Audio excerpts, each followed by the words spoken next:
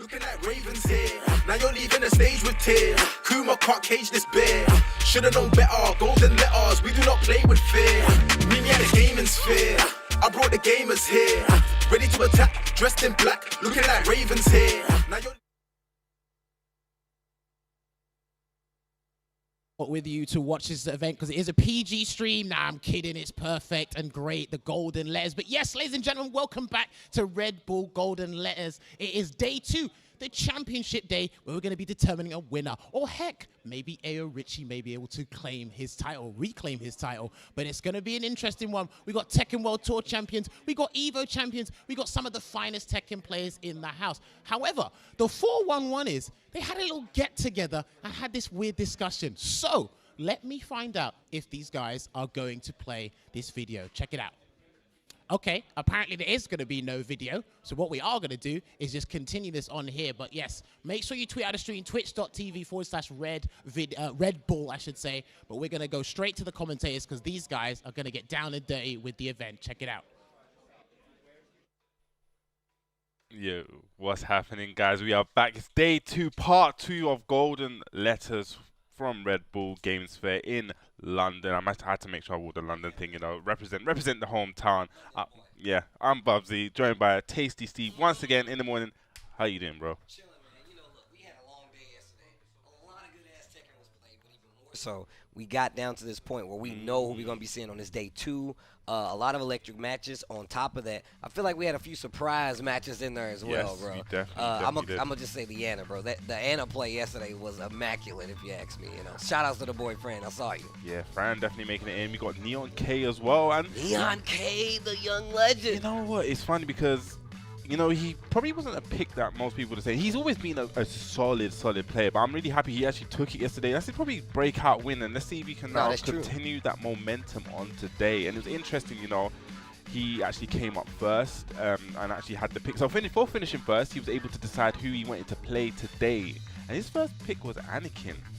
That's from your hometown. I think that's brave, you know, but I do like the fact that he has been playing really well lately.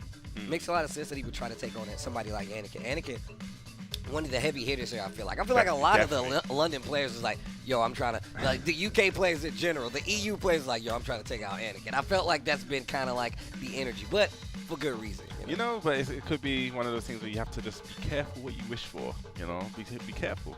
You know, you may be wishing, you know. You might not be ready for all what's it, your eyes are too big for your belly sometimes, yeah, you know. Boy. So let's see, this is, oh, nice brackets. So this is the bracket. This is who everyone chose to play yesterday. So we got Neon K going up against Anakin. We got Kane and Trench going up against Super Akouma. That's going to be an interesting one because they played in the TWT LCQ. And Super Akouma actually took that. But Kane and Trench is not a guy to take his defeats lightly. So I'm sure he's going to go back. He's done his homework. I'm sure he's ready for today. Next up, we have Chickenmaru, who actually went up against. He said, you know what, I'm going to do knee. You know what, that's probably my fault because I was kind of goading him. I was like, go knee. And he's so done this is your fault. This is your fault. All right. It could make him a hero today. But I would actually like to see that either way, man. I feel like this kind of sets up a really good story to tell. Chickenmaru has been making waves. Of course, Nee, a longtime legend of Tekken just in general. But of course, HK Jr. going up against Joker. That is going to actually be a banger. I'm a big HK Jr. fan. Of course, Joker, especially one of the top tier players, I feel like, coming out of the EU region, in all honesty. I can't wait to see what he does. Of course, Tetsu versus Chikurin on the other side. That is going to be bonkers. We've just seen Chikurin be the champ. You know what I'm saying? He's one of these guys that you've been seeing. I actually watch him stream a lot. He goes to the lab a lot. But Tetsu is a player who's been up on the up-and-coming once again from the region and has been playing immaculate. The young Germans. Yeah, and then we have Ducky, JDCR. That's one I'm really excited for. I think that's going to be one of the sleeper matches because I feel that being very volatile. It can either go very good. It's going to go terribly bad. It's going to be one of the two, but Ducky's going to be smiling and laughing anyway. Ducky's going to be laughing the whole time, and I feel like JDCR is going to be just JDCR. I want to see what I feel like now the fun is seeing what character JDCR is going to put, because I feel like he's definitely been playing it more matchup-based now. We see the Dragunov sometimes we see the Armor King, so we definitely got some options coming out for JDCR, as well as you saw the bracket what we have for you guys. It is going to be ridiculous. Oh, man, the fact that these players got to pick who they wanted to take on, and you can say knee and actually go and do that. That's actually godlike. You know, let's see who made the big brain play. Let's see who done the homework. I believe we're gonna get into our first game. I see the players have been sitting down, they've lined up. And we was talking about this earlier on. We were talking about Neon K. You know, is this gonna be, you know, be careful what you wish for. Your eyes too big for your belly. Like he said, first out the gate, I want Anakin. I'm really curious. I wish I had time to ask about this before we got here, but you know what I'm saying? It's showtime now. We're about to get into it. Red Bull Golden Letters. We're going to crown a champion. Yes. Possibly a returning champion. Yes, Richie is in the bracket as well. So Neon K, you know, the LCQ champion from yesterday, taking the first place, but Anakin, no slouch. This guy is a global name, rocking that Red Bull hat. Red Bull athlete, you know, you're truly one of those athletes when you have the hat. Look, I'm going to tell you right now, Anakin is one of these players I've been watching ever since after the TWT. I know he just went to Korea. I know he was getting some games in there as well. I like that it don't stop no matter what. So the fact that he even came out and showed up, you know he's in top shape. One of the strongest Jack players out there. A global I think he's threat. The strongest Jack player. I think he's one of the Jack players where every Jack player looks up to Anakin to see what he's done. The way he's actually designed, like, he's just made the character his own. Oh, yeah, he definitely has his own. He has, I feel like, the way that he's kind of like shaped this character around his play style still has his own little, you know, his little tendencies that he likes to take advantage of. We know he's like the multi-low national, walk up in your face, hit you right in your ankles champion. Neon K with the Kunimitsu, though. I am very, very interested to see what Neon K has to bring to the table here. You know, let's see. We must have a reason. I want to see this reason. Show me the reasoning. I need to see. So we're going to get into this first game right now. Oh, low just to start it off. Just repeat offender. The digital ankles getting destroyed already. And then the jump back while rising 1-2. Okay. Nice. Just chipping away at his ankles. Chipping away, and there's no block damage. Okay, that was kind of hit. It was laid up right there from Anakin. Again, Anakin just playing very reserved, you know, but he needs to be careful because, as we know, the Golden Letters rule is in effect, but, you know, Anakin taking out with the down forward one. I love that. He was attacking those ankles so much and just, you know, at the round end, when you think a down back one's coming, down forward one. Nice, solid mid. I also feel like the pace that Anakin is playing at right now is pretty much slowing down what any Kunimitsu would like to do. Just space her out a little bit. Personally, I like to play her at a certain range. I know some people like to play her up close. I'm too afraid for that. I don't like to play her at all, but yeah. Right? Hey, that's one. I don't like to play her at all. Okay, wait a minute. Neon K getting in great territory right now. Oh, what? Low parry still. Wait a minute. Yep, Neon K definitely awake this morning. Or it's the afternoon now in the UK.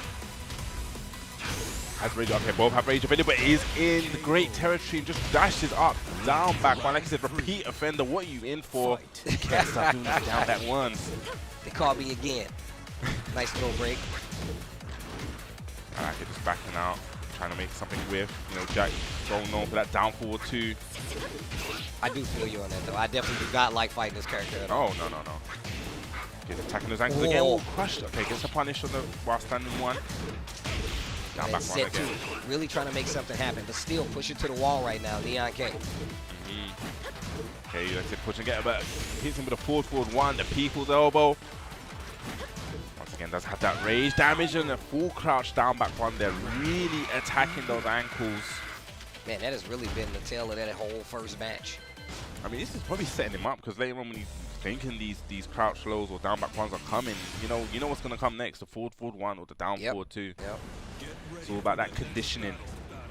I really like the pace Anakin was playing at the entire time. Sometimes he was being a little more aggressive, but more about just, you know, moving into that space, trying to get something to come from Kunimitsu at that range. I mean, it just really seemed like it was Anakin's controller. Whatever pace he wanted to play at that time, you know, it was his game. So it's on Neon K to probably, you know, change that up a bit. Make Anakin, you know, start guessing a bit more. And endless stage right now. Infinite Azure. No walls, no pressure. You know, Jack is a bully at those walls. Okay, I like it now. Asserting that pressure on Anakin. I like this pace Neon K is playing that still gets hit by the 4-2. Big counter hit. Okay, 4-2. nice. Yes. Getting something started, but again, just attacking at those legs. Okay, blocks the full crouch down back one. We saw that last time, that jump back while rising 1-2. But look at how these pokes worked out. Game 2, round number 1, looking a lot better for Neon K on the pace. Yeah, he's definitely set it up a bit, set the pace up, and that's why I like. I want him to kind of take Anakin out of his pace. But just swinging look for at the that. fences. And take The it to Babe the sky. What was that? Probably a little execution error. My man jumping back to get the space. He's jumping back to get the space. Crushes that low. Okay, can they punish yet? Gonna get the punish on the back too. Nice, 4-2. Gets a punish. Oh, that's good. He's going low. Oh, okay. Was not the low. That is a dead Jack. 100% dead Jack. And I love that, you know, he knew that Anakin had the frame advantage there and, you know, challenged it there. Made a smart challenge. I thought he was doing debug. I thought he was doing blue stuff debug. I ain't see his life. I was like, is that debug? Is that blue stuff debug? What was it? Once again, jumping back. I wonder if this is some new technology.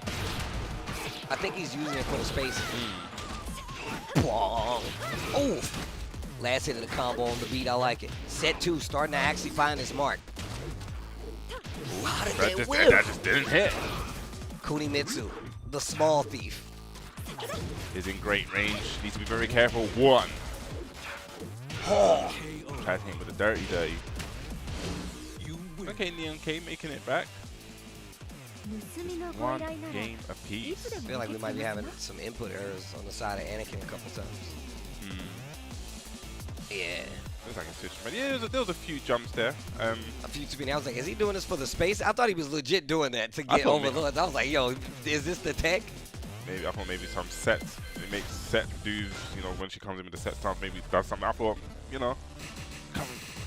But let's see what happens going to Violet Systems. A nice square stage, gonna get them balls with Jack. Jack's got a decent ball carry. Sure we'll find the balls.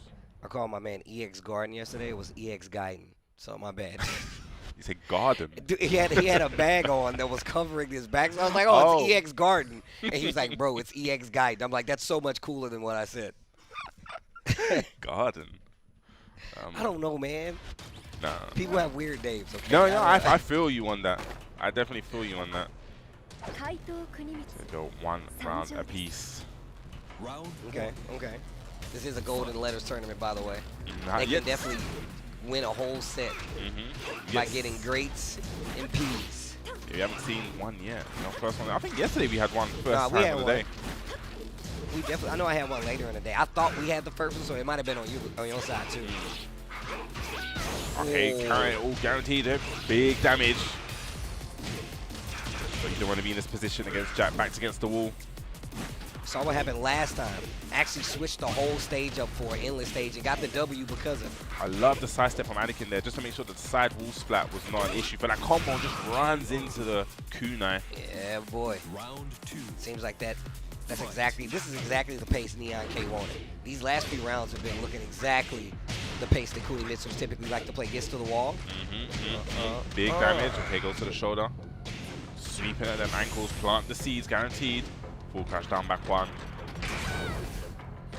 Oh, I'm about to say this could have been a perfect way. Catches Kunimitsu floating with a down 4-1. Gonna convert that. Could have been a great as well. Yeah, it could have been a great. I'm sure we're gonna see some golden letters soon. Swinging once again, going back to those ankles. Forward 4-1 now, setting him up. Planting seeds.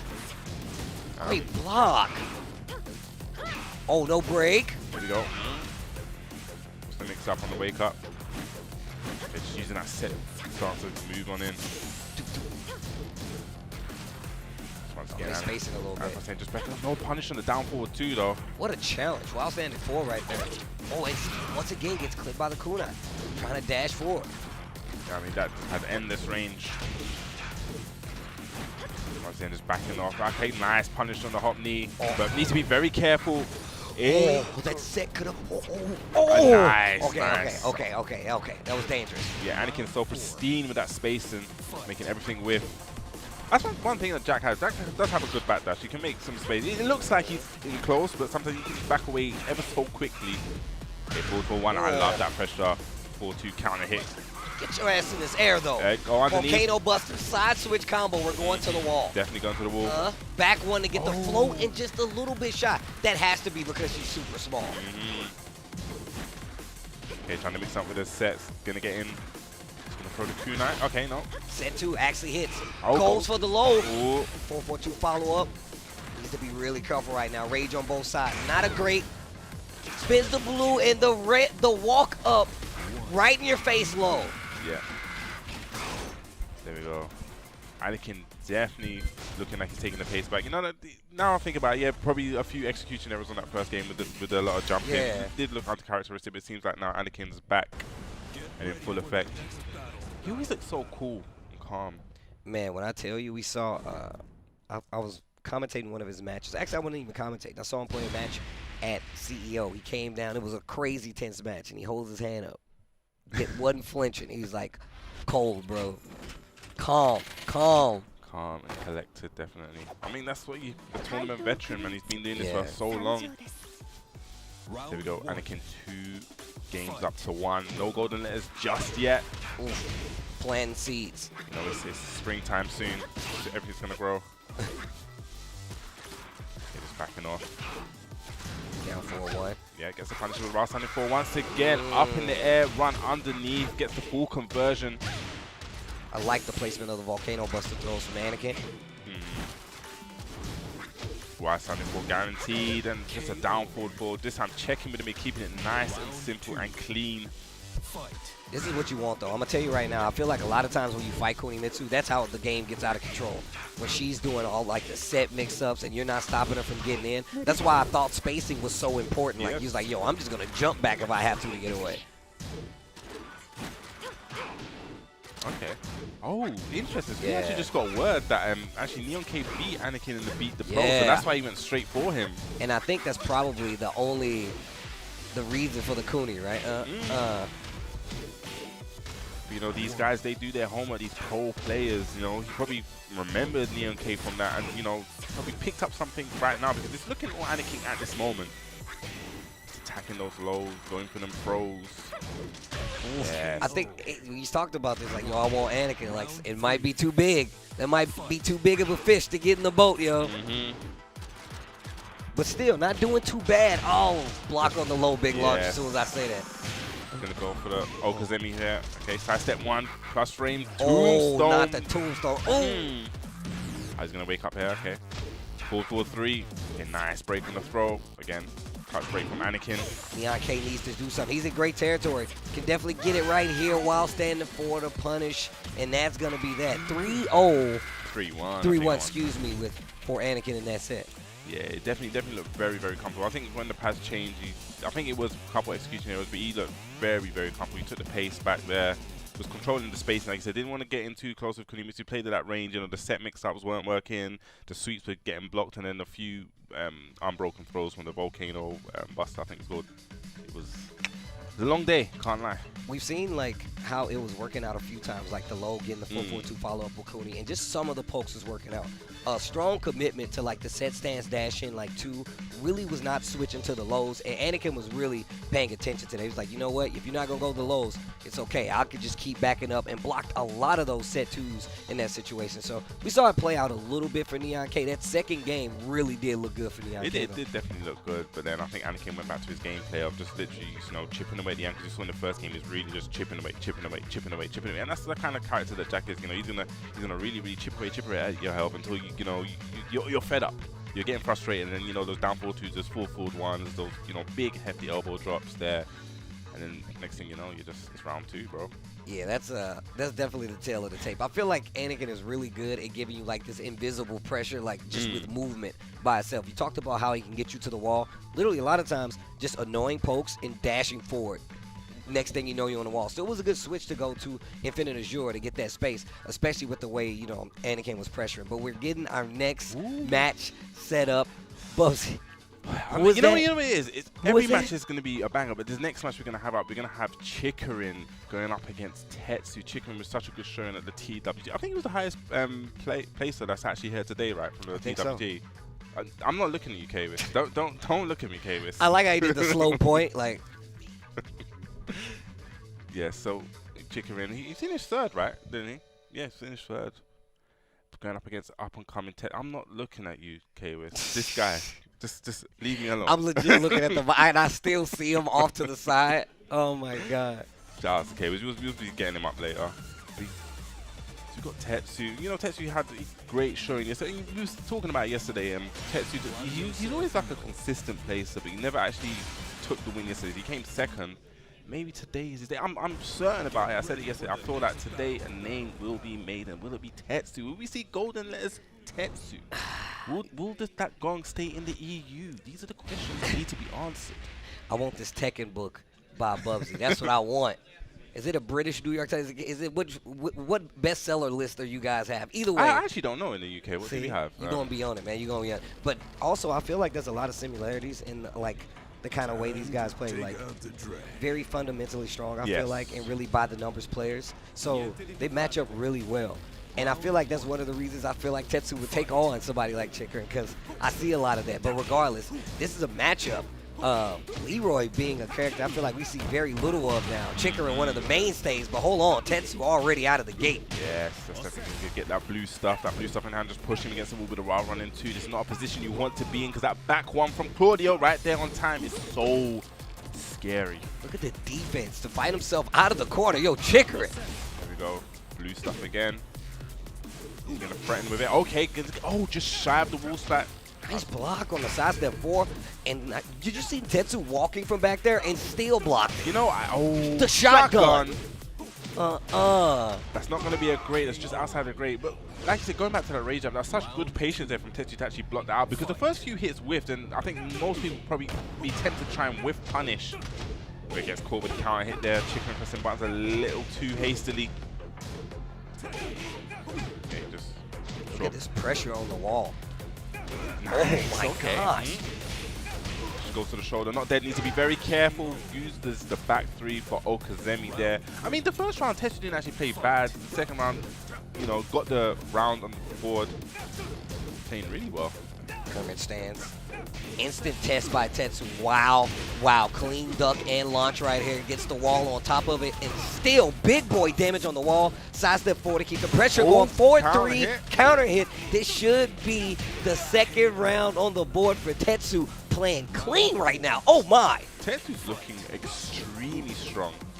Probably meant to, you know. But these, okay, again, catches him pressing buttons, but drops the combo. What a oh wow. Unfortunate there. Probably just got a little bit too greedy. You can see visibly, he did not like that on Tetsu's face. He needs to get out there. Needs to get out there from the wall, but no can do. Chikurin there, getting that wall splat, not letting him out, keeping that positioning. Man, that was a quick that was a quick run back on the round from Chikurin though. I mean, it started really well. Tetsu got that, you know, missing. He got round to his back, but just didn't do the right combo. Probably should have gone for a hop kick. Nah, just taking the launch. Yeah, here we go. Oh, the pickup as well, and gets him on the wall. This is dangerous. Needs to get out of there. But does have the starburst available. How's he going to spend it? He spends it right there. Get a full conversion.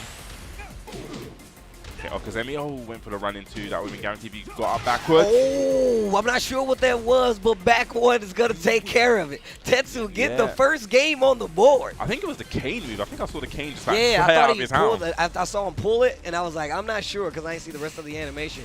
Doesn't even matter, though. Big counter hit with the back one. Damn, Tetsu. You know, he wanted this match. This could be the reason. He was definitely, he's looking ready for it. Even though it was a 3-2, it was very close. It seemed like Tetsu had more control of that first round. Even though, you know, he lost that round when he got round to his back, he done the jab and tried to do the twin piston launcher. If he went for a hop kick there, could have been a different story. You know, making a few errors. But the thing is, at this kind of level, at Chikurin's level, you can't make those single errors. That's what tells you. That's the tape that separates these great players from good players and those who aspire to be, right? It's just the fact that, like, one mistake can get you around. One mistake can put your opponent back in the game. And it's very small. Ducking a string, sidewalking, sidestepping, you know? So Tetsu looking nice. Okay, this time blocks it. You saw how that last game changed with the shotgun. Back 1+2 up close, complete, and then Chikurin had 2 rounds on the board. Nice. Wow, what a whip punish. Ooh. Oh my God. Okay, gonna take him downstairs, breaks that first level, gets the blue stuff on the hand. Starburst, how's he gonna use it? Bro, look at this offense from Tetsu though. That's another round on the board. Oh my. Tetsu is looking unstoppable at this moment. he's just looking outside. Everything is hitting. Yep. Everything is hitting for Tetsu right now. Another floor broken. He's gonna go. Okay, keeps back 3 for Okazemi. Side step 4. Ooh. Literally everything is hitting for Tetsu. My man hasn't made a bad decision in like 3 rounds. No, he has Should I not. say 2? Nice with punish. Okay, spins the Kane. Does have rage as well. Back 3 to challenge. Okay. Oh, parry. Gonna take it downstairs. Nope, just Oh, trying to get the wall. Nice patience. Great throw break. On the 1+2. Oh, big launch. Can get the floor break as well. Yes. Oh, this should be round. Oh, No! And a great on top of that. Runs it all the way back. Where's the gong? Oh, there's a Give gong. me the gong! Ah. Oh, they got a little tap. Okay, we have to get it for the next one. Don't worry, we'll put it right here. Yo, gong, you're up, man. Supposed to be watching the tapes. Oh, he just walks into that time. You know, the first hit with him, probably Tetsu trying to hit a button in between there. Oof. Big damage. Consistently breaking it. I think that 1+2 throw. Oh, that was a normal throw. Down forward one, just keeping it nice and simple there. Looks like maybe now Chikurin has that momentum. Maybe that golden letter just gave him that momentum. Okay. Hit early right there. Gets the blue stuff. How are we going to use that blue stuff? Okay, hop kick. Going to get the punish on that. 2-2 punish right there. It goes right back to this safe, kind of compact game. Side step 4. Threatening with those back 3 counter hits. Back 3 again. Counter hit. Going to get the pickup and the wall on top of it. This is a bad situation to be in. Nice break on the 1+2 throw. Oh! Yo, finish. Yo, Ma, he's doing strings. He's finishing them again, Ma. Ma, he's doing it. I mean, a few times it seems like Chicken was whiffing the strings, and then, you know, Tetsu's probably trying to maybe hop kick, press a jab, or something to interrupt in between. Is actually getting counter hit during those strings. I mean, I get it. Yeah, I think at first he was being very patient, just being, you know, let me hold block, and now he's trying to challenge it, but probably just needs to just be a little bit more patient and block it out.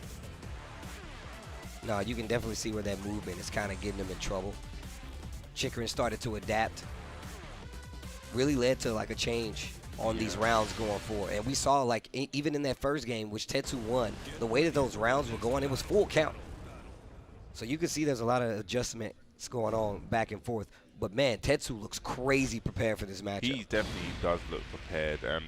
Even in the first game, it was, like I said, it was a 3-2. It still looked pretty much in Tetsu's favor, but it's Chikurin now, you know, adapting slowly. We've seen him finish 3rd at the Tekken World Tour Finals. This guy he's going to adapt. You're not gonna, like, run game on him for 3 games that's straight. facts. No, he's going to adapt. So it's about now, can Tetsu make those little changes and kind of get back on side.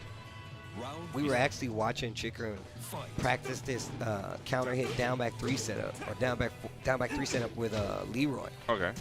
Like literally just some small, very specific where you can get counter hit down 4-1, gets the pickup so you can get wall carry. I think it's like 60 damage consistently, like always wanting to get it. Haven't seen him hit it once just yet, but that's the kind of dedication you get from him. He was doing this at the venue, you know? Okay. It's the wall. That's huge damage. Jeez. Look at that red, 50% off. And the counter hit on the side step 4-2. I love that patience there in the back one. Just dancing on out of there. Tetsu, taking that round back. Yo, the jab out of the air. I like it. Gonna go to the wall. Gets conversion. Toe kick this time. And Kaj is impressing again with that back 3. It's happened quite a few times now.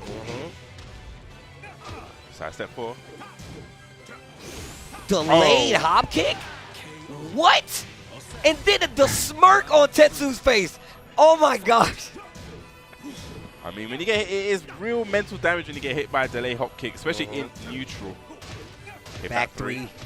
Stops all the up close shenanigans. Those pokes. We saw the jabs earlier to start the round. Shotgun as well. If you commit to a jab, it's really early, you should be fine. Oh, just doesn't roll? block it. Why? Okay, why not? And he, again, look at that smirk on Tetsu's face. 3 rounds straight there. Don't know what HK Jr. said to him, but it seems to have worked. Oh, it's definitely working. Keep spitting them bars. That's it. It worked. Man, just looking so... That was really, really comfortable Convincing Yes, rounds right here. 3... That is a great reply, to go, when Chikurin equalized up 3 rounds straight. But we already talked about the adjustments. Let's see what Chikurin does now. Let's see what the plan is now. All right, so he's gone back to his Forgotten Realm stage. Gonna see the floor breaks in action here. It's very, very interesting. I think we need to get these players and speak with them. Actually, know why they actually picked who they want to play against. It definitely seems like Tetsu made the correct pick. Yo, scouted. Yeah. My man was going to the games. When you were in the gym, Tetsu was there watching.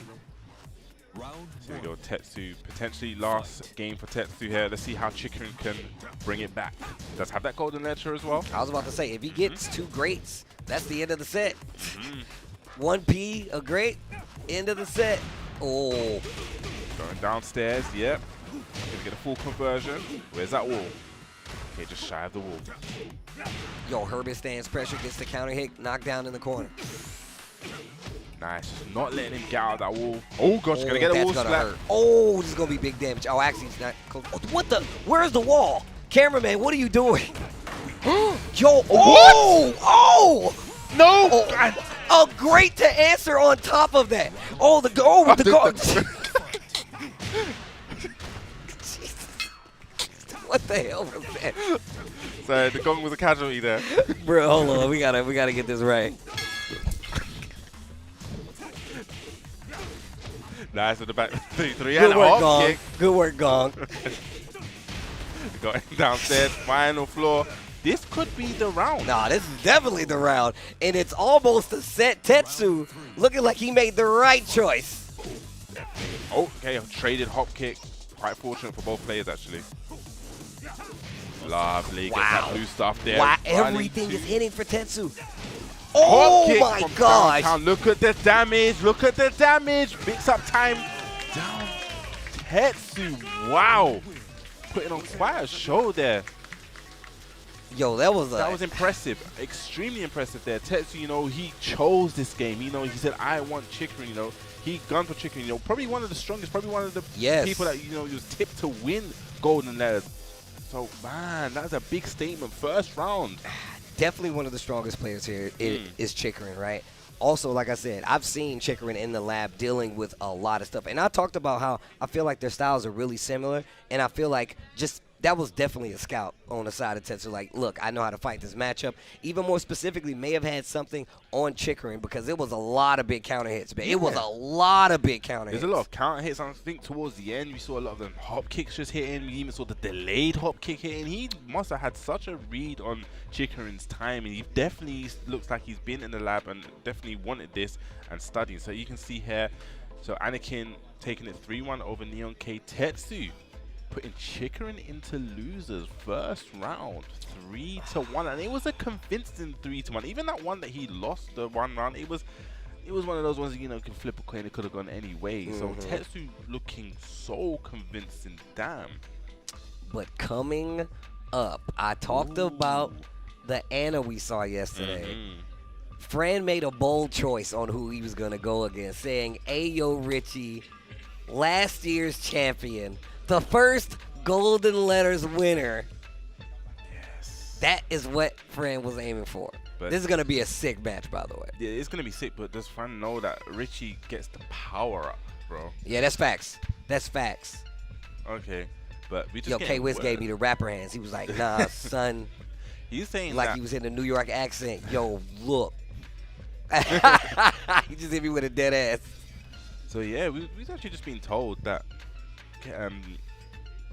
wow, getting a bit mind fried. My brain freeze there. It's cool. It's a lot. It's a lot happening right now, man. I actually like playing against Ana.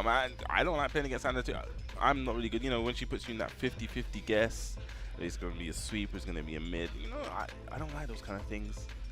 This character can be a very, very, very big hassle if you get somebody as experienced as Fran.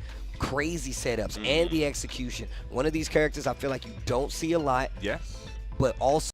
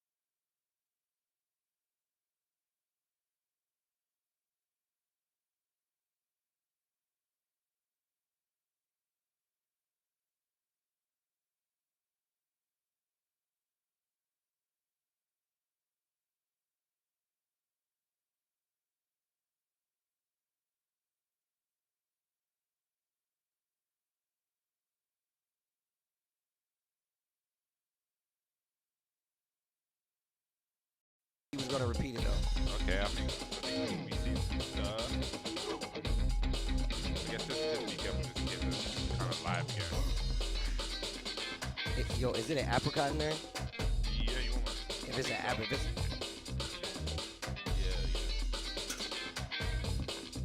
oh yeah, baby.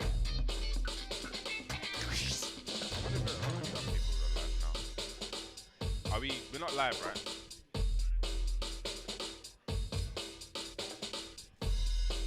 Yeah, we can hear you, bro.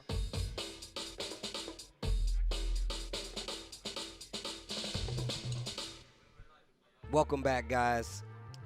Got things back in order. Yes, sorry We about saw that. those guys getting controllers and whatnot set up. Red Bull Golden Letters. It happens. But we're back. These guys are still getting ready to play the rest of their set. Ayo Richie being called out by Fran. The Anna. A very, very strong Anna. Definitely and that from Hungary, if I'm not mistaken. So I think yeah, from Hungary. he's actually studying in Hungary. So he's obviously from Korea, moved to Hungary. He's actually studying, I think, uni. You know, so shout out to him. You know, education, free your mind, big knowledge, big brain, and all of that. You know, you need that to do initiate and get them 50-50s. Right, you have to have some kind of you have to have some kind of smarts to stay out of the 50-50s and keep people in said 50-50s. You know. So the thing is, we was getting word just before. Richie does not actually like playing against Anna, and like I said, I'm not as well as a Kunimitsu. I'm not really a fan of playing against the Anna as well because I don't like guessing. I'm not a gambler. I don't like to, you know, go put all on red or all on black. Like, yeah. Well, with that being said, Ayo Richie, the returning champ. Yes. I feel like, look, even if you don't like fighting the character, you still have some kind of experience to say, like, all right, I know how to deal with the character. I'm sure these two have played many a times. You know, we also have Annas in Haroon, we have Annas in Fergus. You know, so I'm sure that Richie has had experience in the matchup, so he'll know what kind of things to expect and how Anna is going to get into those 50-50s. But you know, the thing about Richie, which people may not know, that this is Red Bull Gamers Fair. This is London. This is where he gets the power up. That's true. That's he gets the like the Ayo Richie. You know, it's not a long day. I am not lying. Let's go. All right.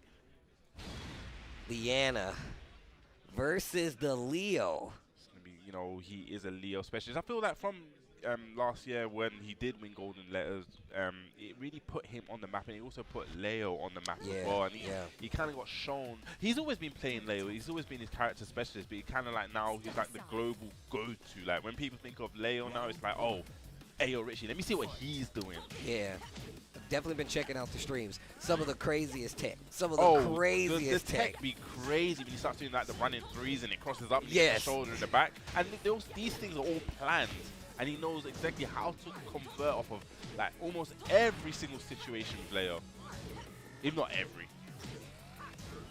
But just being able to, you know, adapt to most of those situations, especially versus a character like Anna, bro. Some of the characters in this game really do take having some hands-on XP. Oh, 100%. You know, you can do all the labbing, you can know that when she's in full crouch, you have to sidestep left. But, you know, putting that in practice, you know, you can do the theory, but it's the practical now. Ooh, didn't think that was going to be enough to kill Ayo Richie. And that was the first round.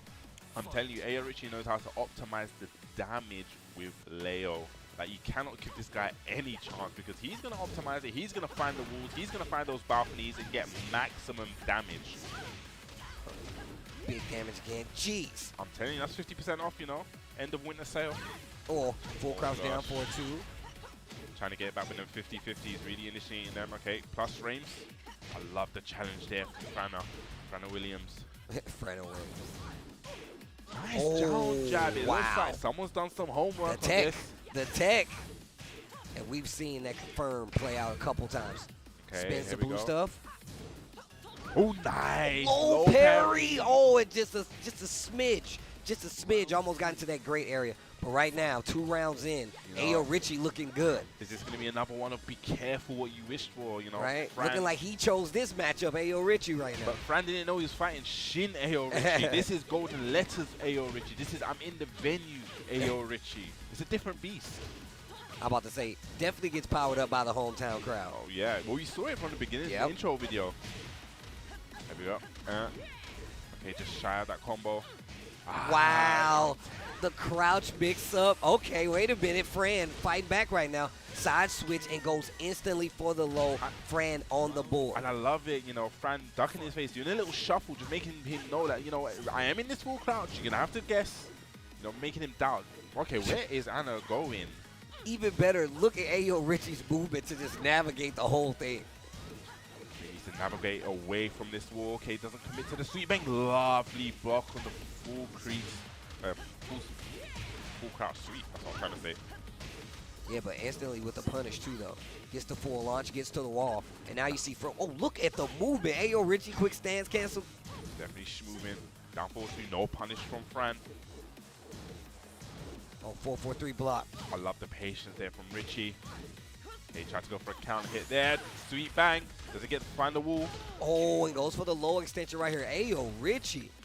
Ayo Richie, though. I love that. Putting him in the end, you know, making him guess now, you know, after that stance. It is a guessing game, It's essentially. legit, it's a guess. It's a guess. I mean, it's more like it's a mental guess, right? Yes, it is a mental guess. I love the way the stance is being used by Ayo Richie, just making a little space between it. Fran gets a little impatient, dashes in. Ayo Richie taking full advantage of it. I feel like this is one of the few times we've been seeing, we saw Fran play where he's getting unnerved. Like, they're making him play out of his comfort zone. Definitely. You know, it seemed like towards the end as well, you know, you went for the full crouch sweep, trying to initiate, you know, that whole 50-50 game, and it didn't work there. Huge block punish. Ayo Richie just 2 steps ahead, but Fran had taken it to the forgotten realm. We saw this so much yesterday, you know, the conversions that Anna gets off this stage is scary. Great floor break options as well. So many quick transitions where she can get a confirmed floor break. But the thing is, the way Richie is specialized with Leo, I'm sure he's got some stuff where he knows how to optimize it. But I guess he's going to want to break the floors as quick as possible so Anna doesn't get access to them. But hey, look at this. Look at this damage. And look at this wall pressure as well. Quick side switch. But Fred still. Ooh, don't want to get the perfect now. I like that. Sweet, simple. Use that down 4-1 just to check nose. Ayo Richie was going to try to get out of there, get away from that wall. That was a definite fortunate trade as well, because that would have been a perfect. That would have been a golden letter for Fran. Nice. Great pokes. Yes. Oh, what a duck. And gets the bounce and the floor break on top of it. See, right there. Now, this is what I'm talking about, character specialist. Yeah. No. Nice break. Commits to the full crouch down 4-2. So the thing is, Ayo in that Richie situation, right, so he stayed ducking. He didn't go for the launch, he went for the wall bounce. You know, he's so comfortable with the situation. Okay, doesn't get the wall combo. Okay, new tactics. Small punisher. Jab checks to start off the pressure. Love this pressure there from Ayo Richie.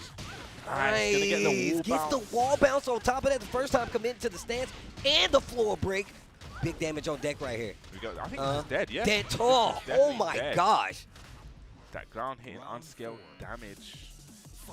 Damn, Richie looking real good, but can't hit for the magic 4, the magician's 4. Look at this offense once again. That's typical pace we like to see Fran play. Wall bounce, full conversion coming from Ayo Richie. Oh my god. Oh, 50%. Half off. I'm telling you, Ayo Richie and the conversions with this character, he optimizes every situation. And the floors are already broken. These are all last floor shenanigans. Caddy corner combo. I actually thought Fran was about to hit the wall again. Needs to be very careful. Rage available for both players. And spends it plus range. What are you going to guess? Love that down jab. Goes to the sweep. Why did I think? Oh my god. Richie. The first time we see the full crouch low. Yes, it is the first time in the set after the down jab. Fran just kind of freezing up a bit. You know, he's looking, trying to think, you know, what can I do? This was my pick. You know, he knows that this is a big win for Richie, because we said it before, Richie does not like playing against Anna. That's what I said. It don't mean you don't have experience versus it. It just means you don't like the matchup. Yes, getting Fran to switch off. So he's going to go for the Gary. I think we saw this. We did see it once yesterday. I don't even remember seeing it yesterday. Yeah, I think it was once yesterday. So he does play the Ganryu. I've known him to I've seen his Ganryu a lot. Okay. You know, we've been explaining that he plays like a really kind of dry style where you just run up, down, forward, 2. Okay, you're going to punish that down, forward, 2. I'm going to do down, forward, 2 into the follow-up. And it's like a mind game of, okay, are you going to punish this down, forward, 2? You're going to try to duck for the follow-ups? What's going on? Kind of similar, just very lightly similar to, you know, what Anna does too, right? You got to watch for the full crouch pressure. She does have some decent lows, but you ain't looking for too much outside of that. Ganny, you were always watching the toes. Love that blue stuff. Big damage on the wall. Uh-oh, wait a minute. Clean launch right here. Side wall just messing it up just a little bit. Oh, with whip punish. Wall again. You know, doing a patty cake. And look at this offense, Fran. Fran, okay, wait a minute. All right, the Ganny might be the deal. Let's see what Ayo Richie switches to. Let's see what the switch is. Ganny's down 4-2 is just such a problem. Like, even though, you know, it is punishable, it's just the follow-ups, you know, the way Fran mixes it up. Oh, low parry this time. This is definitely going to go to the wall. You know, Richie knows those combos. Big damage. Big damage. That is oh the my biggest of damage. Wow. Okay, fighting away from this wall. Gets the trade. That could have been a lot worse. Just attacking the legs again. Okay, down back threes. Down jab and a quick sidestep from Ayo Richie. Takes this round right back. It was looking so good for Fran towards the end there. And Ayo Richie was like, nah, let's put the kibosh on that now. Stops the momentum, takes the round back. And this last game could actually be the end of the set if Ayo Richie keeps playing like he's playing right now. Gonna get to the wall again. Look at this damage. Okay, goes low this time. Look at the pressure. Know that Ganryu doesn't really have a 10-frame jab, so you can pressure him just a little bit more, but look at that movement. Gets a hop kick as well. Full launcher. Okay, just sweeping away with those lows. Fran is really fighting off the back foot right now. I know, that's man. Nice, 1-4. Like I said there, you know, if Ganryu wants to kind of challenge with a 10 frame, he has to go for that headbutt, which you know, can be ducked. It is punishable as well. And you have to even be in range for that. You see how Ayo Richie is really kind of spacing himself to where you have to commit to something big. That's why he went for that ground slide extension, because Ayo Richie's playing the spacing game very well. Fran is trying to turn up the heat a little bit. Okay, down 4-2. This time gets a punish on down 4-2. Is Fran going to mix it up and go for okay, big nice. block. Big block on the low. Wait a minute, Fran. This should be the round. Yeah, this is gonna be the round. Yeah. 1,000-hand slap. Okay. Fran needs this round to stay alive. This is set point for Ayo Richie. Yeah, it is, yeah. Okay, just backing off now. Just trying to, you know, take the sting out of it. Just kind of slow down the pace a little bit. Really helps the game, right? You don't know what's going on. You don't know what to expect. You better start dancing. Start spacing it out. Okay, I love this slow approach. Getting closer and closer to that wall. You can see Fran getting a little more confident in that movement. Okay, he goes to the low this time. Trying to make something with. Using the stance. Using the stance to build a little space between the I like it. Oh, that could have been a down forward too. Okay, while standing forward, doesn't commit to it fully though. Once again, using that stance to gotta get out of that range. But Fran needs to really make something happen now. 13 seconds left on the clock. He needs this round, otherwise he's gonna be going into the losers. 9 seconds. The clock is not on Fran. 5, 4. Ayo Richie, you got raised though. Oh, okay. Look, not gonna be able to do it. Ayo Richie. I mean, I says you got the wrong one. Not this time, Bucko. You know, this was Fran's choice. We've seen it already before with Neon K. You know, you've bitten off a bit more than you can chew there. But, you know, like we said about Richie, he is the returning champ. You know, when he comes into this arena, it is the power-up. It is Shin Ayo Richie. It is golden letters Ayo Richie. I feel like it's few things in any kind of sport that, like, helps you like a hometown crowd. But even more so, I feel like in fighting games. Because in fighting games, when people are in the crowd, they actually play the game, so they know they like feeling it, you know. And I need to hear the Atlanta crowd. That's one of the things, you know, we've always heard it on stream. I've never actually experienced it myself, so it's one of the things that I'm gonna hopefully one day experience. So, you know, I need to get out to the States. I've never been to the States, man. You know, I need to experience the States. You know, I think it's Bloodhawk's first time over here as well, and I was talking to him about that. You know, we've talked about this a lot. Like, me and Bubsy, we're boys, so I'm like, bro, you need to come to the States. I'm coming. Legit. I have to come. So make sure, after you watch it, you're like, yo, Bubsy, you nice on the comms. Hit him up on Twitter. Be like, bro, go to the States. Go to another event so we can hear you talk about this Tekken, bro. Yeah, give you that English voice, that English, you know, little spin, that little spice on the event. But yeah, man, so we've seen it. You know, we've had our first 3 matches here. So we've had Neon K, Anakin. had Tetsu Chikurin, which was a banger of a match there. You know, probably one that people wouldn't expect to go like that. You know, Tetsu taking it so comfortably. We had Anakin taking it against Neon Kane, and then just then we saw Ayo Richie. But up next, now I'm gonna have a little giggle here because it's gonna be none other than our hometown guy Chickenmaru. He's gonna go up against the guy needs no introduction. You know, he's a legend in the community. He's a legend Tekken player. Legend, probably people will argue he's one of the best to ever do it. Free. It's definitely arguable. And, you know, I was saying to Chickenmaru, you know, do this, you know, take the match. And he actually took it. And I was like, oh, okay, my bad. You definitely came over and was like, I think I made him make a mistake. I'm like, what are you talking about? He's like, this dude Chickenmaru just picked me. I'm like, all right. He was like, yeah, but I feel bad because I'm the one who told him to do it, and he did it. But it could be something where, you know, he can make a major name for himself. We've always know, like a few years ago, Chickenmaru was undoubtedly unstoppable in EU. Yeah. He was like he was the best. Like I remember coming down when there was casual sets in this building. We used to have it. I think every Thursday people used to come down Red Bull Games Fair. I used to see this guy sit down 20, 30 win streak easily. People, you know, he's just rotating like next, person. Chickenmaru is crazy strong. I got to see a lot more on ICFC when, you know, we started playing in ICFC. So that's really one of the things. Yo, shout out to ICFC for letting me see a lot of that EU talent. Getting to see a lot of you guys play weekly really did, like, let me know what was coming, you know? So this is very interesting. So Nee's going for the Steve. So Chickenmaru definitely going straight for the Mardan. And this is a match where, you know, Steve players do not like this at all. You know, that down 1+2 is a huge problem for Steve. Oh, wow, counter hit. But this is a different kind of Steve. This is Knee. Right? Knee is definitely evolved. Oh, big counter, going to get the launch off the follow-up. Okay, he's going to go for the 4-2, 3-2. Get his steps on it. Goes for the tackle. What a sidewalk by Knee. Beat down punch. Punish. Forward 4-2. They're just so aware of the situation, able to actually get the punish in that. Yes, and Steve actually can't launch that. Yeah, that's one of the problems with Steve, right?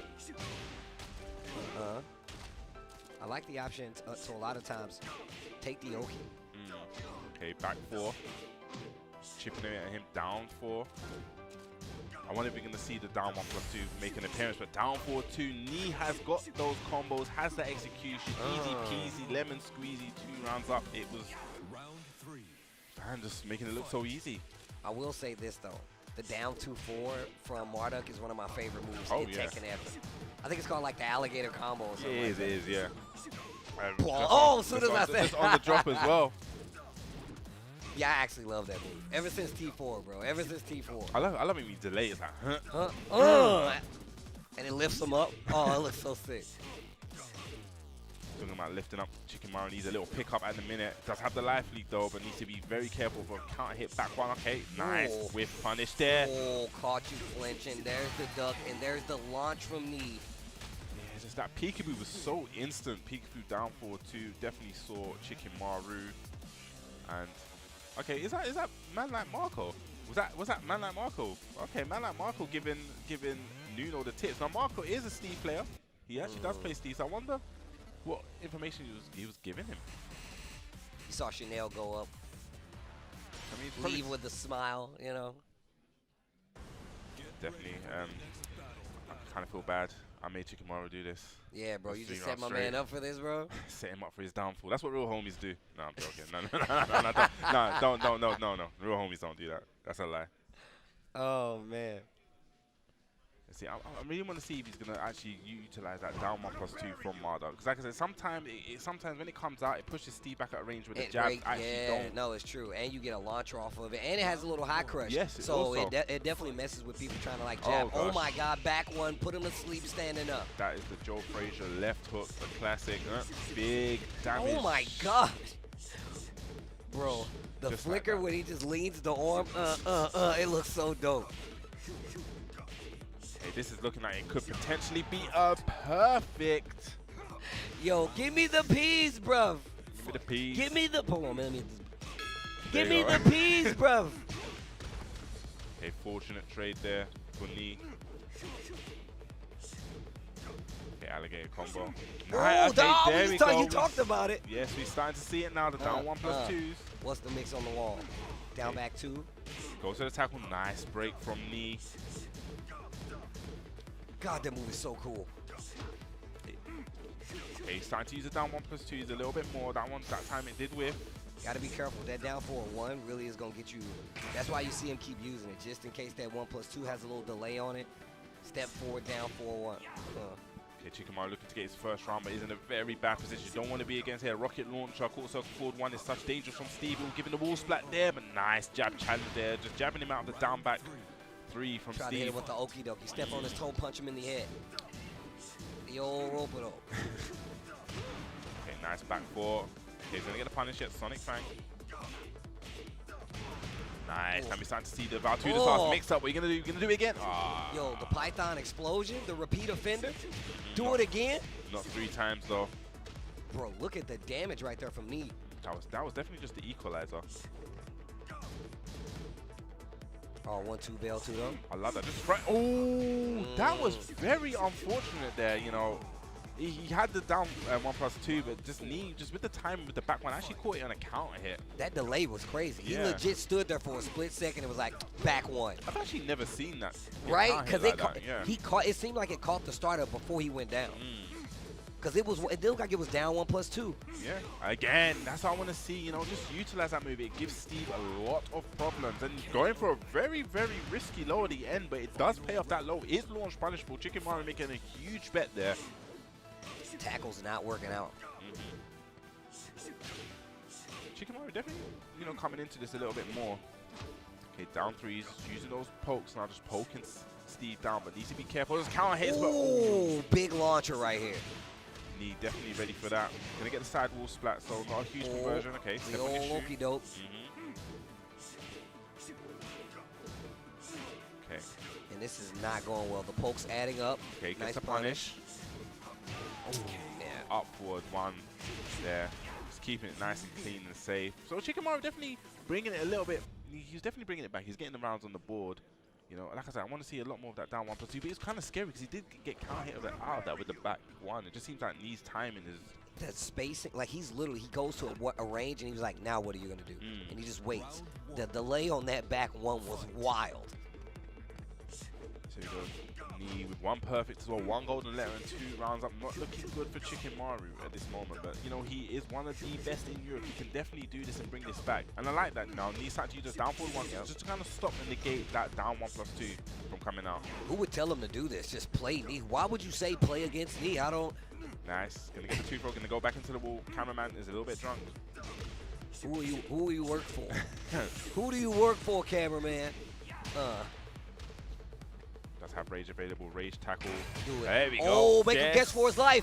I think that's it. Yeah, that is definitely it. Definitely a huge, huge amount of damage there.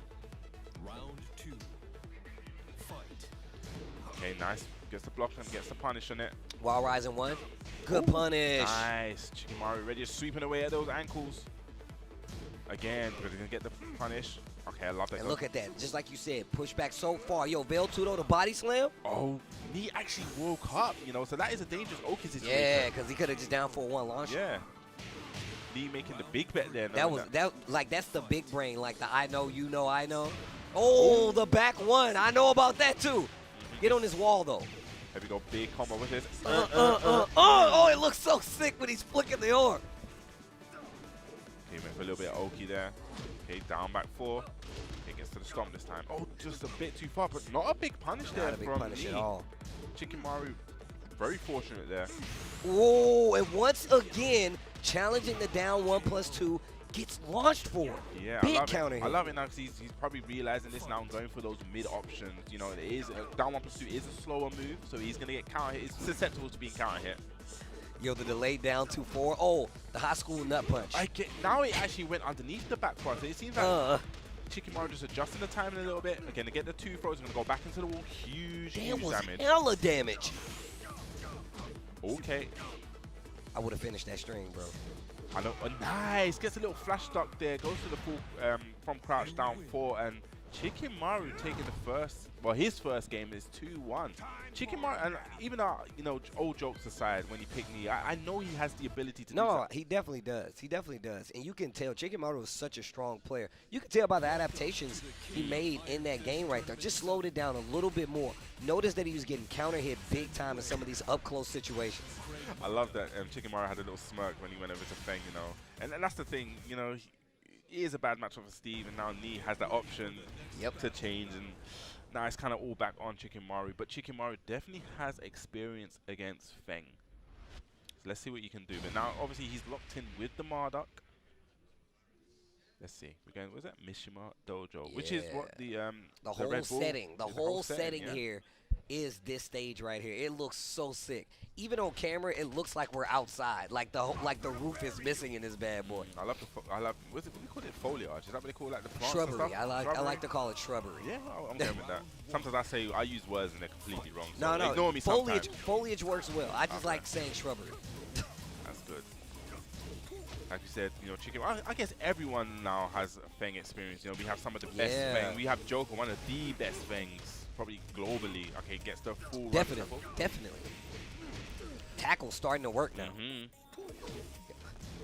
Sound like the song agreed with me. Using that 1+2 shove just to get him out of there. Is a counter hit launcher.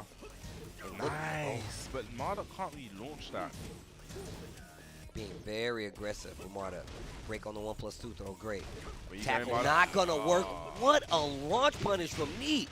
Still alive, but down 4 to take it. I love the awareness from Nee, just to get the right option. You know, it seems like, you know, he's varying off and able to know exactly what's going to hit at that kind of distance. Okay, nice. The body slam again. Okay, this time just steps on him. Great walk right there. Okay, that is plus range. Okay, tackles him, but nice break on the tackle. Oh, baby tantrum. Oh, nice. Yo, and the reversal. Okay, he's ready for it. Okay, what's the mix-up? Step on it? No. Okay, so I love it. So what Marduks tend to do in that situation is do a micro side step right because it beats any wake-up kick. They will whiff. I thought we were going to see the stomp. Uh-oh. Yes. Oh, that's going to be the round. Yeah. 2 of them on the board for me and the Fang. And that's the thing. In the old matchup when he was playing against Steve, that down 4 cannot be launched. But Fang, he's going to launch that down 4 from Marduk. Of course. Quick sidestep right's actually getting a lot of mileage for me and Fang right now. Counter hit this time. Yes, big counter hit. Oh, goes for the low on the wall. Another counter hit. Chickenmaru in trouble. Getting closer to this great range. Okay, just jabbing him down. So it's not going to be a perfect. Oh. And yes, just taking it there with the headbutt plus range. Chickenmaru. That was definitely a valiant effort there from Chickenmaru. Quite unfortunate, you know, he did adapt to the Steve, but then, you know, the Feng came out. You know, Feng just, it seems like it's been a season of the Feng. We've seen so many Fengs come out. It's such a strong character. And he was able to take that over Chickenmaru.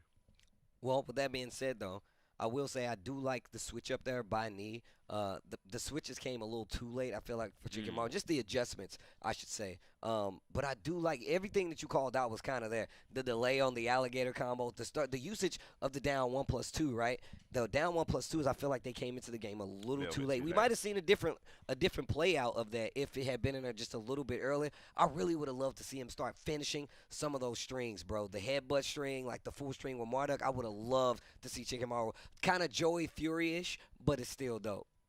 So, guys, before we get into the next kind of matchup, I'm just going to throw over to Jammers. Let's see what's going on outside there. Jammers, take it away.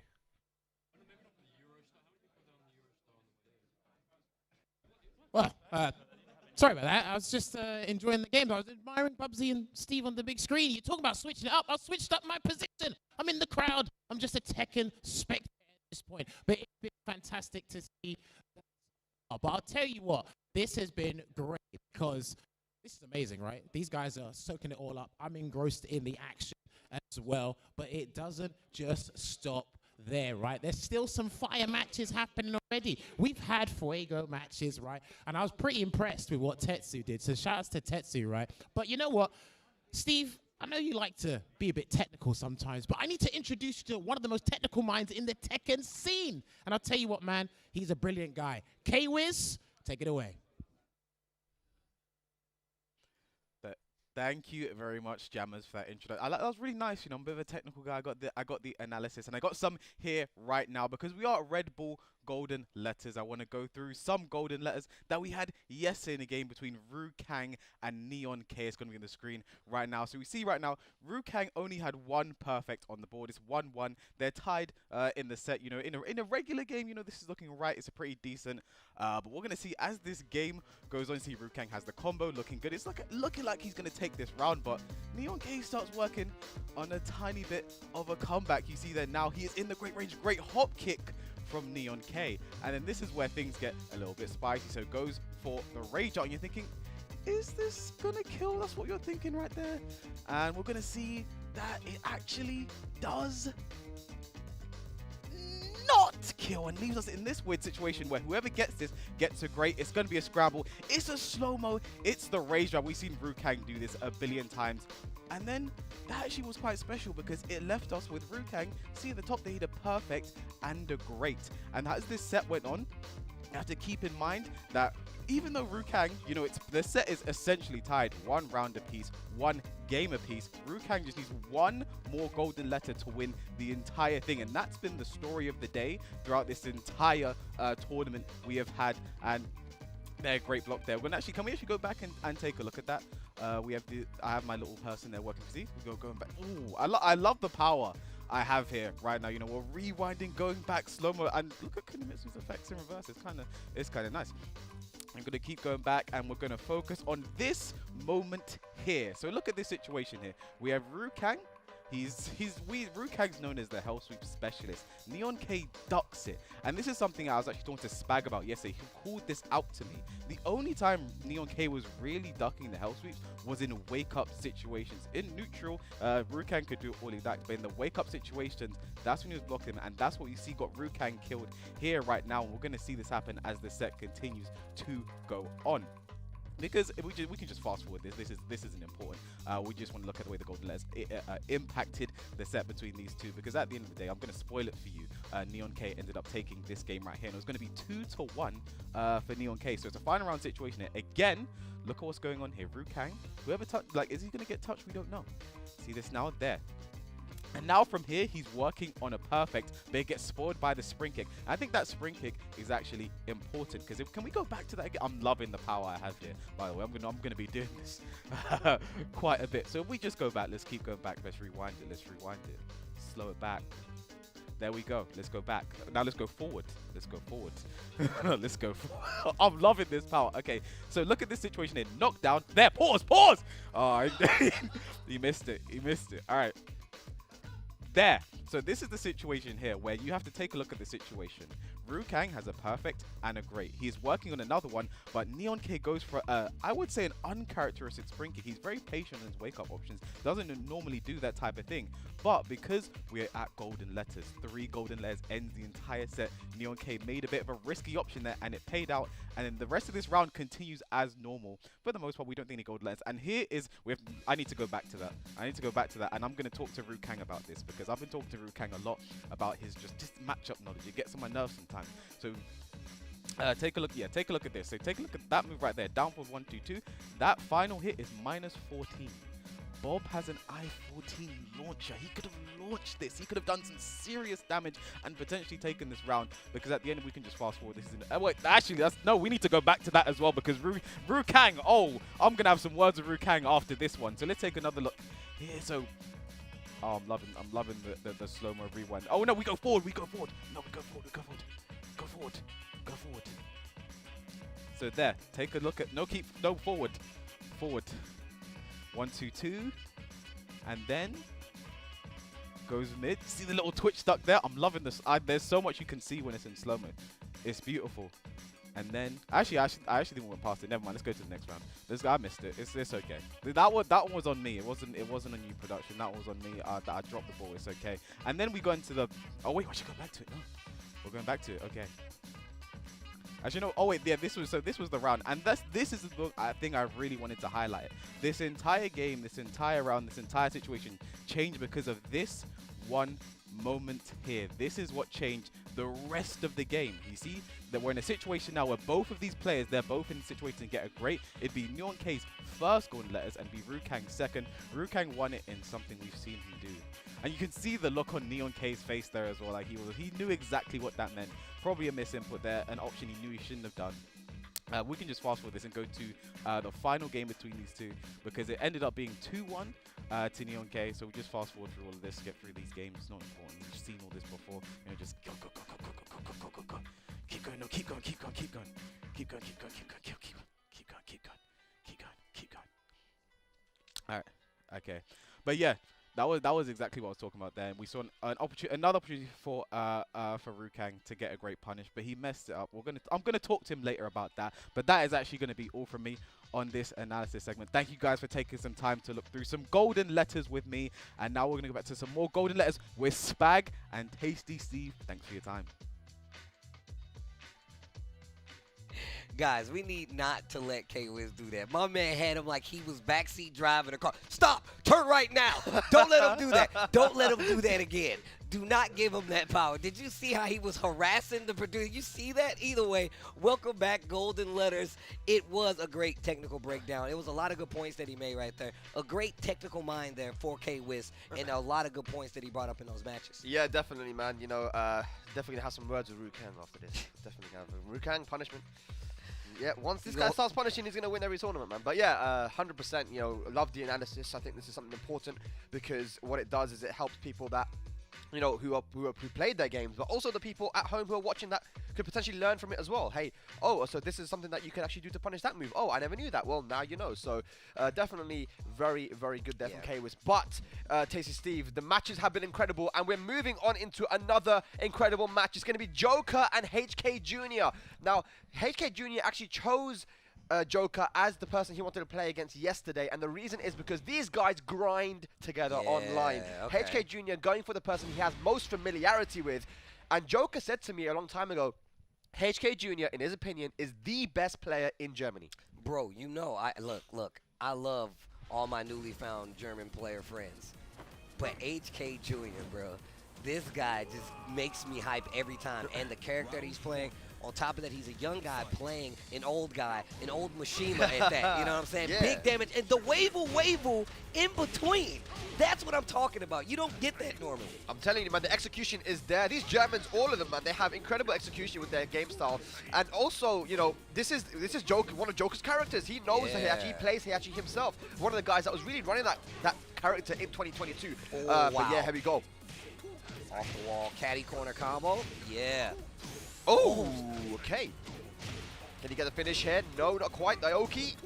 Okay. And the jab. Yeah, could Joker his first round. But, you know, Steve, in this situation when, you know, both guys have played each other so many times, there's going to be, like, knowledge that each other possesses about, the, you know, the patterns and the play styles. But look at that electric. Gosh. Speaking of patterns, the electric finds the mark. But no, that's exactly what happens, right? You play people that you're the most familiar with in tournaments. And I think it's really smart, right? Like, obviously, it's not saying you're trying to take your friend out of the tournament, but this is strategic. You have to take out what you have the most experience against and what you can deal with. HK Jr. still not making it easy, though. Has a life lead in the second round. Yeah, 100%, man. And this is huge because HK Jr. only recently started traveling, but as we see there, the 1-1-2 wall splat.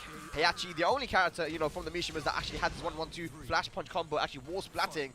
And we're one round apiece here now in our first game. Yo, the way they're playing right now, you can tell they're comfortable with each other in the sense of, like, I know what you want to do. I know where you want to be.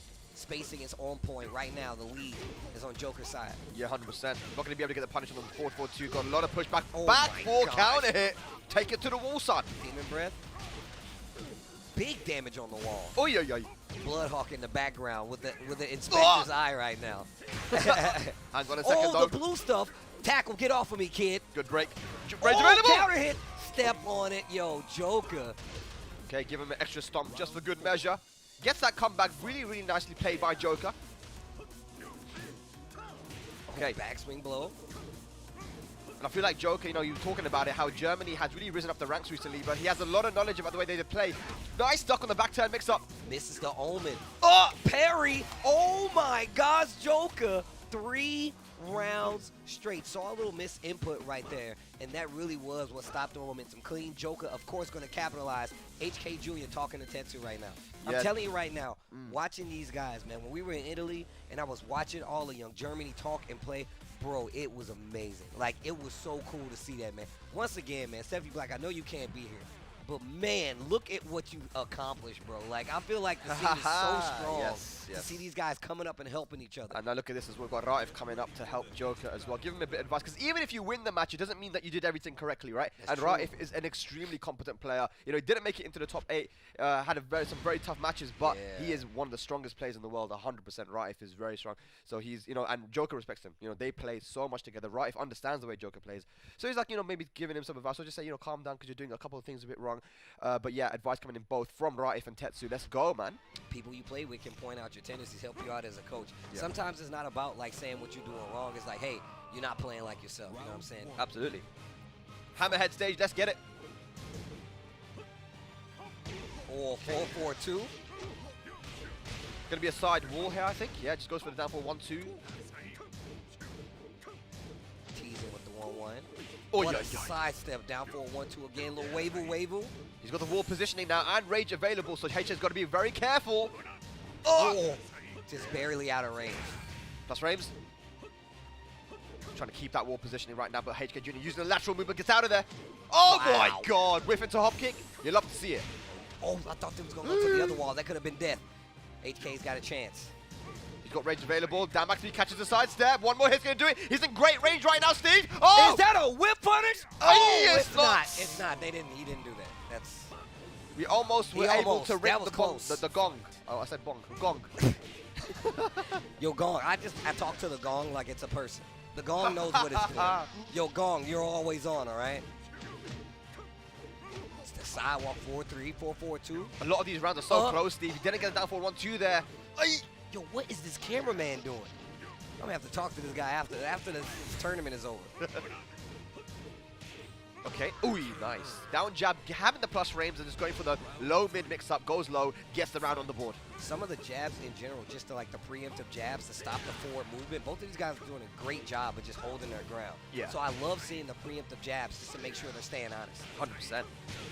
Joker putting on some pressure now, though. He hasn't been hit yet. This might be a 7 golden letters. Hang on a second. Oh, but it might be a great. It might be a great on top of it. Look at the damage. Oh, the 4-4-2. Hold up. No way. There's no way. Joker about to get it perfect. Oh, the wall.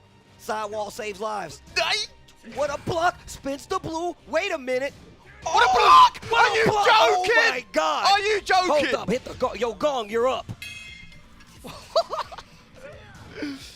Joker almost getting the perfect there, and then HK turning it all the way around and putting a great on the board. Yo, Gong, I see you. Good work.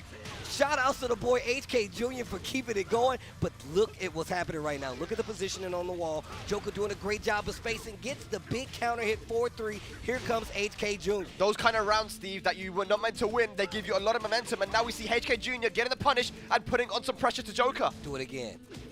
Do it again. Teasing with the 1-1. Omen this time. Oh, yep, gosh. that's right. That's right. Oh, HK Jr.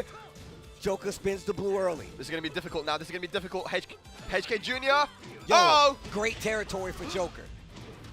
Great territory for Joker. Running 3. Oh, no, the the slow-mo, and that's going to be donezo. All right, one match apiece here. I feel like Joker was in control for a lot of it, but then that comeback from HK Jr., that one round turned it all around. The most important thing we just saw. Did you see the win quote from Heihachi? How he put the little kid's face in the ground. Like, bro, you too young. R.I.P. Heihachi. I wonder if he loses another one, are we going to get the Heihachi mirror? How interesting would that be?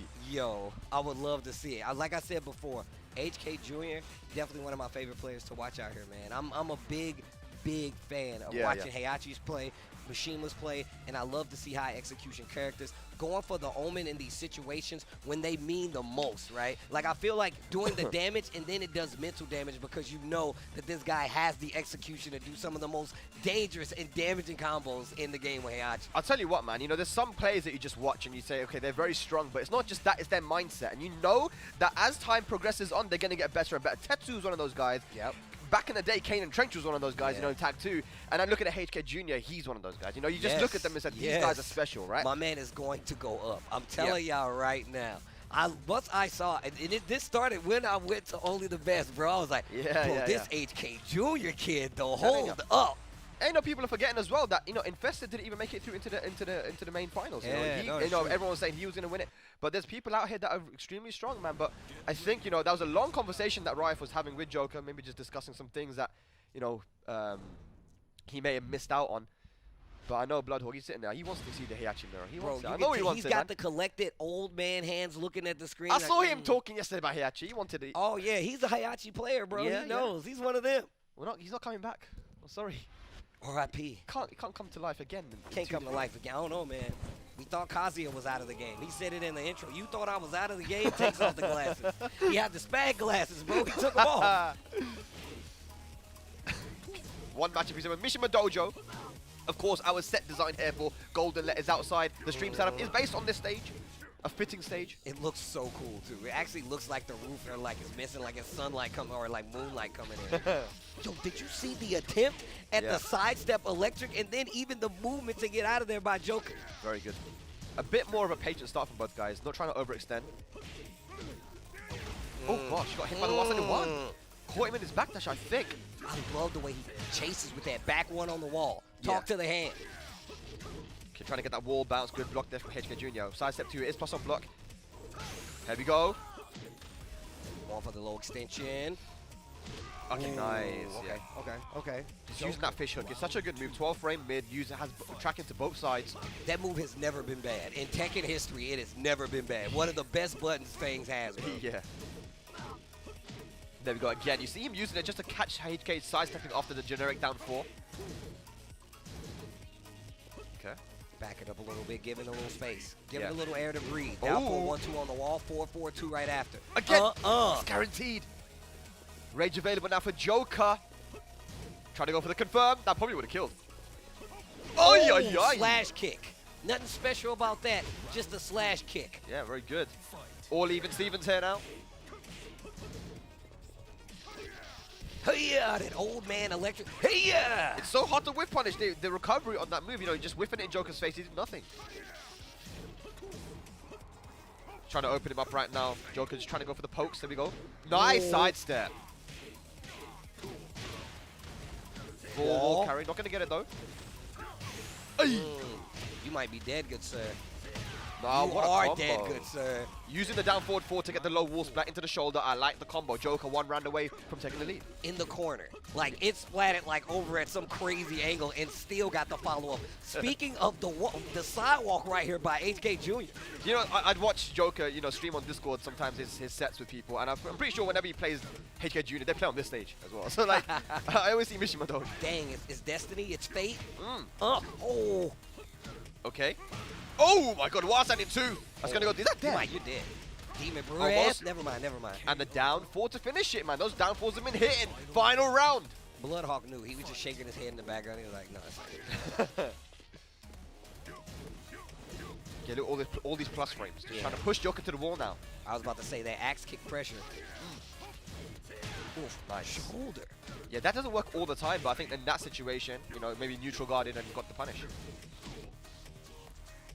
Good little life lead here, but HK Jr. has been getting these life leads back. I like how Joker is really just stepping back, slowing down the pace. Gets the counter hit right here. Oh my god. Great be careful, situation. be careful. Great situation right now. I mean, you can get a great, but you can still lose because any hit's gonna do it. Joker takes the lead in the set 2-1. So I think what's happening here as well is that Joker's catching on to some of HK's movement habits. Even using moves on block which are minus and then going into jabs, Joker knows that HK is kind of respecting a lot of the situations, trying to use movement a bit too much. And as we've been saying, the fish hook is a really good move to catch the side steps to both sides. We saw the adjustments to stop Joker's movement, right? Yeah. He was using Raw Riser 1 just to catch the backdash movement. And now you see the switch up. Joker's doing it to him now. He's like, look, I know you're trying to get out of there, and now I'm going to force you to stay there and put pressure on him after he tries to move after a poke. I really like what we're seeing right here. Raif as well is extremely analytical as a player, and sometimes you can see things that the player who's playing doesn't see because you're concentrating on the game, right? And he's like, okay, you did good, but still, there's this and this that you didn't do right. And, you know, it was final round, so it was a close match. All HK those small Junior. things add up to a round, and those rounds can add up to a game. Yes. HK Junior here, man. It's 2-1 to Joker. First to 3 action. Ladies and lads, here we go. We're going back to the Hammerhead stage. I want to see a final match. I'll be honest with you, Steve. It's been a very cool match. Would like to see a final match. Red Bull Golden Letters. Man, this event is sick, man. It's such a pleasure to be here. Talking with the boy Spag on the mic. HK Junior versus Joker. Let's go. It's an honor to have you in our hometown, Steve. London town. Hey. All right, take it to the wall, son. There we go. This is a good start for Joker. Damage. Okay, no duck in the string. Good. Oh. The beautiful punish from... Did you hear the Chocobo go off in the background? Oh, good side step there. Oh, counter hit. Pick it up. Oh, I thought we were going to see another shoulder. Crouch cancel. Down 4 for the combo. Headbutt plus frames and goes for the mid. Joker in the driver's seat now. Looking to take this set 3-1 over HK Junior and move on in the winner's side. Confirm. Good. That's what I'm standing for. The challenge right there. You Challenge that wave Steve, dash one movement. great, one perfect hit from HK Junior and the pressure is on. Oh, that's facts. Oh, trade, no combo. Getting greedy, goes for the 4-4-2. Yep. Good side step again after the 171 Joker. Nice low parry. Is he going to go to the wall? Oh, he's deaf. Oh, No. just input. Oh, what? Are Yo, you cameraman, joking? what are you doing? Is that homing? What's going on? Oh Wow. my god, dude. I want to see a replay of that. Yo, That the was cameraman. ridiculous. Yo, the third dimension, bro. This isn't 2D, this is 3D. He was behind him, He Steve. turns around. Do you not see what he does? That's the blue stuff homes in, bro. All right, it's okay. The Joker Big not flustered. damage. Yeah. Still had that wall positioning. So important in Tekken, of course. Oh, yo, you're going to the other wall. Yeah, definitely. This is huge damage from the Rage Drive. Peep the damage, though. No, I thought we were going to see Demon Breath. Look at how much that got HK Junior back in the game. Okay. Final round potentially right now for Joker. That's it, yeah. HK Junior mashing after the down back 3. Set point Joker. Can he finish it? What's beautiful about Golden Letters is the fact that HK Junior could still win right now. Yeah. He could legit win the whole set right now. Exactly. He could win in this match alone. It's never over till it's over. Joker. Committing to some heavier chases right now on the backdash. Joker's movement is getting good. Wall splat on the down 4-1-2, and the dropped wall combo. Sidestep 4, clean hit, and no combo for Joker. This is good for HK Junior, but he's got to make something happen. He's been able to use the Rage Drive really well before, but the QCF1 comes in. One more hit, gonna do it. Oh, the low parry! Can he kill? This is huge! Oh, This is oh, huge! daddy stomp. Oh, plus frames. Oh, Oh my god! That's a great. Steve! Yo, Gong, you know what to do. Let's go. Steve, you said it. He could win it right now. That's 2 greats now. One more will do it. It's not going to be a perfect. Oh, you're going back to the wall. Stay in timeout. I never said you can leave. All of a sudden, even the Joker's got the lead. It's looking Wall bad. splat. It's looking bad. Back to the wall you go. The breath of the demon, and yeah, it stinks. Oh, Nice. down 4-1-2. Nice. Oh, get off of me. And the wave HK Junior still alive in the set, and Tetsu comes up instantly. Raif comes up instantly. Dude. Woo. He's shaking. Look Woo. at him. His hands are shaking. Woo. Oh All my right. gosh, I'm shaking. Bro, I am such a fan of HK Jr. Yo, geez, I got to get his autograph after this. I'm telling Somebody you. get me a shirt. I need it. Get him to sign my Red Bull can. We need some HK Junior merch. We need some HK Jr. merch, bro. I'm trying to see it. I'm trying to wear it outside. People Oh. are going to ask me. I'm like, I know that kid. He's a young kid, but he plays an old man. That's true. Yes, well, man, here we go. It was looking like the Joker was in the driver's seat. It was going to be over. You then said, look, all of a sudden, it's one great, one perfect, and it's looking bad. Look, it's final match now. This is but final match. It could be over in one round. It's literally, no, it's final round for HK Jr. It's final match for Joker. That's how sincere things are right now. Being 2-1 down in matches and rounds brings it back to final match, but he's got 2 greats on the board. Ladies and lads, this is getting tense. Mishima Dojo to close it out. Any round could be the end of this set. And that's why Golden Letters is so sick, bro. That's why right there. Woo! All right. The pressure is on. It all comes down to this now. Scream at it. let's do this, Fist. All right, here we go. Let's go. Getting that first hit in is obviously very, very important, of course. There it is. So both guys not going to be able to get it perfect now, but that great is what you got to look out for. Oh, wow. Didn't get the pickup. Oh, wow. This is big damage. Bloodhawk, giddy with the combo starter. Yeah, there was a dropped crouch cancel down forward there from Joker, and HK Jr. gets the punish. Here we go. Wavle, just to make sure. Wavle, just to make sure. Spins the blue stuff. You know he's feeling it, Steve, when he's got the Wavle's on point. Side step forward, not blocked again. No, yeah. Plus frames. It's not going to be a great, though. It won't be a great. Nice. Goes for the QCF 1+2, the headbutt. Nice. It's close. I'm telling you, Joker can be getting these rounds. He needs 3. HK Jr. needs 1. 1 round. 1. 1 round, bro. 1. A proper round, and this could be over. Double electric to make sure the lights are still on. Getty stomp. Whiffs. What? Yeah, I think because he backrolled in that situation, maybe. That's what happened. But 4, nice. 4, Goes 2. to the low. Oh, parry. Yo, we're in great territory right now. For Joker, it doesn't really matter, though, because he only needs 2 more rounds to win. Nice. Hang on a second. Nice from HK Jr. Sidestep 1+2 actually is +1, but he knows that there's nothing too scary unless he went for the shoulder, I think, maybe. But good stuff. Like the delay on the follow-up right there. I saw him catching quite a few people with the delay on the Heihachi string. What a call out. What a call out from HK Jr. And look, Steve, he hasn't been hit. But there it is. Okay. We're still good. We're still good here. Counter hit. Oh, yeah. Using the back Kempo. Good jabs. Oh, my God, it's so close right now. 4-3 float. Gonna get the wall. Big damage. Rage available. Hell sweep. And the mix-up. HK Jr. needs 1 more round to take out Joker. What a set it's been. Oh, hell sweep. Pressure's on. Look how close he is to that wall already. Little wave to make What? sure. The wing of the demon. What? The wing of the demon.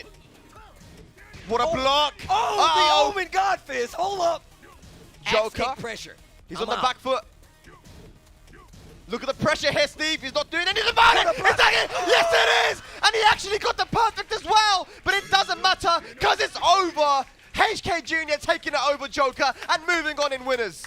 Look, when I tell you HK Jr., do we need an MVP. Can we add MVP to this? We need one of those. Oh, boy. Somebody get a notepad. I'm sure we can. Bro, he won with the golden letters, but it didn't matter because he won anyway. The set, great, and a perfect Joker. Once the pressure was on, HK Jr. went for the kill. It's like a boxing match. You know you've locked somebody, you just push on the pressure. The hometown favorite is out. I mean, not in loser, sorry. Oh, man. Yeah, this tournament's sick. If you needed any more confirmation about how godlike this tournament is, all you got to do is just rewatch that last match. That last set was crazy, bro. Yeah. Oh. All right, that was a phenomenal performance. You got your golden letters, but you won anyway. But you know what? Do your thing, man. Ring the gong, baby. Do it, HK Jr. Give it a ring. Woo! Living up to the name. Quick, we need to go back to the commentators, man. Keep the action up. That was a good hit. That was a good hit. I like that. Pretty good hit. That was a pretty good hit. Somebody told me that a lot of people was doing it wrong. So I'm happy that we get like some noise, you know? I mean, it's the way apparently you have to hit it from top to bottom, and then it has a different sound, not smack straight in the middle. Yeah, some technique to that. But yeah, HK Jr. technique in game and out of the game with the gong hit, pretty good, man. Look, actually living up to the golden letters name. Like you said, he did already win the match, but just the way it was actually going in his favor, him keeping up the pressure. And I feel like once he started like penetrating the defense, making him hold the axe kick pressure, the electrics was with it, but the axe kicks were there. The movement was there. The wave to get in the range, just to apply pressure was there. Yeah, definitely. And, you know, the reason why it was so close is because, again, these guys have so much knowledge of each other and how they adapt and their patterns and tendencies. I think everything changed, Steve, in that one round where Joker almost got a perfect and then himself got hit with the great. You know, that he had a pixel. That was a 1 pixel comeback, literally, because he got the great after Joker nearly had it perfect. So when that changed, I mean, momentum was all on HK Jr.'s side. As soon as he won that match, you're going into the match with 2-2, But on the side of HK Jr., he has 2 greats. Yeah. So it's now you're thinking not only about winning the match, you're thinking about not getting hit with a great and a perfect. And that's more to think about way the Joker. more pressure. Yeah. And on top of that, like when you play Tekken, look, I'm gonna tell you right now, I've been playing Tekken for a long time. You're gonna get perfected. But Yeah. once you have to actually be conscious of the fact that, like, yo, if I get hit by a great or a perfect, then I lose. That really does kind of stack the cards against you. It's a lot more pressure to perform in an already stacked pressure situation. Because you look at that situation, right? There's certain situations where you want to block. You're like, okay, I'm blocking Heihachi's forward 4. Is that at some point you're gonna have to do something because you want to get that one hit in. No, It's that's like true. you're forced to challenge when you don't really want to. I'm quite happy to just sit there and keep blocking those forward 4s and try to react to a Damak 2 or something and just get a small hit and move out. But Joker's like, shh. Damn, dude, I gotta do something here, man. Because think about it, right? Like, even if you try to, like, press afterwards, you see how readily, how easily he'll do an electric, right? Yes. So he's plus. So you have to respect not only range 1, but range 2. In some instances, range 3. That makes it easier for Heihachi to apply that pressure. Wavell gets even stronger in that instance. And we've seen how he's willing to literally be like, yo, I'm in your face now. Do something with punish electric. Like, Absolutely, man. But what a set that was. HK Jr. moves on. Germany, dude. You guys are pretty good at this game, aren't ya? Tetsu beating Chikurin and HK Jr. beating Joker. The only 2 Germans that came down here and qualified through the LCQ. These guys are incredible. They're pretty good. Yeah, They're pretty good. Pretty good. I don't want to gas you guys up too much, though, but you guys are good, man. But we must move on to our next match. Ladies and lads, it's going to be GoSain going up against Chanel. DRX Chanel. GoSain's choice here was, I want Chanel. Let me take him out. Yo, GoSain, one of these players, I feel like he's the guy to, like, yo, I'm going to climb that mountain, and I'll believe him, because he really does like to put it at something. Like, I want to see it this way, man. Like, I want it to be this way. I like that he talks that way a lot about being successful in his matches. Taking on somebody like Chanel, you're going to need that. I love this because GoSain is known as one of the guys who has some of the cleanest movement in the game. But then Chanel, he is arguably the guy with the cleanest movement, right? So you got 2 very movement-heavy players. And, you know, yeah, GoSain, he's definitely been grinding the game recently as well. When he's grinding the game, you know he's at a good level. He looks really good when he's grinding the game, and it's very evident. And you can tell he's been playing. You literally can tell. Yeah. Also, Jammers, if you're listening, look at this character. I told Jammers, Yeah. also a character for him because, you know, he's a Street Fighter. Dive kicks. Eliza, dive kicks. Fireballs, you know. All right, yeah. Here we go. But interesting, he's gone for the Eliza here. He did the same thing against Joker at the Tekken World Tour Final, so maybe he's been playing a lot of Eliza. But here we go, ladies and lads. UK versus Korea. Look at the movement right there by Chanel. Already out of the gate while rising, too. GoSain, and you're taking the wall. And remember, you know, GoSain does have experience against Eliza with playing against Kira often in the past, so he hasn't been hit yet. He hasn't been hit yet. Oh no, he has. So, oh no, it's the chip damage. The chip damage. That's cheap, bro. Yeah, it's so cheap. It's so cheap. I'm gonna ban chip damage. That's actually the tech, right? You're like, you know what? Let me get an Eliza on deck. Let me get an Akouma on deck for the next gold letters, you know? Wow, and look at this. Chanel, okay. Oh, he finished it. Oh my gosh, actually finished it. Chanel got caught trying to sidestep at the wall. I'll tell you what, GoSain started to do that after 2018 when he played against Double. Double's law from Japan, you know, just not scared to throw out that back 4-3 at the wall. And look at this, what's going on? No punish from GoSain. Still has the pressure though. Looked like a missed dive kick right there. Good down jab. GoSain had a couple of opportunities to finish this round. Late EX hop kick. Are you joking? Tries to bait something big out. And look, GoSain's movement really does lead you to believe like he's doing this, he's trying to hit a button, but he's not. His movement is just that crispy in a lot of instances. Yeah. And baits out 2 rounds now on the board for GoSain. It is a first. It is a first to 3. So Chanel playing a bit crazy right now. Maybe trying to plant a seed into GoSain's head. That I'm playing crazy, but hasn't been hit yet. Nice duck. What awareness. Yeah, GoSain's definitely aware of all these strings that Eliza possesses. Big. Goes for the easy combo, Junkyard. Quick wild rise and 1 to keep the pressure. EXDP is available there for Chanel. Look at this offense. The little fake ducks, the little Fox ducks right there. One whiff punish could be it here for GoSain. No parry on the second hit. Look at the sidestep duck into the Junkyard and legend kick GoSain 3 rounds straight. Is Chanel now going to switch character? I think so. I don't think Eliza stays here. Character? I think he Yeah, might be going for the Zafina here. Yeah. I Because think that is Zafina. tough. Yeah. That was really like, had a great read on everything. Yeah. But this is also one of the reasons, and I'm happy to see it, that we're at this point in Tekken 7 where people have like actual alternative characters that they can pull out. Because earlier Tekken, you wouldn't get this. These guys would probably grind it out in a lot of instances. Chanel is one of those players. There's quite a few players out there now, but Chanel one of those players that actively has two characters that he can switch to. Now this is where the game begins, Steve, because I play GoSain more than any player right now in the world. Me and him play all the time, and I always play the Zafina versus Law, and he hates Zafina. Oh, this is his most hated character. You know, there's certain things that Zafina can do versus Law that Law can't deal with. Zafina is one of her best lows is Scarecrow down forward 4. It's a counter hit launcher, gives you a million plus frames, and Law can't it's minus 14, but Law can't punish it with 171-2. Wow. So there's certain things here that, you know, and plus all the crushing and movement, GoSain's gonna have to really work hard here. Nice sidewalk. Okay. Sidewalk left is the weak side of Zafina. Gonna get the wall.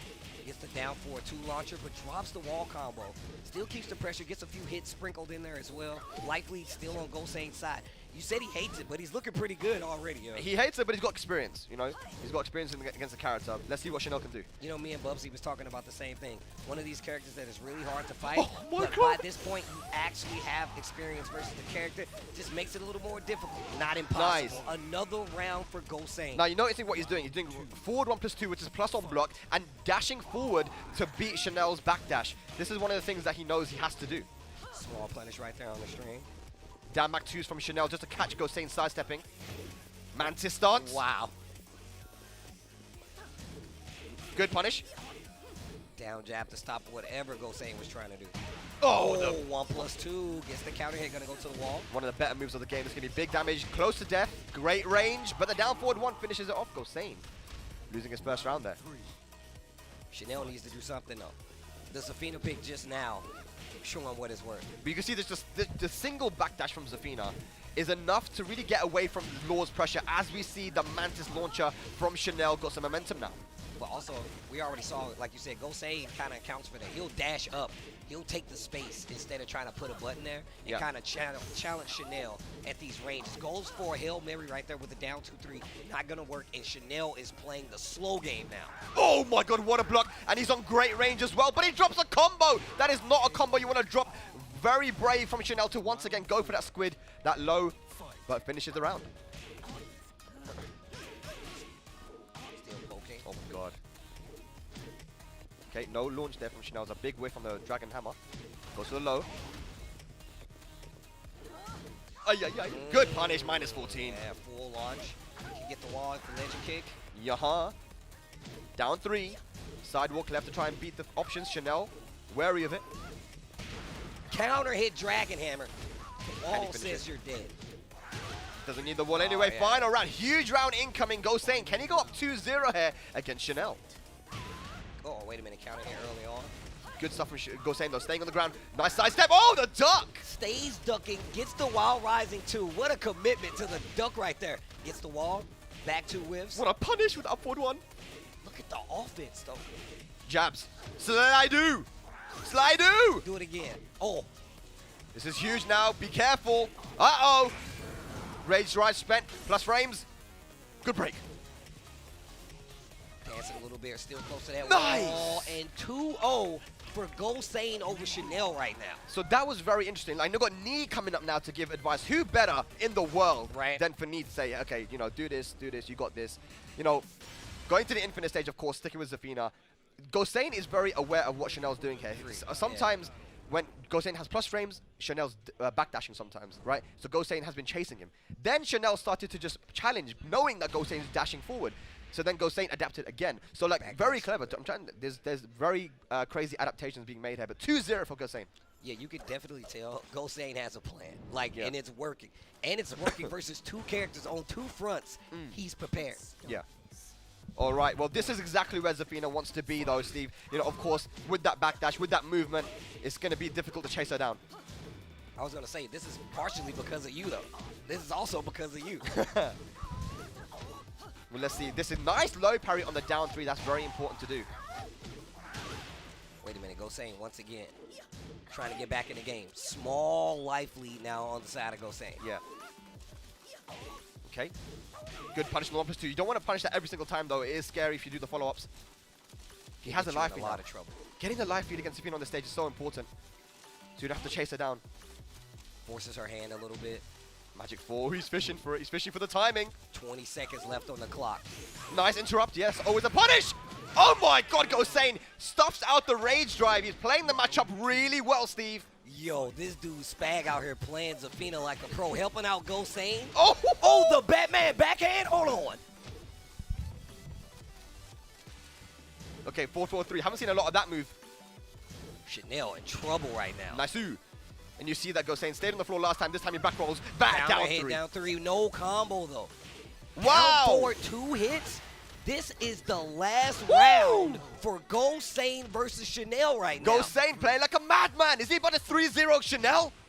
Infinite Zafina? No, oh my God, get that out of here. Parry. Okay, Oh, I thought a Wire Wise 2 was coming. I saw him hold it down back. I'm like, bro. 1, 2, 3. No duck on the down forward. 1, 4 again. Big whiff. No launch from Chanel. He has a life lead though.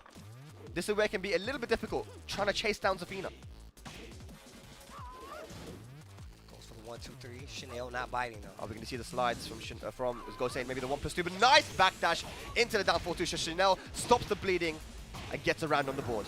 All right, closes out. All right, Chanel. You don't want to let Chanel get too comfortable.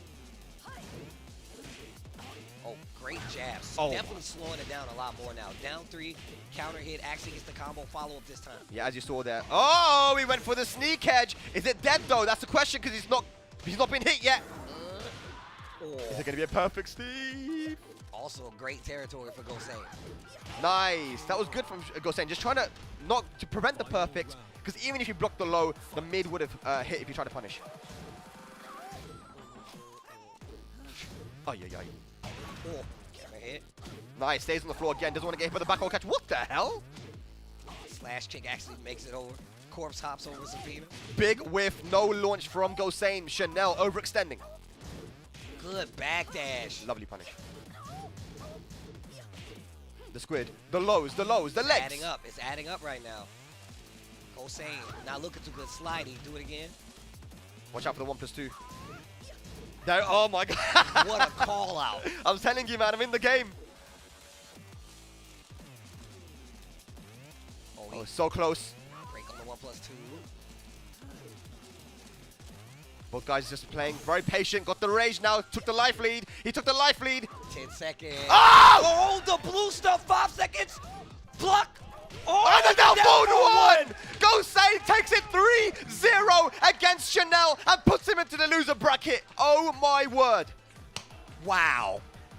Wow and wow. This is because of you, Spag. Out here playing with GoSain, bro. This guy's a Zafina player. It's him. This is the guy.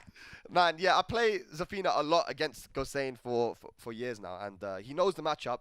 He loses to me, but, you know, I'm just saying, innit? He loses to me, innit? But he's all right now. He did the thing, man. What very, very well played there, GoSain. Oh, EU, that's what I want to see. Yes, Pan Life. We got the Aris emote in the background. And he's restreaming as well. He's got a lot of viewers. Shout outs to the boy, avoided the puddle.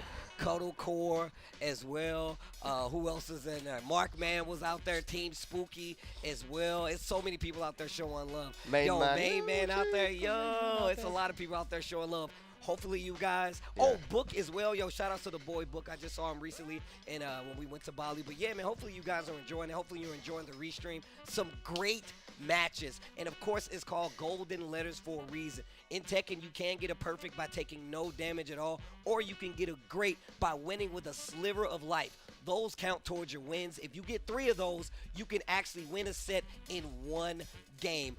But you can also win it the old-fashioned way, and that is the format of Golden Letters. It's actually really, really cool. A mind piece of the boy Spag, if I'm not mistaken. Yeah. I mean, it's just a really fun little format here, man. Just a twist, a tournament with a twist, a small little twist to make it more enjoyable to watch, man. And this is definitely making it a little bit more enjoyable for us, man. Getting hyped when we see the greats and perfects. But we have a big match coming up now, Steve. Who we got, man? Who we got? Oh my gosh! First off, we have the JDCR Spag. Who is he going up against, though? I feel like you're more familiar with him. Yeah, he's going up against UK's Ducky. Now, Ducky is a very entertaining player. This guy will laugh when he loses, laugh when he wins. He's just happy to be there. And he came to a tournament His first offline tournament was on tournaments that I ran after the pandemic called No Bars. Just a tournament that I wanted to run to get back into the offline scene. He came down, online player only, won it all. He won the whole thing. And nobody expected him to do this. You know, and then, you know, Ducky, ever since then, been traveling and getting good results. And he's a bit of a wild player, as we saw yesterday. But JDCR, Steve, I mean, this guy, he's a legend, man. He's an absolute legend. JDCR is one of these players, I feel like no matter where he is, he's always a threat. We've seen the switch back and forth. I feel like he's actively switching. I've seen some more of the Dragunov these days. Right. I've definitely seen the Armor King come out and play. Being an Armor King player myself, I'm Right. always going to be a fan of that. And JDCR is just known for that historic run where it was like a couple years where it was just him and Saint. Yeah, Nothing but top 3s that's and it. top 5s. That's all you saw, you know? The Echo Fox era, where he was just winning everything. And then talking about winning everything, Tekken Tag 2, this guy was untouchable. Yeah, no, that's untouchable. Facts. That's facts. He That's goes to a facts. tournament, and even if you get a match against him, it's like, holy cow, someone got a match against JDCR. Oh, yeah, it was 3-1, but you got a match at least. Yeah, you right. know? That's how strong he was. How can you be that dominant? I mean, he's got the fundamentals, Steve. And you talked about Ducky. Man, this dude Ducky had me cracking up all day yesterday. This is not just actually how he plays. That's just how he is in real life. He's just a cheery guy. And you know I'm all about the vibe, so I really do appreciate it. He said that he beat Raif and he said good games and laughed. Yeah. Because I wanted to say sorry to him because I wasn't laughing because I beat him. I was laughing because I played so bad. And I played like an idiot. So it's just funny. But this is gonna be an entertaining match. It's gonna be a wild playstyle versus arguably the least wild playstyle, right? The most fundamental, by the book, strong, solid playstyle, right? So we have a bit of a clash of playstyles here. You know, one of the things I really like about Ducky, when the Noctis versus Jan matchup we were watching, Right. just how he like moved around and how he spaced a lot of things versus Jan, especially these up close characters where Right. Perry was really there. Ducky looks nice. Like, he's a great player. It's been a pleasure to see him actually play here. I love the fact that we're going to see him go up against a legend, one of the players out here of Tekken history, JDCR. I think Ducky had the choice to go for either Super Akouma or JDCR, and he chose to go for JDCR over Super Akouma. Although, even though Ducky's beaten Super Akouma before in tournament multiple times. So you got to respect it, Steve. You have to. I mean, look, I never will not. I respect Ducky already. JDCR going with the Armor K. Yeah, that's the character that he ran in Tekken 6 so much, and even in Tekken Tag 2, the character he's known for, right? We know that in Tekken 7 it was more the Dragunov, but the Armor King's back. That's his boy, man. Look, I remember when they showed Armor King, I asked JD, I'm like, even before, I'm like, what if it's Armor King? I didn't know, but I'm like, what if it's Armor King? He's like, I'm definitely going to play Armor King. So I love what he's done with the character. I feel like his movement is such a big part of it, especially if you see where he came from with the Dragunov. You can still see shades of it in the Armor King, but here we go. Let's get it, man. Let's get it. And, you know, Armor King's been getting some nice changes. This is a recent patch. We're seeing a lot more Armor Kings now. Oh, yeah, that's definitely true, man. I feel like even the fact that, like, his new tactics, that while rising 2 on block pushes back a little bit, really good for him. Puts you at, like, kind of like this perfect rank. Big damage with the string on the wall. Yeah, 100%, man. Oh, big whiff there. Big call out from JDCR. No launch from Ducky. And Noctis has one of the best whiff punishes in the game with down 4 too. Such good range. It's so much range. It's super fast. Dead tough. Wow, even JDCR was like, wow, hopefully we get to see that. He was like, I don't know what he said, but the look on his face said a lot. Low parry from Ducky. Okay, Ducky, gonna get the wall. No, not quite. Dropped the combo. 2-2 for keep out. Yeah, trying to use that 4-4 neutral 2 with Armor King. Trying to get something started. But like you said, the 2-2 is challenging every move. Yeah, because the 2-2 has a third hit, which is either a high or a mid. So it can catch you if you try to press buttons or move. Starting to pull out the down 4-2s for Wow. Armor King while rising 2. Okay, Ducky just throwing up the launcher. Gets the wall splat. No, he doesn't actually. Goes for the mid, catches Armor King once again, and was in great territory. But Ducky is playing ridiculous right now. Very good, yeah. Okay, Ducky with some early momentum here. 4-4 needs to shoot. Going for the multi-throw. They buff the damage on these bad boys. There you go. A good break, though. I feel like it's very important, Steve, right? I mean, as a King player, you would know that using multi-throw is very important. Armor King, breaking Armor King's multi-throws, I feel like is more dangerous than regular King at this point, right? Like, you know the typical throws, but now even his regular mix-up does a lot of damage off his multi-throws. Makes Armor King really strong. And that mid that he's using as well, that you can complement the throws with, right? If you try to duck. Back 4, man. Back 4 in the Stone Cold Stunner, man. One of the tools, one of his main mid tools that he has, right? Back 4, down 4-4. 2-2s you're going to see a lot. And you see him kind of mixing in with the spacing of down 4-1. JDCR gets on the board there with the little down 4 to close the round. So here we go now. Just ends the bleeding a little bit here in this first match. Going for the low. Repeat offender with the low. The double low, down 4-4 mid. That forward forward neutral too low now, which is a counter hit launcher. Wow, look at that as a punish. It is now -14 instead of launch punishable, so that's a big change to Armor King. Rage available. Smart stay on the ground, not moving. Low parry, wait a minute, and we're in great territory. Gong, are you watching this? Okay, but hang on, what's the okie dokie now? Is it down 4-2? No, he goes for the roll. Plus frames. Rage available. JD not moving. A good rage drive right now, especially with that wall at the back. Okay. And you can see JDCR was moving away from the wall because you did not want to be there for too much longer. Yeah. Give Ducky more of a chance to use that rage drive in that situation, and it'll keep the pressure if not. Yep. JDCR now looking for the reverse sweep, 3 rounds straight. Ducky fighting back. JD too, a lot more active. 2 rounds tied up in this first game. Yeah, I think he was definitely testing Ducky with the mash. JDCR kind of pressing buttons a lot in that first 2 rounds. Low's starting to work out a lot more. Side step twos, they're adding up. He messes up his dark upper though. JDCR mispunish. Trying to get Ducky to hit a button. Fishing for the counter hit right here. Oh, Hi. Nice sidewalk. Look at that from JDCR. Is that dead? Nah. Oh, he tried to go for the down forward too. Hail Mary. Yeah. Maybe thinking that JDCR was going to go for a low to finish it off, but no, the patience, the defense too strong. Such a mind for knowing what you want to get away with, right? He's like, yeah, I know what you want. Yeah. Definitely has been, I mean, obviously these invited players yesterday were at the venue. They were able to watch the guys coming out through the LCQ. And then we've got K-Wiz coming up to give Ducky some advice. Some of these guys came up together as well. They play a lot online.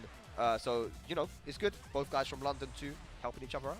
I'm going to tell you right now, I'm going to steal that back turn Armor King combo. That was not my books. It's in there now, though. They're going for the capital punishment and obviously getting some good Oki on the floor as well because you're on the floor, back turn. Head towards on your back. That's really good. Alrighty, here we go though. Has JDCR been able to suss out Ducky? Ducky is very good at kind of changing up his playstyle as well, though. Sometimes he'll be very wild. Sometimes you can just be patient, and that'll get into your head like, damn, what's happening here? You know? Yeah, what's his game style? You know, like a lot of times, high-level players, I feel like they want to find out if you're like, you know, a defensive player or an offensive player. And if you kind of shift ambiguously between the two, go for whiff punishment more, you know, try to get them to bait something out and then switch up that style, it can really keep them like off your trail. So that's it, absolutely. But we're going to the Walking Dead stage here, man. Let's get it. And, you know, JDCR, it's been all about that movement in the past, man. Like his ability to sidestep your moves and backdash and force you to whiff and then just go in with the dark uppers. That's what, just every single time I used to watch him in Tag 2, I'm like, how did he do that? How did he get the perfect punish every time? And on top of that, I feel like he was one of the people that we looked at, had the sidestep blocked down. Yep, down 4-3 again. No, just goes for the quick one. Oh, wrong combo. I know he's trying to get that wall splat. And one thing that's really good about Noctis is that those moves that he's doing, those lows, they're weapon lows, which means you can't low parry them. I feel like a lot of people forget that. Wow, just slightly out of the range of the down 4-1. What a whip punish. And this is why I say you got to stay away from the wall. Big damage, down 4-1 hits, and a great on top of it. Hold on, let me get this bad boy. Gong, you're up. There we go, great on the board. And as those are going to, you know, pile up, that's what's going to apply some pressure, you know? We're early on in this set. It is 1-0 to JDCR, but that great, it's not looking good. Right? That's essentially a game. I see the great as a game. Okay. 2-2. Yeah, we want to see a bit more of that, man. It's a really good keep-out move, really good move to throw out in neutral, but the multi-throw, good break. I want to see this down back 2-4 from JD. What a block. And the defense, bro. Ducky with the life lead, though. Good jab. Punish. 2-1. I knew the giant swing was coming. The wall's right there. You're thinking about it. Yeah, they dashed up into it as well to make it look like a 1+2 Shining throw. Wizard, great break. Rage available. Hands off, kid. Oh, 4-4 neutral 2. So clean, you know, knowing that he hit the down forward one, he has a plus frames, then he go in for a mix-up, goes for the low, gets the round. Oh, the clothesline. 4-4 for the Oki. All right. JDCR playing very clean at the moment. Gets counter hit though. Ducky gets the wall splat. He definitely scouted that sidestep. He saw JD ducking or sidestepping earlier. Big counter hit, big pickup right here. Yeah, Ducky dropped the combo at the wall. JDCR gets back in, has a massive life lead now. What can Ducky do with the rage? Or for some lows of his own. Yep. Tries to finish the string, get JD to do something. He doesn't take the bait. Yep. No need to take any massive risks. Just play very clean. Hang on a second, though. He's got 1 pixel remaining. We know what that means. Oh, hang on a second. Great territory. Ah, the down 4-1. Yeah. Just so calm as well. This is the thing. JDCR very experienced. You know, Yeah. he's playing against arguably every playstyle you can think of right at this point. So just keeping his thing options clean. Look at talk about the clean. dark upper. Backdash made it whip. There's the dark upper. Big damage on top of it. 1 stomp. Yep. 2-1. Hang on a second. He hasn't been hit yet, though. He hasn't been hit. Uh-oh. Oh, my God. The 7 golden You letters. know what time it is. The name of the tournament. Let's go. All right. So that's great for JDCR. He takes the match. He's 2-0 up, and he also gets a golden letters on the board. Okay, okay. Also, you saw at a certain range, the down 2 from Anakin. It's pretty fast, has great range. Gets people if they're trying to duck at a certain range right in front of you, because sometimes the back 4, you don't want to commit to it. Down 2 is safe, has a follow-up, so it's actually really good. Okay, gone straight to the Marduk. I was going to say, you know, Ducky's been playing a lot of Dragunov recently, but do you really want to use Dragunov against arguably one of the best Dragunovs in the Yeah, I world? would You know, say like, don't do that to yourself. all right, but he goes for the Marduk, and you know, Steve, Marduk is one of them teeth characters, man. You know, I know Bobsy ain't gonna, he's not gonna admit it, but he's a teeth character. Bruh, look. A character that can get greats and perfects quite easily. Actually. Easy, dude. I feel like he's one of the few characters that still has that big comeback factor on the level of like Paul. Remember how everybody was like, man, Paul is a problem. I feel like that's the same thing with Marduk. You miss a tackle and you're legit in danger. That's it, man. Well, let's see.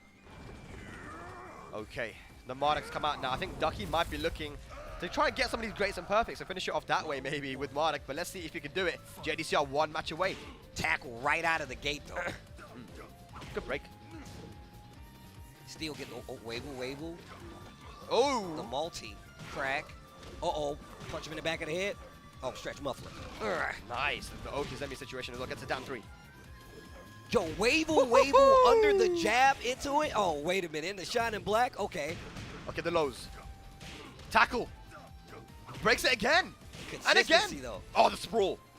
I love the specific actual tackle break and the dark upper to answer back JDCR. Yeah, it just goes to show right now why we say defense wins tournaments, man. It's not his offense that's getting the wins, it's the defense, man.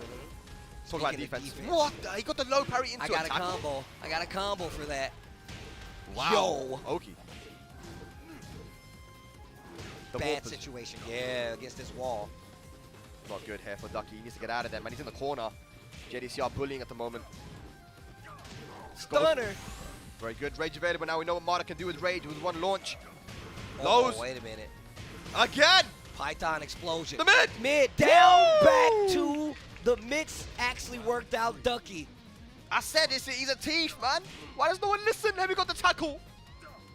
Oh, wait a minute. Wait a minute. The first time JDCR has not broken the punch follow. Oh, hang on. Okay, the tackle again.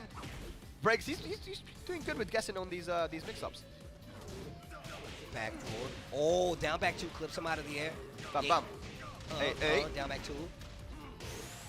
Mid. Nice. It's the same situational mix-up right there. Knows that you're going to be kind of ducking at the wall. Down back 2 to catch you clean. Yeah, some of those lows have been adding up. And actually going over the jab pressure. JDCR moving. The lows. Oh, big whip, no punish. Sprawl again. Dancing a little bit. Oh, stunner. Good punish on the down forward 2. There we go. Starts down 4-1 a little bit more. Interrupts the tackle. That's it. I think that's what he's trying to do. But the hop kick. Talk about interrupt.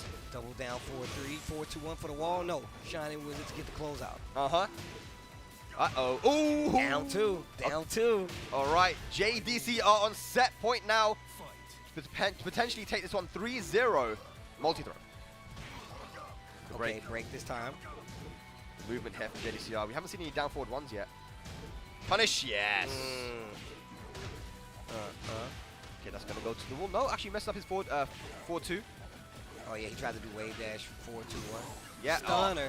One Down more back hit will 2. do it. And the The stomp. stomp. JDCR cleaning up house, getting 3-0 here against Ducky. Very well played, man. It's just composure, to be honest, especially against someone like Ducky, where with the characters he has and the way the playstyle he has as well, which is very explosive, JDCR kind of stayed calm and got the job done.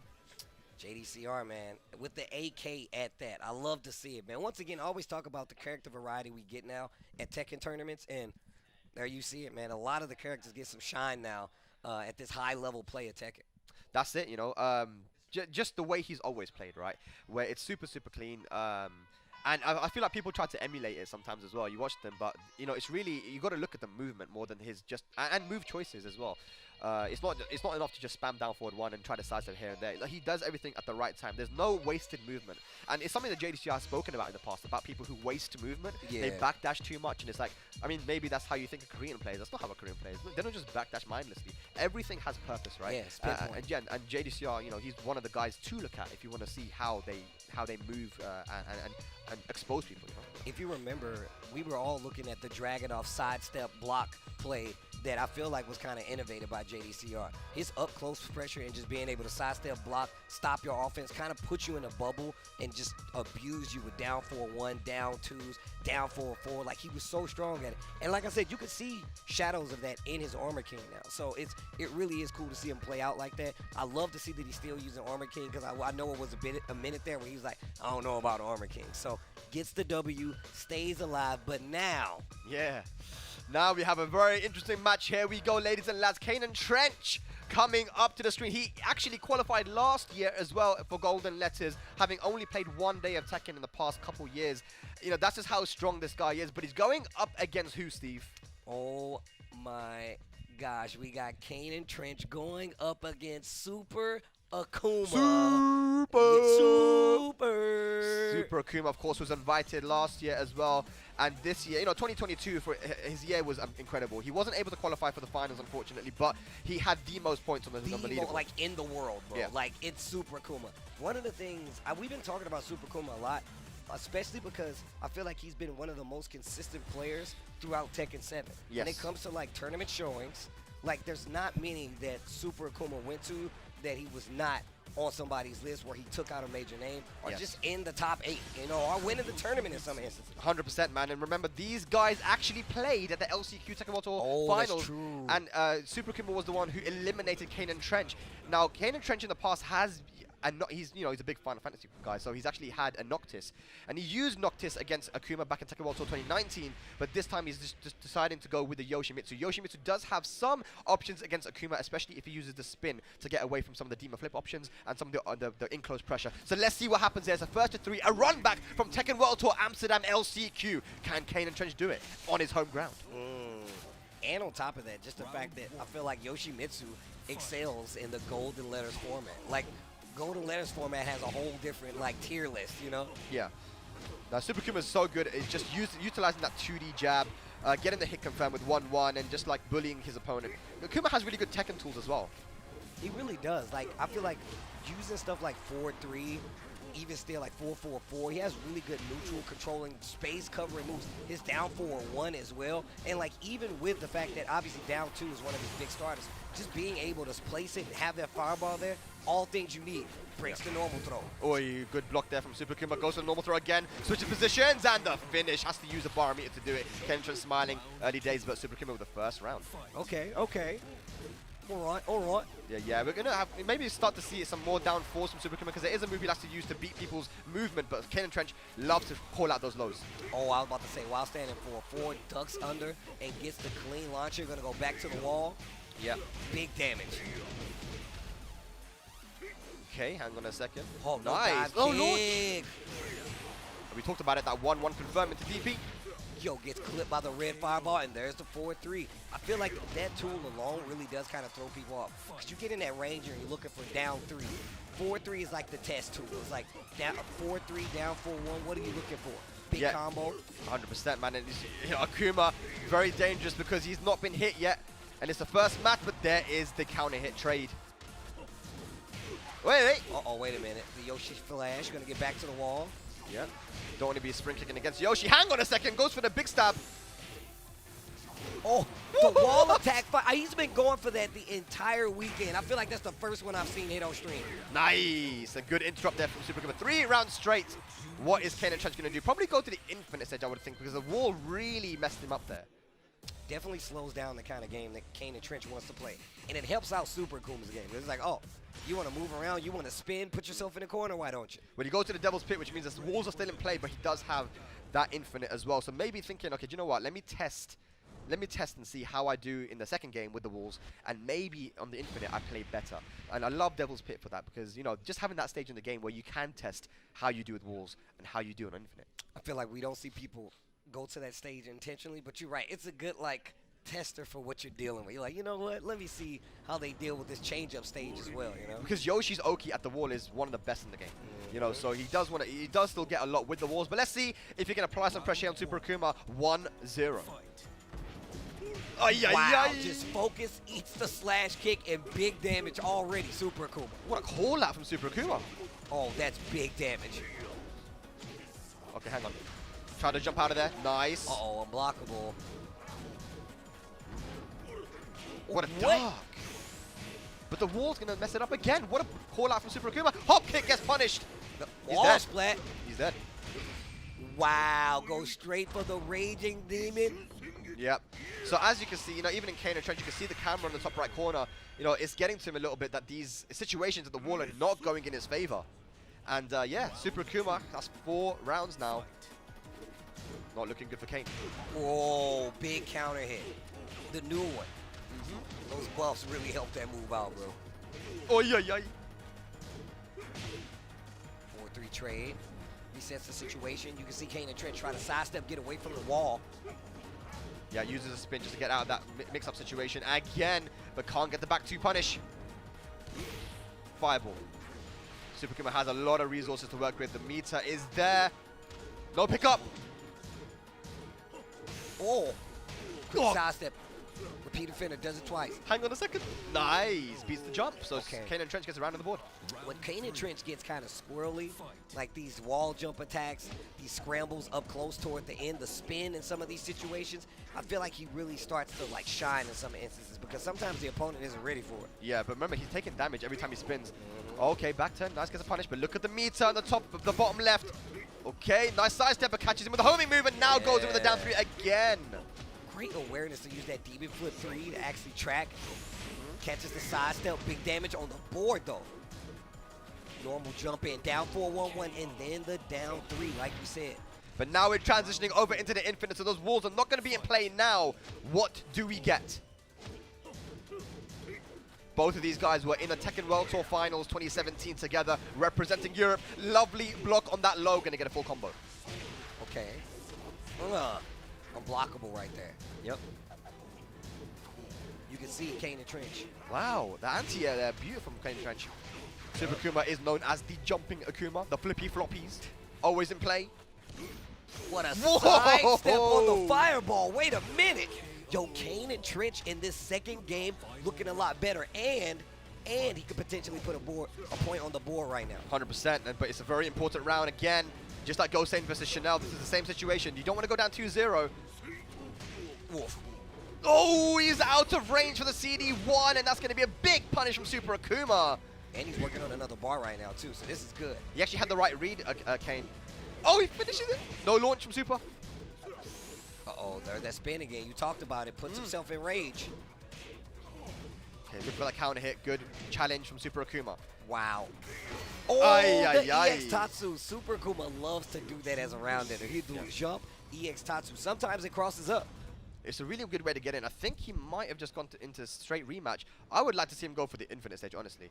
But, you know, I think that would maybe give him some momentum, but he's sticking with the walls. The walls have not done him any favors in this match.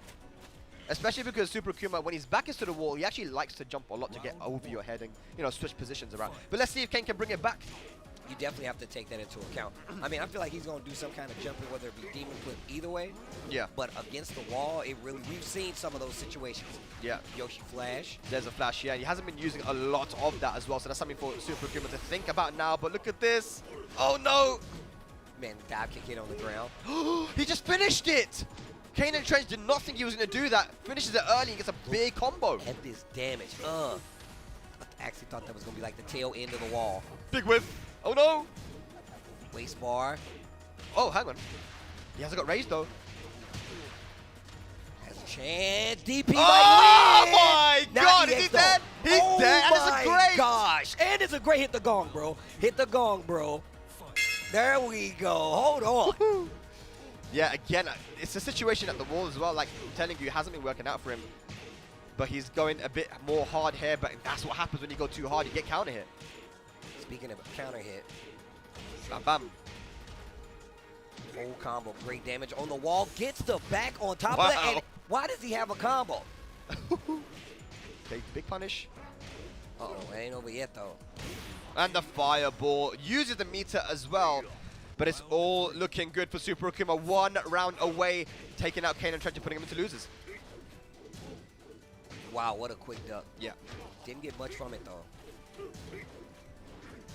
Okay. Sidewalk is starting to add up.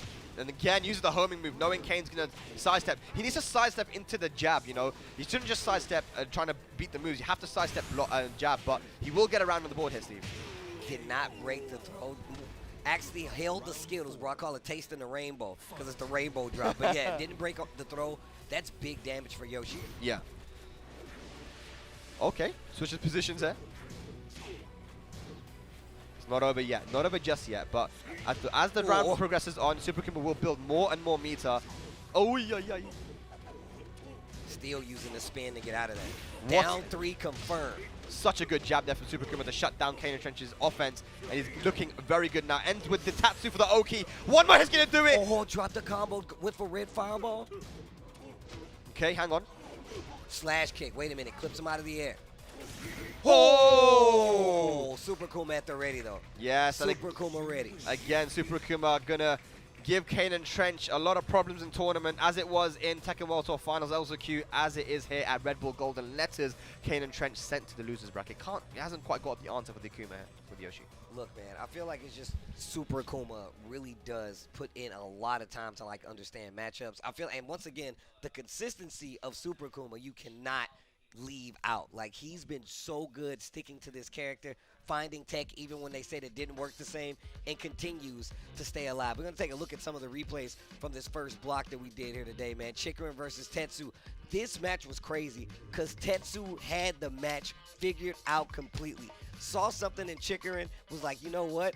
Obviously, I know that I know how to deal with it. I feel like it wasn't even the Leroy thing. It was like, Chikurin has these tendencies, and I pointed out that I feel like these guys kind of have the same fundamental play style, and they play by the numbers a lot. I love that Tetsu scouted this matchup, got the win versus Chikurin. Yeah. And honestly, one of the surprise matchups of the day for me. 100%, because Chikurin was beating everybody so badly on that Friday when they were playing in the Sphere and just getting some practice in. But one thing that people may not know is that actually no one really plays Leroy anymore, but Sephi Black has been playing a ton of Leroy recently. So and that's one of his training partners. So maybe, you know, Tetsu was really confident in the Leroy matchup specifically because recently, and I know Sephi Black, you're restreaming right now, so shout out to you, my friend. I'm sorry you couldn't come down and get well soon, but yeah, Tetsu definitely aware of this matchups, and Dude, you can see it. he was interrupting strings, caught so many counter hits with the back 3-3. This was so crazy. Bruh. He actually tried to mash off the 1-2 and then just went in with that. Gets the great on the board. What a performance, dude. Hop kick call out too. Big damage on the wall. It just seemed like this was a textbook. Tetsu knew exactly what the work schedule was going to be today. Yeah. Beats Chikurin in that first game. Ayo Richie versus Fran. Fran pointed out Ayo Richie like, yo, I'm trying to get Richie. Yeah. And the Leo came out and did work. A really cut and dry run for Ayo Richie here. Right. Using movement a lot to stay away from some of the up close and shenanigans. Full crouch down forward 2. Cat stance as well, and just really playing the space game to the point to where Fran really just couldn't get that Ana game started. We know she has a lot of damage. High execution damage situations made Fran switch to the Ganny, and it was more of the same. The spacing from Ayo Richie and Leo, using stance to back up and get to a safe distance to attack, had Fran kind of reaching for straws in this matchup. The Ganny pick seemed like a smart pick, but it didn't help out what he wanted to do in the end. Yeah. Ayo Richie taking the set clean. Was so clean there. And then Chickenmaru versus Nia, and of course, as Bubsy pointed out, you know, can be very difficult for Steve to play against because of the threat of down 4, which is unparryable, and Steve can't launch it, plus the down 1+2, which has that kind of high crushing, right? Yeah. And again, Steve at a lot of ranges can't actually punish it. So, you know, Chickenmaru is a clever pick, but Nia is Nia, right? When it's a battle of timing, his timing was so good. Oh my god, dude. the delay back one on the down 1+2 for Marduk, actually getting the counter hit a couple of times, and then switching to down 4-2, getting the counter hit there as well. Yeah. I really felt like he knew about this distance thing and kind of like completely removed the down 1+2 from the game. Yeah. But once he added it back in, that's what Nee wanted, and it kind of like spelt like the downfall in. But once again, Chickenmaru looking really good with the Marduk, just wasn't able to go. He started to bring it back a little bit. He adapted to the Steve, but then of course Nee winning the first 2 matches allowed him to switch to the Feng. And Feng is also he's got a lot of experience against, but Feng is actually pretty good against Marduk. Why? Because again, you know, it's something like you can't really do much about the down back 3. Yep. Feng has that kind of really good in close pressure, Back plus 4. range, jab, back 4, can cause a lot of issues. And this set right here was incredible, dude. HK Jr. Joker. Dude, look, like I said, look, if you're not a fan of HK Jr., you're seeing why I am a fan of HK Jr., bro. Yeah. Such a sick player. The Heihachi, amazing spots in this set, man. The side switch, cameraman assisted demon wing, like it was so much stuff that happened in this set. A lot, man. It was so back and forth, and then it was this round which changed everything. Joker my had the gosh. momentum. He was looking like he was going to get a perfect, and then just like that, caught Joker with an FF2 and got the great on the board. I mean, I feel like after this, it was kind of... Joker fought well, even after this round, but I feel like HK Jr. had so much belief after this, you know? Really took the wind out of the sails, right? Like it was really hard, and it was definitely looking like Joker had it in the bag, right? Like he knew exactly what to do to kind of like stop HK Jr., but said and done, man. HK Jr. What was that, Bro, dude? That was crazy. The camera man. assisted rage drive, bro. And the thing is, you can't even be mad if you're Joker because you play Heihachi too. You can't be like, oh, this character's not. Wait, hang on. Right. This is one of my mains. Wait a minute, I've done that to people. Yeah, and then, yeah, just very, very aware, both players, about what the other person wanted to do. It was deep level mind games, having played long sets against each other. That was crazy. It's a low parry. Oh, man, HK Jr.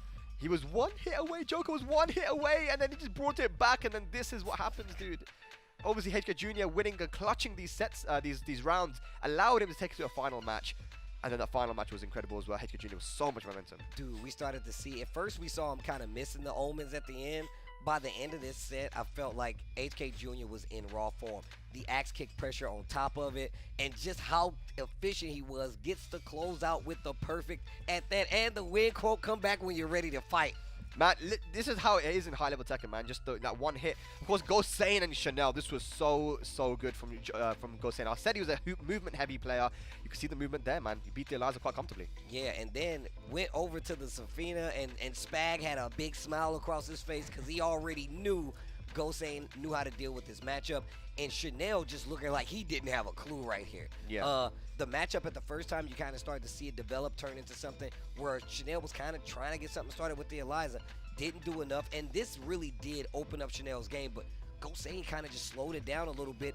Didn't give Chanel the spacing that he needed to get a lot of these counter hits, and it was so rare that even when he did get like the down 3 counter hit or even the 1+2 counter hit sometimes, he didn't get the follow-up combo. He going for that new rage drive as well. Dude. It was the same rage drive as before, but they made it quicker from DSS. So yeah, GoSain playing that matchup so well. And then of course, Ducky and JDCR. I feel like Ducky started off really well, and JDCR, knowing it's the first to 3, you know, test the waters, you know, mash a little bit. Ducky did get the first couple rounds. That's that combo that you really like, right, with the thing. And tried to go for the Hail Mary down 4-2. JDCR defense too strong there. Yeah, really good job at controlling the mid in a lot of these situations in this matchup. And you can see that Ducky legit started going back to this range. It was like, you know what? I know what you want to do. You're going to be using this back 4. You're going to be using this down 4-1. And that's when you start to fish for counter hits. The 2-2s, the while standing 2s, the sidestep 2s. That's when they started to come out a lot more. JDCR, though, making the crazy adjustments, started challenging Veil to those stands, more down 4-1s, so the tackles weren't landing. He wasn't even getting hit too bad by the tackles. It was more about the fact that he was able to get so many off, you know?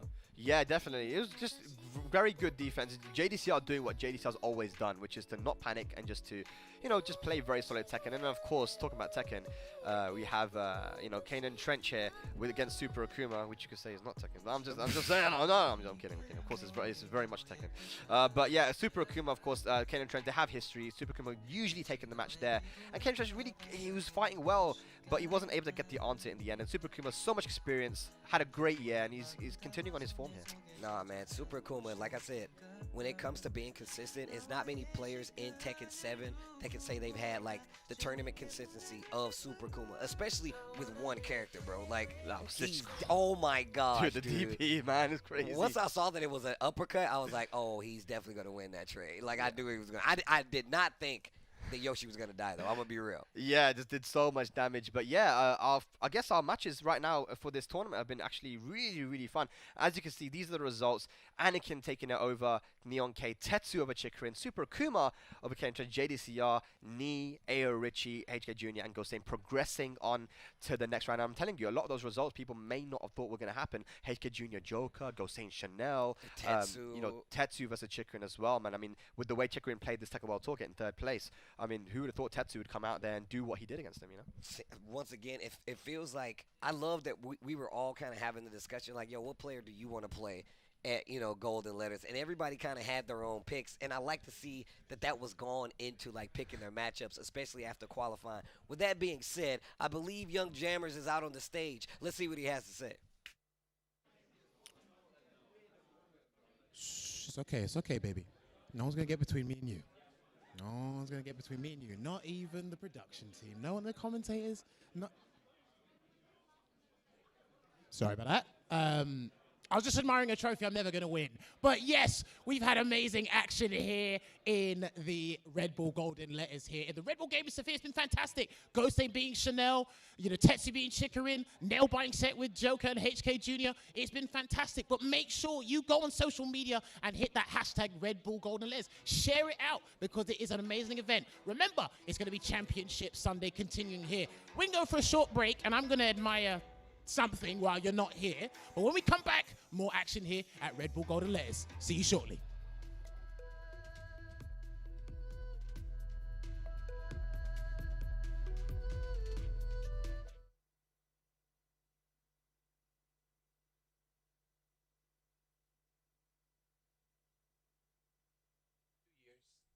My first time actually was playing in this tournament last year, its first iteration.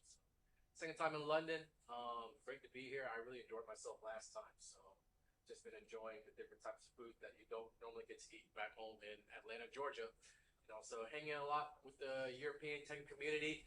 It's a big Tekken population here from all over, so it seems like everybody really supports one another when it comes to attending each other's tournaments and get a big mixing pot of different cultures and everything like that at the tournament.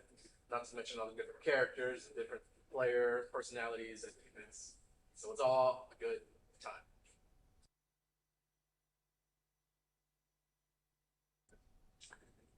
Tekken 7 is coming to an end, although every year it seems like the game's getting bigger. More players are playing their new record-breaking numbers in terms of game sales and everything. So it kind of just, the way it feels like the beginning of a big start for Tekken. But with this game coming to an end, definitely going to miss a lot. You know, when we move on to the new game, we're quick to forget about all the cool things that Tekken 7 brought to the table, whether it's these raise drives, slow motion, or just improved online experience. So I'm going to miss pretty much everything. Yeah, try real hard not to forget about it when I'm having all the fun in Tekken 8 and everything. That's going to be real easy to do because that game looks really fun. But yeah, just going to miss kind of the characters that we lose. You know, when you play Tekken for so long, there are some characters that I've been waiting on now that haven't appeared in years. So I feel like with the arrival of Tekken 8, there's going to be some characters that we were having a lot of fun playing in Tekken 7 that don't make it to the next version. So it's going to be a lot of years before we see those guys again. So I think when it's all said and done, that's probably going to be what I miss the most. Getting a chance to play the characters that we don't play anymore in Tekken 8, whoever they may be.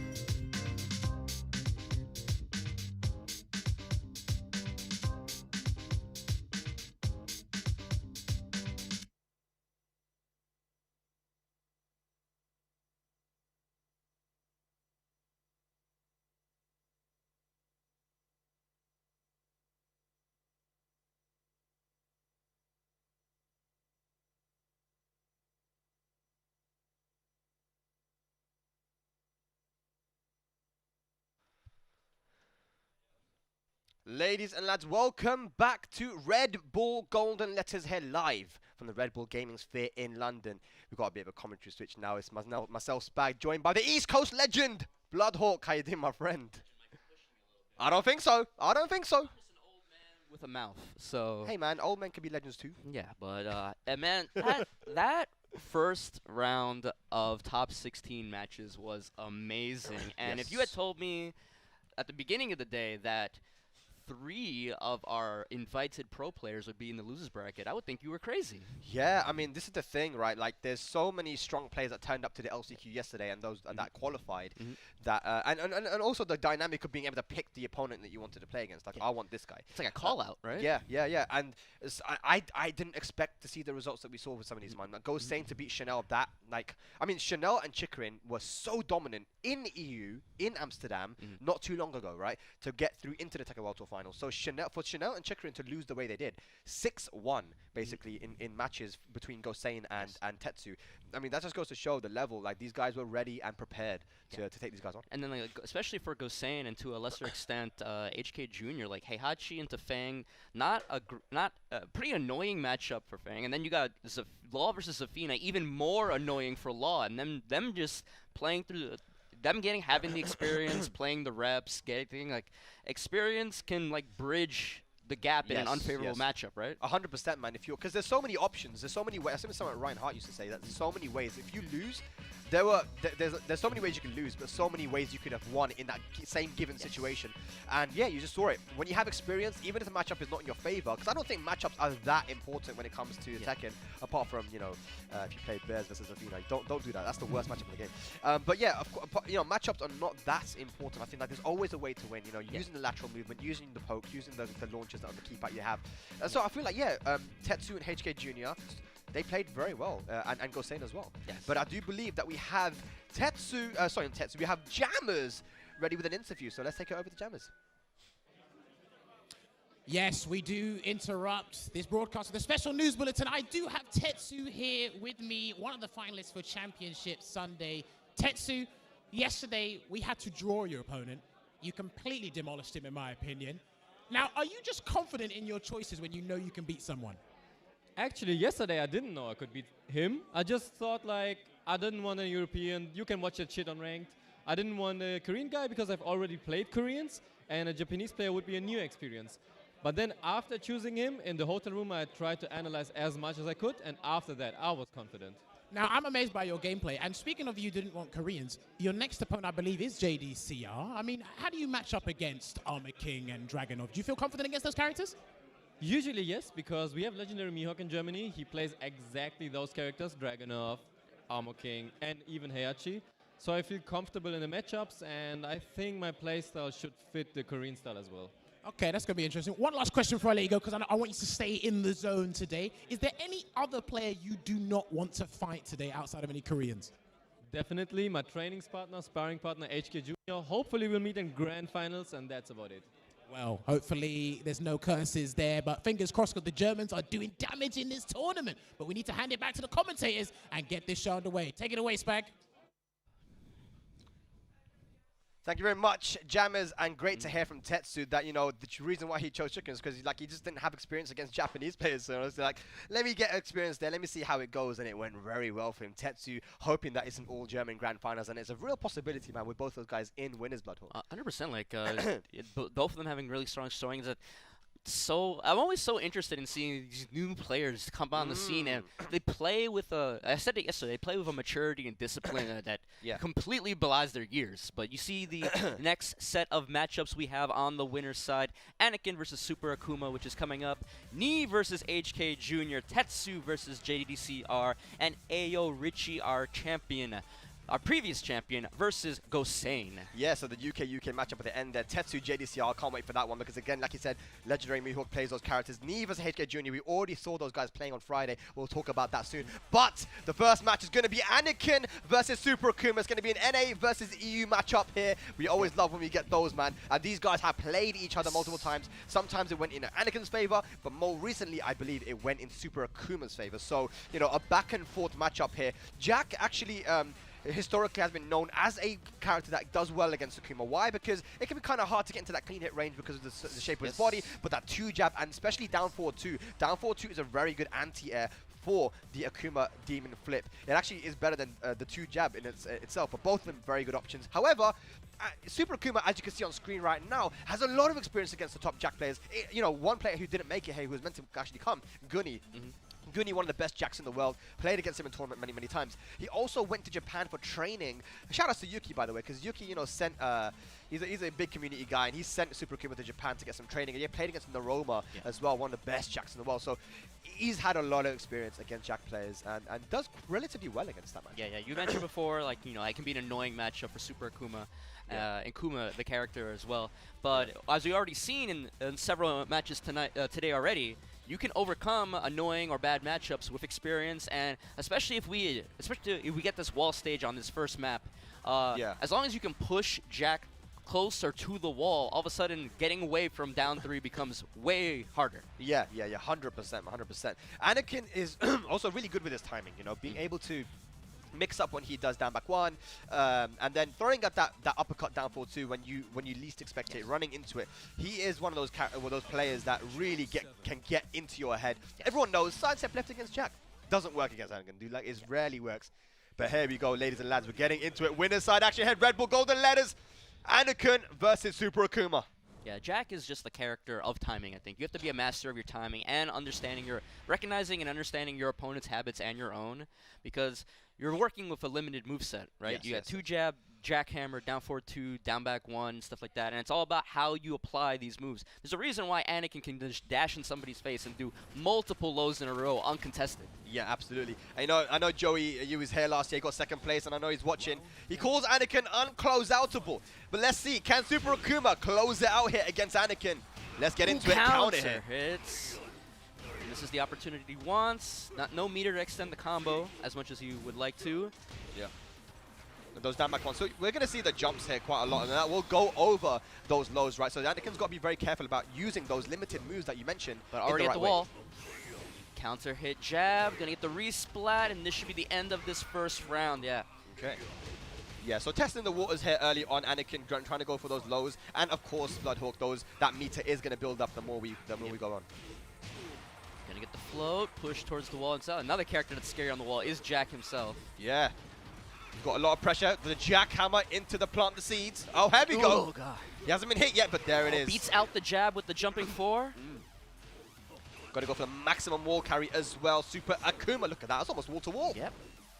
Running cross chop. The up forward 2, full charge. What a punish! Yeah, that full charge down back 2 has so much pushback, but the combo as well. Super Akuma popping off. He loves it. I think that's dead, right? Surely. 100%. Yeah. What a comeback. What a punish as well on that charge down back 2. Yeah, he's a little bit more damage, and it would have been our first great of the set. 2 rounds for Super Akuma. Yeah. Something that people don't mention enough, I think, is the fact that the 2D jabs are actually better than the normal Tekken character jabs in the game. Recover 2 frames faster, I believe? Yes, 2 frames faster. Yeah, so throwing them out, they become that much harder to whiff punish. But that was a whiff punish out there, or as Bubsy says, a wish punish. Gets it. Hang on, though. This is a dangerous situation. Super Akuma in great mode. But a big whiff on the down 4 sweep, and Anakin gets around on the board. He's about to build another bar. Another jumping 4. Yeah, and that's the thing. Yeah, exactly, going over the lows is very dangerous to throw out those down back ones. Yeah, but spends the meter that he got. Really got nothing out of it, and Jack getting away from the wall here. Now they're switching sides. Oh! Good punish there with the forward 3, the easy punish. Low parry, though. Get that low out of here. Super Kim with a nice life lead, building up meter. Pushing towards the opposite wall now. Full crutch low. Big Jackhammer whiffs, not ready for it. He wasn't ready for that. Down forward, 1-2. One more is going to do it. And the down jab beats out the back 1. Super Akuma with a comfortable first game. Yeah, you know what? In any other player, I feel like they would try to take Super Akuma to a wall-less stage, possibly to risk getting pinned down, but Anakin is kind of a stubborn player. Yeah. He just wants to beat you where it is. He tries not to care about the wall situation. He's like, you know what? I can beat any player on any stage, no matter what. With this character as well, which you have to respect. Like, you know, a lot of people drop Jack. He's the only one really using it. But the jackhammers, I think, is going to be very, very important in this matchup. It does anti-air, and it will beat some of those low parry attempts. Yeah, those low parry attempts, man, from Super Akouma. He's been calling out the lows pretty consistently with the low parry and the jumping fours. Ooh, you slide. It's all about timing, and beats Anakin's timing with the jackhammer with the focus attack. Full damage, big body combo. No punish to get up. Dashes up with the down 3 fireball. Yeah, he went for the get up 4, and then, you know, Super Akouma used the frame advantages, dash up into a 50-50 Can't punish it, but now you're essentially plus 12. You can think of it that way, right? So then you just come in for the mix-up. That's it. Again, but he doesn't charge it. Charge. Oh, no. Rare drop from Anakin, punishes DP. He did back 4 instead of forward 4, I think. I'm not sure what happened there, but yeah, missed there from Anakin. Down forward 1-2, another jumping move, the jumping 2. Anakin trying to make the comeback, he has rage. Nice block there from Anakin. Rage available now. Is he going to throw out the rage drive? Got to be careful about the jump. Very aware. Oh! I said it, man. You got to be careful about that jump. Anakin trying to go for a lot of lows, but again, this is not a 2D character, God. This is a 4D character. This is that 4th dimension, jumping in the air.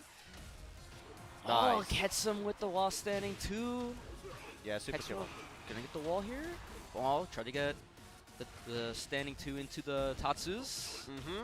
He's got the meter available. He's got a massive life lead. Okay, the DP gets a small combo hit and the wall positioning.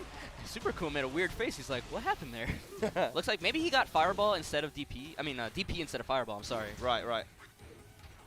And I wonder if that would have beaten actually the jab. But down 3, catches Anakin dashing in. And that is 2-0 now for Super Akouma against Anakin. Yeah. And that time it wasn't him dashing up. It was waiting for Anakin to come in to get himself into clean hit range. Yeah, 100%. Just, we talked about Jack being a character of timing, and Super Akouma just seems to have a read on Anakin's timing, specifically his low timing. Right. So many low parries, so many jumping 4s over these down back 1s. And just blocking there too. Yeah.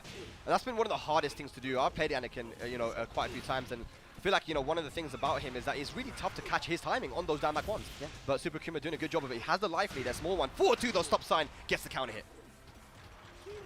Trying to push back out to mid-screen. Seed planter, and then down back 1 there. All right. And maybe, sometimes with these players, it just takes that one round, that one dominant round to kind of give you the confidence to carry on, right? Finish. No launch. Maybe he's out of range. Bar meter now. Counter hit, down 1-2. No link, but still gets a decent chunk of damage for it. Yeah, you got the back roll catches over the fireball. Oh, so many counter hit 1-1s and down 1-2s. Oh, the sidestep to beat the while standing 4. And Super Akouma has rage. Can he finish the combo? We know he's a combo master here. I doesn't even need the rage art. Right, ho. Super Akouma has a bar meter moving into this round as well. Not looking good for Anakin Bloodhawk. It's really hard. Like, I know both these guys. Obviously, Anakin is NA, and I consider him a friend, but it's so hard. When I'm watching high-level Tekken, it's just, you get lost in the sauce, man. You're just like, when I'm watching somebody play well, it's hard to take it away from them and play. He gets the link, gets the punish, gets the clean wall splats. Full combo. Jumps over the low. Once again, Super Akouma playing out of his mind. Yeah, he's really calling out all the things that Anakin wants to do, even at the wall there, realizing what his options are, what he likes to go for, jumping right over it. Doesn't get the full charge, but the wild's on into. Oh my god! If you got a combo there, I would have broken this gong, man. Throws out the back 1, no cancel. Here we go. Seed planter. Nice throw. Another seed planter. The forward ones. We haven't seen enough of the jackhammer. We're seeing it now. Big whiff, no punish. Okay, slowing down it a little bit now. Anakin has the life lead. About to get another bar meter though. 1 down 3 can finish it. 1 clean hit, down 3, 1 hit. Oh, hang on a second. Tetsu, he's dead. I think this might be dead with the right combo. And Super Akouma gonna take it 3-0 over Anakin, putting him into the loser bracket.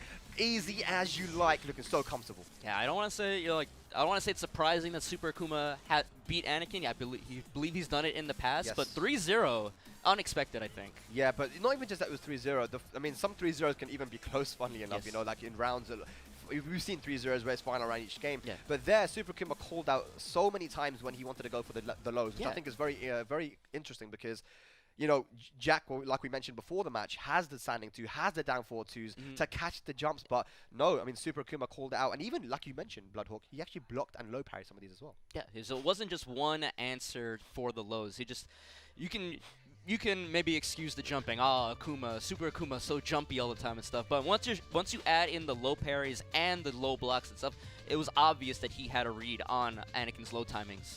Absolutely, man. So yeah, that's going to be Super Akuma moving in through on this winner's side. But we're going to move on to our next match here. It's going to be an interesting one. It's HK Jr. from Germany going up against DRX Knee, all the way from South Korea. Now, these guys played on Friday, and it was kind of you know, it was Friday was a media day. You know, people were there just chilling and all that kind of stuff. And you know, everyone kind of stopped doing what they were doing to go watch these two play, because they started to play, and HK Jr. had a 3-win streak. To start off to 3-0. However, then after that, Knee started to adapt, and then it became harder and harder for HK Jr. to win. So, you know, they have played against each other, they have had wins against each other as well, but this is the guy to beat, you know. If HK Jr. could do this, I mean, that would be huge. That would be absolutely massive, but he is definitely the favorite here, Knee, to win this one. Our current EVO champion, but it's like Knee been playing so long, been playing since before I started, probably be playing before like when I stop go, playing, yeah, when I'm gone, he'll probably somehow still be playing Tekken, but truly the epitome of the learning computer. You mentioned getting the 3 streak in casuals, and then all of a sudden it's like, wait, why is it getting harder and harder to win? He is adapting to you, he is paying attention to you, and he's one of the proponents of the idea of, like, especially in tournament, using that first game for data on somebody. You'll see Knee sometimes play somebody in tournament, and that first game he'll drop a round or maybe even 2 rounds just to learn your tendencies, to purposely put you in certain situations. Like, what kind of player are you when I do this? What kind of player are you when I do that? What do you do when you're low on life or about to die? And he'll use that to figure you out, and then all of a sudden, the second and third game, it's like he turns it on and just runs right through you. That's it. And you know, looking at the bracket as well, thinking about it, now that Super Akuma won that first match, HK Jr. is the last person on the planet that Super Akuma wants to play against. I think HK Jr. and Arslan are probably the 2 guys that he's told me that I just don't want to play against them. Like, he struggles against those guys a lot. So if HK Jr. does, you know, the incredible and beats the greatest of all time here, Knee, he goes into a matchup in winner's side, which is very favorable for him, you know, for talking about history, past results. But yeah, this is going to be a tough one here, man. This is Knee, who obviously came into this tournament as the favorite to win it, man. I mean, I know Ayo Richie is the current defending champion, and he is also in winners. We'll see him later. But I mean, Knee is Knee, dude. Like, you know, I think a lot of people were surprised that he didn't make it into the top 8 from the Tekken World Tour finals, although his pool was incredibly difficult, right? But yeah, he still has the fundamentals, still has. He's in very good form as well, looking at, like you mentioned, the EVO win, but also many wins in 2022. Yeah, and it's always with Knee, it's always the question is what characters is he bringing to the table on that tournament day. It always seems like he prepares ahead of time for the event, and he tries to practice a certain selection of characters. So against Chickenmaru, we saw the Steve and the Feng Wei. I wonder if he'll bring out either of those characters against the Heihachi, or bring out a 3rd or 4th character. He was playing Brian against HK Jr. on the Friday, but we all know, like, I think Knee really made a name for himself with that character, with Brian. There's so many people around the world that just always like, oh, I wish he would play Brian in tournament again, right? And Knee has mentioned sometimes that when he goes to some tournaments and he's feeling good, you know, that he likes to go to Brian, just because he knows people want to see it. He did get the wins against HK, but however, the Germans do have a lot of experience against Brian as well. Shout out to Starbreaker and AZM. I know AZM's watching. I know Starbreaker's watching. Shout out to you guys, man. But there are, a lot of Brian players in Germany. A lot of people that play these like high execution characters, like the Kazuya, like the Heihachi and the Devil Jins and all these. So the Germans are very good against those characters. I wonder though, the Feng. You know, we already saw how HK Jr. was able to navigate the Heihachi matchup against the Feng, right? You mentioned that it's not the best matchup for Heihachi since he can't get big reward off some punishes, but he made it work, dude. Yeah, and like not only like specifically the Feng lows, like, you know, down 2, down 4, you don't get to get your while standing 1 into big damage, and down back 3 from Feng, you don't get to get your launch of the while standing 3, so you're kind of playing around these suboptimal punishes, and then on top of that, you have to worry about the multiple punch parries and punch reversals that Feng has. Against Joker, we saw in the very first game, he tried to go for the axe kick and autopiloted the while standing 1, and Joker responded with the while standing 1+2. Right. And it's like, there's lots of little things you have to keep in mind as a Heihachi player against Feng Wei, and it kind of like can overload your mental stack. But HK Jr. at least against Joker, managed to like figure it out and get the victory. That's it. Well, These guys are getting locked and loaded in there on the character select screen, so I'm very interested to see who they're going to use. There he is, ladies and lads, from South Korea, here in London for the Red Bull Gaming Sphere, Red Bull Golden Letters. The greatest of all time is DRX Knee. He is a favorite to win this tournament, but he's going up against the young kid from Germany. There he is, HK Jr. Joker said it himself, the best player in Germany in his opinion, and just someone who you could say is the future of Europe. And I think I did see the Feng. Was it the Feng here, Bloodhawk? I believe you're right. Yeah. What stage are we going to go for here? It's going to be Island Paradise to start it off, ladies and lads. Here we go. Red Bull Golden Letter is going to be Knee versus HK Jr. Ooh, can the young player from Germany beat the greatest of all time? One of the greatest of all time. There's been multiple, should be fair. It's a bit of a... Oh, he's gone for the... Steve, okay. That's okay. It's HK Jr. that goes for the Fang. Ah, interesting. Okay. I wonder if there was a blind pick. Interesting. That might have been what took... It was a little bit of a build-up before getting to this, but... Now, Feng against Steve also is a matchup that Steve can very much struggle with. Why? Because down back 3 can't be launched. Backhand hook can obviously be an issue, but the Sabaki as well, you know, the punch Sabaki. Similar reasons with Heihachi, right? Yeah. But they did nerf the pushback on that 1+2 punch parry. Yeah. So it's... Steve can get consistent punishes on it now where he could not previously. So that changes the dynamic of the matchup a little bit. For sure. But it's only going to be a jab, right? And if it works for you, you get the launch. But look at that sway, though. Going to get the wall bounce. And the big massage. Yeah, but similar to like when Steve was, Knee was playing against Chickenmaru, Marek also an annoying matchup for the Steve. But experience, you can work through bad matchups, especially if you're confident in your defense. If you can weather the storm and play Steve, you know, Steve, at its core, Steve is a control character. He wants to poke you down a little bit. Getting the counter hits, getting the launches, they're just kind of like icing on top, to be honest. Yeah, well, there's dashes up there, goes for the down 2 to close out the round. So Knee with the first round here can be a difficult matchup to navigate, but we're already seeing certain things from Knee in this matchup, the sway, which can get around a lot of these moves from Feng. Yep, and you get the good block on a bad a power low like that, get the launcher. As a Steve Fox player, you're eating, man. It's like, so thank you for giving me this life lead, because one of the hardest things to do against a Steve player is navigate, trying to whittle down his health when all of a sudden he goes into turtle mode, right? It's like, because you have to watch out for the back ones, the down 4-2s. So many counter hit options that he has. Oh, the tray not going to work in favor of HK, and that's going to be another round for Knee. 2 rounds up here in this matchup. As a Steve player, you have to be prepared for the worst case scenario where it's like, this guy's not giving me anything to launch, and I have to be able to beat him like 1-1-2 at a time. And somebody like Knee, he's perfectly fine doing it that. He wasn't able to get the walls, but unfortunately, he actually broke the wall. I don't think he wanted that, but we're on the beach now. A bit of a bigger stage here. When we transition over another here. counter hits. That's going to be bad. Yeah, so Knee takes back the life lead with the massage. He keeps the wall control. Oh, HK is slowly moving away. Okay, now he's putting Knee in the wall. Taking it right back. These guys playing massively around the wall. Oh, one more. He's going to do it. He's got great range right now. Oh, he faked the low. And the up forward one to close it out. No, round brown Knee. Now Tetsu coming up now just to maybe have a discussion with him. Like, what do you want to do? Do you want to stick with the Feng, or is it going to be the character select? Bloodhawk, it looks like it's on character select. Yeah, you might have been correct about the blind pick situation. Yeah. You might have been expecting a Fang mirror, didn't want to play into that. Right. You had already had to deal with it with Joker. You deal with it again with somebody like Knee, so maybe play the mirror, but we're going to do Steve versus Heihachi. Steve versus Heihachi here. What do you make of this one, Bloodhawk? Heihachi's lows are not the best. You know, I would expect to see a lot of down 4s. Okay. Because Hell Sweep and down back 2 can be pretty risky to throw out against Steve. Right. If Knee's on point, the Demon Uppercut from Heihachi, the 4-4-2, he can get a punish on it at certain ranges. So, but you still have to deal with that Steve that just not getting hit with back 1, down 4-2, not getting counter hits. Just the classic stuff, right? So here we go. Let's see if HK Jr. can bring it back now with the main characters out, the old man, and we're on the Howard stage. Let's go. Start. Woo! Okay, the electrics are started off. Crispy execution here from HK Jr. Single Hell Sweep, the +8. Yeah. If Steve tries to do a duck jab to try to get Heihachi off it, the forward 3 or the back 4 will trade with it for a counter hit. And okay, there we go. Okay, and if you guys want to see the losers matches, well, we have round 1 and round 2 of losers on Spag stream. We have a secondary loser stream, so go check that out. Open it up in a secondary tab. Watch them maximize your Tekken watching. Yeah, so the squad stream is live here for the Red Bull and for on my channel Spag_TK. So definitely one if you want to lose the matches, there's a Shark Tank down there, guys. Check it out. You don't want to miss the action.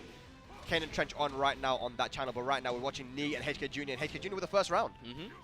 Switches to the business, the comfort character. 4-3. We see Nee take his turn there, dashing with the down 2. And he's just slowly whittling away that life. And like you said, getting the life lead back from Steve without making that good massive Steve, read. yeah. It's difficult because of the keep out.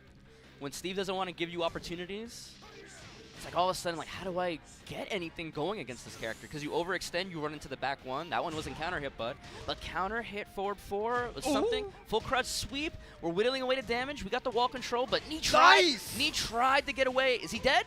Oh. Boom, boom. He's dead. What a combo. Beautiful. Using the stage to his advantage. And 2 rounds up now. HK Jr. What a comeback.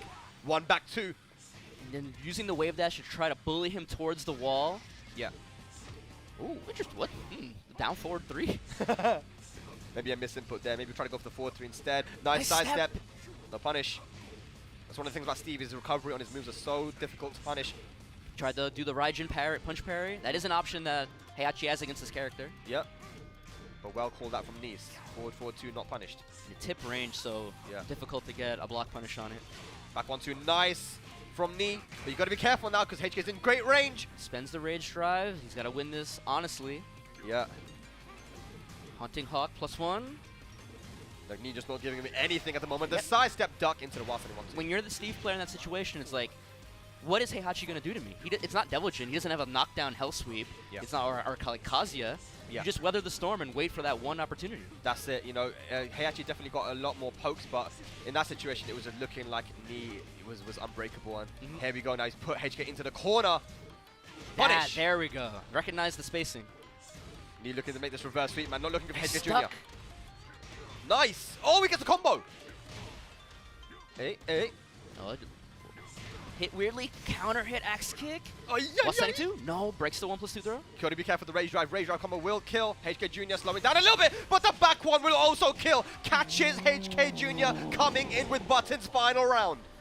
Nee putting HK Jr. to sleep with that back 1. Strong 2 rounds, but Nee is tied it up right now. You see how Nee's been finishing the back 1 string as well, people think that it's their turn off the back 1, right, on the whiff, but the second hit hits them. Yep. Oh, the trade counter! Unfortunate. Oh! That one wasn't a trade, and I believe we're going to be going to the wall, breaking the wall. Nee in the driver's seat now looking for a reverse sweep. No, breaks it again. Trying to bully Nee, trying to push him towards the wall. This is the fun part of Tekken for me, when people are just like posturing with movement, but the counter hit jab. What can we do here with the wall? Breaks the wall, still good. Oh no, he didn't get the tailspin. Oh, he tried to do up 4 or up forward 4, and it came out as up back 4 somehow. Wasn't 2. Breaks the balcony. He should kill here with an easy combo. Just Raijin 1-2. No, okay, well, dash up, dash forward, even easier. Dash up, down forward 1-2.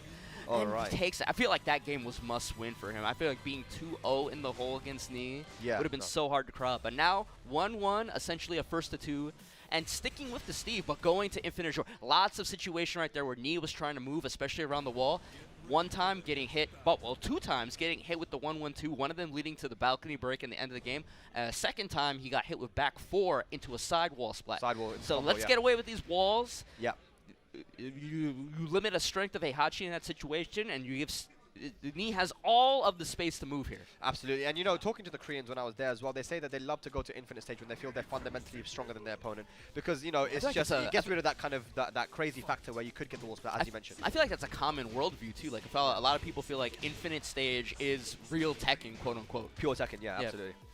Well, here we go. And I feel like in this matchup, it's going to be very important how HK Jr. uses the jab, uses the down forward run, right? Because that is something that can shut down those counter hit options of Steve, right? That's what we've been seeing from HK Jr. But, yes, there's the counter hit forward 3. HK Jr.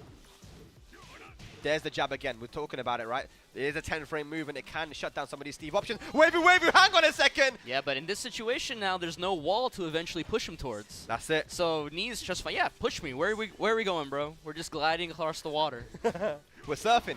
1-2-1 counter hit. Down 4-2 counter hit. Big boy combo. That's 2 counter hits in a row. HK Jr. pressing buttons. Rage available, though.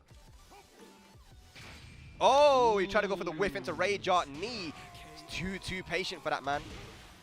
I respect the attempt though, Blood. I respect the attempt. Yeah. It's especially in the early rounds of a game where it's like, okay, I'm willing to throw, I'm willing to risk it all on this first round. Oh, I like the Oki as well. Look at that. He goes for the spike into down 1.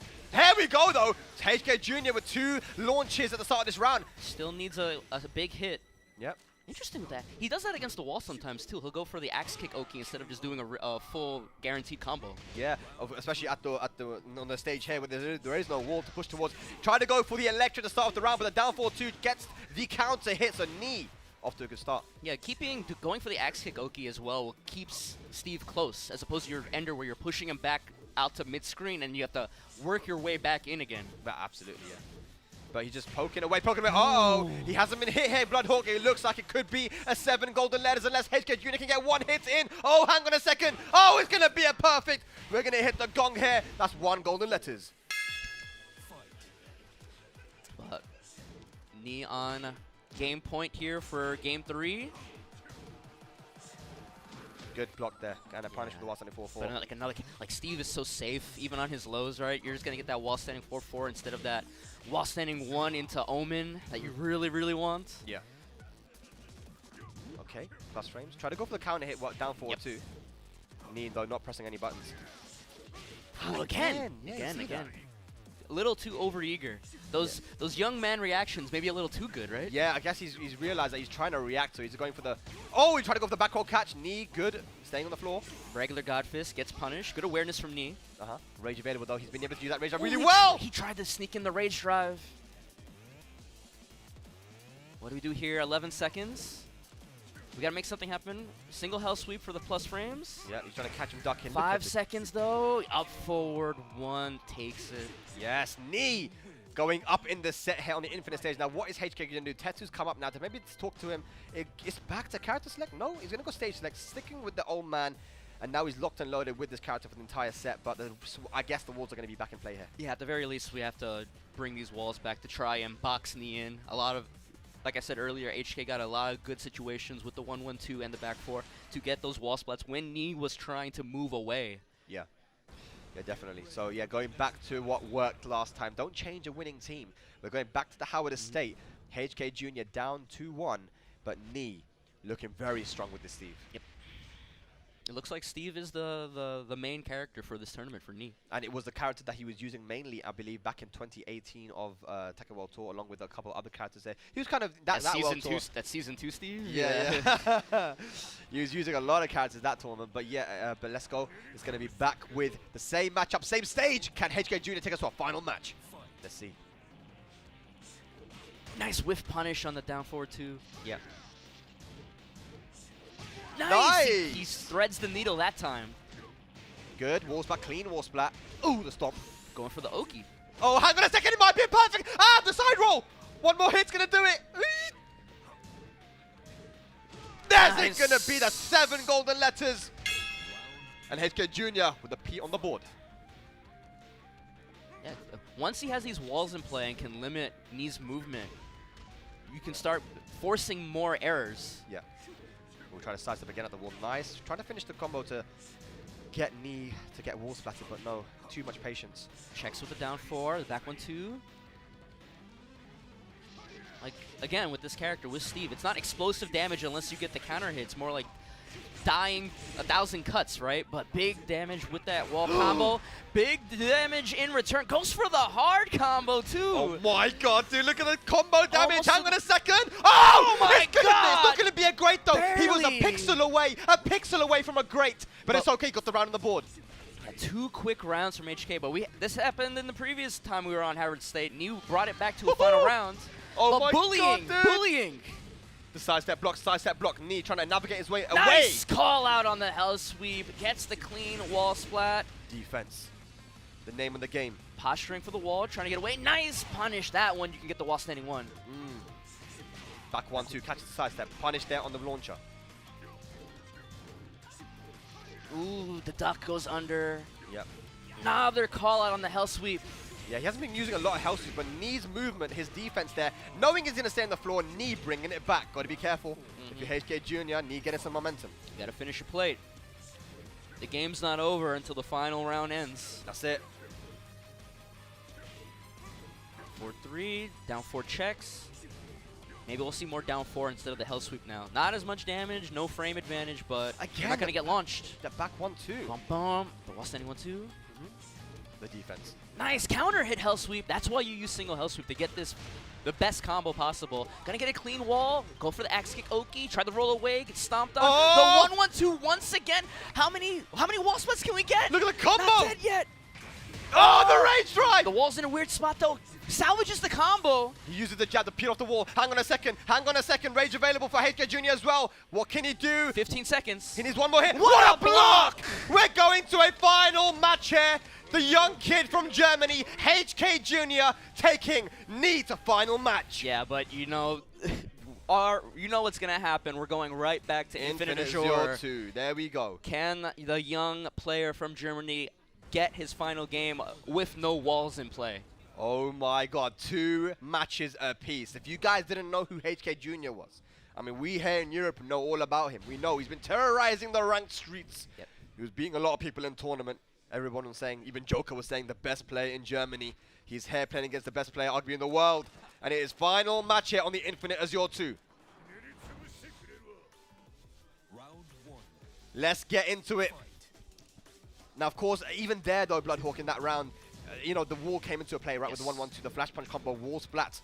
So it's going to be a different dynamic now, right? Yeah, 100%. We saw it in game 3 when we were here previously. Knee is perfectly fine letting HK Jr. do his wave dash, try to bully him because there's nowhere to go. It's like no walls as far as the eye can see. You can see it, ladies and gentlemen, in the horizon. There is nothing here. But the axe kick, we still have the Heihachi damage. We can still reset into Oki. Yep. He's really trying to catch Knee, and you see the little twitch ducks as well. Ooh, good counter hit. Evens up the life here. Yep. Oh my god. Oh my god, Nice duck and full launch. Can we kill? I don't know. No. We cannot. Is it dead? We Oh, cannot the kill. Oki. Just Oki. Ah! Can we whittle down? There's 5 seconds left. Nice backdash duck. Round 1 of the final game goes to HK Jr. I don't need walls to beat you. Okay, hang on though. Nice. Oh, he actually 14? finished the combo. No Minus punish. 14 though. No punish from Knee. He wasn't ready for it. Oh, he finishes the string, but yeah, doesn't get the full parry attempt. Jab off the back 1, okay. He's trying to crush these highs. Yeah. We can see the down forward ones now. Oh, yes, okay. Yeah. The Double, down forward one, yeah. Yeah, double down forward 1, -1. So you get counter hit. Oh, we can see that. Oh, the back second one. Yes. We haven't seen a lot of lateral movement from HK Jr. You know, Knee's been challenging off the down forward 1 because, as you said, it's -1. The back 1 beats it 13 frames. Yeah. I'm going to see the side steps now. Now that down forward 2 doesn't home. It's on paper you should be able to, you know, it says you can step that back 1 to your left, and you can step the down 4-2 as you mentioned, but in practice it's actually more difficult than you think. So sometimes you just treat it as if you can't sidestep, and you might as well just play the forward dash back dash game instead. That's it. But Hell sweep, he's got a lot of huge life momentum. lead outside of rage, just outside of rage. The worst place to be in Tekken 7. One big punish or one combo and you're dead, but it gets rage now. Oh, yeah. He's going to save it until he gets into a kill situation where the combo will kill or he can turn it into one final 50-50. We've seen Knee here so many times, and he gets the counter hit for the Stuffed 1-1. out. Hang on a second. HK Jr. on set point to put Knee into the loser bracket. Are you kidding me? Time to write your legend, young man. Here we go. Is it going to go to a final round? The Single hell hell sweep, +8 frame trap, demon uppercut. Another one gets the punish though. Spring kick. He wasn't ready for that one. Plus frames, down 4-2, no counter hit. Good Breaks break. it, yeah. What a punish. Knee is so ready. Nice! But no Little too punish! late.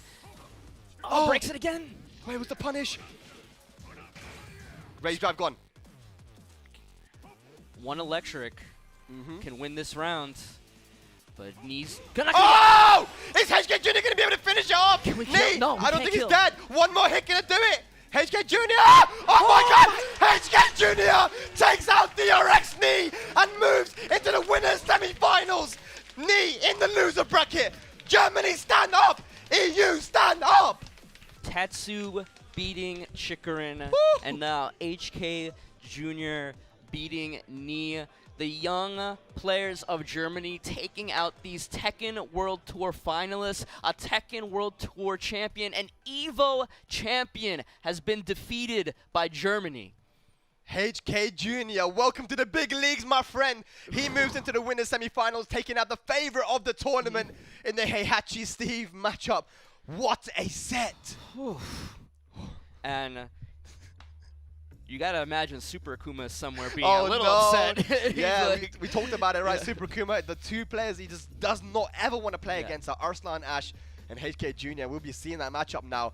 Ni in the loser bracket. What a performance from the young kid from Germany. Yes. I know Germany's going crazy right now. Yo, these guys, I'm telling you, I don't know what it is, but we call it the machine.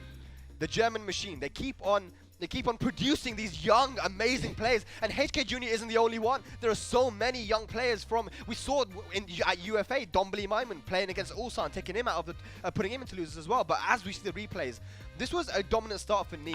You know what? This match had me on the edge of my seat so much that I forgot he started the set with the Fang instead of the Heihachi. Yeah, and gave Ni essentially a free match there, right? So winning 3-1 essentially with the Heihachi. Yeah, and then brought it to Howard Estate, got his walls. Well, he picked Heihachi, so they ran him into Howard Estate and won it on that. Bringing it to Infinite to try to take away the walls. They worked out that time. Yeah. Back to walls where HK Jr. got his, tied it up 2-2. And then he had to win with no walls in play, and man, managed to do it. Yeah, look, like, it was all about the timing as well, man. He didn't overextend in many of these situations. Even here in this situation where, look at that, there were so many times where it was one read, 150-50 for the win, but the movement from HK Jr., the sidestepping, the backdash and duck, and just everything, it worked out, man. He made good adaptations. Yeah, HK Jr. so much confidence himself. He knows as long as I have a sliver of life, the round is not over. And yes, he made it count. Oh, that down 4 at the very end. So good, so good. And this is the thing that I was saying as well, man. And it's like, you know, Europe, EU has so many players that, you know, haven't had the opportunity to travel. You know, we didn't see HK Jr. at all traveling internationally last year, but he was this good last year too. You know, it's just that now with this opportunity, with bringing these players down. Shout out to again Red Bull UK, and you know we get to get these massive players here in London, and then having the players have an opportunity to come down and do the thing. So yeah, man, HK Jr. moves on, and we also need to move on as well because we're getting our next matchup underway, and I believe it's going to be JDCR coming up on the stream setup, man. So it's going to be a good one. And as you saw on the graphic right there, it is going to be HK Jr.'s compatriot. Yes. Tetsu. Tetsu. Can he beat another Tekken legend in JDCR here? A former Tekken 7 EVO champion. Yes, yes. I believe multi-EVO champion at this point. I'm not even sure. Like he's won 2017. Maybe he won before that as well. I don't know. But I don't know. I don't remember if he has a tag 2-1. But he does. Against Gen. Yes, remember? you're right. Yeah, so 2014. Yeah. EVO champion in 2 different Tekken games. Yeah. I mean, he's a legend. He's won like pretty much every major you could think of at this point. And yeah, he's going up against Tetsu, who's already taken out a Titan from Japan. Can you take out another one? I mean, these guys from Germany, dude, I'm telling you, they're just incredible. I mean, he picked Chikurin because he's like, I've played Koreans before, so maybe he's not even that intimidated going up against JDCR. I've been there before. Korean players, pasha. Yeah, but he did mention that, you know, he's played against legendary Mihawk, who is he was a big, you know, JDCR fan back in the day. Yeah, so he played Dragunov and Armor King as well, right? Exactly, and his team in Tekken Tag 2 was Heihachi and Armor King, so he actually like really tried to go after what JDCR was doing. But, you know, Mihawk also has a very clean playstyle with those characters. He's a very strong player. Tetsu's going to be ready for the matchup, but the question is he ready for JDCR? Yeah, you know, same car, different driver. Yes. So you might you can't necessarily get too comfortable because you might expect a certain response in a certain situation because you're comfortable against Mihawk, but JDCR is a completely different beast. Yes, man. It's the difference between me in that Red Bull car and Verstappen. I mean, who's going to win? I might have the same car as Verstappen, but I ain't going to be winning, you know? But here we go. We're getting locked and loaded into the match. Yeah. And we're starting off on Tetsu's favorite stage, actually. It's the Duomo di Sirio, as we're going to get the little handshake before the match. Respect. Actually, fist bump instead, man. These guys, it's the new thing now. Fist bump? Yeah. The elbows? The elbows, yeah.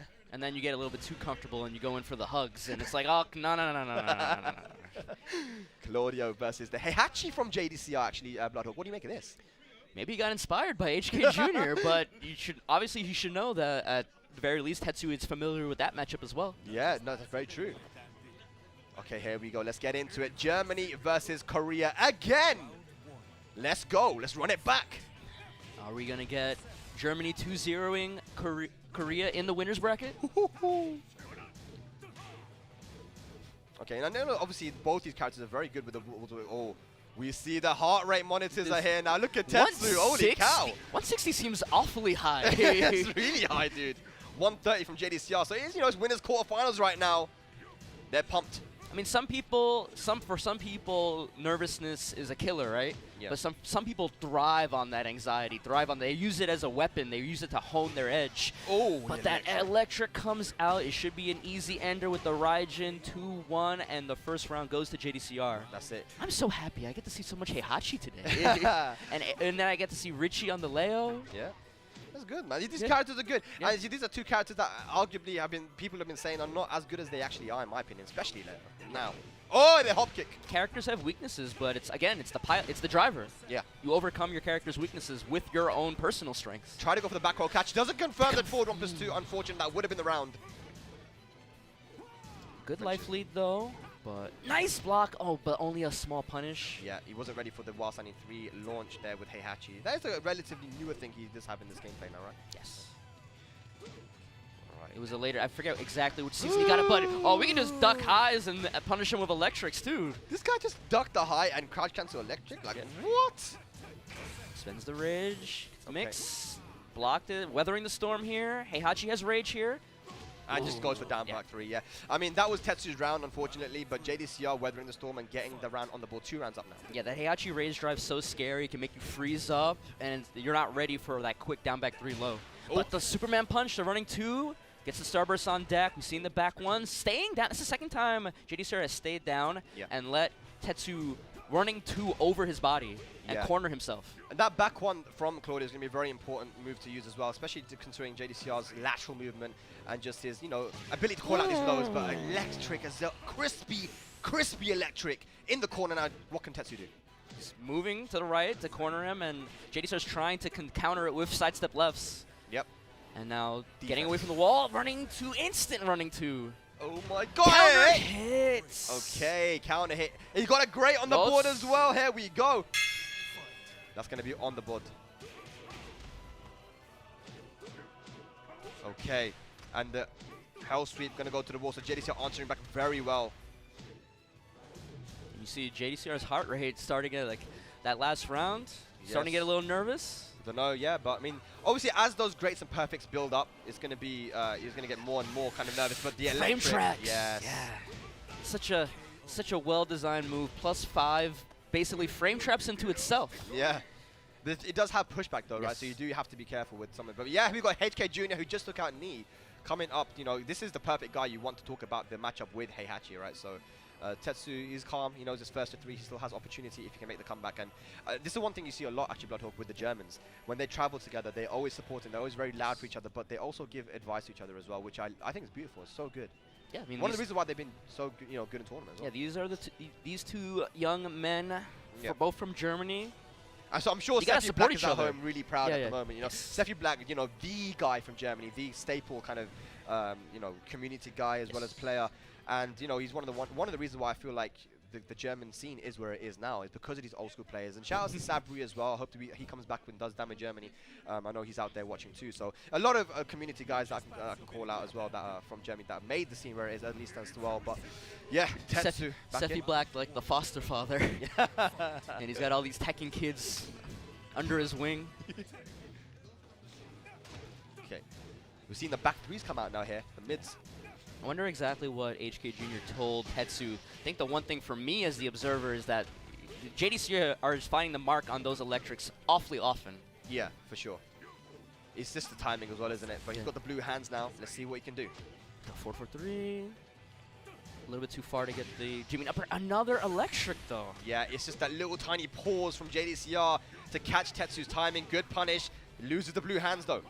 Oh! Beautiful Raijin punch parry. We saw HK Jr. trying to use it against the Steve in the previous match, but here getting it off the rage drive, completely nullifying it. Yes. The rage drive doesn't come out until the punch is over, so... Yeah, absolutely.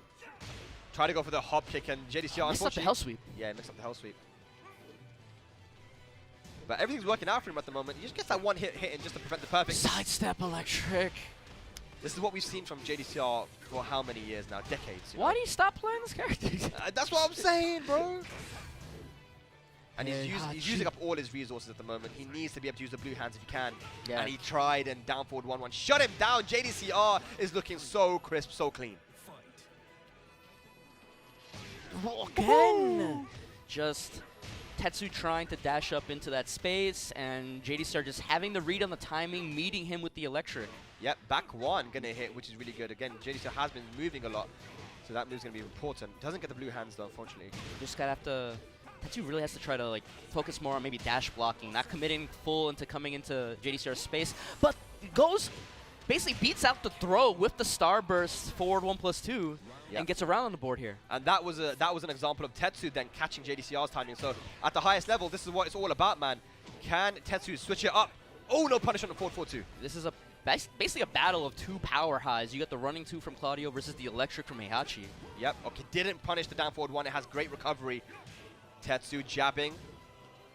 Trying to work his way out of the wall. 1-1-2. That's what happens if you try to move. He tried to punish the electric on whiff. And that's going to be the match. And honestly, he had the reaction. He just didn't have the spacing. Yes. It's just too far away. And I think JDCR has realized that as well. You know, some players that try to play too much by reaction, even in that example when Nee was playing the back 1-2, if you try to react to punish the back 1 on whiff, then the 2's going to hit you, right? So there are certain things like that. But the fact that JDCR was so ready, he was so ready with these electric punishes on whiff. Like, JDCR one of the only guys I'm watching that I'm like, oh, he'll probably go for a 1-1-2 here, but he gets the max punish with the electric each time on the perfect timing. I'm like, damn, that was like perfect, you know? There in that situation, same thing. Yeah, and it's like, I don't know if I was peeped every so often in the last few days, just casuals and stuff. I don't know if I saw him playing the Heihachi. And I saw a lot of the Armor King. Yeah.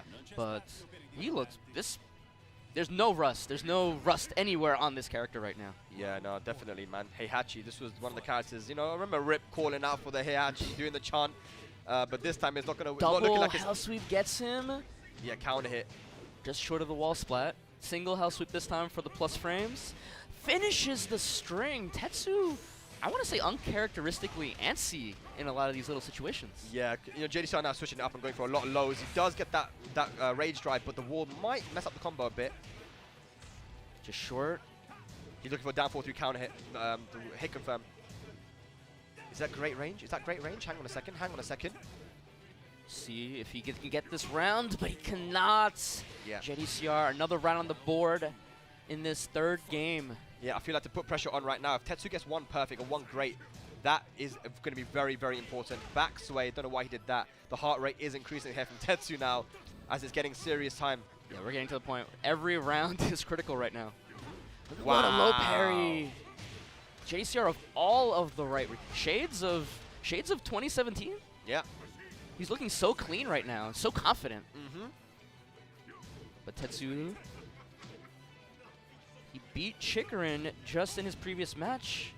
We know he's capable of making this comeback. For sure, man, but he's just not looking like he's ready for the JDCR Heihachi. You know, he probably has experience with against the character, but again, like you said, it's about the driver. That's rage available now for Tetsu. Running 2, got plus frames, gonna go for the lows. Back 1. Just rare back 1 whiff. Okay, side set 4. Side set 4. Oh, here we go. Good. Beautiful comeback. Yep.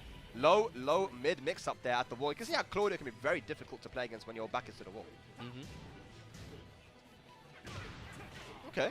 Great conversion. Yep. Side step for the full combo as well. Again, the blue hands with the back 4 string. Yeah, Claudio's so unique in this game with that just unique starburst mechanic. Yeah. It's like essentially like his own little sub-mechanic that you can play around. But the electric. Yeah, Tetsu missed a rare whiff there from JDCR. Huge whiff. Went unpunished. Plus frames with the hell sweep. Tried the high crush with the back 2. It does have high crush frames. Side step 4. Yeah, sets 2 good. The auto sidestep. Trying to control this wall. Nice! Beat out the electric and should kill easily with the combo. 2 rounds in a row now for Tetsu, stopping the bleeding. That's it, yeah, and he's each time he's kind of pushed JDCR to the wall and utilized more of those lows. The side step 4s. 1-1-2, that's fine. Okay. Good. Attacking the legs more. Nice. Ooh, whiff punishes with the running too. Big chunk of damage. He's got him at the wall again. Hang on a second. This is the Tetsu I recognize. Oy, oy, oy. Trying to go for this. Ah, nice. JDCR trying this classic down 4 while standing 2 setup, but not going to work. Tetsu is ready for it. And there you can clearly see Tetsu just attacking the legs more. You know, he went for a lot of mids, which wasn't working out against JDCR. Plus, the timing of JDCR's Heihachi on his electrics was giving a lot of problems. But there, attacking the legs, now we're going to have a bit more of a mind game. But it looks like we're going character select. We're going to get the Armor King? I wonder. I don't think, I mean, what do you make of that match if he went to the Armor King here? No. Yeah, I was thinking it's not going to be a good decision. Heihachi's been doing well. But Infinite Stage wouldn't surprise me. Yeah, the especially the end of those last few rounds, getting pinned on the wall and having to deal with those at sidestep 4 low, as you mentioned. Yeah. The crowd is locked in. The crowd is locked in. I see you guys. This is a big boy match right now. Tetsu and JDCR. I think we have gone to the Infinite Stage, right? Yes. Yeah. Arctic Snowfall. And that's a great decision from JDCR. Right, let's see what we can do now. More space to move around, more space to obviously not get put your back to the wall. Because Claudio with a down 4-3 super hit confirm, but we already saw Tetsu do it. Then of course you're going to be able to get away from that kind of pressure where you can do side step 4, back 1. So yeah, JDCR an opportunity to close one out. I mean, to be honest, even in open space, sidestep 4 is actually pretty hard to get away from. Claudio's leg is so long that a single backdash, I don't even know if Zafina can get away with a single backdash up close. What, from a second sidestep sidestep 4? Yeah, from a sidestep 4. But at least if you get hit by the second one, you'll be able to backdash the rest of them, right? 100%. So, ooh, talking about the movement, look at that. Again, the down back 4-3 blocks the low, lets the high go over him, and then crouch cancel electric. So clean. So clean. That's the best way to describe JDCR's playstyle, man. Just so clean. Tetsu just sitting right outside of rage. Oh, no. You can't whiff against this guy. You cannot whiff against JDCR. The machine. It's like I was having a conversation with somebody yesterday about like players like JDCR and Knee, where it's like, you know, sometimes people have like a gimmick or they a certain way they like to play. Yeah. And it's like these guys give me like, what's your gimmick? What do you like about that? I'm just a good Tekken player, bro. It's just like goes for the hop kick, and it does go underneath the jab. And you know, Germany as a scene, you know, they play these high execution characters, and they look up to people like JDCR as inspiration now. Yeah. Now we've got the original, you know, versus the Germans, and it's like, it's interesting to see right now. But Tetsu putting up a good fight. He's winning this round. I mean, like, getting to the point, you know, these players, they start as your heroes, and then all of a sudden they become your opponents that you can face on equal level. It's such a great feeling as on your competitive journey. Yeah, 100%, man. Where you can, like, I looked up to this guy, and I still look up to this guy, but now I can, like, fight him on equal footing. Exactly, on the big stage right now. Looking to get into top 8 in the winner's side. No punish on the forward 2. I don't think he can. It's a tough one. He's got a lot of pushback. We're about even on health right now. Punish. Punish, yeah, 12 frame. Yep, patience from JDCR. Didn't get counter hit by the back 3. Oh! Yes! Okay, catching the electric. Duck and punish with a hop kick. Tetsu looking good, Bloodhawk. Hey, hang on a second. He's playing around the electric more and more frequently. Like, he's not running into it as much. He's trying to use high crush. He's even calling it out now with the raw duck. But the counter hit back 4. Yeah. We got a combo. We don't finish it to keep him close. This is the thing I was going to say. Heihachi, you know, you might be able to duck and move against the electric, but he's got so many good mids, you know. The Mid 4-3, factory. back 4. Yeah. Oh, the confirm, though. Goes for the Beyblade, let it rip. Big damage, gonna get the blue hands back. Yep. Rage available.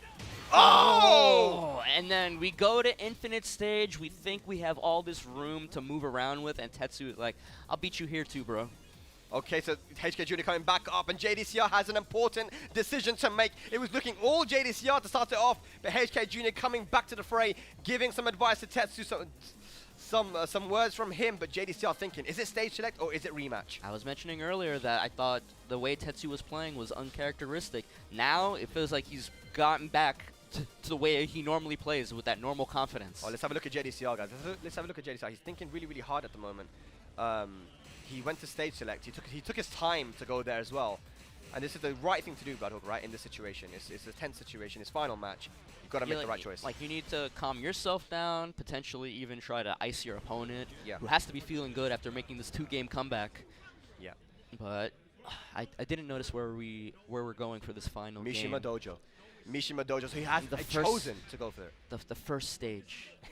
The first stage we made, that was made for this game. And made for the design setup as well here for the Red Bull Golden Letters, as you can see. But we're going to the Mishima Dojo to close this one out. Is it going to be another win for Germany over Korea? JDCR and Knee going down? I can't believe it. No way. It surely can't be.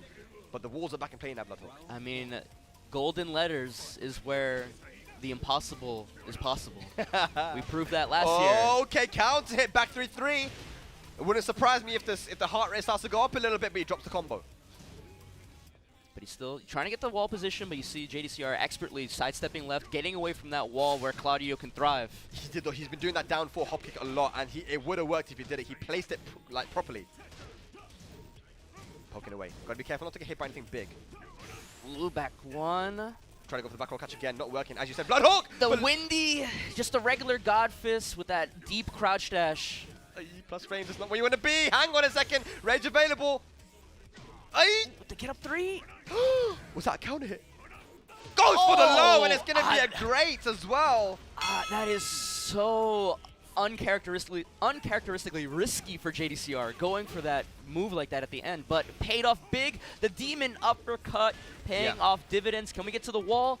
Just a little short, but we're holding the wall position. The hop kick, though. Get out of my face, sir. Keeps the combo very simple to get the blue hands, but JDCR still has a massive life lead. And Tetsu, the Okizemi with the running 2, has actually not worked in his favor because he puts himself to the wall, but he's trying to make a comeback here now, Bloodhawk. Yeah, but he's got the life deficit. He's poking it down, but he's got that starburst. Always a deterrent. It's a loaded gun ready to go off.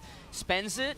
He's going to get near Rage Drive. If he gets Rage, he can use the Rage Drive to restock up on that starburst. You've got to be careful of the parry as well, if in case it whiffs, but... Yeah, he's already shown that. You're right. Yeah. Oh! Nice! JDCR with, again, the delay electric to catch the sidestep from Tetsu into buttons, and he's on set point now. Classic Mishima play. Yep. Ooh. Tetsu fighting back. Down 4, down 4. A lot of lows. Poking him down. Tried to get away with the sidestep too, but got caught out. Double hell sweep, punishes, -10. Yeah, punish with the down jab. Look at the call out! He could be dead here with the right combo. No, he's gonna be, it's one more hit. And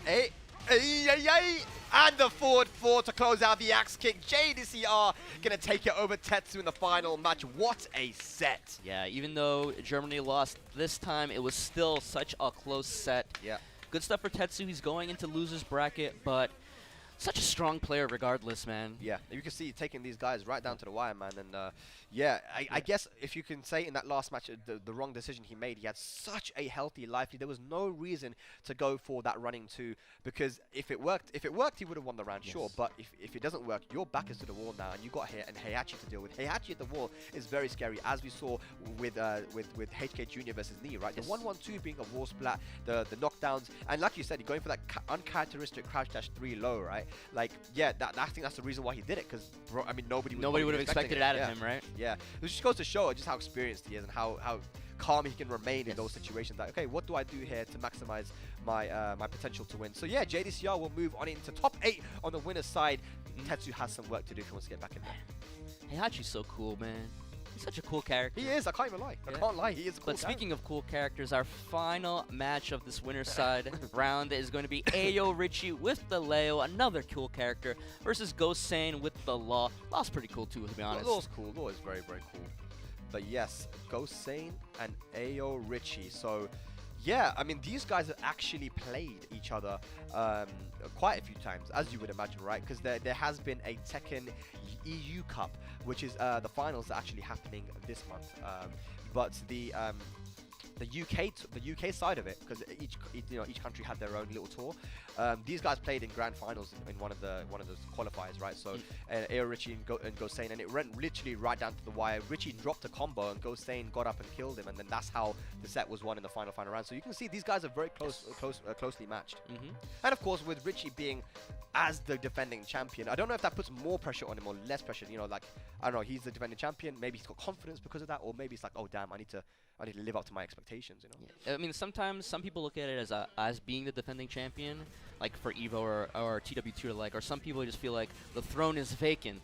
Okay. There is no defending champion. It's just somebody's waiting to occupy an empty seat once again. So then that takes the pressure off you for in that case. But Right. some people thrive off being a defending champion. I want to be a 2-time, but Yeah. Ayo Richie, the dream story of last year.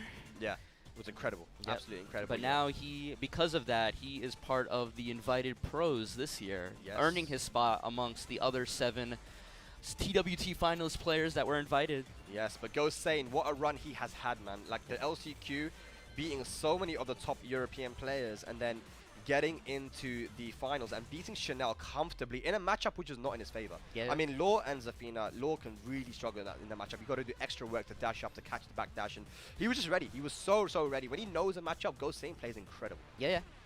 Yesterday, and I was talking to him as well yesterday, like just he's playing with a confidence and a lack of hesitation that I don't think I've seen from him before. It's just like he knows what he has to do and he's executing it, and even if he makes small errors here and there, does not let it shake him.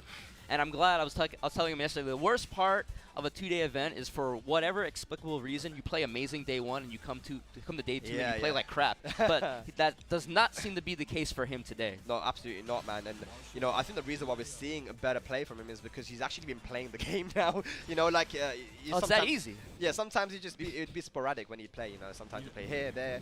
But here we go, though. It's going to be an all-UK battle. Birmingham versus London.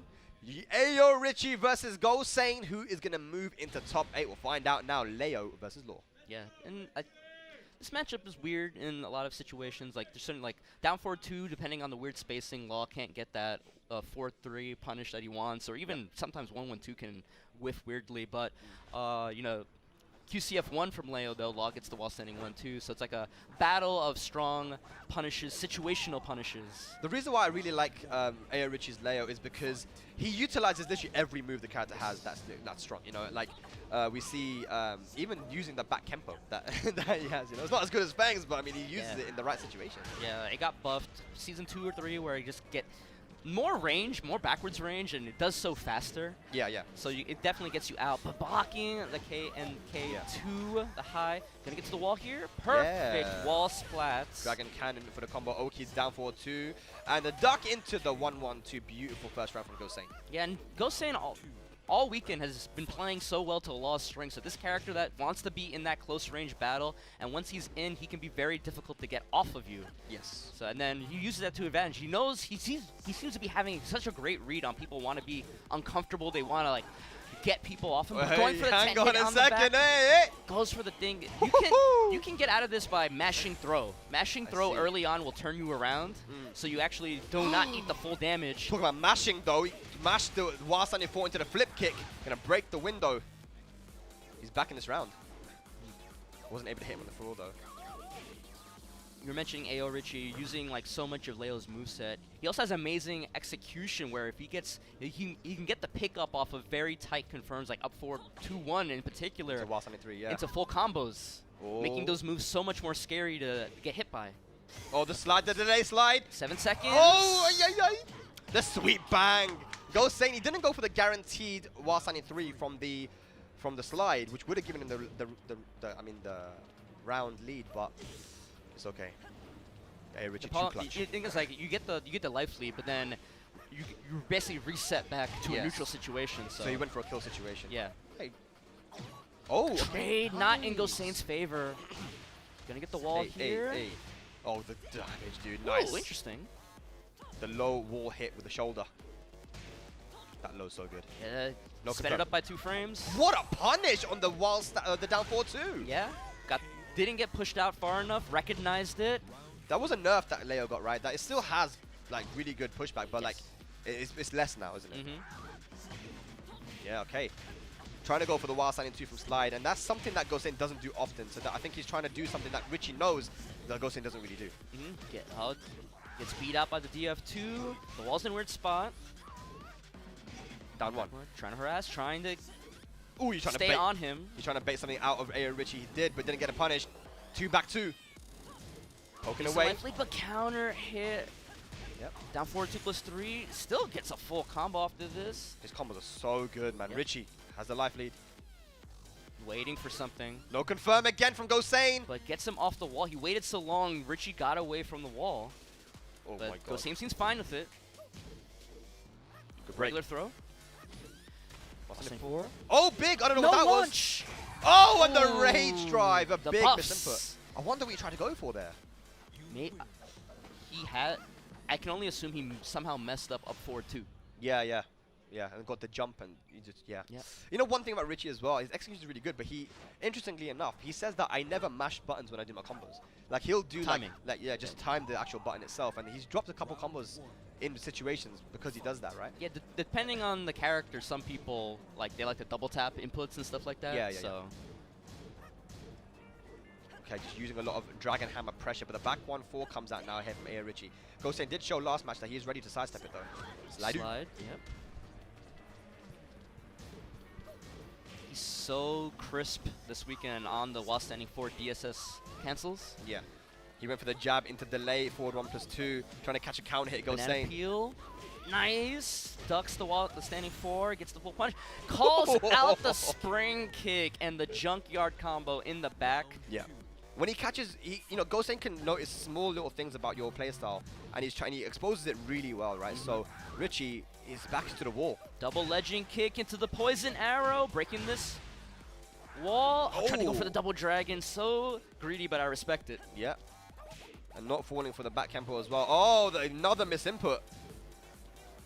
GoSain hasn't been hit yet, but there it is. And with the life lead, usually Law likes to be close up, but when he has a life lead like that, he kind of like Steve, he can kind of turtle up and make you come to him. You have to worry about that magic 4, but Ayo Richie with that combo. Yep, okay, some plus frames here. Look at this. Got to hold all of those plus frames in the corner. 1, 2, 3, blocks the slide. The wall's real close. What do we do here? The wall standing 1-4-1. Shades of tag 2. Yeah. Oh! But no clean splats. Oh, he just tried to go for a rage. I don't know if he wanted to do that. It didn't look like it, but yes, Richie will take the round. Yeah, the inputs for Laws is just neutral 1+2. Yeah. So there's lots of situations where you can do that by accident, especially if somebody whiffs a 1+2 grab in front of you. Yeah, that happens more often than it Either should. rage drive or sometimes you do back 1+2 and get dragon fake stance. Yeah. Okay, so Ayo Richie's managed to even out the rounds here, but GoSain is looking really good here in this third round. Crisp with the movement on GoSain too. Lots of dash blocking. Like that right there, not overcommitting, but still trying to aggressively posture.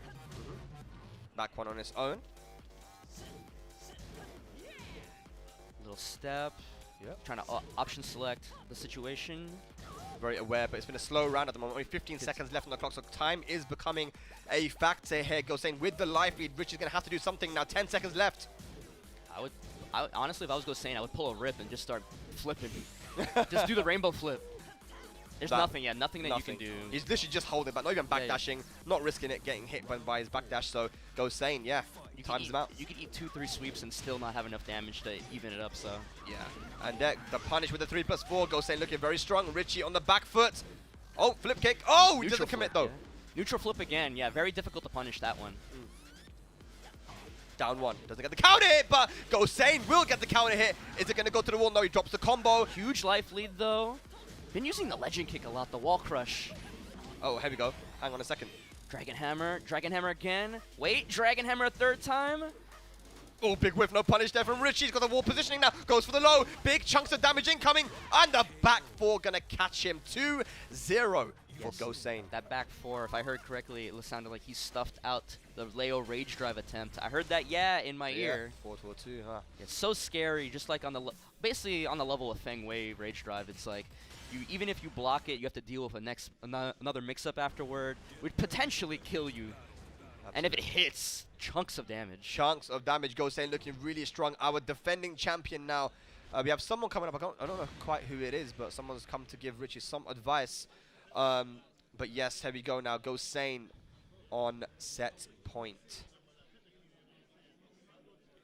We're going to the jungle outpost now. So this is a stage which has a balcony break and a wall break. I think that can be pretty good for Leo, though. I know that Richie went to the stage quite often in the last Golden Letters as well. Yeah, the previous stage was good for it as well because you get to those breakable walls and the sweet bang can break it for a full combo. Similar with this balcony break. Yeah. GoSain utilizing that movement really well. But also this upper level is very constrained, which also works in the Leo favor because even if it's not the breakable wall, she can get you to the wall where that character shines. That's it. Yeah. Richie going for the lows a lot more. The sweep bang and the down forward 2+3. Recently got buffed. No punish on the wall standing 3-1. Even if you don't want to go for a standing punish, you can always just duck jab it. It's -10. Ah. -11 or 12 on that one. We're just trying to slowly, death by 1,000 cuts. But goes for the sweep bang again. Richie not known to do that. Orbital and down forward 1. So here we go. Now changing up his playstyle a little bit here. Yeah, GoSain just harassing Leo like that. In my opinion, this character has issues with characters that can stay in your face because she has a lot of these whiff punish tools at these long range and mid range where she wants to play. But up close, I feel like is where she's weakest, especially where a lot of Leo players will complain about her up close tracking. Right. Okay. I see.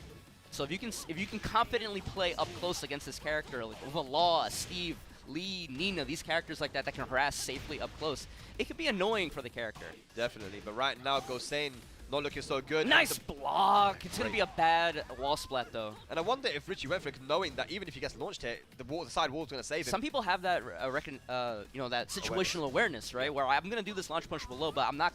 It's gonna limit how much damage I can take. Absolutely, the slide, the delay slide. Oh. Trying to catch him doing a little duck there, but he's got rage available. Magic 4, no. Ah, nice. Good patience from Richie. Just utilizing the jab pressure, then going for the low for the kill. So 2 rounds now. Looking different for Richie. Richie doing a good job of mixing up the lows that he do. Some people like over-rely on a single low, and then people kind of get used to the animation, but he's doing the QCF1, he's doing the down forward 2+3, some down 4s, even just the sweep sometimes, so it could be harder to tell which low is coming. That's it. He's got the pressure now, GoSain though.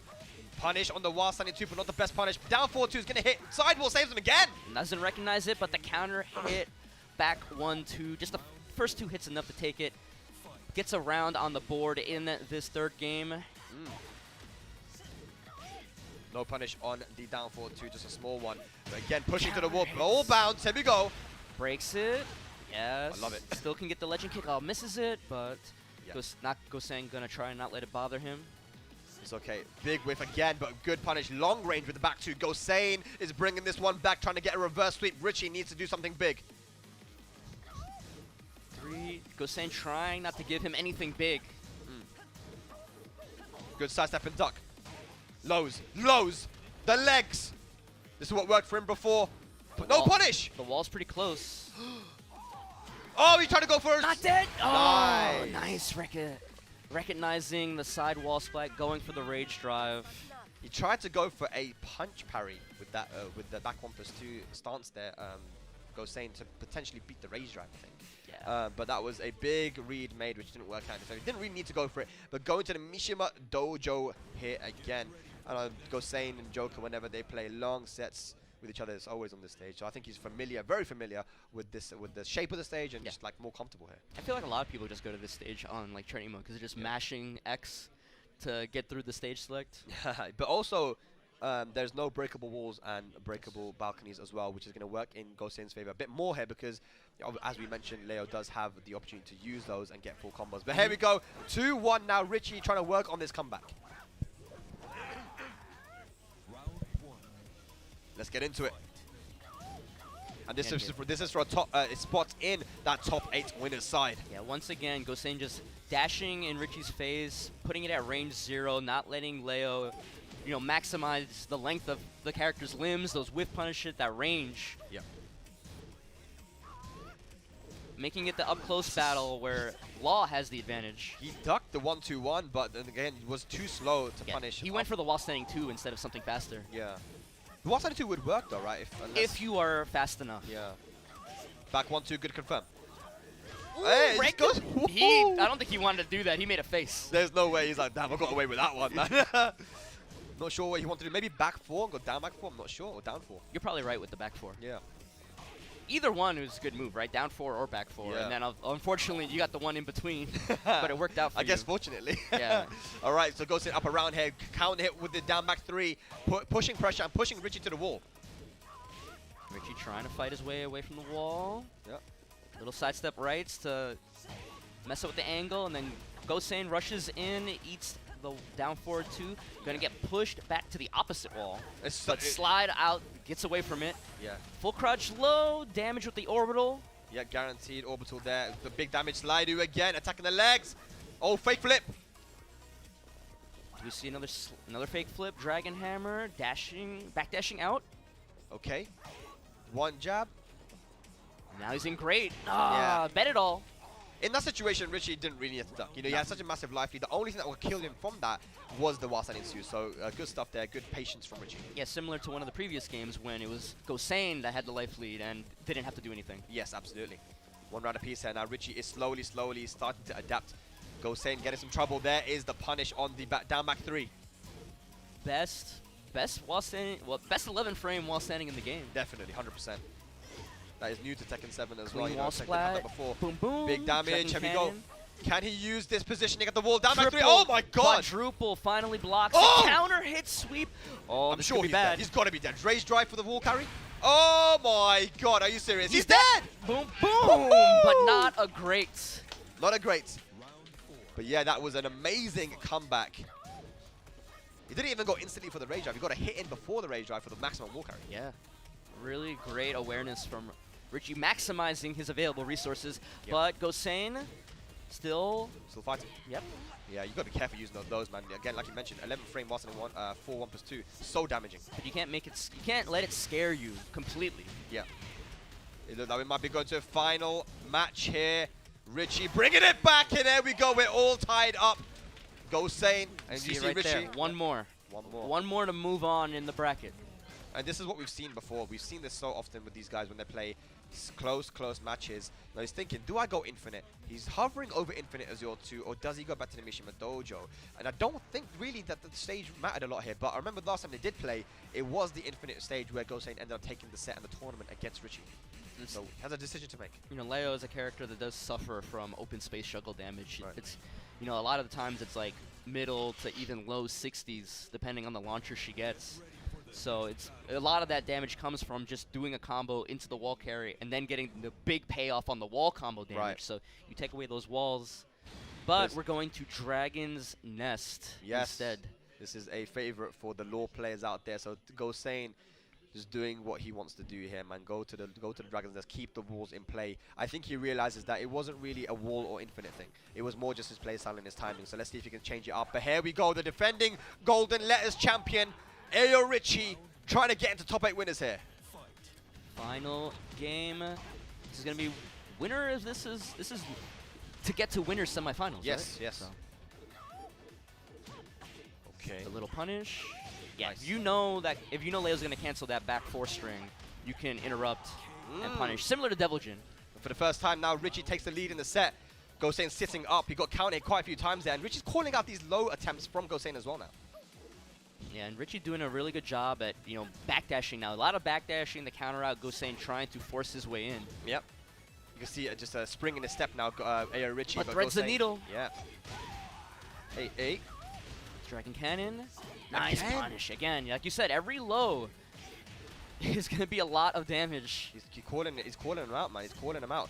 Here we go, punish on the down 4-2. Nah, tracks him with the DF2. Good, finishes the easy combo. That's the 3+4. We're all even, Stevens.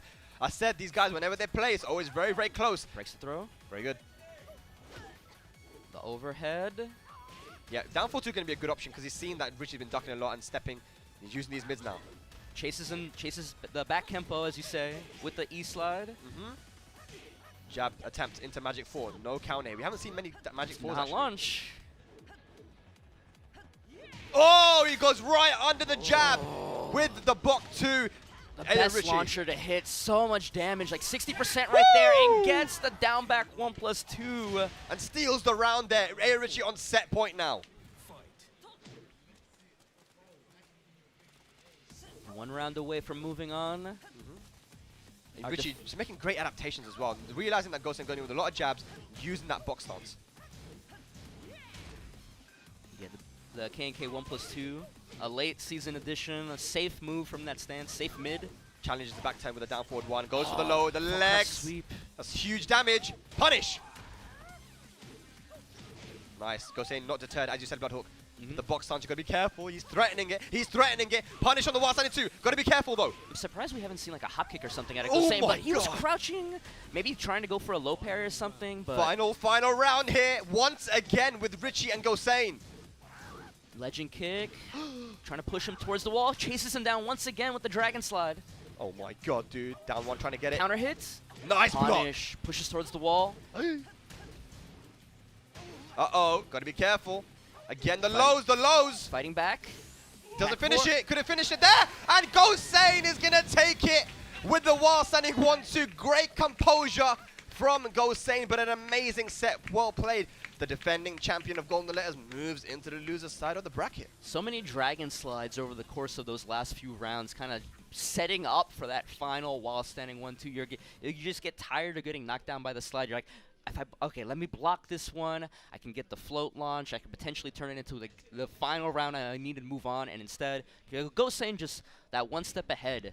Finally go up cashing out with the mid. See, normally what you see is like when someone tries to go for the slide is using these long range mids to try and keep him out. But the thing is, GoSain was also doing a lot was faking the slide and then backdashing, right? And it's something we saw him do yesterday so well and bait people into pressing buttons and then whiff punish them. So Richie was very aware of that, but because of that, he allowed GoSain to utilize the slide mix up, and it's not something we see a lot from GoSain. We've told him time and time again, you got to use slide more, and he's starting to do it now. But as we see the replay, a very close set. It started off very dominant for GoSain. Yeah, you mentioning like the slide.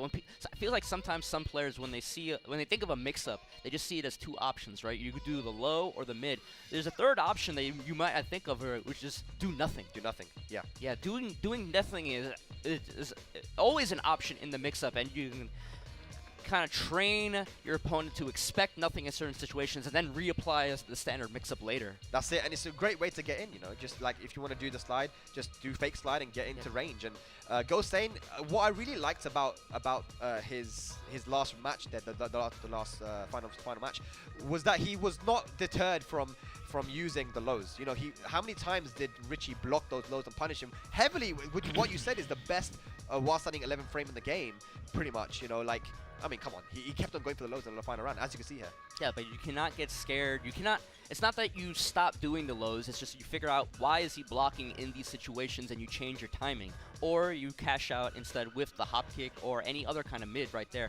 I was honestly really expecting a hop kick to come out eventually. It never did, but it didn't matter for GoSain. Absolutely. So it looks like we have our winner's side of the top 8 set here for Red Bull Golden Letters, and upsets we've had anything. We have final rounds. We have upsets. We've had Golden Letters. But let's go over to Jammers. He's outside waiting, and let's see what he has to say. All right, so you see this man everywhere on billboards. You see him on Twitch. You see him on Twitch adverts, but now you see him in the gaming sphere. I got a quick interview. He's joining me. King J, talk to me. Are you here on work, or are you here to just chill out? You rarely chill out these days. I think it's a bit of both, but thank you very much for the intro. I appreciate the intro. Yeah, I'm here to do some content, but I'm also here to just chill. You know what I mean? So see the players. We've got internationals coming over. So yeah, we just gotta show them love, That's good as well. Now we just saw a UK violence there, which is unfortunate, but one of them has to go into the losers. Now you were here last year for the Golden Letters format. Is this something you feel should return? Because it looks like it's super exciting for the guys here. I think it's very unique to have this type of format. We don't ever see tournaments like this. It's usually just like the normal kind of like first to two and stuff like that. Seeing this with great or a perfect and stuff brings a new dynamic to the tournament. So yeah, I would definitely love to see another one, like a third one.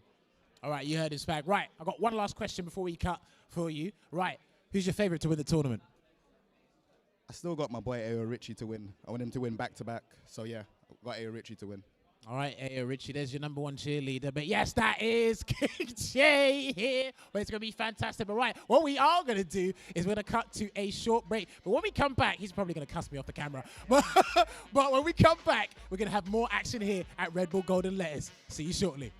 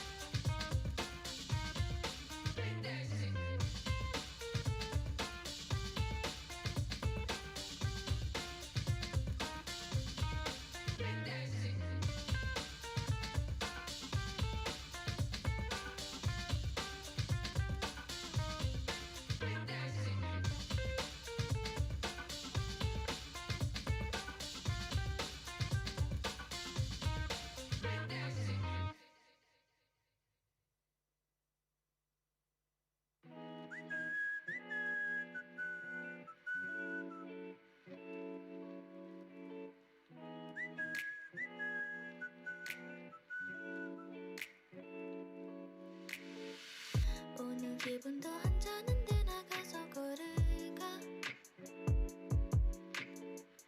일단 나가서 한번 생각해보면 좋은 것 같아 생각하다 시간을 다 보내고 싶진 않아 너의 시간을 의미있게 보내고 싶은 걸 집에서 가만히 있기는 노을이 너무 예쁘잖아 Just like you baby 햇빛이 너의 피부에다 반짝이는 그 시간 핸드폰에 마구 담아서 내 속에 저장하고 싶은 걸 나와의 시간을 누구보다 재밌게 보내고 싶은 걸 I wanna be pretty pretty for you Oh baby pretty pretty with you Don't wanna be petty petty with you Wanna go flex flex on you Na na na na na na na na na na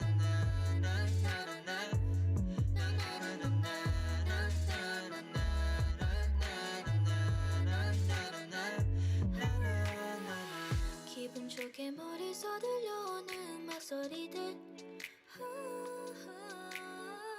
공기의 파도를 타가서 퍼져나가잖아 우리의 사랑도 이렇게 잔잔할 수 있을까 너와 가지고 는 이 기분 소소하게 느끼고 싶어 설레는 이 느낌이 처음은 아니지만 너란 사람은 내게 처음 And you're really my style 평생을 생각할 정도로 좀 많이 심쿵해 그만해 좀 말로 할 때 일로 와 나중에 I wanna be pretty pretty for you Oh baby pretty pretty with you Don't wanna be petty petty with you Wanna go flex flex on you Na na na na na na na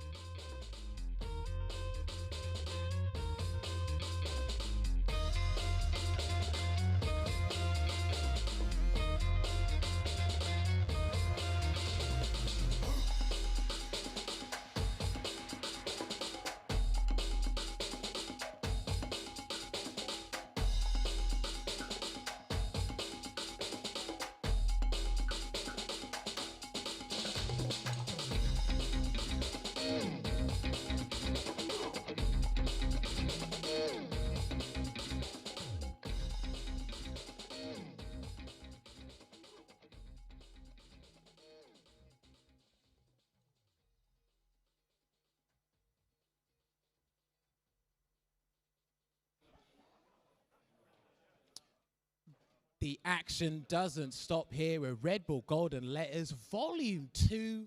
And again, we're just sorting out those qualification matches, but it's going to be a good time because I'm enjoying some things. Hopefully, you guys are enjoying some things. But you know what's going to happen? Why have you got that trophy? Well, you forgot it over there. All right. You're welcome. Wait, thank you. Okay, if I can't hold first place, I'll just hold second place. I need some sort of trophy to take home with me, but it's absolutely fantastic that I get to hold my crown jewel, my prize here, and okay. I just wanted to be the best Akouma player that's in my household, the second place. Why is everyone just taking things from me? Anyway, you can't take this action away from me because we're still going to get this action underway. But yes, enough dilly-dallying. Let's get the commentators on board. Over to you guys. Okay, guys, welcome back to Golden Letters from Red Bull Gaming Sphere, London. I am Bubsy. I'm joined by the commentator slash player slash. What are you these days? What are you? Wherever you want to. You know what I am. Actually, I'm not. I was No, gonna. go for it. I'm not gonna say it because it's just me and you today, and I don't want to upset you, Bubsy. So no, I'm just out here, man. I'm just out. I'm having a good time. I'm a spectator right now, and right now I'm a commentator and enjoying the good action. We've had some amazing games. I mean, the upsets have been. Oh, it's been quite a day.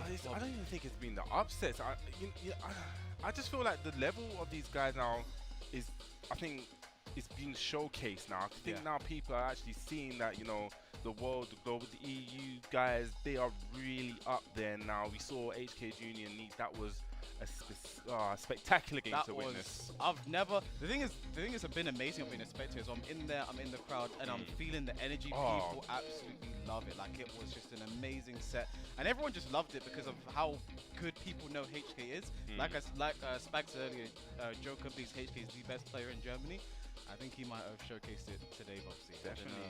But I'm sure Sephi Black is at home reaching and just saying, well, if I come the next time, you know, things could be different. Yeah, we also had, you know, GoSain, he's on a huge run, you know, one of our hometown here. He's still in the winner's side as well. I mean, GoSain has had to play basically a local most of the tournament. He's had to play Dante, Kane and Trent. He had a short break playing Chanel. That match, though, let's just go to that Chanel match. I was actually talking out there with Starscream Ezzy, and he was like, he's proud of these guys, man. He's saying like the way GoSain was nullifying all of Chanel's movement with Zafina was just like out of this world. This is the best. Today is the best I've ever seen GoSain play, period.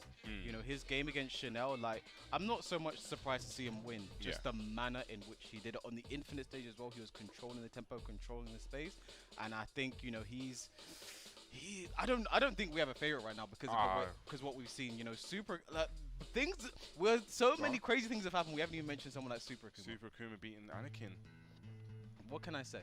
Well, what more can be said today? But obviously, I think right now we're going to go to our losers qualifiers matches to top 8. And there are some insane games that are coming up. I think I don't want to throw any shade to these two, but I think this game, things will only get more insane from here. I think because we have a few familiar matchups in loser side to qualify for top 8. This is one, and the game coming now is going to be Rise AyoRichie versus Rise Neon K. Ooh, that's a team kill right there. You know, you can see Neon K yesterday coming through the LCQ, taking it in winners. That's one of his big wins. You know, last year's champion AyoRichie, you know, had a really, really close game with GoSain. Even though GoSain's playing out of his mind, just Richie was there with him. You know, it went down to the final round, and it was just a matter of someone had to take it, basically.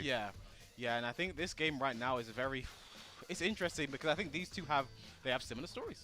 Golden Letters last year, AyoRichie was the guy. He qualified from the day before. He played amazingly, and yesterday Neon K was the guy actually winning. You know, the LCQ, going the whole way, taking it, doing his thing. But we're getting into the first game between these two. It's going to be AyoRichie versus Neon K, and there's a bit of a surprise pick on the screen, Bubsy. I didn't even see it.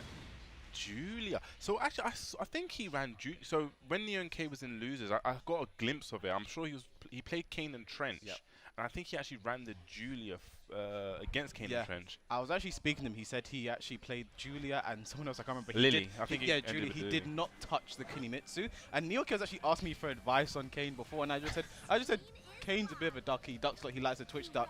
But the one thing I want to say to him is be careful picking Kunimitsu, because I think Kane does really well in that matchup. I don't want to deter him from picking his main character, so I was like, I'll see what he does. He made the right decision, and he's here right now. But Richie cannot be counted out at this moment. He is the previous Golden Letters champion. He's the defending champion. You know, he's holding. He wants to imagine it, the two-time gong winner. He could just have, you know, needs to get extra mantle for that. Just slam them together, man. Obviously, some people know what it takes to be a two-time. You know, a back-to-back. I guess, you know what? I'll let you have that one. You know what? Because since it's just us two today. It takes a special kind of fortitude to pull that off. Let's see if Richie's one of those players, but starts off with a great counter hit there with a down one. This should go to the wall. And this is one thing I was saying earlier on with Richie. Just his conversions alone. Like, it seems like every single situation he gets with Leo, it really maximizes the damage. Yeah. I think one of Richie's biggest problems to me is he can start sets very slow. I think that's exactly what happened there against GoSain. GoSain, yeah. First 2 games he lost, GoSain's looking comfortable, but that 3rd game, Richie just turns it up, and he came so close to putting off the reverse sweep. So I feel like if Richie starts every game down 0-2, I think, you know, he could be a demon, but gets a counter there with a down 4, 2+3. This again should go to the wall. Yeah, look at the damage, guaranteed grounded hit as well, maximizing. And he's working on a perfect as well. Golden Letters champion work. Okay. Yeah. I mean, the thing is, you saw Neon K go for a down jab there, probably just to get some damage to try and take away the threat of the perfect. Yeah, I've actually seen that a lot this weekend. It seems like just with the rule set in the background, you see when it comes down to that kind of situation where you're like, hold on, I'm going to be perfect. They start like just throwing anything out, jabs, jabs. And we actually saw Chanel do it earlier when he would GoSain about to get perfect. He did a DP. Yeah. Because it does chip damage, and then Chanel actually did a thumbs up after that because he was like, yeah, I lost the round, but I didn't get perfect. Yeah. That's one of the benefits of these 2D characters, that chip damage. And that's going to be coming to everyone next game in Tekken 8. Yeah, well, we'll talk about that when we get there. Nice, while standing 4. Oh no, out of range for the punish there. Down 4-2 was not the answer. Does Leo have an answer for that? Maybe the shoulder. Yeah. Forward 1+2 could be, I'm not too sure. Yeah, I'm not a Leo specialist. I'll go lab it. Okay. I'll give you the answer tomorrow. No, you won't. I had to wait. Maybe that's true. 24 hours for an answer from me. That's true. But nice down 4-2 with punish there from Richie. Is this going to the wall? This could even be dead. Yeah, that is dead. Like I said before, and I'll say it again, just to reiterate, the way he maximizes in situations, how he finds the wall, how he knows the optimal combo to go with. It's a huge game changer. It's the difference between, you know, leaving Neon K with a pixel of health and rage to at round 1, game 1 done.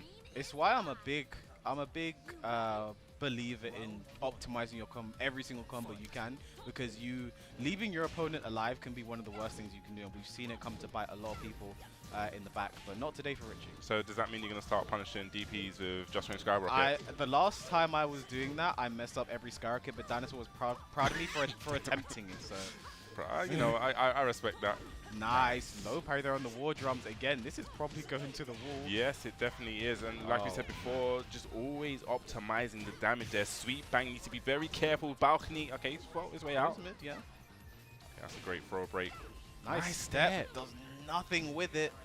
But still has great position in balcony break in play. I mean, Neon K is just throwing out anything right now. I'm not too sure the Julia is the answer.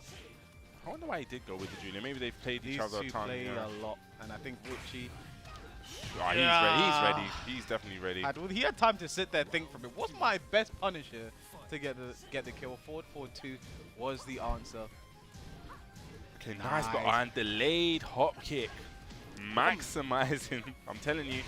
And he's going to key charge. Yes, he is. And he baits the spring kick, but no, doesn't get too much with it still.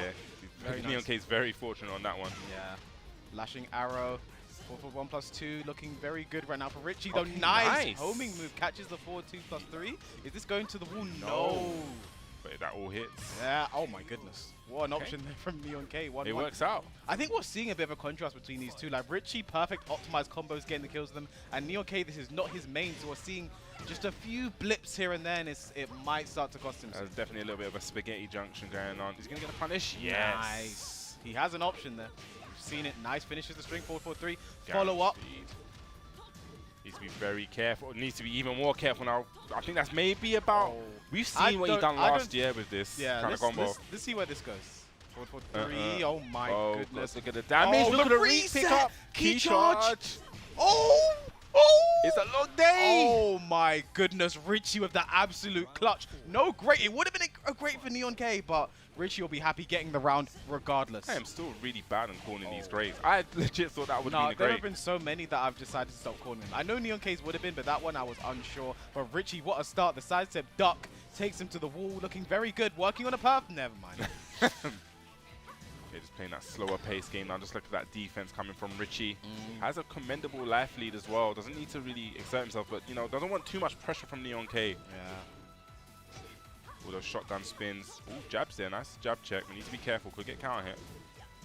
Down one. Things looking good. Oh, the down for 2 whiffs, but I think it was in the stance, so couldn't really do anything. Gets up 3, and I think this is going to be the round for Oh, Ayo it's definitely Richie. going to be the round. We know how he optimizes the comment. That was definitely going to find the wall. Even I can't commentate a curse Ayo Richie's comments. You know, there's nothing. They're curse proof. Yeah. The holy water's been sprinkled upon them. Yeah, Neon K going to the character selector. I think this might be the right decision. To be honest, I heard him talking early. And he was talking about using other characters, trying things out, and I feel like it's good. I feel like it's good to have sort of a roster of characters going into a tournament because sometimes, you know, you might get shut down. You want to have a switch to change things up, but he's going straight back to the main, the Kunimitsu. I agree with the decision. He's going out on his shield. He's like my main character. This is the character that got me here.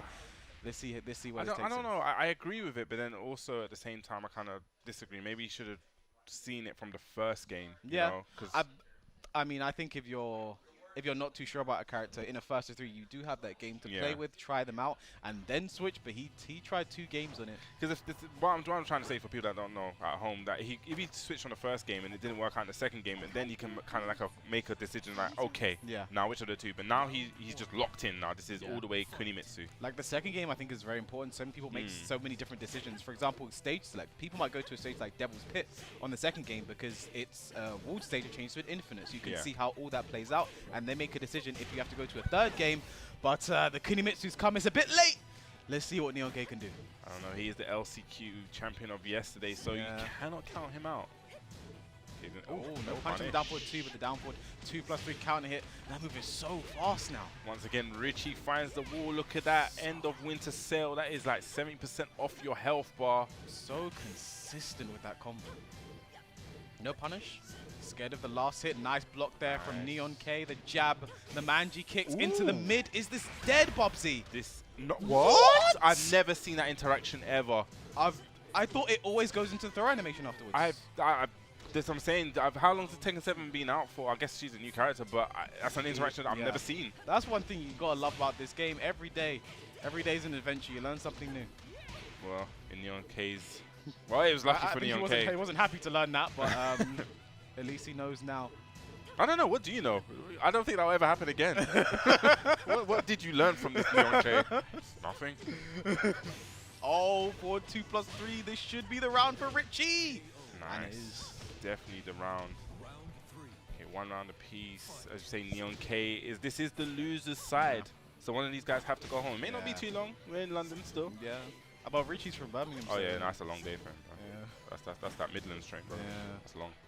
I mean, here's the thing as well, you know. Like I said earlier, I think Richie can start sets a bit slow, but when he starts them on the front foot, I mean, look how much of a terror he can be to play against. And look at just chipping away the jabs down forward 1, playing this so safe. Oh, nice 1-4. Lovely from Richie, really controlling the pace of this match. There wasn't punished to down forward 2, but that time definitely looked like the range was a bit iffy. But I like that as well. Sometimes if you're not too sure, you just don't want to put out a jab there, just in case, you know, it could be a spacing issue, a spacing trap. Could not being a skill issue, Bubsy. No, I don't think it's a skill issue. No. Could be. 13 seconds left to go. Oh! You know, I love that call out from Richie because even if that whole kick is blocked, the punish isn't fantastic from Kunimitsu. Yeah. So he still gets to play again, you know. Yeah. So yeah, it was a very brave challenge, a correct challenge. Yeah, I love that, honestly. And he's looking like Richie is going to take this. He is on the set point at the minute. Take this 3-0 over Neon K. Nice block on the sweep. Richie shakes his head. He kind of knows that one was a bit of a gimme. Yeah, it was a little bit of a cheeky one. You know, he has that cushion. But now rage available for Richie. And we've seen him do some magical things. We've already seen it in this set already. Oh gosh. No, nice. He peels off the wall. Another clean wall spat. The forward. He was too consistent with it, Bubsy. I'm telling you, this guy. Oh, My gosh, I'm telling you, Richie and his optimization, knowing the angles, knowing the walls, knowing which combo decision and combo route to go down, I think it's bar none one of the best I have seen. Yeah, I think Richie just has his protractor out at all times. He knows those angles. He's sort of measuring. He's like getting. I think this is Dioma DCR. Like he's too unbelievably consistent. What's the with protractor? Which one's a protractor? Is that one with the circle the with the one pin? that's like it's like a. Oh, what's that one there? Is that the compass thing? That's a compass. Is it the compass is like with the pencil thing? Yeah, oh, that's a compass. Yeah. And the protractor's the one. Yeah, with the angles. Yeah. It's been too long. It's been too long. Yeah, I ain't done maths in a minute. But anyway, great showing there from Richie. Takes it through. It's good to see that loss to GoSain has not deterred him at all. He's still looking good, still feeling strong, and he moves forward into top 8 now on the loser's side. So so this is to get into top 8. Yeah, all these. Oh, these okay. I was a bit qualifiers confused. to get into top 8. But also, you have to say, like Richie, this is kind of new territory for him at Golden Letters to be on the loser side. You know, but he's new to being with the Titans or the Giants on that winner side. You know what it is? Some people really get the losers bracket power up. You know, Oh, yeah. Richie, I feel like this. We've said this before. We said this earlier on the show. That this is Red Bull. He feels like this is his home. This is where he gets the power up. So let's see how far he can go. I'm definitely sure. Well, he's to the top 8 now. I'm sure he's gonna have that drive. He's already a winner here. I'm sure he's here to defend his crown. Yeah, it's gonna be tough though. But now here's another familiar game stepping up to the plate. Bubsy, tell me about the two players that are about to sit down right now. So we're gonna have one of our it's not really homegrown talents. One of our homegrown. We claim him. One of the UK's own. We got Joker going up against. I think that is Tetsu right there. Damn, we have seen. When did they played so much? So much. Like I said, it is one of these ones now where we're getting to see these again. Tetsu earlier on when he played Chikurin. Oh my gosh, what a masterclass! So I going into that game, I was thinking to myself, I think Tetsu can win this. I didn't think he'd win it like that. It was weird. Again, we was talking about this out there. Even though it was a 3-1, it really seemed like Tetsu had full control. That one game that he did lose, it was like it was a toss-up. It was like it wasn't like Chikurin just dominated. Yeah. It was just like, but the way Tetsu controlled that match, the way all his reads are working. I think after the delayed hop kick hit, that was it. I think it shut down. And I think as well, like Tetsu I feel like he is someone who, when he does his homework, he very clearly done his homework. Oh, boy. He is someone that is... Because there were times he called out, like, the up forward 1 from Leroy, which has a built-in the parry into it, and then he ducked it, launched him for it. Like, Tetsu is on another... And even his game, like, who was it who put him into losers? It was... JDCR. It was JDCR. Even that game, he goes down 2-0 pretty fast, pretty convincing, and then he just brings it all the way back. And Tetsu is the one hovering the Feng right now. It's not gonna happen. It might. It's not gonna happen. It might. Tetsu's been experimenting with his Feng. I know he has, but it's not gonna happen. It's just not. I'm calling it. You know, it's not gonna happen. Personally, to be honest, it'd actually be Joker's second Feng mirror match of the day. He played Chickenmaru early, his first game in losers was Chickenmaru, and that was a Feng mirror match. Yeah. How many raw shoulders do you think was in that I'm match? going to say at least 12 were thrown out. And how many was punished? 8 hits. But the ones that were blocked were not punished. That's my... It's crazy that the whole new meta of... You know what Chickenmaru was going to say to me? If he did pick Feng against Knee, he's going to say he wonders when he's going to start launch punishing the block shoulders. We didn't even get around to that. He picked Marduk and... Well, because Chickenmaru actually kind of wanted a blind pick. Was it a blind pick or no? not? Nee just sat down and locked in Steve, and then Chickenmaru was like, "Okay, I'm playing Marduk." Fair enough. But yeah, these two. Not only are they some of the strongest players we have in Europe, they're also very great friends. They play all the time. I think Joker has a very strong connection with the German players. You know, Steffi Black. Hasn't he gone out there a couple of times? He actually went out to Germany for like a week or something. Was playing with Meatwalk, going, he has a very strong connection with the German players, and there's a lot of love between the players, but that all disappears right now in a tournament setting. It means nothing. I think that the last time these two did have a high-profile tournament match was the regional finals. Yeah, that's in my head. I'm having flashback. Did Tetsu beat him first, like in the group stages? Tetsu beat him in the group stage. Yes, and then Joker came out in losers, beat Daniel Mado. Then he beats Tetsu to actually qualify for Tekken Tour finals. So Joker. He's someone who. I think his form it's hard to describe. It's under like last season. It was like one of those ones where he was placed. even at the beginning of the season, he was placing great. Like, I think he got 3rd at CEO. Yeah. But then it's crazy that from placing 3rd at CEO, it only got better. It only went up. And I don't... It's hard to... Because here's the thing. When he got... last year's Tekken World Tour, only one Master event counted. Yeah. And when Joker got 3rd at CEO, I said to him, oh, you don't have to go to any more Master events now. He then goes to Versus Fang and he gets second place. Then I said, oh, Joker, you don't have to go to any more Master events now. And then he ended up winning... the mix-up. The mix-up. Ends up winning the mix-up over Akouma in the grand final. So, I don't know. Like He tried to instrument his downfall, basically. I was just thinking, on okay, a now you discount. focus on dojo events, but like he always knew he had it in him. The funny thing is, he actually said he wished he focused on the dojo event because then he would have been like #1 on the play. He would have taken over Super wanted Akouma. more. There was one tour, I think it was Brussels Challenge. He didn't go to. Yes. Super Akouma won that, and Joke said if I went to that, I would have won and been #1 on the leaderboard. So either way, you have to forget about that. That was last season. But that just demonstrates his drive. Yeah. He wants to be #1. He wants to be the best. He wants to be the Golden Letters champion. Yeah. But he's gonna have to do it from losers I mean, today. if there's a #1 player in Europe right now, Joker might be the guy. Yeah, he's definitely up there in contention. Yeah. Like, people wouldn't argue with that. Oh no, while having 2 there from Tetsu. Weird option, the back turn sweep. Joker dropping the combo though, mistakes on both sides. Probably thought he was a little bit more on the side, but unfortunately not. So Joker was able to block that string. I like that. Punishes the while sending 1-2 first time, but nice shoulder whip punish. Tetsu smiling, he knows exactly that. That was just a single backdash there just to make it whiff. And Joker's just so on point. Oh yeah. When is he not? I don't know. I feel like you had the time in mind. Maybe I did, but you know. Nice. Shoulder just out of range there. It's because Tetsu was sidewalking there, so shoulder just whiffed. Bit off axis. Some funny things happen when the axis is off in this game. Talking about funny, look at that spin. Spin-a-rooney to the wall. When you actually focus on the spin, it looks so weird. I'm definitely going to do it next time. And that's the, that low, I believe, is -16. Joker could actually launch that, but it's so fast, it's not what you expect to, but... Talking about not expecting. Yeah. Starting around with a hop kick. You're running 2 from tip range there. This is good positioning right now for Tetsu. 1-3. Down 2. Also has the star burst available. I love it. Back 4. Taste the rainbow, Bubsy. Skittles. Okay, no. nice block. You can actually parry the second hit of that. Oh, yeah.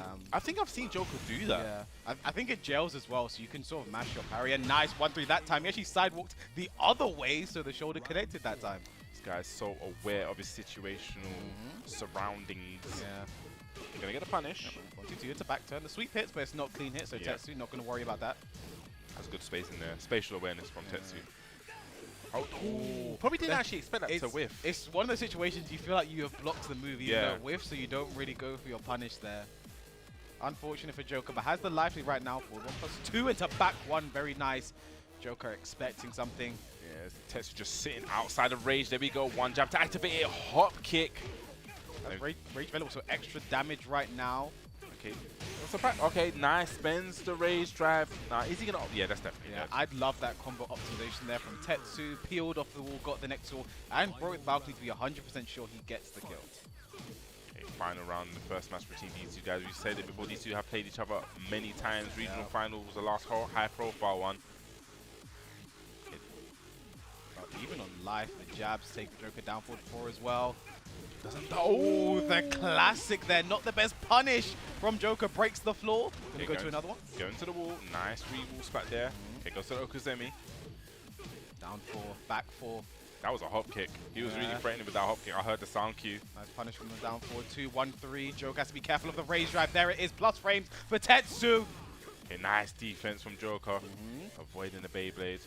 I think Joker really just doesn't have to duck right now, honestly. Just focus on blocking the mids and find your opportunity to kill. No break on the throw. Break. Don't back row. He does. No running 2. Follow up. No, the wrong option there. He should have gone for the hop kick there. He had the visual on the whiff, but Tetsu wasn't crouching. I think it's very, it's an awkward situation because the back Kempo 2 is your fastest option. It's going to catch a lot of things. The back Kempo 3, the hop kick, is a bit slower and can end up being a situation where your opponent blocks. I think Joker was thinking about that. And you probably need the back Kempo 1 because that's a low, and Tetsu's already, you know, down low because the low that he did. So, yeah, a bit unfortunate there for Joker. Did the right thing, but just not at the end. He let it slip. Right thing, wrong input. Yeah, so we're going into the second game right now. And honestly, I think I know Feng is so good at the wall, but I think I was talking to Dinosaur and he said Claudio is like one of the characters that most of the cars should just pick an infinite stage. Because Claudio's wall game, side set 4, side set down 4-3. We saw it against JDCR, side set 4, side set 4, side set down 1-2, and he won the round for that, you know? And even that, what's it, that mid string? Is it down 4-3-2 down or 3-1? 4-3 and the hit confirm. Yeah, it's so, that's what I say, it's so hit confirmable as hit well. confirm. Nice. And that running 2, the running 2 just really just puts you to the wall. Even on block, it really just pushes you back. With the new tactic now, it just pushes you back even further. Oh god, and back 1. So how can we forget about back 1 at the wall? Claudio at the wall is an absolute menace, like Dennis. Dennis the menace. Look at that, so hit confirm. Well, he had time to make a sandwich, come back, get a couple of Red Bulls, put them on the desk, and finish that combo. Oh, launch, very nice there from Joker. You don't really see Tetsu go for the twin pistons too much. Doesn't work out in his favor. His Nice shoulder. combo. Gets a low hitting damage as well. Again, another shoulder, low hitting damage. Tetsu really committed to that duck there. I have to respect it. Yeah, I wonder when the raw shoulders will come out to stop that ducking. Nice. Works that time, but look at this. Look at the health bombsy. Look at it. This is definitely a great range, but you know, with the wild standing one, they're just sliding on in, taking that round. One of Joker's specialties, using that wild standing one to close the space, get in, and there's a mix-up because the wild standing 1-2, or you can finish it, get the last hit. You know, there's many layers to that onion. Yeah, that's a bit of an arbitrary hop kick. I learned that word from Jammers. Shout out to Jammers, did a great job. He does more than just, you know, host for us. He teaches, bro. Arbitrary is that's the Jammers word he taught me. Arbitrary. Oh, no duck from Joker. What's scared of the mid sidestep? No, Joker's normally so consistent on that pickup. Just a bit late there. Tetsu in rage drive available. Has Starburst though, so he might not use it. But he's always going to threaten with it. Run into. Okay, he threatens with the mid option from the. Starburst gets the confirm this time. It's going to be huge damage. Doesn't even need to keep the combo complex. Round 4. I mean, Tetsu's so good with that forward 1+2, just waiting for something, anything, and he got it. Okay, nice. Nice back tempo 2 there from Joker. Look at his pressure, just bulldogging him at the wall. Straight bully. Yeah, and I think Tetsu, you saw that low is probably trying to do. He's trying to do some damage because he's probably thinking about that perfect, but now he doesn't have to think about a thing. Just win this round. 1-3, headbutt. I was actually thinking down back 3 there, and I think Joker knew that Tetsu was thinking the same thing. There you go, final round again. The first game into final round. Like we said, these two are going to be so back and forth. I feel like we're going to see this a lot. What's anyone to a new string added in season 4? You've been keeping up to date with the patch notes. You didn't even know when it was added. There we go. Gonna get the wall splat. What are you gonna go for? Okay, back 3 for Okazemi. Yeah, look at this lively right now for Tetsu. Joker in trouble. Rage drive, spend side set 1+2. Very nice. Was thinking about that side set 4. Can he get another wall? Yes, he can. Oh, unfortunate. Shoulder, not the best party from Joker. The low. What's going to happen here? It peels him off the wall. Yeah, that's very nice. Joker back turn. Mix again. Gets the great. I'm gonna let you do this. There you go. I can't believe Joker went for that sweep back to back. Oh my goodness. Sometimes when you believe, you just have to believe. And he believed. Hit him with the Drizzy Drake Meek Mill back to back. I cannot believe it. I'm gonna have to put this out there. Are you a Meek Mill fan? Because I know Joker's a big Meek Mill fan. Are you a Meek Mill fan? I'm gonna put you on the spot right now. I enjoy some of his music. Okay. I don't. I'm not a fan of Meek Mill. You don't like the screaming? I mean, I don't like people screaming at me, bro. I get nervous. So I get nervous when I listen to Meek Mill. He shouted at me too much. I'm nervous. Oh, God, I got production going to shout at me. See, I'm already getting nervous. No, Josie. You sound like Josie. I'm getting nervous. Let's go. Getting into the third game between these two. I feel like this one's probably going the distance, Bobsy. Let's be honest. It is. You saw the first game. It was 2-2 final round. No, almost final pixel. Again, this was the final of the pixel. And it was a great as well. So Joker getting that golden letter, that golden G. 1G on the board. Okay, that's a whiff. Okay, get a little whiff punish. Probably wasn't expecting that whiff. Look at that downfall. I think we're just seeing a lot of perfect mitigation between these two. Nice back end for 2. You see, he waited there, confirmed the whiff, but Tetsu waited for nothing with the hop kick. Can he carry to the wall? Yes, he can. No, where is Claudio going? Don't know. Oh, just out of range, and Joker commits to the duck. Can't hate on it. I mean, everything was just whiffing at the end there. Yeah, it's a bit scrambly. Scrambled eggs. I had that this morning for breakfast. You did? Yeah. How was it? It was good. Is there anything I could quickly make? Oh, okay, I like that. Okay, back four whiffing. Tetsu does have that starburst available, but it doesn't matter. Just gets caught with the home in. Big whiff, not the bet. No punishment Joker, actually. But you know what? I like that because it's the threat of the second hit coming out. Yeah. So just Joker, you know, realizing that and thought, you know, I'm going to be patient right here. Back four, one more hit does it. A down for Joker. Looking so good right now. Tied 1 game apiece, 1 round apiece. Okay, using that back three, just threatening with the second hit. You know, if counter hit will launch. That running two, that's so much range. The 4-1-2 runs in and does it. Running two. This is about to be huge damage. Back two, yes. Oh, wow. my. No drops. Yeah. Probably one too many hits off the balcony break. I'm never good with those kind of balcony break combos. Actually counter hits and realign my combo. I just go straight for tailspin and end it easy. Nice and simple. But you're simple. You just go for the bicycle kick. Yeah, that's all I have to do. You know. Oh, just whiff on the low. Could have been a hop kick there, but Yeah. like we said before, Tetsu probably not expecting that to whiff in his face. Yeah, but down 2, down 4. The lows are coming out for Joker. Nice duck under. The forward 3. Hop kick. Not the best punish from Joker, but something is better than nothing. About 10 seconds left to go between these two. No rage for either of them. Go. Here we go. Thing with the rage. I love that back. Oh, the Joker classic. Finish this rage on. No. Oh my goodness. 1 second. Is this a great?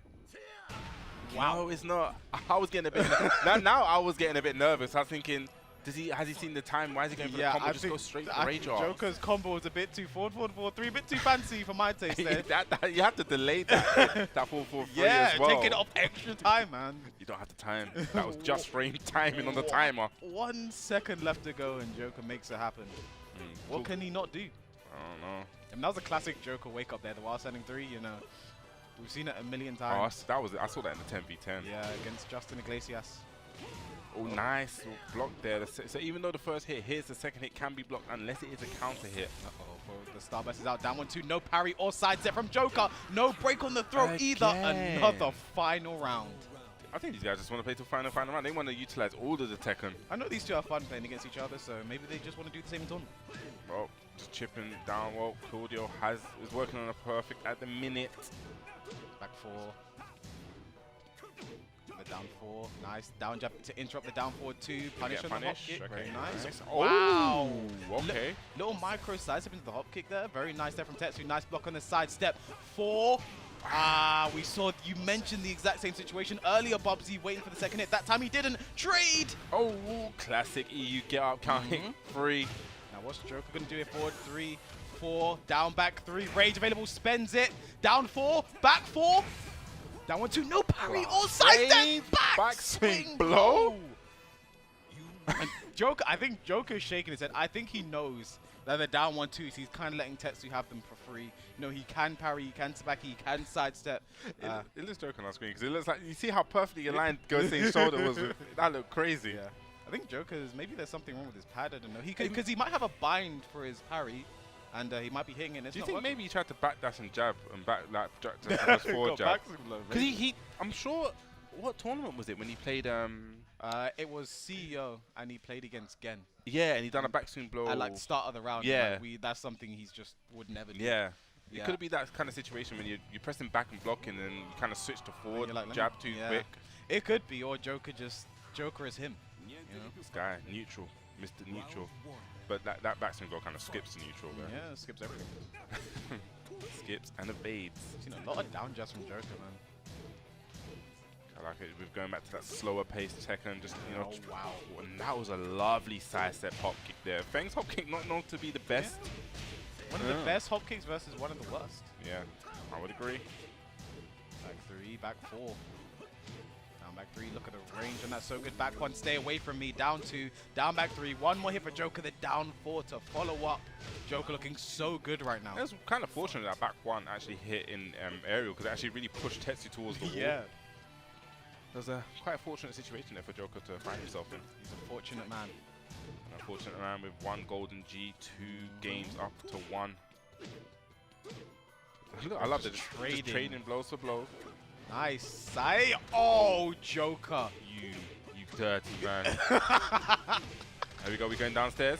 No, it whiffs. I mean, Joker just catching so much life today. But I mean, everything was whiffing, then just into back turn, sweep. You have to commend Joker's presence of mind in that situation. No, -12 and no punish at all. I'm telling you, these guys want to play the most Tekken. They want to go down to 1 second again. Okay, nice. Oh, no, what? What the combo was that? Is this you know what I like the Joker did there? He did mainly lows because of the threat of the raise drive. Tetsu would not want to duck there. I like that option there, but in the end, Tetsu manages to clutch it out. Side step 4. I love that pressure. Nice duck on the 1-3. Nice, but didn't. Okay, nice. Wow. It didn't work the last time. Works this time. Unfortunate there for John. He tried to be too optimal, and now he gets hit by the second back 3-3. Tetsu's got so much mileage from that back 3-3 today. Has Starburst available. Joker needs to be careful. Just threatening with those down back 3s. Yeah, the mid, but now this swap sides Joker is in the corner right now. He's got to get out. He's got to scream and shout. Boy in the corner. Rage drive is looming back 4. Rage drive down back 3. The challenge from Joker as he moves on to set point. I'm telling you, sometimes you got to disrespect. Sometimes you just got to throw things out there just to show your opponent, you know, I may be a bit crazy sometimes. But there's another side step pop kick from Tetsu. This is definitely going to the... No, Kobe, come on. You know better. You know better than that, Kobe. I got so confident because Richie played earlier, but nice wall bounce there from Tetsu. This is going to be the round. Every game's gone to final round. These guys are really squeezing the lemon, getting all the Tekken out. Wow, beautiful hop kick there on the low. And what's the point now is Tetsu. He might be working on the perfect right now. Yes. Oh no, goes for the high wall stack combo. Okay, gonna get the punish here. Yeah, it's no perfect. Nice back tempo 2 again. Uses that roll back, so no shoulder is guaranteed. Roll back, no net code. Okay. +2 gets a starburst. Nice. Tetsu so patient that time. Again, no parry on the down 1-2, no sidestep. Needs to be very careful. Joker does have rage. Okay, plus frames. Up 3+4, nice back. This is great territory, but just a nice low there to chip him out. Or going to a fight. I mean, now at least we get a different stage because it's Joker's time to pick the stage, and we don't get Dioma de Syria. And okay, so we're gonna get a different stage, but we're gonna get a different outcome. This is gonna go to 2-2 again, 2 rounds. To if we don't go to final round, I'll be very shocked. Like I think these two are they're a point now where they're so evenly matched as players on a skill level, and also they're good friends. They play each other a lot. They look at the game very similarly. So I feel like this one definitely has the potential to go to the final. I'm too observant. Like everyone on that stage in a minute wears glasses. Both HK Jr. Tetsu, GoSain and Joker. I think I was in a circle talking with those guys the other day, and I was like, I'm the only one not wearing glasses. I felt out of place. Maybe we should get you some glasses. Yeah. I started to wear gaming glasses. Really? Yeah. For the blue light? Yeah. Yeah. I actually feel they work a bit. Yeah. Just a little bit anyway. Yeah. Make sure you guys think about that at home. Make it keep an eye on your eyes. Definitely. I was thinking on something right there, but we're going to a final game between these two. Tetsu versus Joker. Someone's going home and someone's making it to top 8. Yes, we actually forgot this is actually loser's side. Because it took so long. But this is probably just a testament to how high the level is between these two guys. Ooh, no duck on the 4-3 there from Joker. Back 1, down 2. Tetsu in the corner. Nice whiff punish. It's not going to be dead. It's going to be close headbutt. Back 4. I love that. He just chipped him out. He did not want that perfect. Even though probably golden letters won't be coming too much of effect now. Doesn't mean that much headbutt. Back 4. The jab to float the running 2 Joker.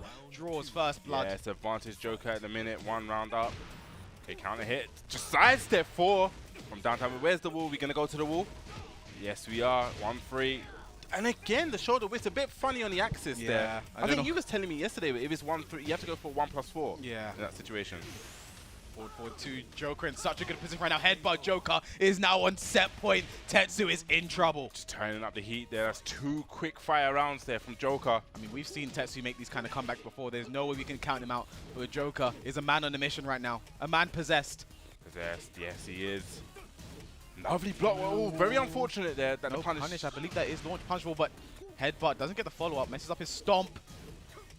Ooh, 2 to the 1. First time we've seen that. Yeah, that's what I said. It's the first time. Joker's so good at confirming that. It's because it's very easy, Bobsy. I was trying to give him props. Come on.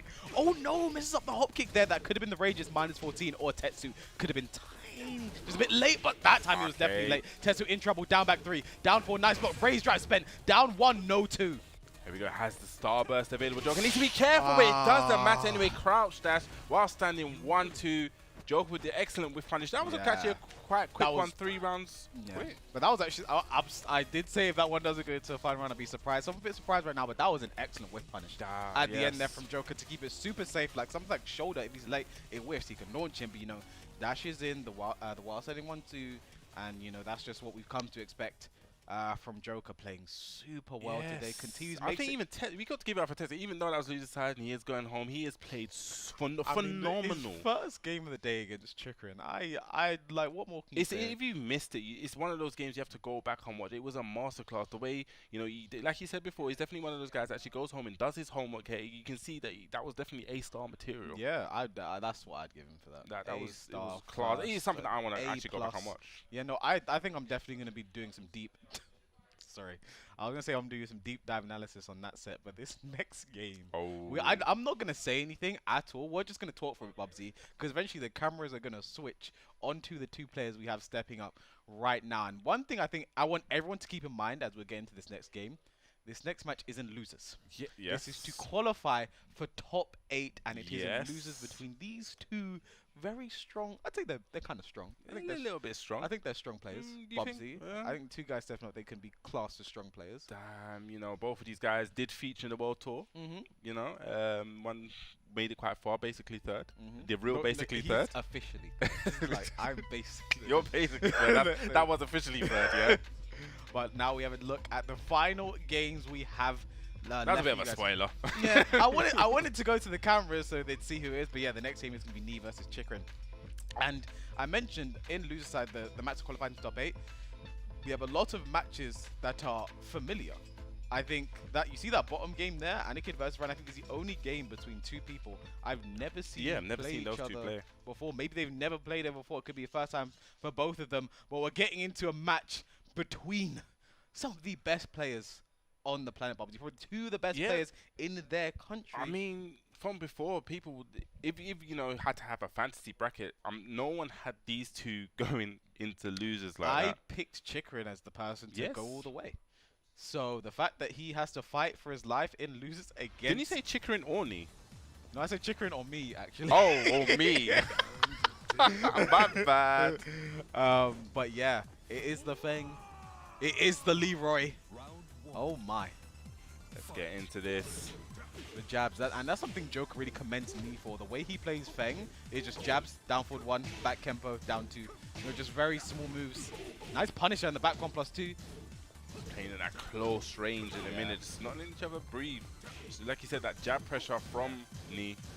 I mean, I think in this matchup, Feng really wants to play like that range 2, range 3. That's what he really controls the game. If Leroy really wants to get in from there, he has to do the forward 4-3, which is a high and it's easy to call out. So, see that Knee's playing very aggressive at the start of this. Like, no punish. See, I think he went for forward 4 there because he knew the hop kick would not be a consistent punish because of the pushback.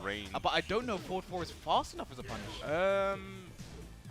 I'll check the dictionary later for that one. I have Bloodhawk working on it for me right in the lab. I love that jab pressure again, playing very aggressive. I wonder when we're going to start seeing the parries coming out from Chikurin. Really saw one, but he didn't go for a follow-up. And the parry follow-up is now unsafe at -10. So you see it's been a very conservative. But the jabs, the headbutt, one more hit down. Look at this pressure from Knee. Just relentless, not giving Chikurin a start to get chance to get anything started. Okay, nice throw break. So yeah, forward 4 is fast enough. Knee just wasn't fast enough there. Probably a little bit of a hesitation, you know, first round. Because you have to sort of select a punish in your mind first and then do it, and I think... It's probably not the optimal one you actually go for when you start thinking about block punishing. Yeah. Alright, forward 4, no follow-up though. Nice side in the back. Can't get a lot from him, but nice low parry there. I think he's gonna still kept his tailspin. Very smart there from Knee. Are we getting to the wall? Yes, we are. Nice. Gets a low shoulder. That is definite optimization from Knee. It's exactly what you expect. Ooh, okay. One. Nice block. Delays the last hit. A nice whip punish there from Chikurin. I don't think this is going to the run unless he gets the wall. No. Oh, yes. Well, you called it unless he gets the wall. Literally did the final chunk of damage that Chikurin needed to close out to the round. There we go. What's crazy, well, both of these players were put into the lose bracket by the German players. I mean, the German scene is one of the strong. It probably arguably is one of the strongest scenes on the come up right now. You could say they're #1 in Europe right now, Bubsy. No one would argue with that. Spag. Yeah, I know. He's just looking at us now. Nice, up 4-3+4 to end the combo there. Nice break on the throw. Knee in trouble, back to the wall. Yes, Not where you want to be. needs to fight his way out of the wall, but here we go. Low parry. Nice combo as well. He is well out of the wall. What's the follow-up here? Down two. Needs to be very careful. One of the Kane's going to come out to play soon. Still has it. Yes. Sitting there on the hit. Nice. That time, no shoulder has the range and knew it would kill. Very smart adaptation from Knee. 2 rounds apiece. Who's going to take first blood? Okay, Kane comes out now. That's the upward one to follow up. Nice punish on back one to Knee. Very consistent on that. Back forward. Once again, just playing at this really close range. Okay, using that jab pressure once again just to get in. See how Chicken reacts to the jabs. Okay, down 2. Down 4. They have a wrist there, but Knee does not block it. Blocks down 4, doesn't do it the second hit. That time. It really seems like Knee's now playing a little more conserved. In the, at the beginning, he was being extremely aggressive. Now he's gone back to that slower pace. And now he's a lively right now, and it's very hard to sort of, you know, approach Feng with that lively, but that throw could have been a mistake. His Knee has put his back to the wall. Okay, down 2, trying to fight. You went for the homing move, knowing that Knee needed to get his back away from the ball. He wanted to get away from the ball. Nice, But that time does it again. It's like, wait, I made a mistake. Let me fix this. Made the switcheroonie. Oh, upward 1. One more hit does it for Knee. The spring kick. Oh, gosh, this is scary. This is a scary hour. Back 4. Okay. Back 4 is a mid. And you see there, Knee takes the first game between these two. And Chanel running up already. I think just saying, you okay? Feeling good? Hydrated? I mean, you're a player. What do you want people, when they come up to you and coach you in that kind of high-level situation, to actually say? Sometimes it depends. Like, if I am getting absolutely bodied and I don't know why. Oh, okay, in that kind of And if someone from the outside can see why, I want to know what I'm not seeing. But most of the time, I just like, because sometimes it's not even that I'm doing bad things. It's more just like, you can see I'm shaking. So sometimes, it's something the Germans do a lot. I know Seth, he spoke to me about this. Like, normally it's just a little calm down, you know, play your game, take your time. But someone I really love giving advice is Kira. He is amazing at giving advice. So yeah, top tier. I actually agree. I love the way he sees the game. He definitely sees the game in a deeper. Yeah. On a level that mere mortals cannot see, you know. But speaking of level, we all have multiple levels right now because we're on the Forgotten Realm. Let's see what can happen now. Knee 1 game up. Nice use of the Sabaki, down back 1+2. Nice movement there, but doesn't really capitalize off of that. And down forward 2 is always looming there from Chikurin. Okay, just chipping away with the lows. Probably trying to condition for something bigger later with the mids. Okay, nice, down 4-3. And Knee should break this floor right now. Oh, he's definitely going to break this floor. With the side set 1+2 combo? No, he doesn't go for it. He's the first person I saw do it. It's a crazy side set 1+2 combo after the floor break. But again, does the throw and puts his back close to the wall. Forward 4-3. Again, goes for it, yeah. Switcheroonie. I made a mistake again. Done the Houdini. I'm here. Now you see me, now you don't. He's here now. He's doing the best he can. Yes. Oh, another parry, but I like how Chikurin's being patient. He's not going for follow-up. Oh, this is definitely punished. This is definitely great territory. That is 1 golden letter. See, look at that. Hey, that was a nice one. Okay, 1+2 throw broken from Chikurin. Does the throw break the floor? Yes, I'm gonna say yes, it does. Yeah, so I think that's something, because obviously, you know, Chikurin picked this stage, so it's very important to take the floors away from the guy that wants it, but no low wall splat there, so it does not break the floor. Again, I love this persistent with the throws, you know, persistence. This gives your opponent one more thing to think about. Again, goes for the throw, and this time it's a generic throw. Regular degular. I'm on a regular no large. Yeah. Down for 1. The headbutt, QCF 1+2. Knee is firmly in the driver's seat right now. He wants revenge from the World Tour Finals. Okay, 1+2 throw broken again. I love it. Just going for those throws, but gets hit with the Kane. And I think if Chikurin gets a clean wall splat, this is going to be huge damage. Yep. Boom, boom, boom. Yep, going downstairs. And again.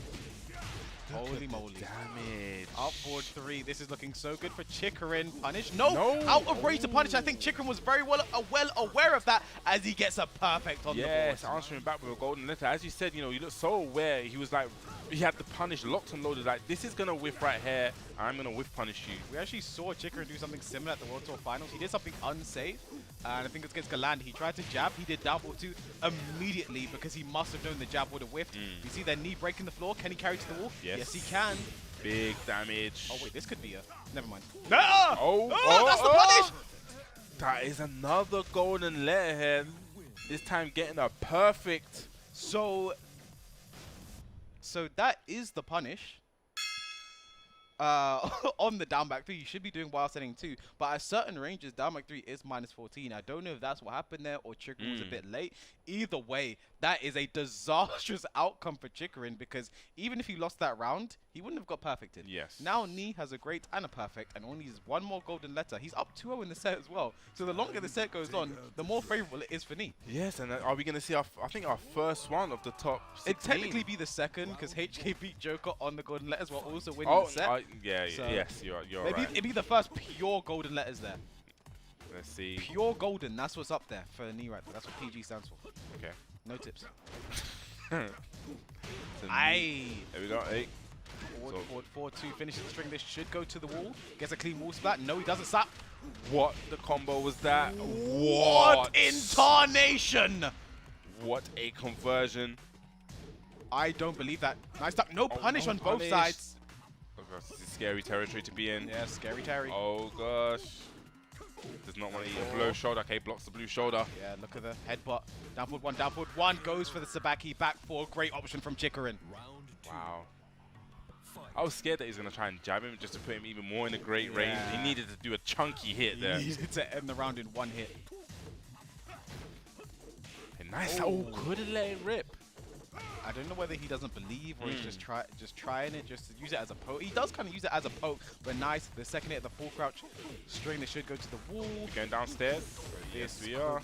Leroy is a forgotten round character. What more can be said? Down forward 1. Uh-oh. Second hit whiff. You need to be very careful. You need to be very careful. Oh my gosh, it is over. Golden letters.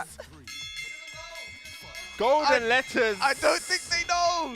That is 3. I don't think they know. They're still playing. They're playing regular tournament. Oh, you see Chanel stepping up right now, and yeah. Need a bit shorter than that. See, he's laughing. He's realized that is a cheesy grin if I've ever seen one. That's a true champion, man. He wanted to play the rest of the set out. You see Chikurin laughing and smiling as well, but Nee takes it in the golden letters format. What a set for it to happen. What two titans of the game stepping up against each other, and it ends in oh boy. Bobsy, I'm lost for words. I am dead. Yeah, you know, it came to that situation where he had that rage, he was at the wall, and it just became scary. Are we going to hand it over to Jammers? Yeah. Okay, I think we're going to hand it over to Jammers. We have another golden letters victory here, so Nee, the honor is all yours, my friend. Hit the gong, baby. Golden letters live and kicking. That was a great set. I think everyone knew but him, but that was great. Keep it rolling. Look at strike of the Yeah, no, I rate that. You know, it was precision. He actually got it dead in the center as well. You know, that's the precision required to be a Tekken. You see GoSain when he whiffed. he missed on the first hit. That doesn't surprise me, man. That's the precision required. That, like, just the difference between the two. You know, what more can be said? But we get our final top 8 losers qualifier game. Will be stepping up very soon. That's gonna be Anakin versus Fran. But Bobsy, let's talk about that last game for a bit, because it was crazy. You know, like we said before, he was just at positioned at the wall, and it's such a scare with Fengo, especially when he's at rage and he has that blue shoulder. It's so threatening. And then he used the blue shoulder, got the plus frames, and it's just like. And then he goes into the back turn. He's threatening with a duck. Like, what's he gonna do? Then gets the. I mean, that was just such a. It was just great awareness from Nee and I think Chikurin. I mean, I think on the plus side, it showed that they won. In their heads, the format wasn't really had much effect. You know, in the way they were playing the set, they were still playing to themselves. I think Chikurin was like, oh, if I lose, and he kept playing. But unfortunately, that means Chikurin My pick. Yeah, your pick. Did you My- commentators cursing before the event even started? My pick to win the whole event, unfortunately, is now out of the tournament, and yeah, probably not the way he'd like to have gone out. But we see the last year in the top 8, we didn't get any golden letters wins. You know, it was all regular first threes. The whole thing played out. I guess this is technically not the top 8 just yet. We're just outside. I mean, okay, yes, last year in the second day, okay, we didn't get any golden letters victory. Are you happy with me? No, I was just putting it out there. Okay, that was loud. Okay. that was Our next match. Yeah. Now, we mentioned this earlier on. It's going to be Anakin versus Fran. Now, to my recollection, to your recollection, I think to everyone's recollection, I do not actually remember these two guys playing ever. I'm trying to think of a scenario in which they could have been in the same building at the same place to have played some Tekken 7. And nothing. Anakin's the world traveler, so yeah, but like Fran doesn't travel as much, so you know, maybe when Anakin comes over, Fran's gone, and now they're both here in the building. Fran probably my surprise pick.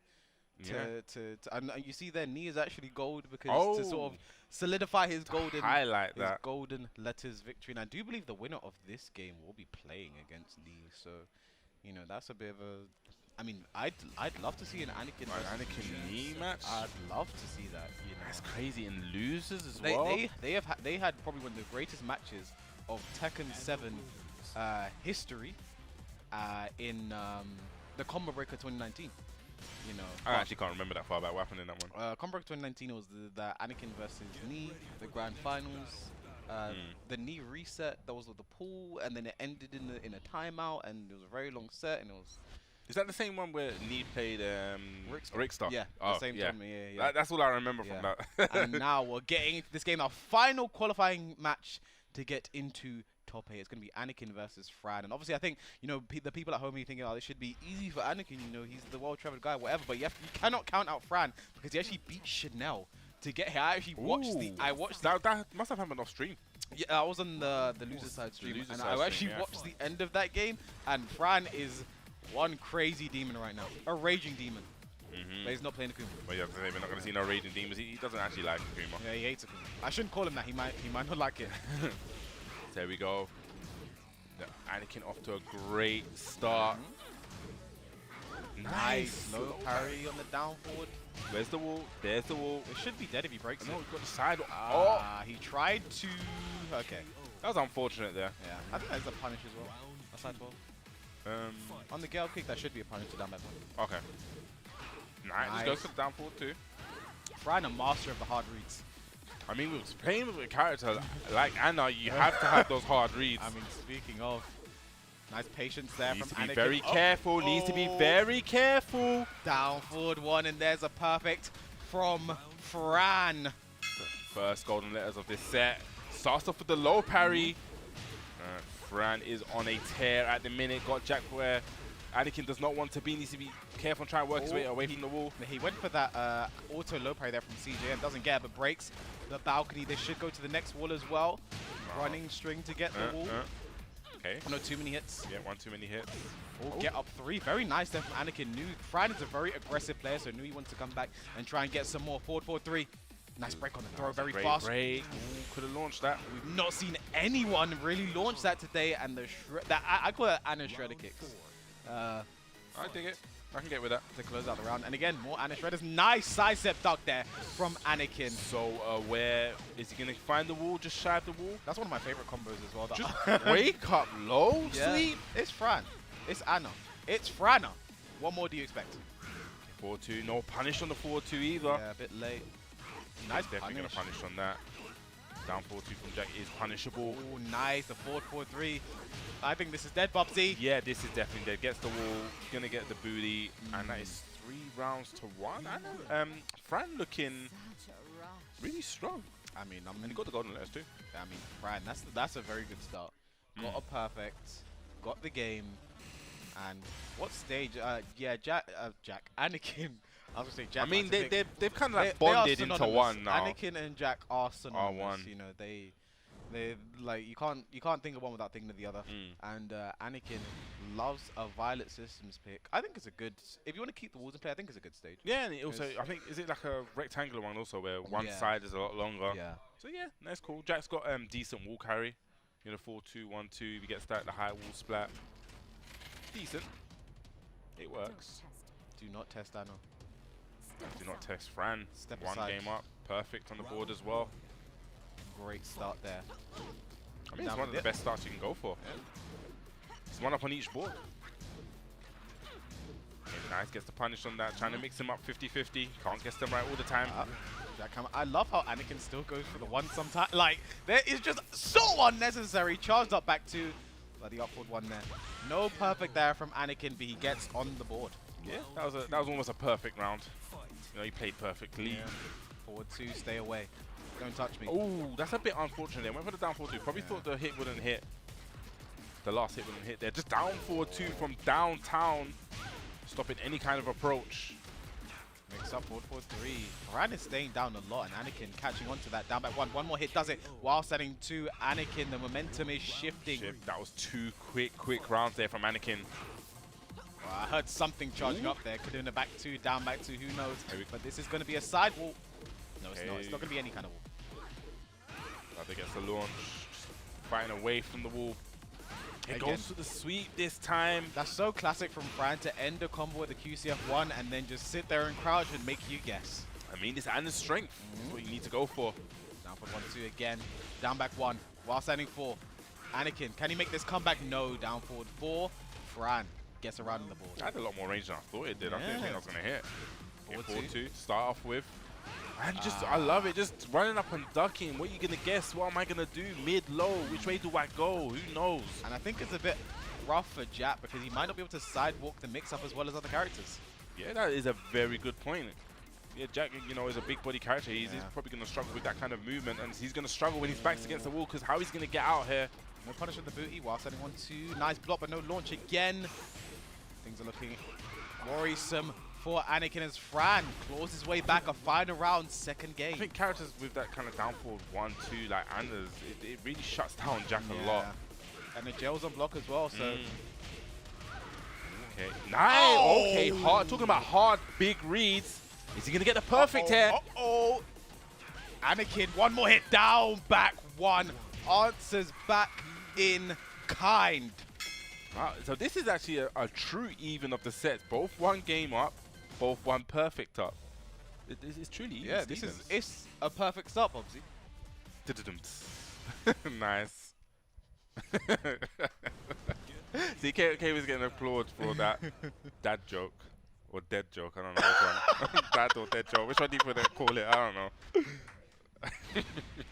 So as we go to the next game, I didn't even see the stage select, but I'm guessing that Fran picked Forgotten Realm. Yeah. If he's a better man, what'd you put on that? I'd put everything I own on it. Literally everything. The clothes on my back. There you go. Well, let's not do that. I mean, I'm right. Yeah, but, you know, 99%. Was it a broken clock can be right twice a day? Twice a day. Could happen. There we go. No, it can't. Anyway, but what can happen is this next round, let's see who's going to take it. Bro, they both start off with down jabs. I mean, what is to get? They know they both got one golden layer up there. And again, we see. I mean, I'm trying to think. Does Jack really have a fast keep out move to sort of deter the full crouch mix? The thing is, Jack has to really just take, I think, a huge risk. It has to either be a forward 2 or just a full crouch down 4, maybe. Like a forward 2. She's just gonna duck under. Yeah, that, so. that's one of the things with Jack. He's just not really got that many keep out tools. It's going to be the round for Fran. Yes, it is. First round on the board. Round 2. Fran taking advantage at this moment. 2-1. Forward 1-1. Just throws out no duck from Fran. I mean, both follow-ups after forward 1 are highs, but so good. So the thing about close circle forward 1 is so hard to whiff punish. Yeah, not if you're Anakin, apparently. And there we go. Finally blocks the full crouch sweep.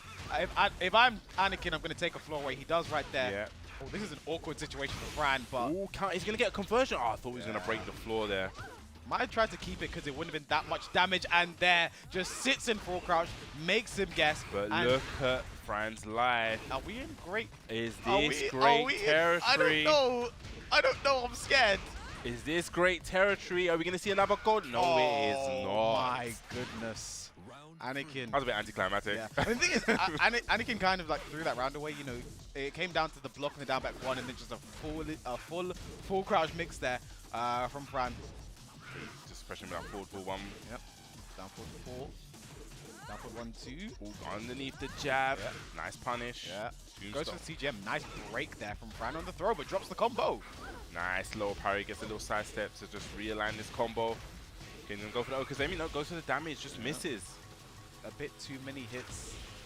I think half the round is gone right now. Nice with punish there. This should go to the wall. Definitely going to go to the wall here. Gets the wall splat. What's the combo? Okay, interesting combo. Toe kick. That was the exact same situation. No! No! I See, think you know that what is a happened. misinput on Definitely the rage drive. on the rage drive. Yeah, you know, Jack now has a new, I think, was it last season? Where he gets yeah, it, so he can do it season. from 1+2 instead of just doing like 1 then 2. So that occasionally happens. Maybe we input it a little bit too fast. Yeah, so the original rage drive input was half circle forward 1 and then 2. But now if you do half circle forward 1+2, it's I think 1 or 2 frames faster. But if you mess it up, you get down forward 1+2 and you plant the seeds. You know, it's too cold to plant the seeds in a minute. I don't think anything's gonna grow. Yeah, nothing's gonna grow, as you saw there. And I like how Chanel's actually giving Fran advice. So you know, that's actually the person that knocked him out of the tournament. So still humble in defeat, and like he's like, you know, yeah. Or he's just saying, you beat me, you better win. You know, that might be. You need to win the tournament, so I can say, oh, at least I got beaten by the winner. Yeah. Who would say something like that? Round 1. Just looks over to Kobe. Nice side step 3. Oh, down forward 2. Catching Anakin probably moving. Yeah. Fran looking very good this game. Again, another sweep. Anakin's legs, they're hurting. They're screaming. Needs to get out of this corner, Jack. And down forward 4, Fran. So much momentum right now. Yes, definitely has the momentum on his side. Does have the round count on his side too. And again, another launch to kind of start the round off, putting Anakin back against the wall. And Jack struggles. I know Jack excels when he's playing that wall game, but when he's backed against the wall, it's even more of a struggle. It's a long day. Yeah, long day, can't lie. Oh, almost. Hit counter hit. 4-3. Nice. Gonna get a full conversion here. Where's the wall? Gonna be just shy, I think. Yeah. Back to again, but Fran doesn't respect anything. That's a brave challenge there. Down back 1. Oh, sweeps and plant the seeds, guaranteed. I love the patience. Back 2. You saw Fran hard ducking there, expecting the rage drive. It never came out. Yeah, I love the patience there from Anakin as well. Just to wait, just to see what Fran's gonna do. Okay, full crouch down back 1. Nah, I love this. 1. Working on a perfect. Working on a perfect here. Powerbomb not broken. Oh, just gonna get hit. Yeah, gonna get hit there. Whilst in 3-2, Anakin just throwing the kitchen sink at him. Oh, talking about throwing the kitchen sink. This is gonna do huge damage. Where's that wall? There's that wall. There. And extra damage because of rage. No, spends the rage drive. Look, it just didn't hit. Could have let it rip as well. Believe in the punish. You have to believe, Anakin, and he does as he moves on to game point here. I love it, but Anakin just stays so stone cold still. Oh, look at the composure on his face. You would not realize that, you know, he is like on his final game here. You would not see it. Okay, ooh, I love the breaks there we put on Fran. Could have got a little bit of a bigger punish. Down forward 1-2, down forward 1-2, down forward 4, down forward 1. Here we go again. And look, Anakin is literally in the corner right now. Nobody puts Anakin in the corner except for Fran. I've never let it rip. Okay, debug. Okay, fight his way out the wall. Yeah, very smart. Gets away from the wall. No extra damage though. Down forward 4. This is set point for Fran to make it to top 8 on the loser side. All to play for now. If say Anakin has a lot to fight for as well. You know, last time at Golden Let's, he had a 3rd place finish. This will be a far cry from that. If he gets low parried here. He's going to go back to the wall. This is where we've seen Anakin have huge trouble. You know, the down forward 1-2s with Anna just really locks Jack down at the wall. Speaking of locking down, a down back 1. Big whiff, but no, the last hit finally hits. 1-2, a bit of a mistake there from Anakin. Oh, Jack and whiff. Oh, gosh. Goes for the 50-50. This time goes to the sweep. How are you going to guess now? Okay, side step 3, down forward 4. Anakin in trouble. Get up kick. Debug! What are you going to go for? Down back 1-1. What's going on? Down back 1 again. Not deterred. Anakin did not move an inch. I'm telling you, this guy's stone cold there. Did not move an inch. Not a hair on his head was swayed. He just sat there stone cold. No Steve Austin. And I'm great. I'm thinking, I'm a Jack player, but the team went for the down back 1-1. And maybe the pushback there was a bit funny, especially at the wall. I mean, here's the thing. I think Fran tried to do full crouch sweep because he did the throw. And like there's an input for the full crouch sweep with like a just frame, which makes have more range. It's like down forward 2, full crouch down forward 2 to the 1 or something. Okay. And he did wake up throw, so I think it could have been a misinput there on that because you saw he did wake up throw, which is I don't know what that input was supposed to be. Just panic C. That's what it was. I mean, not for Anakin. These guys are so composed. His name is Anakin, but he was not panicking. He was. You know what? I'll give you that one. Oh, see, so I got confirmation you stole that one. Plagiarism. Plagiarism at its 100% on Turnitin. Okay, just dashing out of there now, playing that slow plays game. We're back to the forgotten, you know, the I mean, how can you forget this round? We see it every other game. Yes. Down back 1 again. Fran challenging that down back 1 a lot. I think it's something you have to do against Anakin sometimes, but when he realizes it, you can be put in a world of hurt. Break this floor. Yes, definitely has to. He wants to take those scores away from Anna as soon as possible. 1. Oh, Jackhammer, this could be the round. He yes, didn't have to do that. He did. The plant the seeds, I think, would have been the same damage it would have killed, but I think Anakin, it's his muscle memory at this point. Yeah, you know.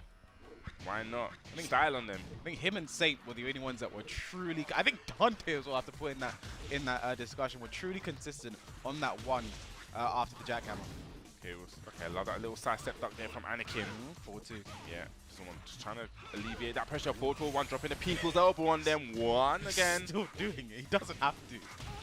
Down, back 1, and Anakin now moves on to set point. Still sitting in the exact same position he was in 3 games ago. Gonna get the 4-2 guarantee. No, he went for a little bit of a mix-up. I respect it. That was right there. That was cheeky from Anakin.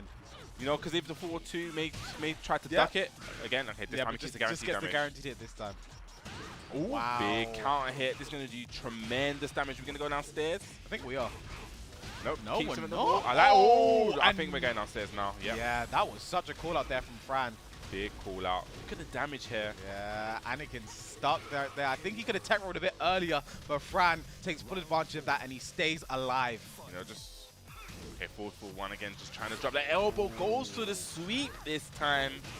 And are we gonna break this floor now, Bubsy? I don't think so. Oh, yeah, I think he did try to. Now we're gonna break. Okay, maybe not. Oh, right on the noggin. Nice use of the wall run. Break the floor, very I respect smart. it. Just take it away from Fran. Take Nice. that option away. Good spacing on that low. Couldn't punish it. Regular throw broken, but swaps the side. Oh, debug. Raw. Up 40. Oh, the that trade. was a fortunate trade, but Anakin now does have range damage available. 1 down, 4-2 is going to take this. Low. Debug. 4-4 fingers do it. Go. I want him to do the dive. No, don't put that in his head, but just dashes up, down, back 1 from. Wow. That must have been the tippest of the tip of the tip range. I don't know what more can be said about like cool as ice. Yes. You know, just sitting. He didn't move it. Like there were so many situations other people would be. For real, imagine how Super Cream was sitting in that chair. Oh He'd be my jumping, gosh, levitating, flipping, slapping tables, flips into this you know. hitbox. But when it's Anthony says like, you know, I've been here a million times. This is just 1,000,001. And he was literally on the cusp of going out. It was literally like final hit. You know, went for the down back 1-1. He got blocked and still had the composure to take it out. But as you see right there, here's the losers qualifiers. We have Neon K going out against Ayo Richie 3-0. We have Tetsu going out against Joker 3-2. Nee with the golden letters against Chikurin. And then he had Anakin with that last match there going down to the bye. We said this before. These two haven't actually, we can't recollect if these two actually played before. But, you know, it's the first time we've seen it. It was a interesting game to go. It's been such a crazy losers qualifier, man. You know, so these 4 guys are actually going to move on into the top 8. It's so crazy, the level that we had just now, and that's just to get in to the top 8.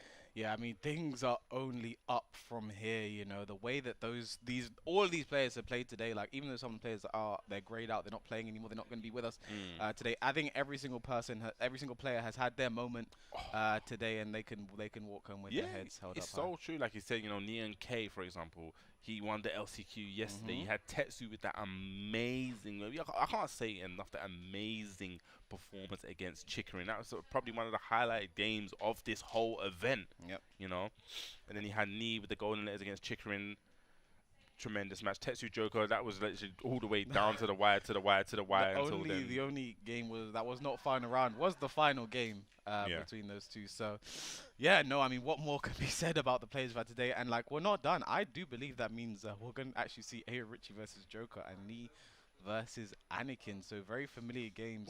I actually see Anakin walking by. Look, I don't understand how this guy is. He's just still so cool. He's just eating. He's some just food. chilling. He's just chilling. He's chilling. He's big chilling. He's just like, yeah, I'm cool, man. He's like, yeah, man, that was just another game. You know what I mean? Like, I'm just playing some Tekken. I'm just enjoying myself, and he's just eating some food, man. He's just chilling. Definitely chilling. Not like a villain though. Definitely one of the heroes. Definitely one. I'm sure that the chat and the people at home, especially over in the site, over in the States, want to see. Yeah, but I mean, there was so much action that happened just there, and I think we need someone to sort of dive in a bit more. So let's quickly cut over to Blood, who's going to give us some amazing analysis. Take it away, Bloodhawk. Thank you, K-Wiz. Ladies and gentlemen, thanks for coming back to another analysis segment with me. And I've played a lot of characters in my Tekken career. When I was a wee Bloodhawk, I used to be a Horong player like this man to my right. I've played Dragunov, Kazumi, Leo, but right now my business character, I'm part of the Mishima Zaibatsu, and I wanted to highlight this great match between HK Jr. and Joker with the Heihachi. Now, Heihachi is an amazingly strong character right now in Tekken 7, but Fang does give him a lot of trouble. He's got the punch parry. He's got a lot of the lows like that down 2 right there. He can't get the optimal punish with that while standing 1 that he likes. He can't launch Fang's down back 3 that other characters have. So even though you're a strong character, you have to play around Fang's strengths, and HK Jr. did amazingly here right now, trying to weather the storm against the Joker's Fang. Eats the hop kick here, gonna get a weird wall splat, and it's in the second round particularly I want to highlight where he makes that amazing comeback. You see with the axe kick in the previous round, in the previous game, he tries to go for the axe kick into the DF1 and gets the while standing 1+2 punch reversal. That doesn't work out for him, so he actually waits that time. He doesn't want it to happen again. But this is the round where he makes the amazing comeback, and I just want to highlight a little of the things that he has to work around here. Gets the amazing hop kick punish, but drops it. One thing that you have to realize when you're playing these execution characters like a Mishima or a Brian or even Akouma, you're gonna mess up sometimes, and it's okay. Just, you made the mistake, move on, keep playing. And this is what he does here. Another weakness of this matchup, a lot of Fang's lows leaves him crouching, and Heihachi does not have a really fast mid launcher, so you're gonna have to usually make do with these down forward 1-2s. And just sometimes, right there again, sometimes in certain ranges, the 4-4-2, the demon uppercut will get punished. Keep going. You don't have to show. You can show it again. You don't have to show it again. It's okay. And we're gonna keep going here. This is the one where the round where Joker turns a perfect into HK Jr. getting the great victory, living on a prayer right here. 1 punch, gets the counter hit jab into the rage drive. Again, side combo, not going to get anything, but gets the demon uppercut here. And it's going to end up on this 1 full crouch down 4 low. And amazing awareness from HK Jr. right there, getting the punish here. The spacing, it's hard to tell perfectly, but I want to say the spacing on this low is such that if HK Jr. had autopiloted the wall standing 4-4, it would have whiffed. But getting the perfect wall standing 1 into the Death Fist follow-up, beautiful play from him. And it's just going to keep going. He's going to make certain mistakes here and there. He's going to mess up a combo, mess up the follow-up on a wall standing 1, maybe even mess up the Omen follow-up, but he doesn't deter. You make a mistake, it's in the past. Move on, just keep playing better. Again, even though you're getting punished sometimes with these shoulders on the 4-4-2, you don't get deterred. And he's going to get the counter hit here. Full combo. Beautiful. This character is so cool, man. Heihachi's so cool. Bring him back in Tekken 8. 1-1-2. You can either bring back... If you don't bring back Heihachi, you know Kazuya's going to get that 1-1-2 wall split. You know it's going to happen. But... beautiful punish. Again, you can't get a launch on a Fang's down back 3, but the wall standing 1 into Omen, maximizing the potential damage. Just weathering the storm here, and I think 1 down 4 at the end takes it. He's going to eat the sweep. He's going to weather the storm, get away from the wall, eats the down 1, but then down 2, and then down 4 right there takes it. And then we move on to the third game. And I think this I wanted to highlight, again, making small errors, not getting the best punishes here and there, making whiffs, but you continue to play out the matchup. You take what you can have. You're playing in suboptimal conditions, and your suboptimal conditions is the fact that you're fighting Feng Wei. So you can take what you can get. Doesn't react there, but doesn't, you move on. Doesn't matter. You take what you can get. Beautiful while standing 2 counter hit into the Demon's Breath. Again, taking it with the low hit. And then into the final round. That's just, man, like I said, this character's so cool. And HK Jr., I feel like I made my gamer tag before this man was born. That's how long I've been around. But him and Tetsu, the 2 German young players, it's just so amazing how good these guys are with with a character like Heihachi. But he's gonna move on again, waiting, great mental discipline, not overextending, especially like stuff like the Feng down forward 3, which tends to be punch parry bait, not falling for it, and waiting. I think he loses this one as well. But it's okay. You still got games to get. The set is not over until the final round is taken. So this is from the 4th game. Again, having to deal with the Feng lows, the annoying stuff that even if you block, you're just going to have to deal with the wall standing 4-4 instead of a wall standing 1 or a wall standing 3-1+2 punish like that. But great. Getting the re-wall splat, but not that. And 4-4. And then we can keep going until the final game of the final round of the final game is going to come up here. Nice low parry, going for the double low, getting punished for it, getting the rage drive into the down 4, and then just weathering the storm. And then this is the final round of the whole set where it all comes together. Down, using the hell sweep, taking your plus frames, getting the wall pressure.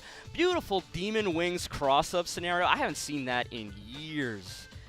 But then getting your punish on the back kempo low, and then weathering, playing perfectly at this point. You've made some small errors. You don't get the best punishes, but you get enough. So great stuff to HK Jr. We got this extra stuff here against Knee, which is super good. He played amazingly against Knee too, but it's really great. So good stuff to him, and we're gonna bring it back. We're gonna bring it to Jammers in the audience. What you got to say for us, Jammers? Much love, Bloodhawk, for that amazing analysis once again. Listen, make sure you follow that guy's social media outlets because that guy has got so much knowledge I think is underappreciated. But I'll tell you what, Titans are falling. Young Prodigies are still in the bracket and we're edging ever so closer to the grand finale. This is Red Bull Golden Letters. You need to be tweeted out. Hashtag Red Bull Golden Letters. Let us know what your experience is in the social media arena. But of course, we need to go for that another break. But when we come back, there's going to be more action here. And I'll tell you what, there's some juicy guys still in the bracket. We'll see you very shortly.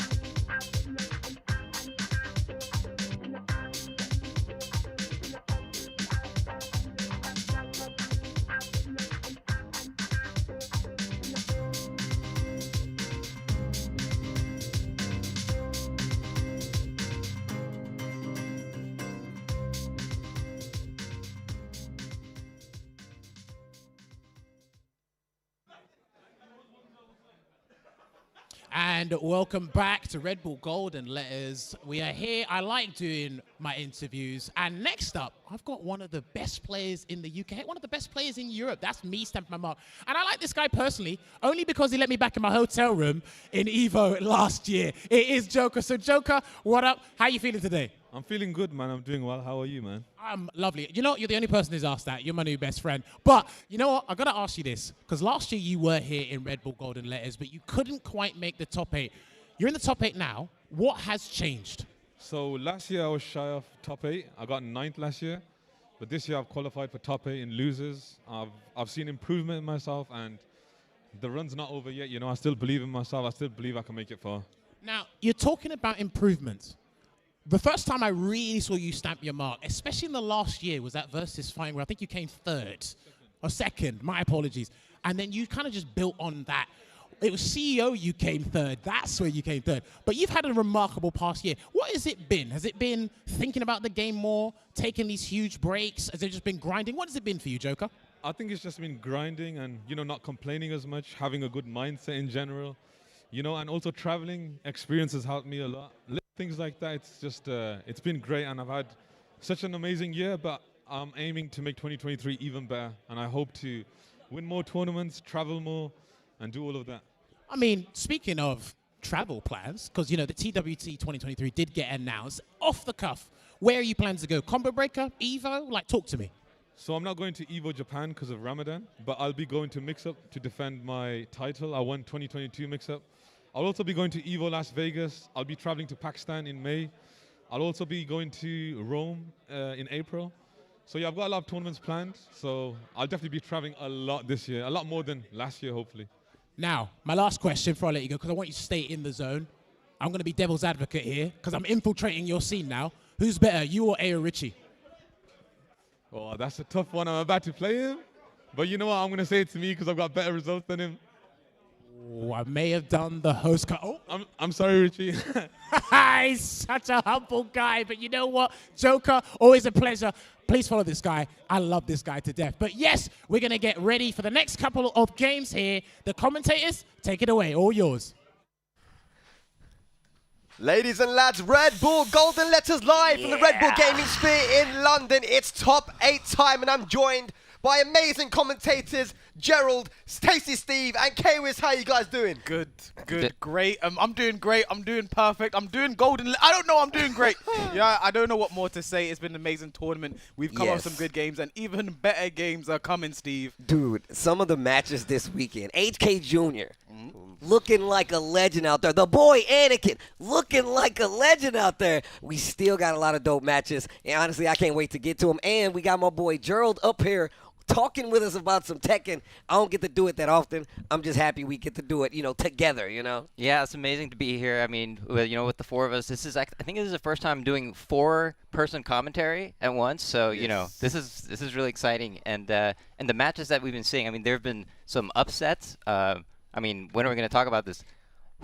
It's been a lot versus of HK Jr. Oh, yeah, wow. Yeah. Bloody hell, man. Wow. I want to say right now, I hope we don't get more upsets because I feel like we have a logistical issue.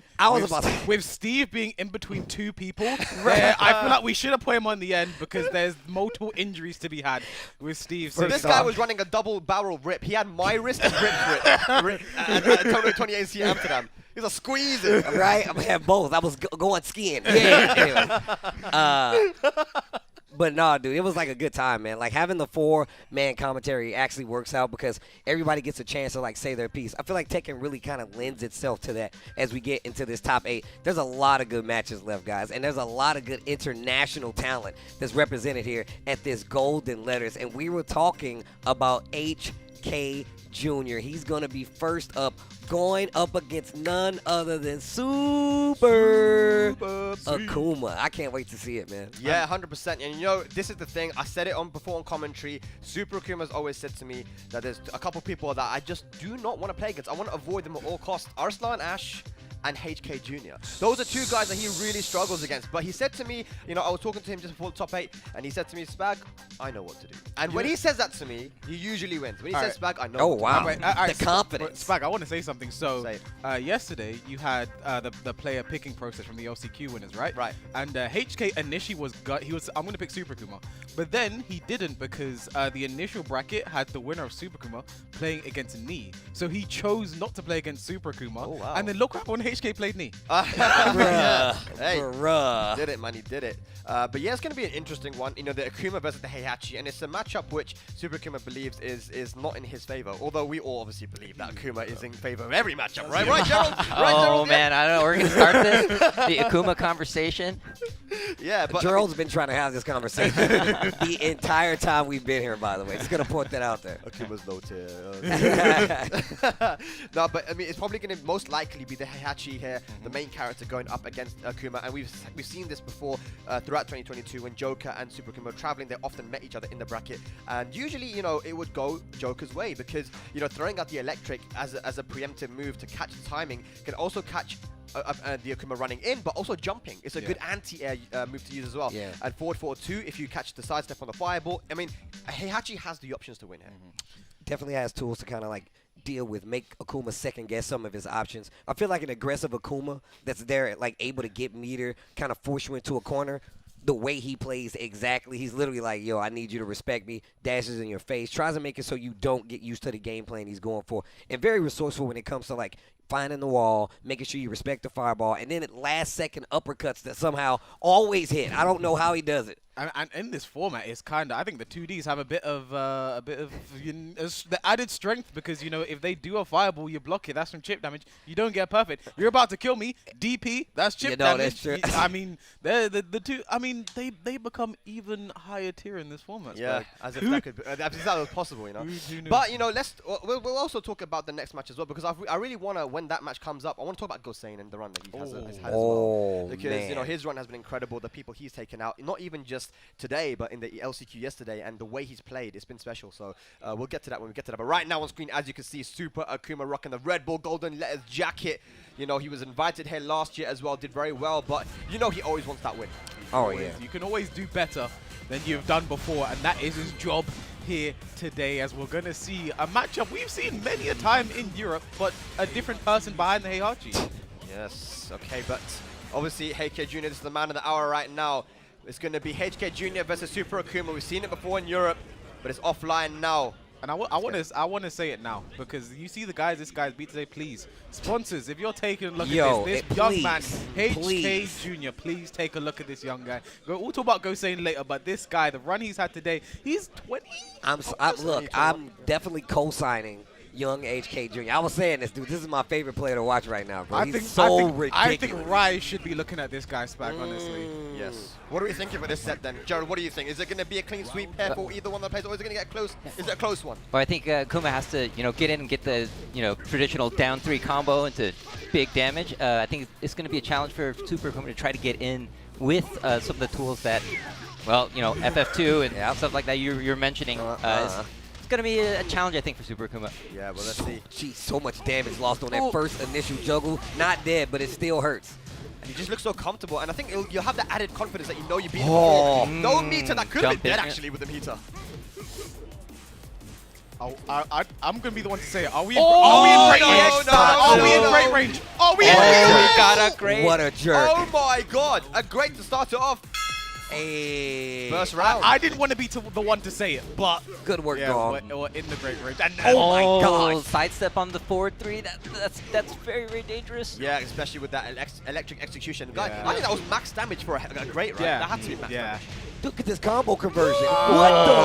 No. The fireball, bro. No. We just talked about this, bro. Okay, here we go. Rage boost. Spag had to go up straight to the front. Had to look close. He had to check. Take his glasses off. Look at all the chip damage he's doing. No. Alright, down forward 1. Jab. Down forward 1. K-Wiz, I'm scared. I feel like there's going to be a golden letters there for Super Akuma. I mean, we've said it before, the 2Ds in this format are insane. Why do you say the 2Ds like it's a completely different race of people? 2Ds, bro. Oh, man. With their jumps I mean, and fireball. dimensional bigotry here. We don't like your cat around here. Back in my day, we did not have this in Tekken. Right? Got fireballs. Oh, there you go. Yeah. 2D jumping. Yeah. Uh-oh, that's dead. Yeah. And this is exactly what you mentioned, right, Gerald? Getting in on that Heihachi, that close hit, down 3 range is finding it difficult. Yeah, yeah. And everyone talks about Akuma's abilities. Well, you know, Heihachi's got God Fist. Yeah. Akuma don't have God Fist. Hey, I'm not going to defend God Fist, man. I'm not here to. Oh, wow. Drops the end of the combo. Oh, big Punisher coming. I got an uppercut of my own. The OTGF punish? Are you kidding me? There's no way. Oh, my God. Dude, that was crazy. The mental damage. Akuma's got a rage though. Superman shook his head when that hit. Oh, man. 1-1. Oh, hang on a second. Okay, I mean, He's in great range. anything's possible. Run away! He has meter. Got a bar, yeah. He's in great range. Oh. He has meter. He's in great range. He has Yeah, if he- everything. Oh, no. That I think I was out of it. range. That was it. He could have running away. He's running away. Man, Man. that's how scared he was. Come back when you Jr. learn how to fight. That was the first. That was the first That was game. the first game, That was bro. the- And Tetsu stepping up as well, someone who also has a pretty good record against Super Akuma. You Yep. know, it's unfair, man. Who's helping Super Akuma right now? But man, what a punish. The OTGF, he's letting Akuma know, you got execution? What about my execution? Yeah, I was about to say, I tell people all the time, bro, everybody ain't doing these Akuma combos. Yeah. Oh, and everybody ain't doing these electric combos either, to be honest. Let me get the wall. Oh man. Damn. Punish. Oh. Punish. Oh, he doesn't finish it. He doesn't finish the combo. Super Akuma continuing to catch life. Down jab, but no meter, so you can't really extend it too much. Nice. Oh, Nice. oh, Yeah. God Fist too? Oh, man. Whoa! Wow. When you don't have to do it and you And you still do it anyway. Yeah, it's a message. He's letting him know. HK Jr. with the OTGF, the blue sparks. Oh, that's cross up? Okay. 2Ds, bro. Look at him. I Look could- at him. I Look could at what say- they do. If this is HK Jr., I want to see what HK Senior's like. Right. Never met that guy. That's the boss, dude. Oh, okay. Or is Jump. that, Oh, no combo. Is that just Sephi? He's dropping combos hit a lot, guys. I mean, Yeah. again, they're down to not committing to the fireball. Look at the meter. It's there. And then you can see Super Akuma just having trouble getting in. Yeah. Got a sweep. The thing is, Oh, Another messing drop. up his combos, yes. Super Kuma is one of those players where he'll slow down and start. You can see him start to zone in where he's looking for that down 3, those big conversions. Nice patience. Knew that was only guaranteed. Not great range at the moment. Hell sweep plus frames. There's not long left in the clock as Oh, well. Hang on a second. man. Blue stuff. Bro, I love oh, watching. so much I love damage watching and Super the wall. Akuma To the play. wall. Oh, Yeah, you might yeah. be dead. Oh. No. Oh! I think he died. No! that's- It does it again anyway. Kay was explaining what happened there, what almost No, the happened. thing is, I thought that the chip damage would have put him in great range. That's what I'm saying. He lost that bar. That's going to be huge. Hey, my yeah. God, That old man electric. Hey, yeah. Oh my god, Super Akuma just breathing out heavily. He's like, yeah, it's not looking good, Rev. I can't lie. I love watching Super Akuma's player cam as he plays. You okay with big man thing, yeah? I'm just saying, man. Big man Yo, thing. he be over It's looking flexing, like bro. long day. Not gonna lie. Look at that long, they're not gonna lie. Massive life lead here for HK Jr. Super Akuma. He's getting in, he's getting his opportunity, but not committing. I think he's a little bit flustered at the moment. And he gets away with that FF2. That's one of the reasons why it's so Yeah. good against Akuma in this matchup, because he can't do anything. He can't do anything about it, really. The best he can do is like a forward 3. And Yeah. like, who cares about that? Yeah, definitely not HK Jr. Down 4, but there's not long Oh, left in the clock. man. Ah, not close enough to get the full combo, but the follow-up hit nonetheless. HK Jr. taking his first game over Super Akuma, trying to find his piece, Yeah, he's- trying to center himself. He's that, and what's interesting is, well, I was gonna say it's interesting. He's not picking the how to say like he normally does. Well, we've seen HK Jr. on that stage, and I think he might be making the right choice. Yeah, but he takes a deep breath there. I think he needs to slow it down. Jared, like you said, I mean, he's getting flustered a bit too much, and you know, if he slows it down and calms down, gets his opportunities, he can turn this around, I'm sure. Once you find your center, you are sure to win. Dang, yo, bars. Is that That's from Mulan. Okay. I'll make a man out of you. Okay, okay. That sounded familiar, man. I Yeah. just watched that, man. Tranquil as a forest, you know. Oh. Oh, bam. He tried to run Yes. away. Yeah. Not laughing anymore. Not laughing anymore, definitely, but still has a life lead. Yeah. There it Work- goes. Working on a bar. Yeah. Oh, Yeah, oh, he gets he might something. be dead. If he spends it, he's definitely dead. Oh, no. Oh, That- yeah. Oh, okay. Oh, he spent Yeah. the bar there, though. Yeah. I mean, but you got the round. Yeah. As long as you get that round. Expensive round. He didn't have to, yeah, he didn't really have to spend the meter there. You sounded like an Akouma player over there. Yeah, that's Hold a bank. on That's a now. bank account right there at the bottom left. That's your funds. He's in overdraft. Yeah. Ay, ay, ay. I like the Ooh, option. nice. I like the option. Probably expecting like a down jab from that situation. The down two. Down two, Ado. Ado. Super Kuma looking a bit better now. Yeah, definitely. You know, slowed the game down a little bit, so not getting as flustered. HK's wave, it doesn't even Yeah. look like a It's wave terrifying, Yeah, bro. it's like Is he evolving it looks like to a light glitch. edge? Oh. Crispy. So Okay. You know it's crispy. No You can EXTP, feel him, the please. sizzle. Okay. Oh, finally. You're Here we go. dead. Here we You're go. dead. Wait, That's dead. wait. Is that? Oh yeah, yeah. You're dead, bro. A pixel needed. I think a pixel that would have been great. Yeah, yeah. You're like a great inspector. Yes. I feel like you know every time you know what I mean? I have to, man. Oh, the down nice. three. No meter, but that's okay. Still does good damage. If it happened too often, then this would be a broken format. I'm glad, you know, it's rare. Broken format, broken character. What more can you say? Exactly, yeah. You know all about broken characters, don't you, Kane? Yeah. I play against them so often. That's the best answer. That was actually pretty good. He can't.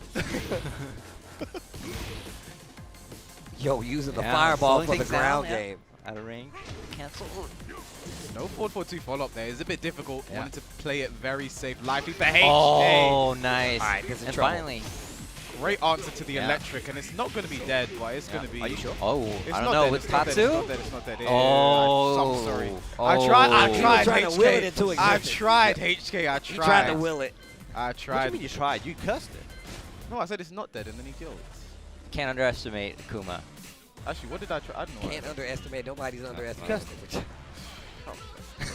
Alright, but I don't think that HK Jr. is going to be too upset about that. I mean, it's still 2-1 up.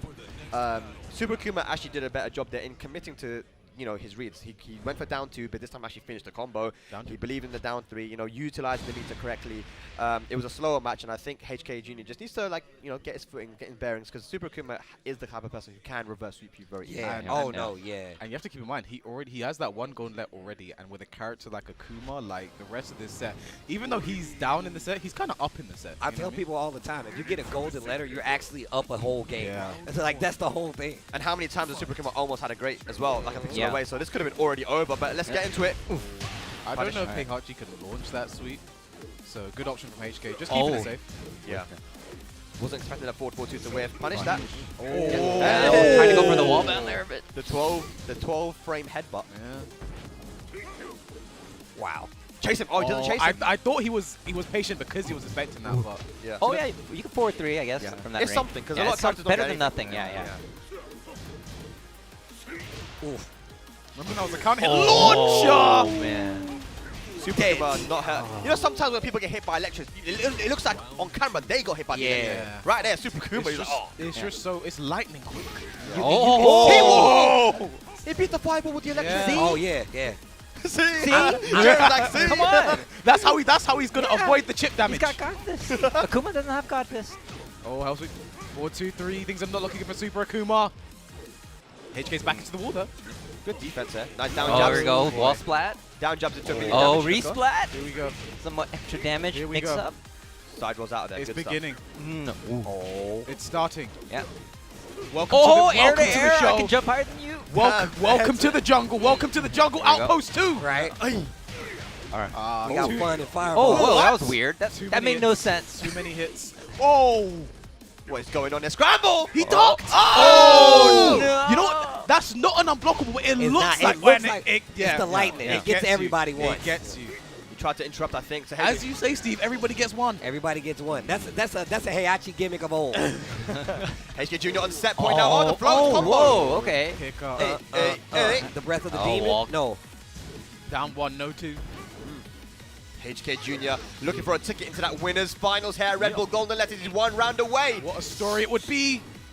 He had to beat Need to get to this position right now. And the electric. Oh, man. Aye, aye. Oh, man. Hey. Forward 4. What's the mix? Stomp on him. Oh, here we Blocks go. Nice. Hey. I'm not going to come. This is last chance now for Super Kuma. Yeah. He's put himself back into it. it. Last chance saloon. Oh, man. Now see, that was a curse. You said last chance saloon, and I just heard electricity. And that is going to be it. HK Jr. taking out Super Kuma quite comfortably in the end. 3-1.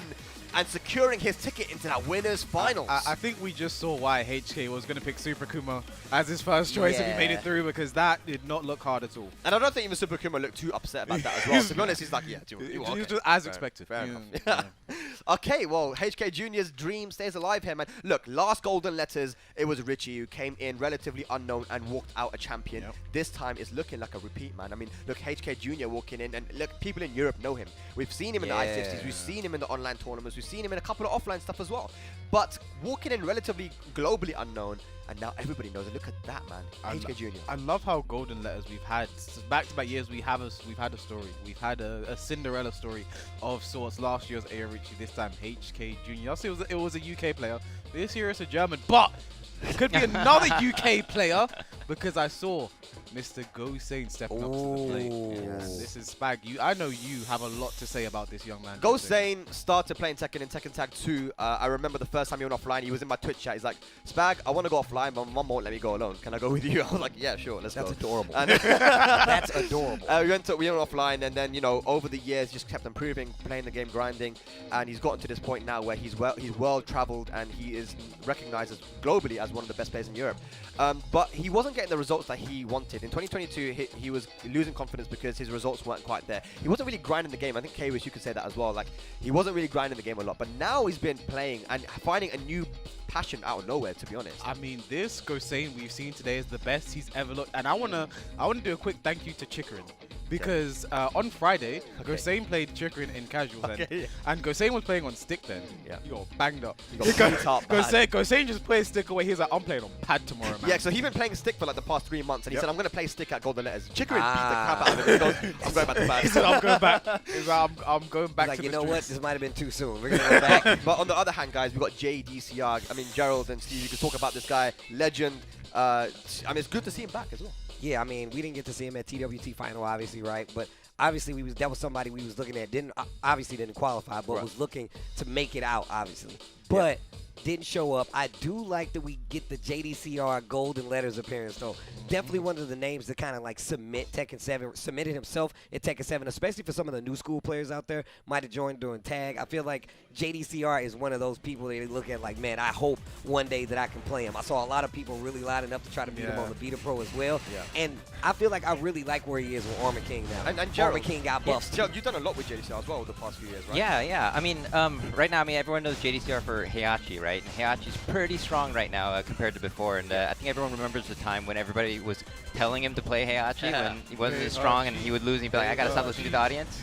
Yeah, the Heihachi chance, you know, they'll help this time. It's not going to hurt him this time. But what do you think about, like, he's transitioned more over to being, like, a content creator? What's your opinion on that? Like, or is he, like, more focused on competitive still? Well, I mean, he's always, you know, grinding, but definitely he's working on content stuff. Actually, he brought a little Osmo camera, it's like a GoPro kind of thing, and he's been filming here, and yeah, he's working on vlogs and stuff like that. So he's definitely doing a lot of content, and a lot of it's useful, too, because it teaches you about the game. And, you know, he made a video about get-up options for Tekken, and there's so many, right? If you're coming from, you know, other genres, the wake-up options are I think my favorite JDCR videos are the ones where he talks about how Hwoarang is a weak character. You got 3 strikes. Literally had to zoom in on him. I was like, really? I love those videos. Well, ladies and gentlemen, here we go. It's our second winner semi. It's UK versus Korea. GoSain versus JDCR. 2 very movement-heavy players. Let's get into it. It's the Armor King from JDCR. Yeah, he's gone back to I thought he might stick with the Heihachi. I think HK might have helped build some confidence from seeing him play today. But back to the Armor King here today. Yeah. Poke for poke right now, both these guys. Yeah, this up-close game is going to be a little tricky. You know, Law's got a lot of good pokes to kind of keep you honest. You got to find a spot right now. GoSain with a confident lead. We're at 4-4 neutral. 2 is now only -14. Cannot be launched back for. Down back 2. Wall splat with the 4-4-2. While standing forward, just goes for the stomp. Down 4-2 instead. Yeah, so he actually, that was the right punish, right? But he was a bit too late on it. Was the stomp first stomp? I don't think so. I think I'm not too sure. Just one stomp, I don't know. Yeah, I don't think you get one stomp for free. I actually don't think it's the guess, because if they move, you get while standing forward. Nice punch by from GoSain. Legend kick. Legend kick against the legend JDCR. Okay, jab there for the keep out. GoSain doesn't want to get pressured too much. Those multi-throws are very dangerous from Armor King. Got to watch out for them. Just ducking in his face. Ooh, I like that down 4-1. Gets Doesn't get the clipped walls out of the flat. clothesline. What a sidewalk from JDCR to put GoSain's back into the corner. The dashing from GoSain. He can only do this on pad. Only possible on the pad. Ooh, no break. Do it again. Oh. Nice. And counter hit on top of that. JDCR loves that forward neutral too. So, like you said, you can't launch it no more. I'm going to do it too. Mixing it up with the back 4. Yeah, lovely dash up with the down forward 2, catching JDCR. Clean wall splat into the Dragon Cannon combo. Poison arrow, last one block now. Dragon Hammer. Ooh, the challenge from JDCR with wild standing 2. Yeah. Look at how confident GoSain Yeah, is in this corner. Pressure. Oof. Ayah. JDCR loves that forward neutral too, man. Magic. And he's mixing it up too. He's doing 4-4 neutral too, and sometimes he's doing just 4-4 too. Yeah. Yeah, keeps the combo short because of the sidewall potential. Rage available both sides, and they confirm from GoSain. GoSain woke up hard ducking there, scared of that raise drive. Yeah. Nice break on the throw, down forward 2. Definitely got to use that out, man. Both guys are moving quite a lot, so homing move's going to be very important. Ooh, the tail end of that down back 4. Yeah. 1-1-2, very nice from GoSain. Down back through the lows. Take his ankles. Man, GoSain playing amazing right now. Oh, the DSS. I love it. I love it. I mean, the threat of the double flip kick has been there. Oh, what's no! I don't think he's dead. Denied. Oh, actually, I see it. The wall's right there. Yeah. Yeah. Wow. All right, yeah. I missed opportunity there on the combo from GoSain. Try to go for the 4-3 DSS. 4-3. I think, just messed up the DSS input. Yeah. And GoSain going straight. GoSain's a very stubborn player. He just will hit rematch straight away, go back into it. Yeah. Thinks for like 2 seconds that I know what I need to do. Yeah, he's a very analytical player, but again, you're going up against JDCR, so the adaptations need to be constantly made here. Yes. Because yeah, both people are going to be they're going to keep on changing it up. Nice blocking down 4. Man, going for some hard guesses right here in front of each other. You can see even JDCR just ducking, standing real quick. Yeah. Down 4-2, down 4. The pokes down 4-2. Very nice from GoSain. Ooh, gonna get the wall for sure. Yep. Trade works in favor of GoSain. Down 4-2. Counter hit. That move is so good, dude. Yeah. It's homing now. Homing, dude. Oh, wow. Get up attack What is 4 that? combo. Oh, the combo. That's dead. Nice. GoSain. Probably would have dropped the DSS. Yeah, that was a drop. Dragon Hammer, such an important move to slide. Oh, threatening? No. No, yeah, No. goes to the mid. One thing GoSain does so is that while standing 4 Oh, into 4-4-3. DSS. Oh, the delay gets the wall and the break. Hold up. Awkward situation though. Magic Oh, 4. there we go. No respect from GoSain. The wizard. Ducked up. No goose. Man, answer. Rage available! Oh! Not gonna kill! Yeah, I don't think this is dead. Gotta be careful though. It's not in great range either. Lucky for GoSain. Yeah. The down by Wow. 3. GoSain has been so confident Yeah. with these lows these last few games. It's really beautiful to see. Just gotta believe, man. If you believe you can achieve. Oh, wow. Conceive, believe, achieve. Damn, the high school graduation speech. All right. Michael Bisping over here. You mean Rockhold? Get it right, man. Okay, good Ooh, punish. nice block.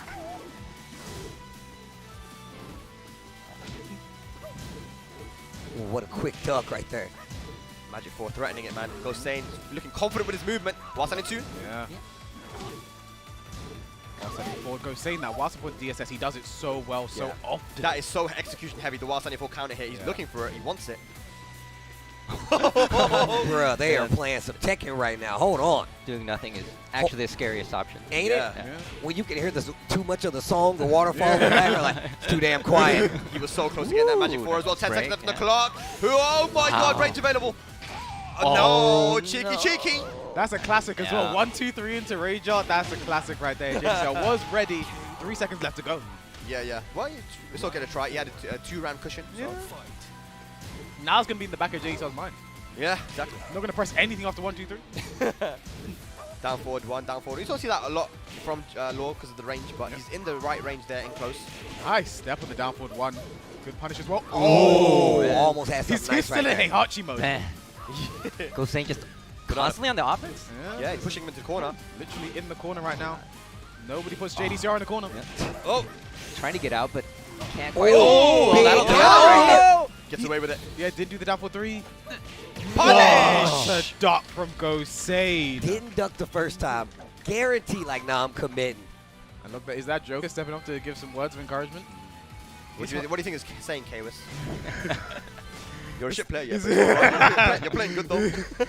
He's like, I don't know you lost that first game. You're so bad, bro. Like, so people need to know about the Discord Joker. They need to know. They'll find out. You mean the real Joker? The real Joker. Dang. Not this Twitter guy.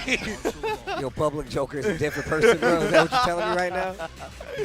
Social Joker. Is it the infinite stage? What do you guys think? Is he stick with the walls? I don't know. I mean, JDCR likes the infinite. He even picked infinite when he was playing HeiHachi. But GoSain won't mind it either, right? Oh yeah, this will be. It'll be fun for both of them. I mean, and sometimes this is just a way to have more time to think as well, right? No, it is. Yeah. Actually went to Dragon's Nest, which is the stage that GoSain likes to pick. So that's a power move from JDCR. That's a call out. He said, "I'm going to beat you on stage, bro." On your own stage. All right, JDCR 1-1 here between GoSain and JDCR. It's been very high-level Tekken here. That's something definitely to break down later on. There's a lot to dive into, many layers to this onion. Absolutely. Would you consider GoSain? I mean, GoSain's not a new player for sure, but I mean, like in terms of like how much he's leveled up and how he's doing now. I mean, he beat Chanel, and then now he's facing JDCR. Yeah. I think that I wouldn't. Yeah, it's surprising just because of how good Chanel and these guys are. Yeah. But GoSain, we know and we've known for years, is one of the best players in Europe, right? It's just the consistency has been an issue for him, although we know his level, right? So seeing the consistency, seeing where he is in winning semifinals here, and playing this well versus JDCR, I mean, we love it. Oh, wow. Step the down back 3 with Armor King? Should have just went for that down back 2 to tailspin. Yeah. Rage evaded, but now the big whip, no punish.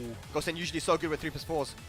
Nice block from the slide. From that range, I think slide was the only thing that would really hit. Yeah, and he even delayed it as well, so that was a great block from JDCR.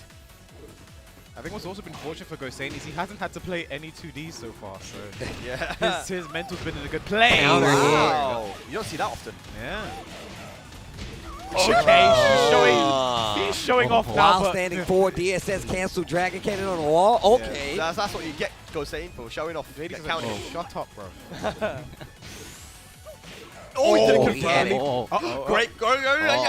GoSain. Nice. So brave with his lows. He's just like, that's been the name of the game for him these past few games. Bro, you said that, and then I think like 2 rounds ago, he just dashed up at the end and then down 4-3. Well, I was like, yo, word? Yeah. Okay.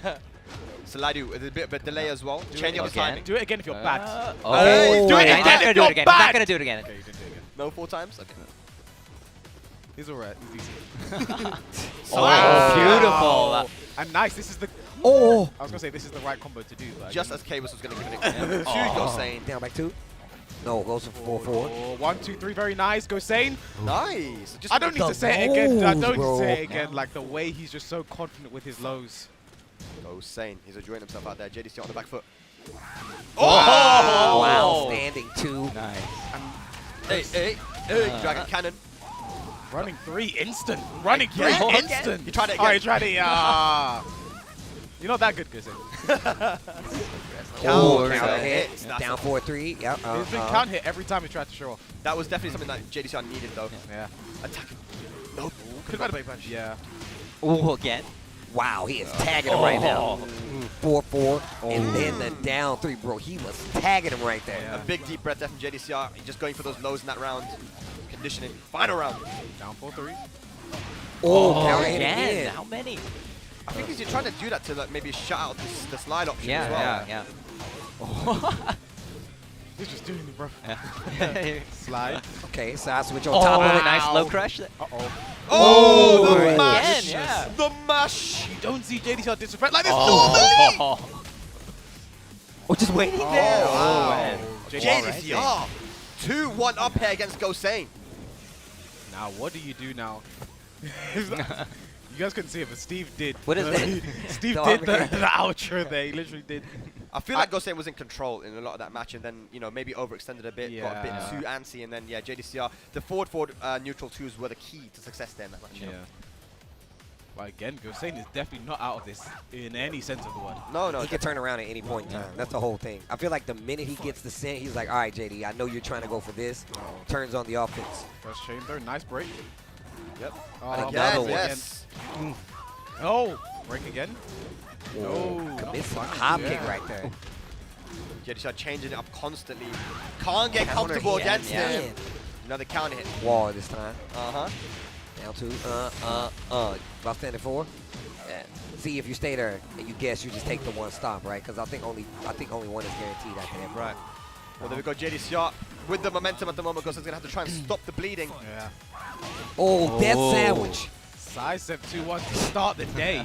And now that JDCR has a bit of a lead, sandwich. he can be a bit more risky now, right? Yeah. Having that one game to fall back on is really big. Yeah. Because arguably, GoSain should have won that last game. Yeah. Okay, chipping away. Perfect Dang. range. The pokes are adding up while standing 4. Oh, gets Whoa, it. what Start a something. whip punish. The rage boost. Yeah, JDCR not gonna mind that though. No punish on the down 4-3. Doesn't duck it either. Rage Venom for GoSain. We've seen him do it before.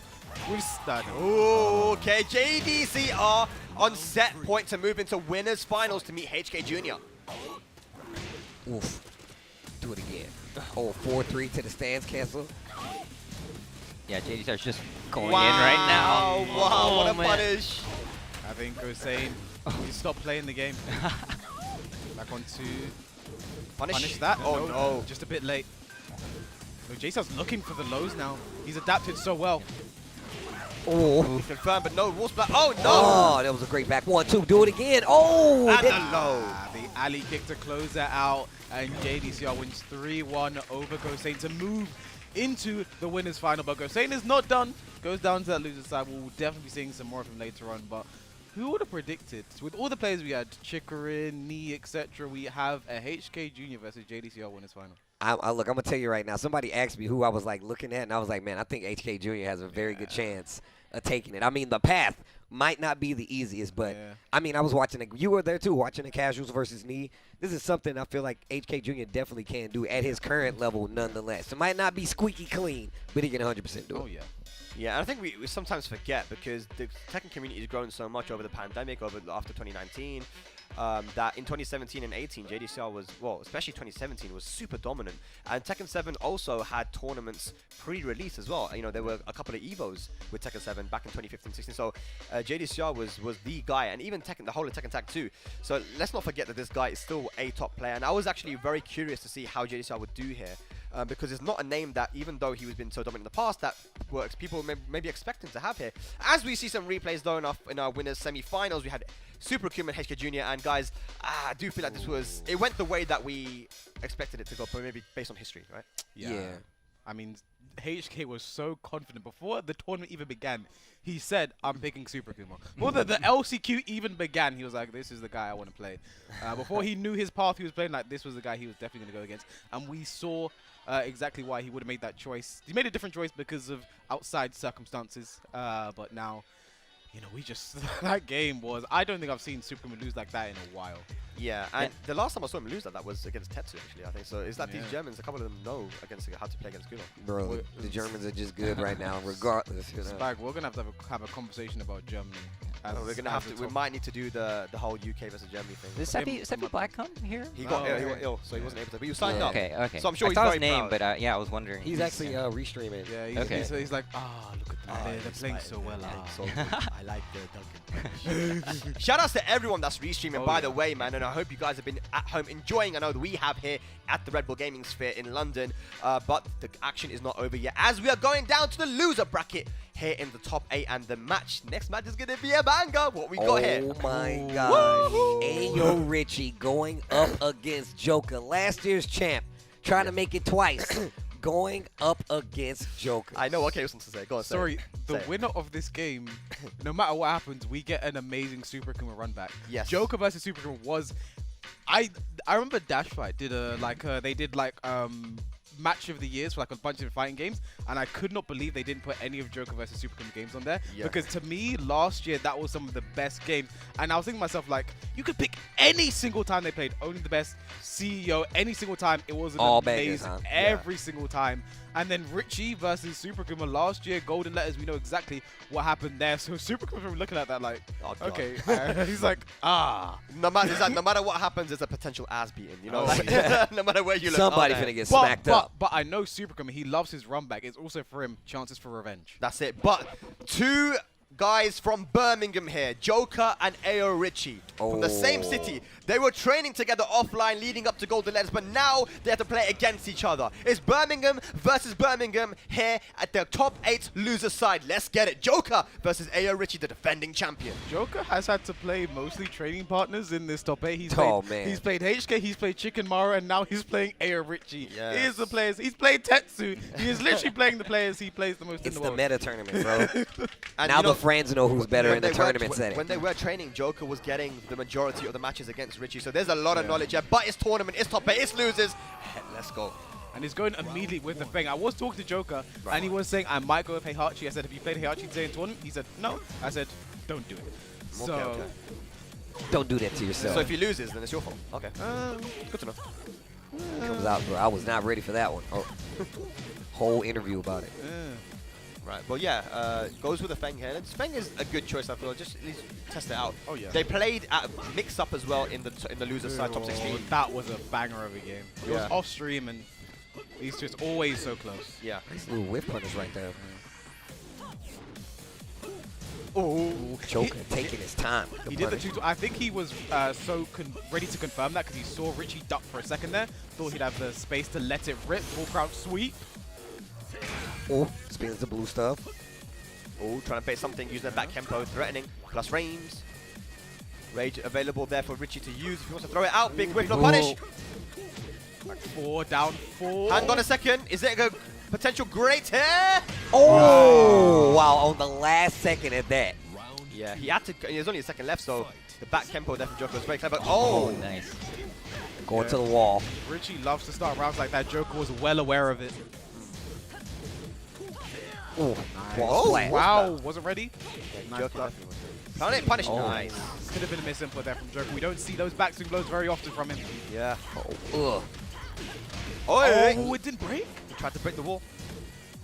Look at this pressure. Ayo Richie getting back in the game right here. Yeah. The lows, the legs. Nice block from Joker. Raise drive spent. Down back 3. Size up 4. Nice block from Richie. What a block. What a block. One round apiece. I think if I had the biggest criticism I have of Joker this tournament, I feel like he's spending his rage a bit too early. Right. He's doing a bit of a Kane and trench there. Is that yeah. what you're saying? That's calculated, bro. Big back 1. Okay. He finishes the string. And that's sometimes worse, you know, after the... Because whilst only 1-2 on hit is only plus 1. Yeah. Yeah. Down 2 goes under the magic 4. Down 2, slap your shoe. Oh yeah, they waiting on it. You can tell these guys play each other live. Back 4. So good. Back 4. That move just stops you from playing Tekken, man, honestly. You can't do anything about it, dude. Finishes the string. Nice punish from Richie. Rage available. Back 4 just stops the block completely. Finishes the string. Nice block and punish from Joker Richie. Not done yet, but yeah, it's not the best start. Not the best start there. Joker looking comfortable, actually. Running down back 2. Great movement up close, though. Yeah. Oof. 4-3. Nice block from Richie. And Joker seems to be calling out every single time Richie wants to move and using that back 4 Fisher. Yeah. Or he's just throwing it out because it's back 4. Why not? Because yeah, why not? Oh yeah. Trying to stop that approach. It's a slow-paced game right now. Not the best punishes today from Richie. Down forward 1. Full crouch. Low Joker with a lively down back 3. Looking so good right now. Richie's backed his to the wall. Just that 20 seconds though. Trying to chase him down. Sweep bang. Here we go. Big chunks of damage. Oh, the lows. Oh, tapped out. Ooh. And great confirm there from Richie. Final round. First game. Budget back Kempo versus back Kempo. I thought he was going to actually get the launch out of it, like double kicks out of it. You zip 1. Man, again, I mean, 10 seconds gone, not much has happened. Forward 4-2, here we go, Joker now turning up the heat. No punish on the hop kick, Richie. And then a lot go by the wayside. Yeah, definitely a lot of damage left on the table there from Richie, but he's still playing patient, looking for that one big opening. That wants the counter hit down 1. Oh, finally, low parry on those lows. Yeah, a lot of lows been used recently. Wall. But he's been mixing up with the shoulder, so can't low parry those. He's in the corner now, though. He's in the corner. 4-2 gets out. No launch. Oh, here we go. Richie might not be the biggest fan of how this round ends. Tries the hop kick, doesn't work out. Good patience, Joker. Oh gosh. Down back 3. Headbutt. 8 seconds left. Oh! What? 5 seconds. He pressed buttons. He pressed buttons. Okay, I criticized that was probably the best rage jab with 2 seconds left. If this is blocked, he just gets slide away, pushing away. So far away. And he'd have to dash in to make a big read there. So, yeah, that was a great rage jab there from Joker with 2 seconds left to go. And Richie's like, all right, this jacket's coming off. It's restricting my movement. Yeah. It's frustrating my movement. I don't like the way this feels. You know, like when Rock Lee drops the weights? That's the jacket. Oh, snap. Yeah. One of the most goated scenes, by the way. Yeah. No launch. No, I feel like people still aren't ready to launch the back end for it. No. No. Ayo Richie going for the sweet bangs. Yeah. It's not something that he ever uses as well, so Joker not ready for it. Like when he does do it, there's just true confidence coming out from Whoa, Richie. that third dimension. Yeah. He wants to confirm, man. That does so much damage as well. Punish on the win. Punish from Richie. So smart. Kept it safe. Round 2. Fight. Yeah, he's using a lot of that back kimbo. Like, let me get just a little bit further away. Yep. No duck from Joker. Nice side step. Side walk, I suppose. Oh, quick duck. Yeah, locking him down again, keeping him at the wall. The lateral movement's been incredible. Joker, can he fight his way out of there? You homing move. Didn't get the wall spout, unfortunately, for Richie. Oh, nice. yeah! Wow, Sick. That was so sick. Blood on blood on his face. God damn it. Alright, whilst only 1-2. Joker's playing crazy right now. Yeah. That last round was crazy. Matchup specific. Again, tries to sidestep. Fish hook, shuts it down. Low parries. Looked really late, too. Gonna get the wall. And the balcony break. Nice. Okay. Into the slide. Yeah.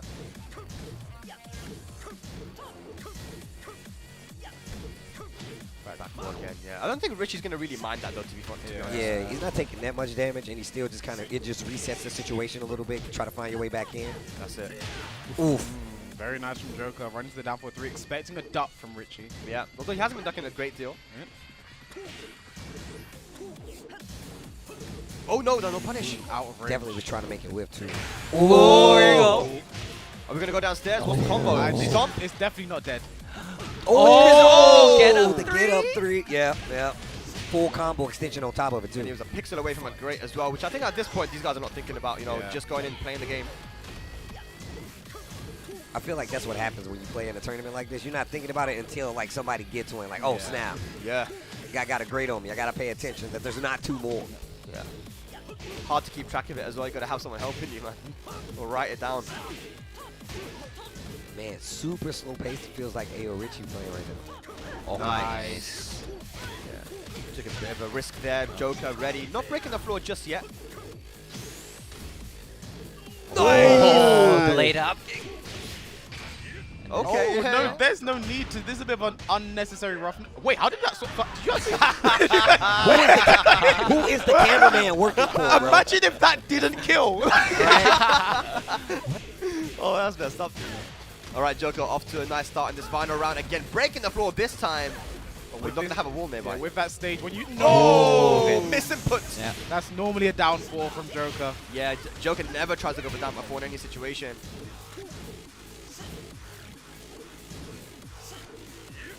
Nice step, nice punish from beautiful. Richie. Bounce.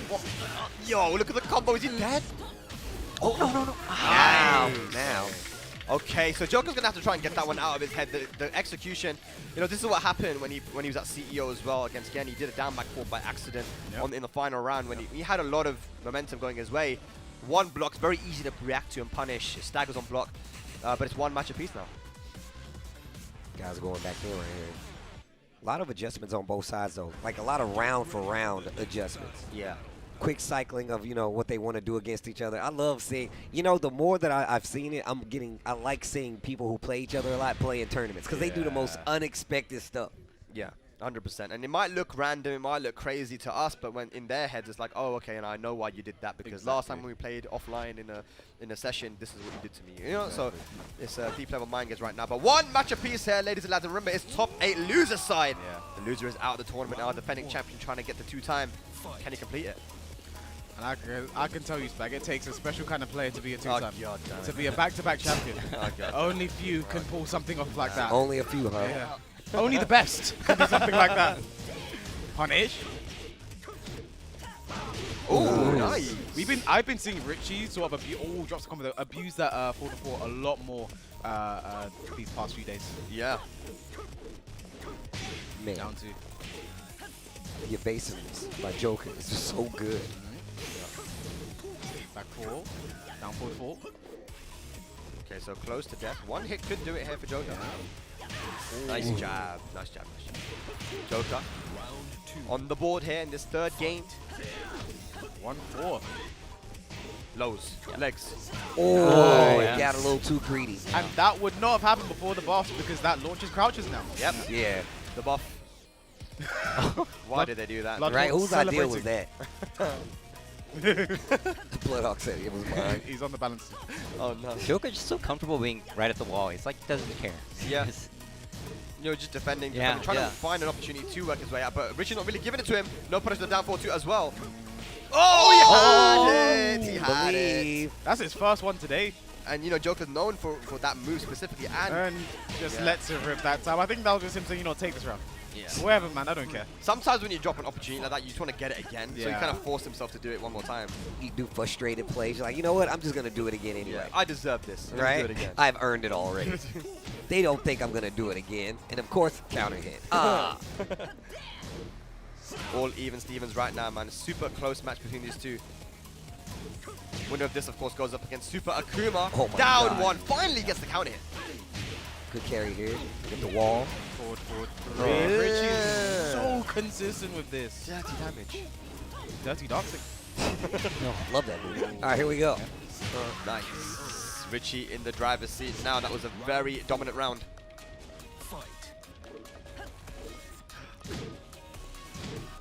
Oh, and already pushing on the offense. Ayo Richie.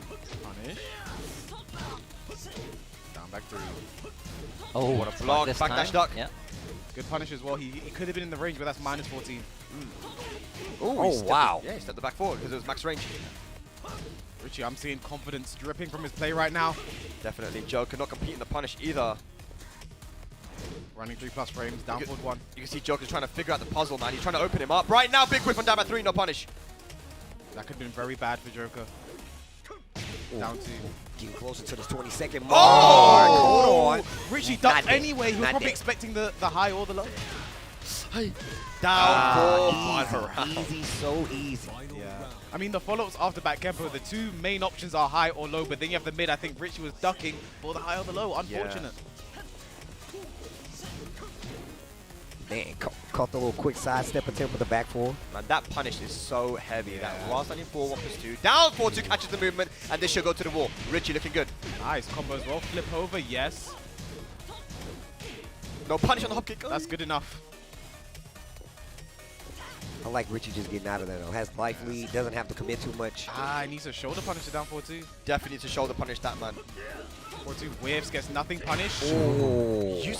That might have been an accident, because that happens sometimes when you just want to do the normal shoulder, shoulder. and you hold it by accident. Well, now the resources are gone, unfortunately, there Yeah. for Joker. Rage has been spent. Can he still make the comeback, though? 15 seconds left on the clock. Richie just playing very, very patiently. He has the life lead. 10 seconds left now. This is going to be almost impossible. He had it! He had it! Oh, another chance. Oh my God, dude! Wait, who won? Richie won it! Richie won it. Oh, did not get the hit before the timer ran out. Did not get the hit before yeah, the timer that's right. ran There's out. no damage. Yeah. I mean, the only way Joker wins that is with a higher damage combo. Yeah, but I mean, the high damage combo might have been taken too long. Yeah. What did he do there? He went for down forward one? He got hop kick. He Hop did kick. standing for 1-3 shoulder, which is Standing for 1-3 shoulder. Maybe he should have done an extra down forward 1 in there, but it went too long. I don't know. Yeah, that wall combo, though. That short wall combo. know. I mean, I think it was a proper adjustment for a short wall combo, but the follow-up was the armor. Yeah. Ooh, Joker What could he have facing elimination now. Oh. We've had so many of these situations these past 2 days. My heart can't take it anymore. It's a bit crazy, man, but are we going to see a final match, though? Down 1. And he's using that move because it has a long range. It does shut down the back tempo. Step forward, down 1. Make him second guess swinging at that range. Yeah. 4-2 plus 3. Down 2. Forward 4-2 for Joker to answer back. Trying to make something happen right now. Joker. Yeah, and he kind of has to because Richie's not pressing any buttons, man. I mean, he's like, no, I want Joker, I want you to come in, you know? Joker with the life lead. Getting bigger. Nice counter hit. Oh, Nice. the running slash kick. Richie in the driver's seat here. Trying to keep his dream alive for Red Bull Golden Letters are defending champion. Cancels it. 10 seconds gone in the round. Yeah. Look at the damage. I feel like Joker needs to do something to try and fasten the pace a little bit because Richie's quite comfortable with this slow-paced game, getting right down to the last 10 seconds. It will wait forever. Low parry. Yeah. This should go to the wall as well. And that's big damage. Look at that, man. So consistent with it. And the flip over on the wall, too. Great positioning. Now it's going to be even harder for Joker, man. He's got to get into that close range and start putting on some pressure on Richie. Rage available. There it is. Side step 1 plus 2 into the jab. Side step 2. Oh. Joker, can you do this? Can you do this, Joker? Oh, no. Okay, here we go. Final round potential here for Ayo Richie to eliminate Joker from the tournament. Our defending champion, Ayo Richie, looking strong right now. Joker has to do something big. Oh, no. Tried to go for the delayed hop kick. Yeah. We've all been there. Nice. Gets a low parry Joker. Finding some life. Is Richie going to regret doing that? Oh, the damage, though. Okay, plus frames. Richie turning up the heat a little bit now that he has a massive life deficit. Rage available, plus frames on the headbutt. Joker now looking good. 3. Nice punish there from Richie. Yep. Just about 25 seconds left on the clock. Wait a minute. Oh boy, here we go. Rage available, there it is. What's the mix? Spins the blue again. Not long left. Joker, you can't be too patient here. You can't be too patient here. Ayo Richie. Back 4, 10 seconds left to go. Oh my god. Richie's I think he's gonna sweep. He's cooking something up. There was enough time there. If you blocked that, it would have still been dangerous, but Joker stays alive for now. He needs a reverse sweep though. 2 more rounds needed. Richie. And it really seemed like he delayed that follow-up too, just the long as he could. 5 seconds gone, 40% health taken from Joker from a few lows. On 3, back turn, do it again. Oh, out range from shoulder, nice punish. On 3. Get closer. This is dangerous. This wall's right there. Richie's backing himself into the wall here.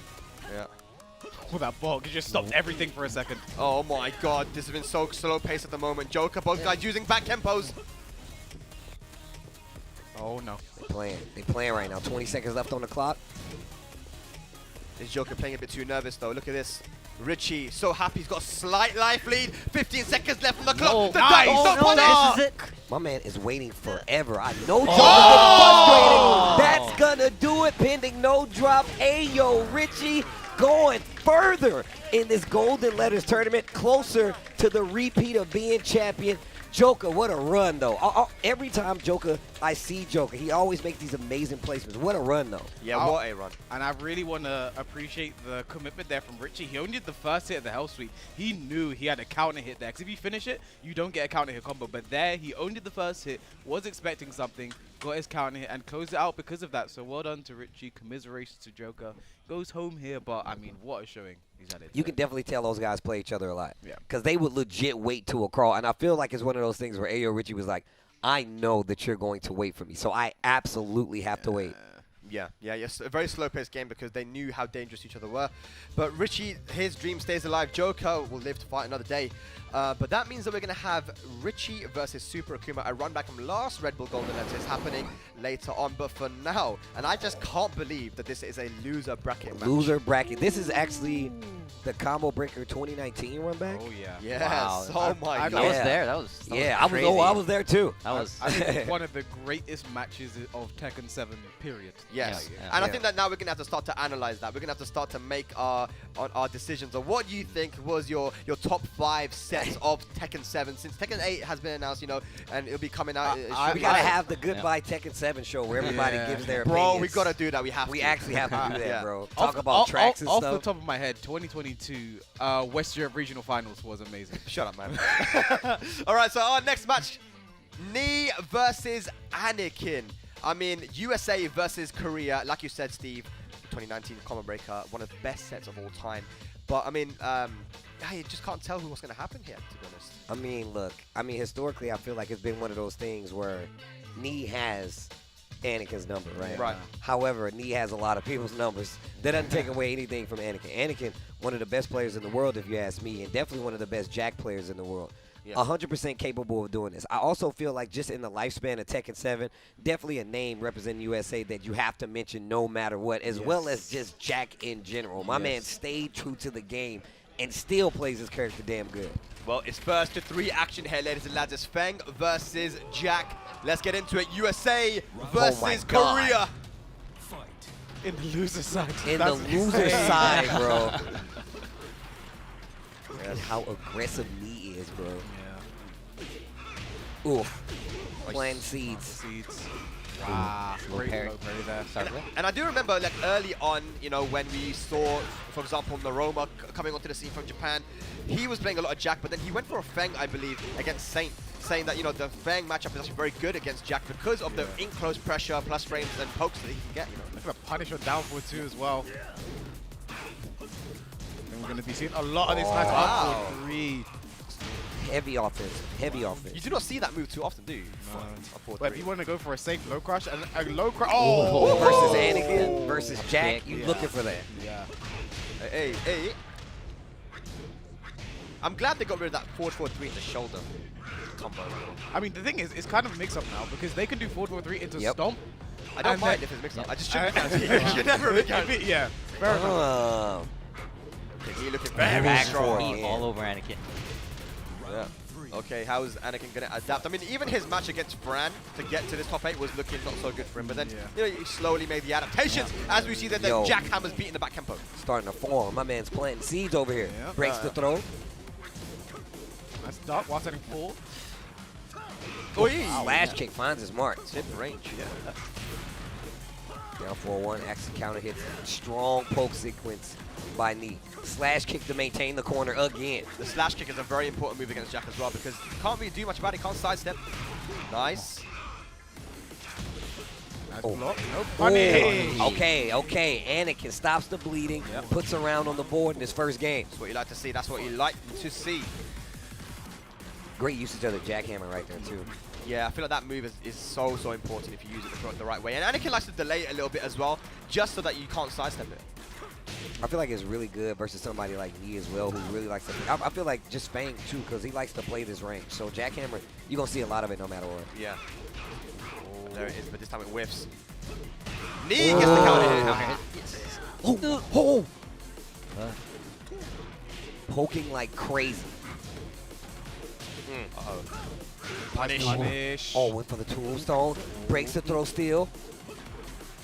Knee with a nice live feed here, and Anakin in the corner. 4 gain on plus the He's broke. gonna use the one throw. Switch positions. There's the range. Wow. You said it. You don't see it, but like I feel like that's a move, like a matchup move. You like and I mean not just character, but Anakin specifically knows he likes to go in and tear the digital ankles up. Yep. Really using it against the ring. Like I said, it's just a safe low crush option, and at the wall, like you're getting that follow up as well. I mean. Yeah, and you're kind of scared to press buttons afterwards because a standard setup is the upward three into Sebastian. Yep. So you're like, oh damn, what do I do here? But yeah, Knee making some interesting decisions working out for him. Oh, gets the pickup too. Yeah, nice crouch cancel. Nice low parry. That's definitely going to take the confidence away. Jesus, then just sidestep to get up kick. That's the first time I've ever seen Knee use 2 to the 1. He didn't confirm, unfortunately. Yeah. Anakin got some plus frames. He's doing a Joker impression. Okay. That was the slow one. Under the jab. Oh, wow. One. Okay, gives him an extra hit just for good measure. So Anakin on the board here, 1 round. 4-2 to check it all. Actually hit the throw right there. Jackhammer. 4-2. Okay. Those ankles. The lows. And then he forcing himself into that close range. That's range 0, where Jack definitely finds it difficult. Nice. Just been staying there the whole time. Yeah. Good patience. Nice. Oh, that could have been it. Oh, yeah, hang on. Oh, my God.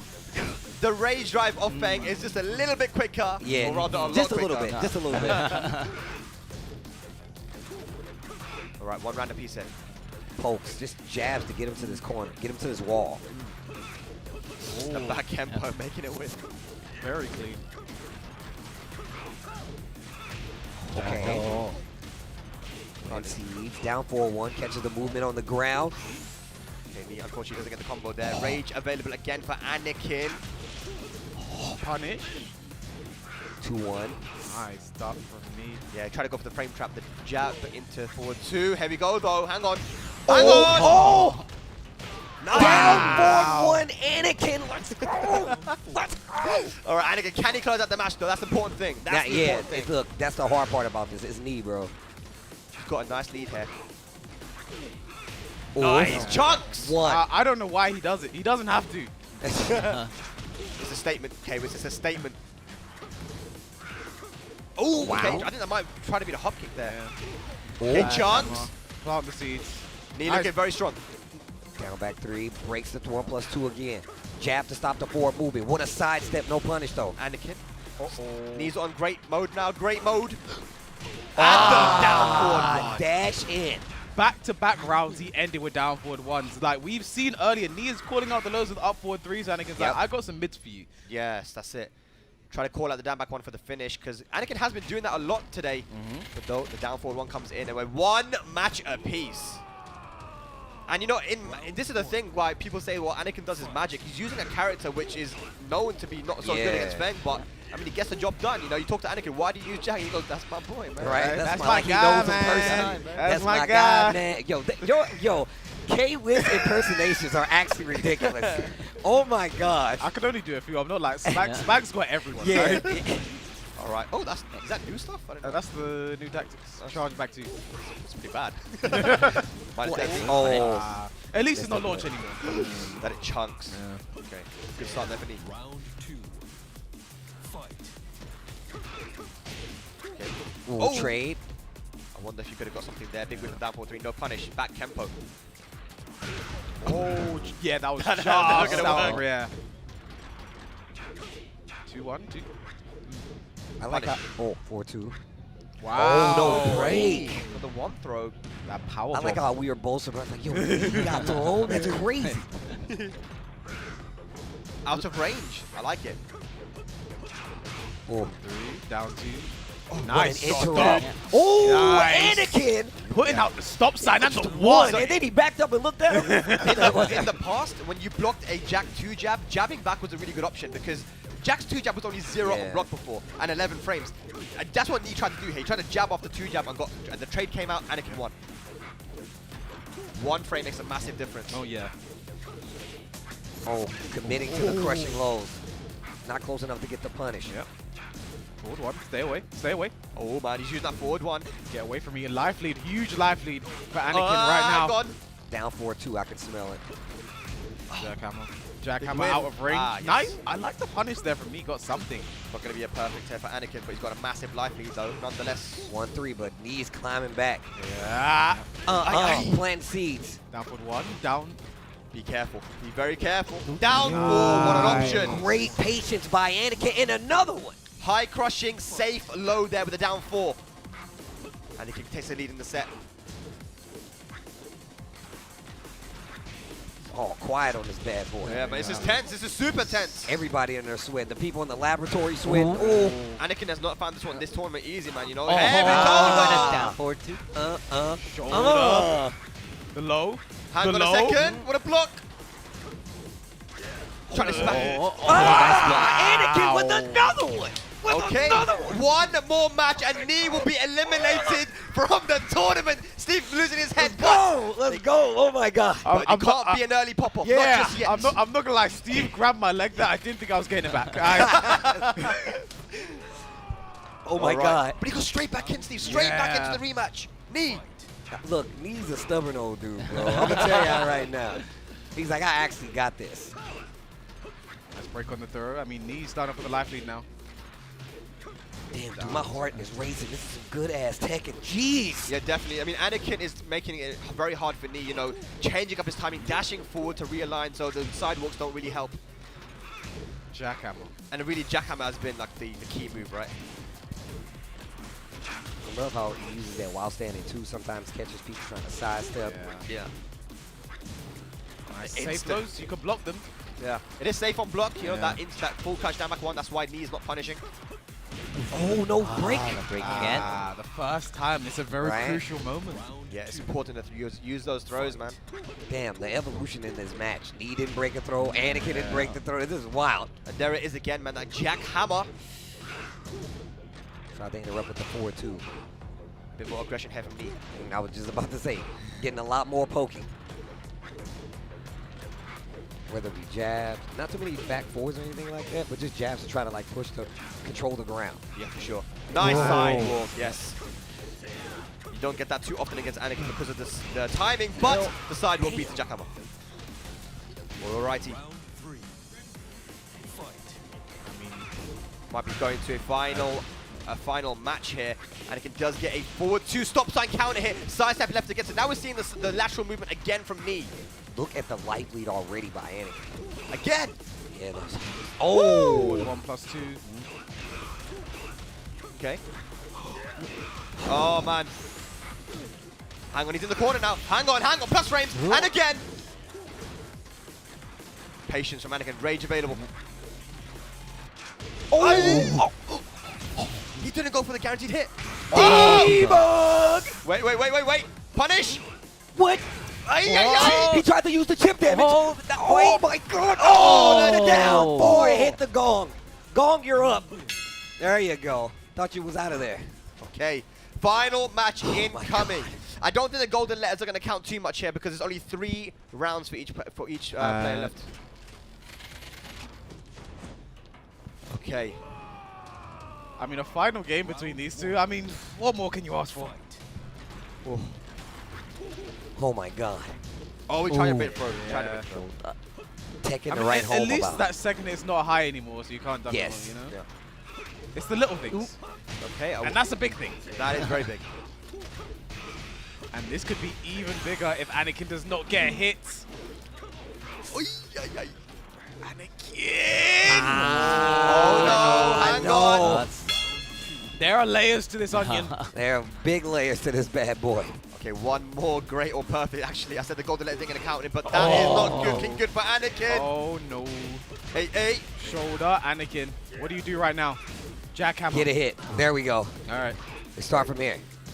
Now they can play like normal, but still can't get hit though. On the wall. This is great positioning. Big whip. Still alive. The those jabs. The jab. Completely shuts down the down buck on the head. We've got Anakin's last chance. Neon set point to eliminate him from Red Bull Golden Letters. 4-2 counter hit. Rocket kick. Anakin, take us to a final round. Making a lot of stuff with. Second guessing some of the punishment though. 2-1 right there. Counter hit 4-2 again. He has been challenging a lot, so that 4-2 counter hits. Good. Pizza sidestep. Oh no. Nice. Punish there. Anakin staying alive. Still alive here. Still alive. Anakin.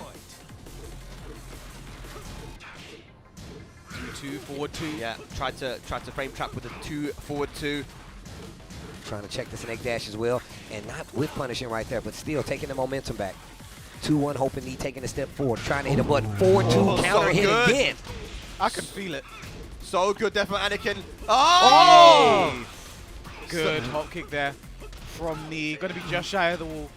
Running 3+ frames. Hop kick. Is it over though? I don't think so. Rage for Anakin. Down for 2 Oh, gets I punished. tried it. What a set, though. Oh, my God, what a set, though. I mean, and that came back to what was happening in the earlier rounds. Anakin running in, ending with the mids because he knows how much. He knows, everyone knows he loves to just abuse the legs, but tried to go for a big mid there. And, you know, if that hits, we go to a final round. But unfortunately for Anakin, he is out of the tournament. Well, what a showing from that. Shout out to the boy, Anakin. Always coming through, always showing out for the USA, man. Damn, what a set, though. And I always just want to see him do good versus Knee anyway, especially after that 2019 match. I swear I always want him to do well. Knee staying alive in the tournament. Oh, man. Wait, does that mean we get Knee versus GoSain? Yes. Oh, jeez. Yes, This is baby. going to be ridiculous. Look, guys, these matches have been so good, but we still have more of the top 8 that's going to happen here for Golden Letters. But what we're going to do first is take a look at these replays from this last set, because I'm telling you right now, they were so good. They were very good. They were super close, man. We had Ayo Richie versus Joker, man. If I'm not mistaken, these were both final matches, right? Were they final matches? I think so. I think they both went to the last matches, yeah. Yeah, and again, you know, Ayo Richie and Joker, training partners. They both from Birmingham, same city, were training for this tournament together. And I know the Joker was actually playing the Heihachi versus Richie a lot, but then using the Fang, maybe a surprise pick, something he didn't expect. And yeah, man, just went very back and forth.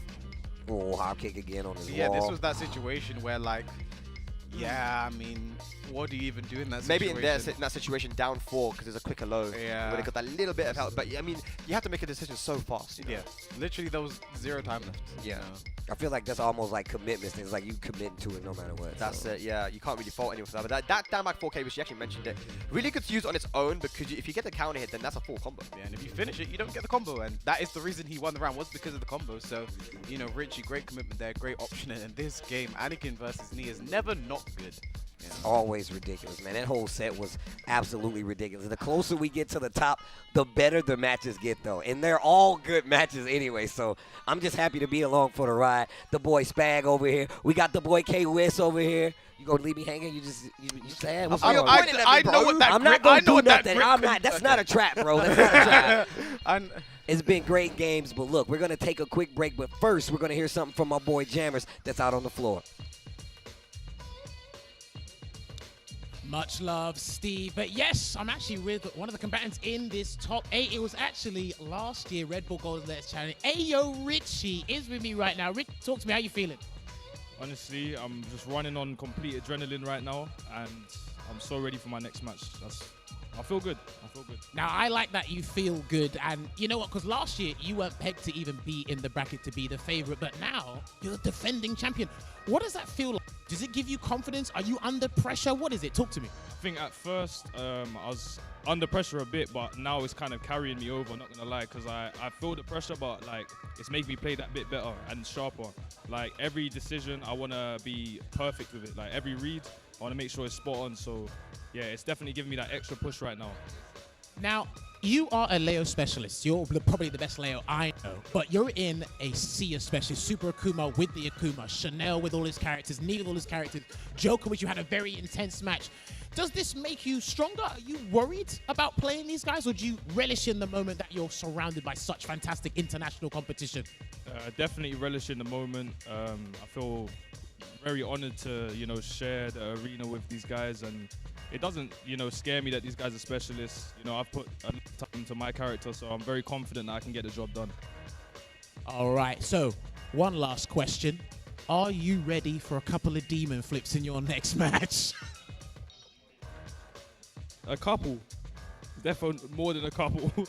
Definitely more than a couple, but I'm ready, yeah. I like his mindset, yes. But Richie, pleasure talking to you. I want you to stay laser focused and get in your match because he is going to be up next going up against Super Akouma. But what we are going to do is we're going to take a short break. The sooner you let me go, the sooner we can come back and get you these matches. So we're going to be on a break. When we come back, it's going to be Ayo Richie going up against Super Akouma. See you shortly.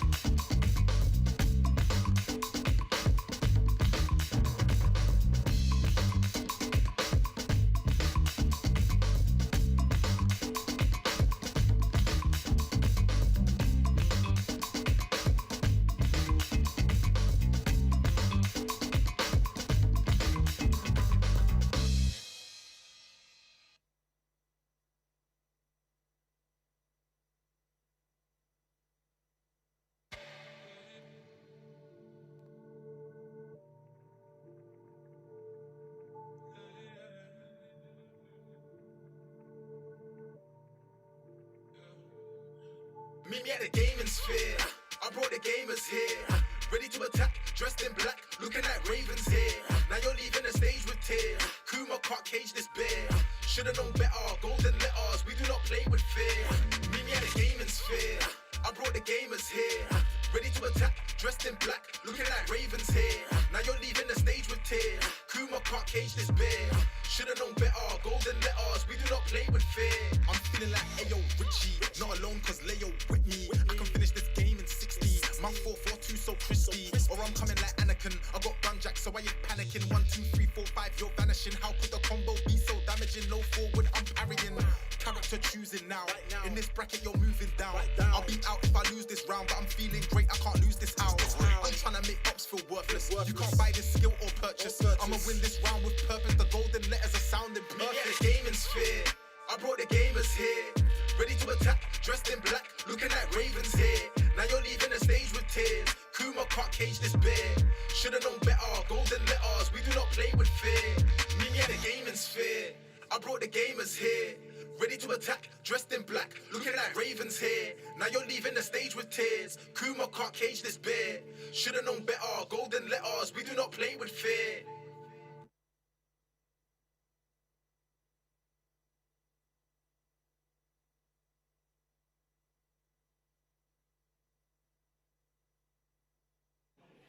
All right, welcome back to Red Bull Golden Letters 2. We're in the top 8. We're getting deeper into the bracket. It gets juicy. And I tell you what, make sure you hashtag it. Hashtag Red Bull Golden Letters on social media. People know. I'm in between Anakin and my boy Hurricane, but I just wanted to feel big. These guys are amazing players. I'm small, but I just wanted to feel big. However, what is big is this next match. And we're going to hand it over to the 4-man commentary team. So, gentlemen, you know what to do. Welcome back, Red Bull Golden Letters. We're getting further in this top 8, but as you can see, we've switched up the talent here, man. The boy Bubsy back on the mic. The boy Bloodhawk back on the mic. Gentlemen, how have you guys enjoyed your Red Bull Golden Letters so far? How has you liked it, man? Loved it. It's been great to be here. The London Tekken scene's been so welcoming to me. And we've been having a nice few nights, too. This is true. This is true. Ain't my first time in London, but still, I like to hang out, kick it with the boys, you know what I'm saying? All the friends I have over here, but London has been amazing. I'm definitely trying to run it back again regardless, but these matches have been sick. This is my first time Gaming Sphere London. I have been to the other one.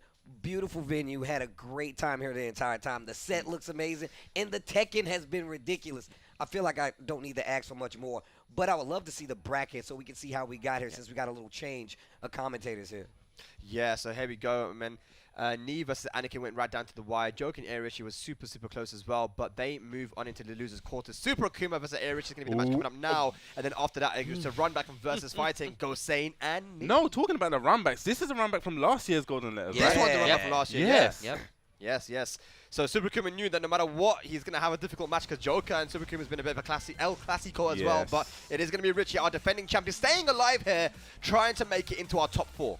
We've seen this. This is a super. I've said this so many times this weekend. This is a super Richie. When Richie gets into this golden sphere, you know, golden letters, is him. Like he's been playing outstanding today. You know, took it against Joker, and it was funny because I was watching Joker and Ayo Richie playing before the tournament started, just having casuals, and it was really back and forth. So you know, Ayo Richie just taking it out this time. That's it. But here we go now. It's the run back from Golden Letters last year.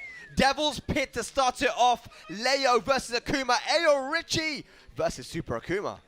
And for a long time, Leo was considered a decent matchup against this because you can counterattack the focus attack on incoming with the QCF1. They go into Demon Flip. You can float them with her hop kick. So there's little things. But, you know, like, the game has been out so much. Obviously, the counters get counters, and then the counters to those counters get so the matchup is not so cut and dry as it used to be. That's it, man. And I think that beating Joker in that last match is going to give Richie a little bit of confidence, you know, going in. Before the tournament, he was saying that I'm not feeling myself right now, man, you know.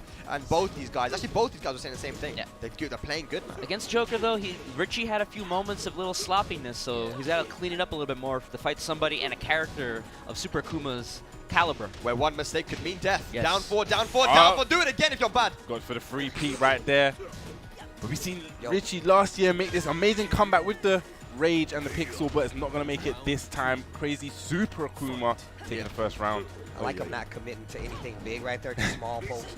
Forward 3, teasing with the down 3 as well. But this time I've got the meter, cashing out, and we're going to the wall on top of it. Clean splat with the heavy DP, going for the cross up. Why Blocks does that it. still Exists, kind of work? yeah. Why? Even the nerfs to the game don't make it go away. That's crazy. Oh, Whoa. okay. Okay, go for the grab. You actually did the right option. Was that the grab? Yeah, looked it was like the throw. It was a throw. I love this slower pace now, but needs to be careful. Back against the wall. He's pushing him ever so close. Okay, now letting him out a little bit. Yeah, yeah. Trying to find an opening here. That forward 3 is such a good mid poke. Dude, Super Akuma legit has some crazy poking with Akuma in Tekken. It's really, really good. Yeah. Usage of his down forward ones, like just his options overall. Oh, wow. nice. He threads it. Is he going to be able to take the life lead? I think he can. 8 seconds, 7 seconds left. Oh, they're using the standing 2 to mess with the tech roll as well. Down for dive kick pressure. I respect that decision in the end, you know, going for a little bit of a Hail Mary. If that connected, would have been around. If he would have like threw anything out, that would have hit him. Like, and we've been seeing Ayo Richie play this very like patient game all day, where he will wait for you to make a mistake. Super Akuma, an aggressive player. Yeah, Tetsu reset. Keeping the wall pressure. Richie trying to get away. Nice. 14 frame. Again. Hey. But needs to be careful. That bar is locked Floats him out of loaded. the jump. Yep, preemptive jab there to beat the demon flip to the wall. Oh, key charge. Oh, God. What's he going to do? Oh, nice. That's a counter hit on top of that. Needs to be careful. Richie does have that rage. Oh, watch God. the legs. Look at the damage. One more. Spends the blue. I'll hang on a second. And I'm that not would have been sure a great. what that was. That down for 1-1 beat, whatever it was, though.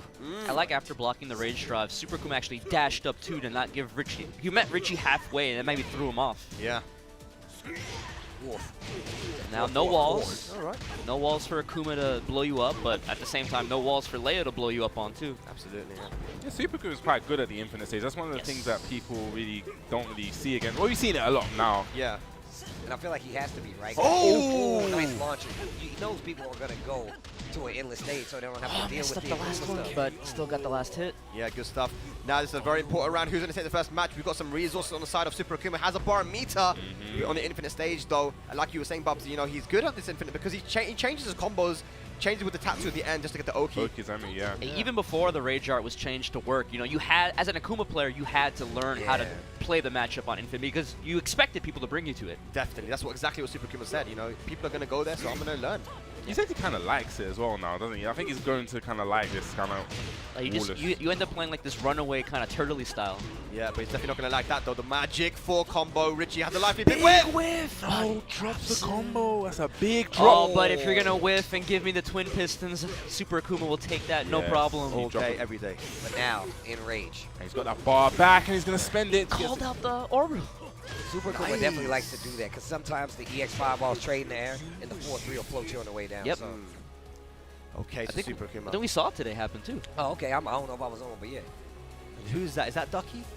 Wait, that's Yeah, Cloud that's 27. Cloud, yeah. Cloud 27 giving some advice to Ayo Richie. Yeah, shout out to Cloud actually. He had a great performance, you know, yesterday. Yes, you know, he did. With that great victory against K-Wiz, and not really one that I see much play. I've always heard the name, always seen him about, but I've never actually seen him playing. He had a big game yesterday, so big shout out to everyone that came down and actually played and attended. I'm this telling you, whole man, weekend. the Brummy scene is strong. You got Cloud, you got Dante down here, Richie, and now you got Joker as well. Yeah, these guys are strong, dude. I like that slang. The Burmy scene, is that what Brummy, you said? Brummy. Yeah, the Brummies. Why is it called Brummy? I never really looked into the history of that. I don't know. We need to ask him. No, it doesn't sound like Birmingham, Brummy, bit. Brum, Birm. I think maybe you're jealous because we haven't got our own nicknames for London. They just call us roadmen, bro. That's what they call us. You're from London, you're a roadman. Oh, that's interesting. Anyway, 1-0 for Super Akuma. Yeah, Ayo Richie bringing it to the Cave of Enlightenment. With the Yeah. walls now all the time and the breakable balcony. The floor break. And the floor break on the lower level. I love it, just playing that slow-paced game in a minute. Yeah, and that 1-1 is always a threat. This time going for the right punish. He did 1-2 last time, but went for the down forward 1, which has more range. More consistent. Down 3. That's a bit out of range to get the conversion to the fireball. Down forward 2, just from downtown. Where's this going? I think it can. Oh, nice awareness. Oh, What the I thought it was combo going was to break that? the balcony, but what the hell? Oh, hang on a second. 1 pixel. What a side Oh, step. wow. No, he's dropped it. This is gonna be a great. What? Who's gonna get the What? The down 4. Yo, Gong, where you at, though? Where you at, though, Gong? There we go. That was so That good. was a good Richie dropped it, and Super Akuma going for a down 4 because it goes underneath the second hit. What a good option from Super Akuma. I think Richie on that wall combo, he saw the angle. I think he was being a little bit too greedy. He wanted to re-wall splat with the forward 1-2 maybe. Yeah, we know Richie definitely likes to optimize every situation there, but probably, yeah, like you said, a bit too greedy in that instance. Counter hits. Yeah, on the 4-3. Yeah. Yeah, Richie mouthed something a little bit when he got hit. Not happy about it. Yeah, long day, can't lie. Yeah. DP, that's what you just said. All right. Nice side step. Nothing from the side step. It's the recovery of that. You see Super Akuma threatening with the focus attack at long range. That's one of the reasons why you would do the Leo QCF1, but you know, Super Akuma, one of the jumpiest Akumas in the business. Yeah. I wonder if forward 4-3, if it could catch the height and then below. Possibly. Yeah. I think I've seen that before. But I'm pretty sure I've actually seen that before. Yeah. So. All right, well, let's see. Ayo Richie not looking so good here, and especially because Super Akuma has 2 rounds and almost 2 bars a meter. He's been so aggressive with that movement, just almost pushing Ayo Richie to that wall. You Yeah. know, and that bar is nearly full as well. Gotta watch out. Yeah, like you said, almost 2 full meters. Gonna spend 1. Execution. Gonna build the second while in the middle of the combo. Yeah. What the hell? What in the world? The balcony break? No. Oh, that was gonna be super sick. Now, instead, it was just a little sick. Well, he's invested 2 bars a meter there, though, man. If Ayo Richie can get this round, that'd be a big win. Oh, that was a big whiff from the down 4. Just wasn't ready. Okay. Good. Nice block, dude.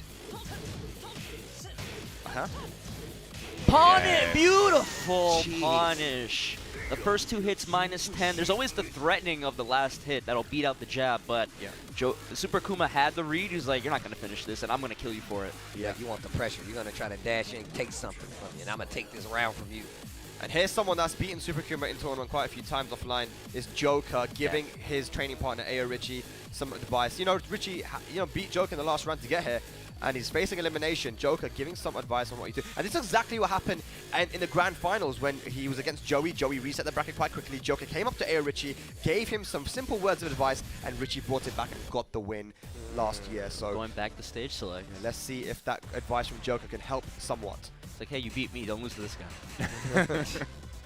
Because I would have beat him. Saying it without saying it, huh? Yeah. All right, so he's thinking about the stage now. Where does he want to go? We're keeping the walls in play, but no breakable walls or floors here. Arena stage. Yeah, I guess this combo, this stage may favor Richie because I know he got them crazy combos. We're probably gonna get one wall to the next wall in the angle. Yeah. But maybe a stage he's actually trained on. Alrighty, there we go. Super Akuma is 1 match away from his run back from last Golden Letters and moving into top 4. Can he get the 3-zip, or will Ayo Richie bring it back? Our defending champion.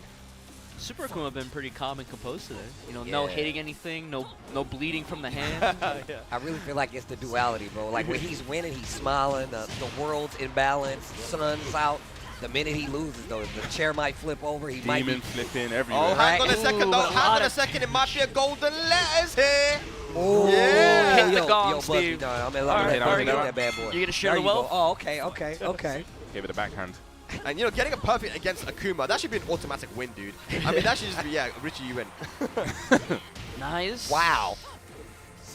Okay. Yes, that's going to work out. No Lucky meter. didn't have the meter, Yeah. Flippy floppies. Oh, launching crouch. It's so beautiful. Is it, though? Is it really? Yes, it is. Oh! The low everybody thought was bad. Oh, what? No way. What game are we playing? If he gets the wall, you're dead. Come on. Nice whiffs. Rage available both sides. So scary. Keep out. Gotta be careful with the jump. Nice. Just slicing. Sliding in the DMs. Yeah. There you go. 2 rounds up. Richie, what did Joker do to him? I don't know. Just small little back dash right there. Getting pushed towards the wall, though. Down 4. Oh, gets floated. Yep. It could have been a lot worse. Yeah, definitely. Honestly, this is kind of bad right now. Yeah, To be it's pretty honest, though. Oh, no! He doesn't use the meter though. He doesn't use the meter though. That could have been perfect. He's gonna come back to haunt him. Nice low parry. The low parry. Hey. Not gonna be a side move. Oh, look at the okay, goes for the low this time. Finishes it. Finishes the 3. No! That was Get up 3. almost a run back though. And Ayo Richie reels back in his chair because that was almost a great. Down 2. Nope. He didn't buffer the fireball. Yeah. That could have been huge damage. He had the bar as well to cancel it. Aye, beautiful Counter time. hit, yeah. What's the combo? Gonna hit the wall here. Oh my gosh. Oh my god. This guy. You see Super Akouma, he's actually doing the kick up to mess with the Oki. He's not getting the flip over Oki. Yeah. Ayo Richie with a commendable life. Another counter hit! Getting the hook up. Truly, Richie is blessed by the Leo gods. Yes, and that is going to be it. We're dying with 2 bars of meter as well. You never like that if you're an Akouma player. But yes, it is 2-1. Whatever Joker said to Ayo Richie is certainly working out, but we're going straight back into the rematch. No messing around. Definitely had the golden bars. Yes. See what's going to happen now. It's 2-1 in Super Akuma's favor. Oh man, look at Richie. He is so concentrated right now. Can Richie make another comeback against Super Akouma 2 years in a row? Yeah. Or will Super Akouma get his revenge? That is the question. That's a Punish? big punish, yes. Yeah, chunky damage. Ooh. He's just jumping on in there. Yeah, you see Richie's backing Counter off. hit, gets the pick up. Off the 1-4 as well. What's just the Yeah. magic for you, huh? Hey. Finish the strings. Just look at the damage. Hey! We're stringing together some rounds here if you're Richie. Looking very nice. This is definitely starting to look a lot better for Ayo Richie right now. Yeah, Richie's so good at. Ooh, nice to And block. Duck still. Nice awareness there from Richie. Oh, the down Just jab. short. No, confirm. No confirm. Is he going to live to regret that? Down, Down 4. You can eat a million down 4s, but you see Super Cool putting him against the wall with that double sidestep. Yep. Nice. Walk, but the wall got in the way. I blame the cameraman was like right here. It was flipping towards the camera. That was weird. And now Richie is 1 round away from evening up the set. I'm still reeling from that one Joker rage chart that went the wrong way. If that didn't kill, that would have been not so good. Oh, the air Tatsu. Yeah, gets a flip over. What's the mix up? Nice. Sidestep jab there. That's it. The sidestep into jab is very important against the demon flip. 1-1. Finishes the fireball. Are we going to find the wall here? 4-4-2. 100%. Okay, 1-2. Oh, no. Oh, I Tried to go for the easy ender. Yeah, I thought he was going to go for 4-4-2-1. Oh, wow. That was almost genius. Yay! Gets the blue stuff. Should be able to re-wall splat right here. You know Richie got the combos. Oh, what no. just Oh, hang Angle, on. the angle. Hell sweet. Oh, the double EX fireballs in the air. That's good. That's a double win there for Super Akouma because it prevents the great and the match for Ayo Richie staying alive. Just evades the down 4. Yeah. Wasn't able to punish on it though. Yeah, the important thing that I don't think Super Akouma has the muscle memory for. A lot of Leo's lows are at least -12. Right. So if you block them, you can actually do down 2 fireball FADC. Yeah. But he looks like he's just focused on playing the standing game. You can't overload your mental stack with too many things, That's right? true. Especially if you don't have the muscle memory for it. For sure. And it doesn't matter the range, right? With that down 2 is always gonna hit. Yes. Yeah. Dude, this is so close. This is super close. There's no clean hit on down 2. Yeah. Yeah, if that's what you mean. He's sitting just outside of rage here, Super Akouma. Ayo Richie looking to take it to a final match. There's the rage now. Hang on, 20 seconds left on the clock. Nice sidestep. Ayo Richie trying to come back alive in this game. No meter yet. But he definitely will build the meter, Wow. but it doesn't even matter. Ayo Richie equalizing the set now, 2 rounds apiece. Both have a golden letter on the board as well. Joker definitely did have those magic bars. Yes, Yeah. definitely. Say. Now we're switching stages. Is it going to be the Howard Estate? That is where Super Akouma has to go. But we know that those breakable walls can be very useful for Leo as well. So there's a big decision to make. If we're going to the Souk, the smallest stage in the game, those walls are ever present. But it's one match to take it all and move into top 4 here at Red Bull Golden Letters. I wouldn't have blamed Super Akouma for taking it to Infinite. I feel like a lot of those rounds that he lost were because Richie got him to the wall and then closed it out. Yeah, I agree. I 100% agree. That would have been a big brain play. But this could be as well. Let's see if Super Akouma can close it out and stay alive. All right. He wants that run back. You know he wants the run back from last year. he wants that run back. Ayo Richie want the championship run back, you know? Yeah, he's focused. Laser focused. Let's go. So I wonder if this plays to like Super Akuma's intention. Is he going for Super because he wants to be extra aggressive? Does he want to push forward? Well, there's your answer right there. Yeah. Jumping on the start. Ayo Richie. I'm sure he wants to prove that last year was no fluke. Man, the 4 threes adding up like something crazy. But he's getting harassed. He jumps over him. He's gonna live to regret it. What a hookup! And still gets the conversion off of that. Richie is crazy on the confirm. 1-1. Got it, but Demon flip 2. Needs to be careful. The bar 4-3 is loaded. double. You can step it to the left. Yeah. 1-4-3 will kill and a downfall as well. Super Akuma strikes first blood, gets a bar meter on the board as well. That 4-3 kind of like sets you up to not be guarding your toes. It's like, oh, you got closer, down 4. Yeah, that was very clever. Oh, nice awareness. No, there's not a lot of blocks done on that, so she can recover very fast. Next block. Okay. Big whiff on the down 4, but gets Pick a up. small combo. Beautiful. Nice. No, but drop. he did the hard the part down and one. messed up the easy What part. did he try to go for there? What, down I don't forward know. 1? Definitely gonna get to the wall here. Here we go. Flip over. What's the mix up? Probably Re-wall forward splat. jab, forward one maybe. But it's looking bad right now. Has that meter? Yes. Is gonna cashes spend out. it. Yes, to get that round. Super Akuma taking those 2 rounds quick start fashion. It's on Richie now to respond. Our defending champion of Golden Letters about to be eliminated unless he can make another comeback. He was 2-0 down in the set and taking us to a final match. Richie is now or never. Oh, tries the jab out of the demon flip, gets clipped by the dive kick. Yeah. Big Hop damage, kick. you going to the wall. You got a hop kick to deal with the demon flip. It's the easiest option. Yeah. And you still get a back 1-4 afterward for a full combo. And he catches at a really good height, too. It's Yeah. Okay, Basically, Super Akuma. hit at the tip of the hop kick. Super Akuma, oh my god, he's so close now. Big whiff! Oh, pixel. More than a pixel in a dream. Nah, that's illegal. That is illegal. He's closed out like 3 separate games, There should 3 be a- separate sets with Jump EX Tatsu today. You know, See what man Today. did? He just went for a spin before the handshake, man. What the hell did he just do? All right, well, our defending champion, Ayo Richie, finally falls here at Golden Letters, going home with 5th place to Super Akuma. Super Akuma completing the run back. It was almost a reverse sweep there with the 3 matches straight, but Super Akuma just too good on the day. Super Akuma, man, like we talked about it, it's ever prominent in Tekken 7 since Akuma's been added.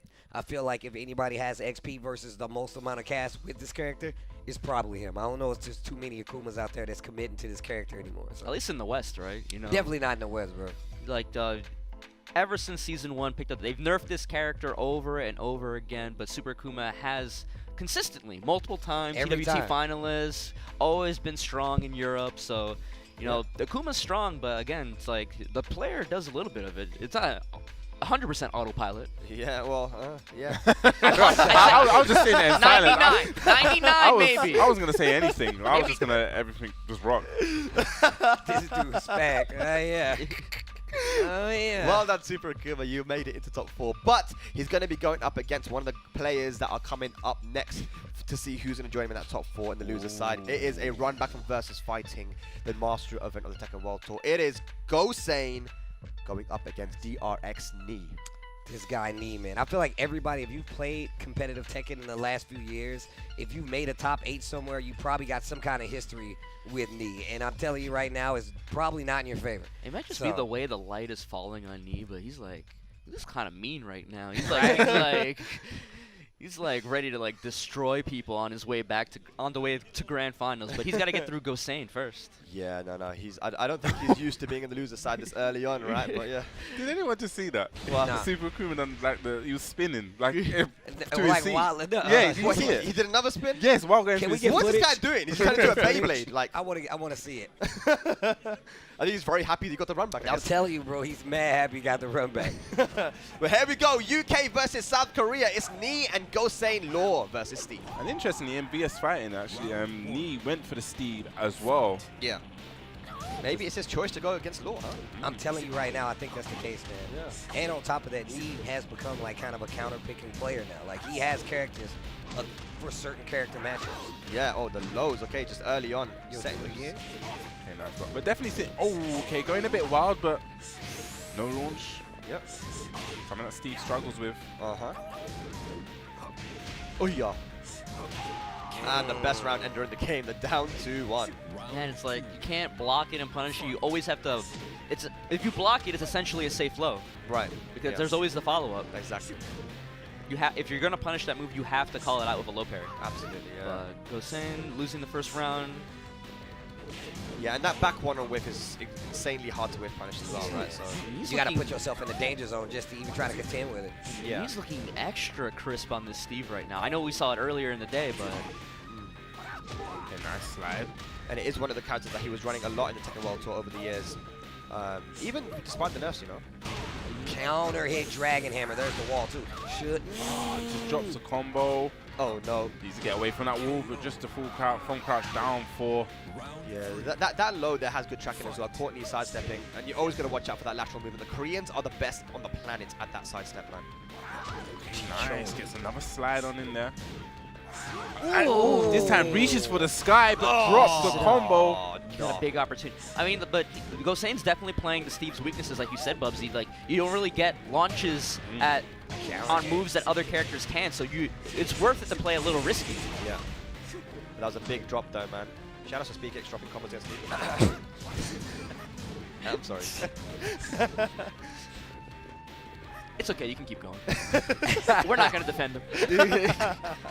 Down for 2, okay. I don't think he would defend himself. I think he would be like, bro, I suck. What do you mean? No, you don't want Sun and Moon. Moon. We tried to go for the 4-3 and but drops in forward. return. What the hell?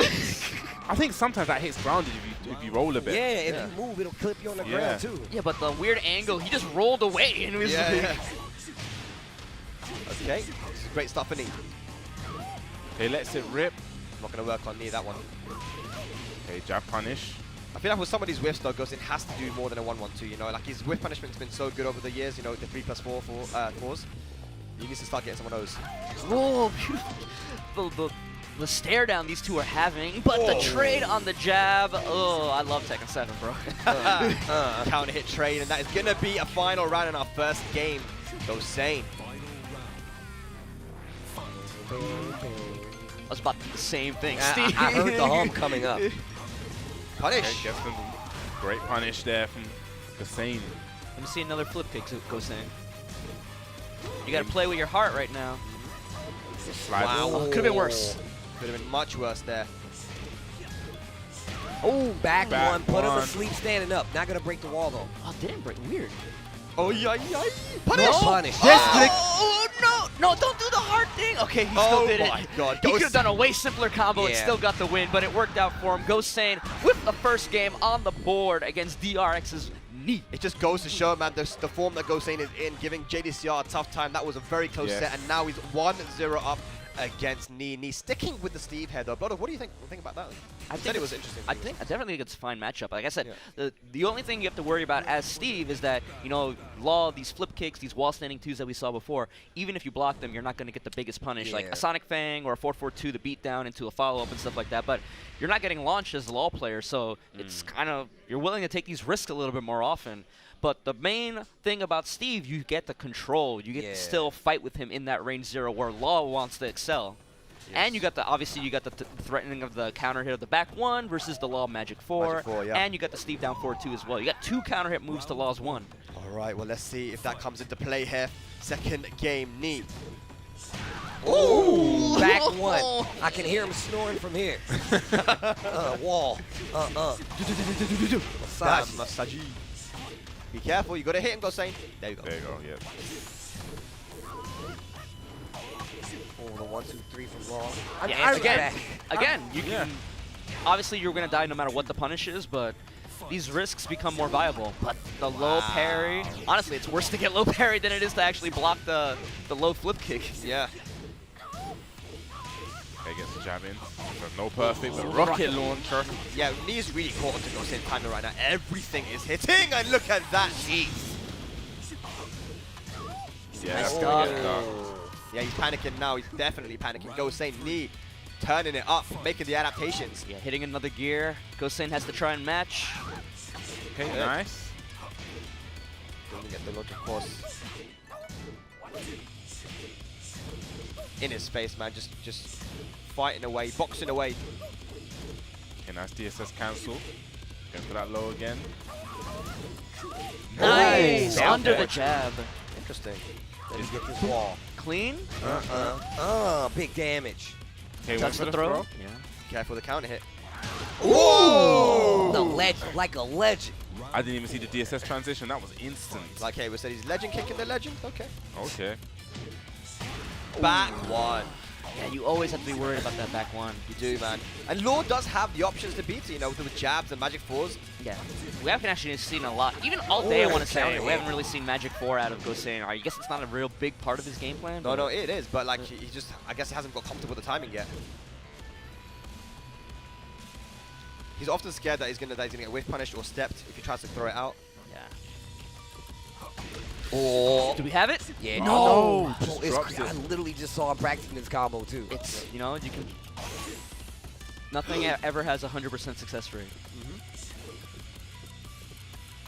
Just dash Trying to his posture. face. He's ducking a lot as well. Trying to Drive catch. on. Look at the timing and the defense from Knee. He's going to even out the set. One match apiece. GoSain is going to have to try and figure out this puzzle. Joker coming with the assist. What do you think the adjustment was, Spag?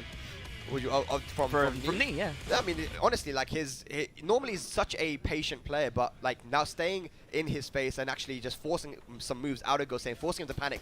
This is something that I think that really, really helped, and GoSain didn't really have an answer for it. Knee usually likes to let you test his defense, but here you were just like, let me rush him down, let me see how he deals with my offense. And he didn't really deal with it too well. I agree 100%. Especially after that first game. That first game looked different with all those aspects that y'all said before. It's almost like Knee is willing to brawl with him. Yes. And he's coming out. He's coming out in the lead in a lot of these situations, and it's looking like one more mix-up, and it's a 7 golden letters. Here we go. Yeah, boy. Forward 2. Just off the tech roll, not even like looking to see what he was gonna do. He's like, do it, whatever, man. Just commit to the read. He gets the jab in, no more perfect on this round. Yeah, he's gonna definitely have to use that jab a lot better, GoSain, if he wants to win this. He got it this time. Counter hit. No, this time again drops the combo. That is hard execution to do. Yeah. Look how Knee looks scary on this player cam, brother. He's like, like the slight head tilt. Yeah, like, you can't see it, but he's not happy that he lost the match, man. He's like, okay. Yeah. Oh, he got the count. That looked like a counter hit to me. Was, yeah. on the wild stand at 4. Yeah, he's normally so good at confirming that into 3+4. But again, like you start playing better and better players, you start overloading your mental stack with other things, and then some things have to give. Yeah, for sure. Rage you see even Knee missing up the down forward 2 counter hit combo. Hey. But the rage drive out of DSS. Was that manual DSS? I think that was manual DSS into the rage drive. Yeah. Okay, we're all even Stevens now. Looks like he's twitch ducking a lot, trying to catch that back one. There it slides. Again in his face, trying to work that slide mix up. the 3+4. Yeah, that's what I'm saying. GoSain usually so good with the 3+4s, but not expecting the whiff there from Knee. Trying to catch him moving. Dragon hammer hits. Yep. Not that time. Oh, nice punish. He's still a chunk of damage, man. I mean, that's why he's not doing it every single time. But Oh! No throw break from Knee, very uncharacteristic. Now, where is the wall? Where's that wall? Right there. Hey, goes for the easy DSS forward 1 for the kill. GoSain, 1 round up. Okay. Oh, punch him in the back of the head. God, dude, no. that's illegal. Slides. Nice, good confidence there from GoSain. Whilst on the forward again. Okay. Kick. And again. Abusing. Again? Yo. Bullying Knee. All the wall stagger moves. But you see Knee taking his chance, getting away from the wall. Yeah, weathers the storm down 2-3. Gets a big chunky punish on it. Hang on a second. Just a little bit too overzealous there. GoSain needs to calm down. Hits. That's going to be the round, most certainly. And he just goes in smiling. He's like, okay, I got a little bit cocky there. Tried to change it up a little bit. Catch Knee off guard. Slidu, though, to start off the final round. I've definitely seen people have that little slide thing. Like, oh, this guy kind of smart. He's pretty good. He's Hold up. Gets the little parry. Gonna get towards the wall. No, misses the combo. Yeah, just not in range. Big whip! Oh, big whiff punish. What's the combo, though? 3. Gets the wall. Junkyard low. What's the mix-up? Goes for the slag. Great defense. It's fine. Sometimes comes down to those 50-50s, and Knee with the rage. Oh, big stuff. That should be the round with the right combo. Hang on a second. Oh my God. GoSain with a while standing 1-2. Chanel comes straight up to Knee to give some word of advice, and Joker on GoSain. Yeah, the wall was at an awkward angle so that the Duck 1 did not get the clean wall splat that Nee was expecting. And GoSain, he didn't mash on tech roll, he waited, he did the slow tech, he waited for Nee to press a button, then he tech rolled, and he was able to still get the wall standing 1-2 with punish. Yo, it's Joker and GoSain versus Chanel, and who's going to come out on top here? Remember, the last two remaining players at the NA and EU was GoSain and Joker. These guys have been chiming along together, but what happened there, Bubsy? Wait, I'm just more thinking, why is GoSain laughing? Like, this guy always laughs for no reason. He's enjoying himself. But yeah, so Nee Nervous laughter. Yeah, Nee actually switched to Feng. Feng, okay. We saw this last time, though. We seen like one character and then the Fang. He gives it the one game, then Fang. Well, GoSain's training partner is Joker. He knows he has the experience against Fang. Definitely, 100%. Can he close it out? GoSain's still smiling. He no longer has to really worry about those really scary Steve counter hit moves. Obviously, the Fang has the back one, but that's nowhere as much damage as a Steve back one. Absolutely, yeah. Well, let's get into it. 2-1 for GoSain against Nee. Double flip, the jab floats. He can start punishing these flip kicks and the down 2-3s. He needs to remember that. Yeah, so now those moves are more off the table. For sure. Don't get too ahead of yourself, GoSain. Oh, no break on the one. Oh, no, don't tell me it's going to be a perfect. Oh, hang on a second. Oh, what defense Nice from Nee. punish. Okay, there we go. Nice. Well, he prevents the perfect. That's a mini win for GoSain. That was a big win for GoSain because Nee would have had Hey, two golden Bubsy, letters. bruv, he's still smiling, bruv. You need to do You got a something to big GoSain. cheese, bro. I'm done with these kids. These London kids. I don't get him anymore. I mean, like, sometimes you just have such a challenge in front of you like that, and you just enjoy it. You're like, man, Tekken is fun, bro. It's just like 100%, man. I'm going blow for blow with Nee. Yeah, it's so good. All right. Patience here, though. This is what Nee's good at doing, man. Just playing, waiting for the boss. Great patience on both sides, though. Backdashing away, controlling with the jab. Yeah. Yeah, very up close personal play. Oh, he delayed it too Thread the much. needle, the slide, but he puts himself near the wall. Yes, not a good position. He doesn't want to be here. Trying to find the opportunity to get away. GoSain, you need to start stepping, bro. I was about to say, my man is getting hit by a lot of pokes. He wanted the big read. 10 seconds left on the clock. Yep, there's not long left. GoSain's got to do something. Nah, yes. That was a bit too obvious, that one. Yeah, that was the only thing that was going to kill in that situation. Nee, one step ahead. 2 rounds up, though. Fang jab, so good. He extends his arm so far with that 1-2 jab. It's like... Oh, that's a messed up slide right there. That would have hit. 1, 2, 3. Could have let it rip. Slide. Do it again. The jab. Instant while standing 1+2? I wonder if that's meant to be a QCF 1+2. Yeah, you might be right. Dragon Hammer. Okay, trying to get the count hit with the Wild Standing 4, not getting the DSS though. Tries to punish the Wild Standing 1-2, down 4, down 2+4, sorry. Got the life lead now. Holding his ground. A lot of Wild Standing 4s. Magic 4. Sitting just outside of range, 20 seconds left on the clock. Can't backdash too much, you're going to corner yourself. Okay, nice, but needs to be very careful because This Nee is is in great range. Okay, GoSain stays alive here. Okay, wait a minute.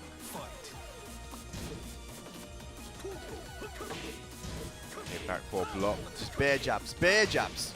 It's keeping him honest, though. It's keeping him really honest. He's choosing to back up more than actually approach. It is getting him closer and closer to this wall right now. That's it. Yeah, and he's putting on a masterclass with this Fang right now. Not trying to not give GoSain any opportunity, but the counter 1, 2, 3, beautiful low parry. Yes. Full combo. Can we get to the wall? We're definitely going to get to the... Okay, Just side short. door. Yeah, GoSain tries to go for the Hail Mary, and that's going to be a final match coming up. GoSain, Joker comes straight back, and it's the Feng now. This is one of the characters that Joker's been using a lot. You know, really, the thing about Feng players is Joker and Chanel, right? But what's GoSain saying? I don't know what's going on there. I don't know. Translate for us, man. Actually, through the mask. Read the lips through the GoSain mask. calling Feng broken. Joker saying, no, he's not broken, he's bad, man. Do this. It's a skill issue, isn't it? Skill issue. This is a skill issue, GoSain. Skill gap. It goes to the Mishima Dojo. I actually kind of thought maybe GoSain would go for the Infinite here. I don't know why I had a feeling. Just so he can move around a little bit more and kind of control it at his pace. But he's opted to go for the Mishima Dojo. Right. Okay. Here we go, the final match. Was it the JDCR match, final match as well? I don't know, it was almost final match. I think it was 3-1, but it was like one of those close 3-1s. Close ones. GoSain, here we go. It all comes down to this. Who is going to beat Super Akouma in that loser's top 4? One match to decide it all. Law and Feng, Nee, and GoSain. My man He's fighting tooth and nail right now. GoSain just the same. Yeah, huh? It's all come down to this. Just one game of Tekken. Messes up his slash kick. Bare lows. Bare lows. Just attacking the toes Yeah. with the lows. Where's the throws? oh, the bars. Okay. Back four, very important. Obviously, homing move. Knee loves the sidestep. The Dragon Hammer plus frames. Presses buttons after. Very brave. Yeah, very brave.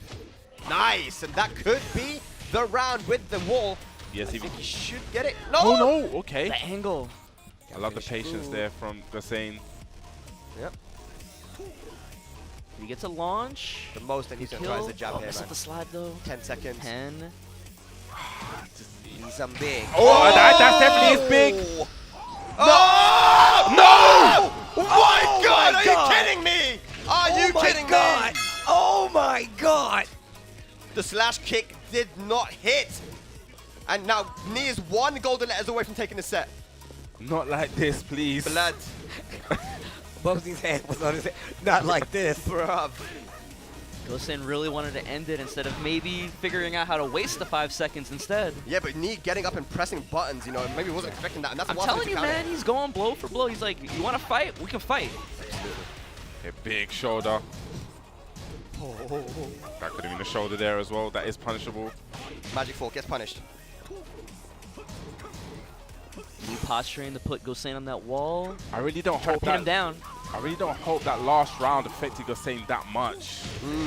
But a set point now for Knee to move into top 4 and eliminate GoSain, who's had an amazing run right now, but it has to be a reverse sweep. No punish on the neutral hop kick. Neutral hop kick.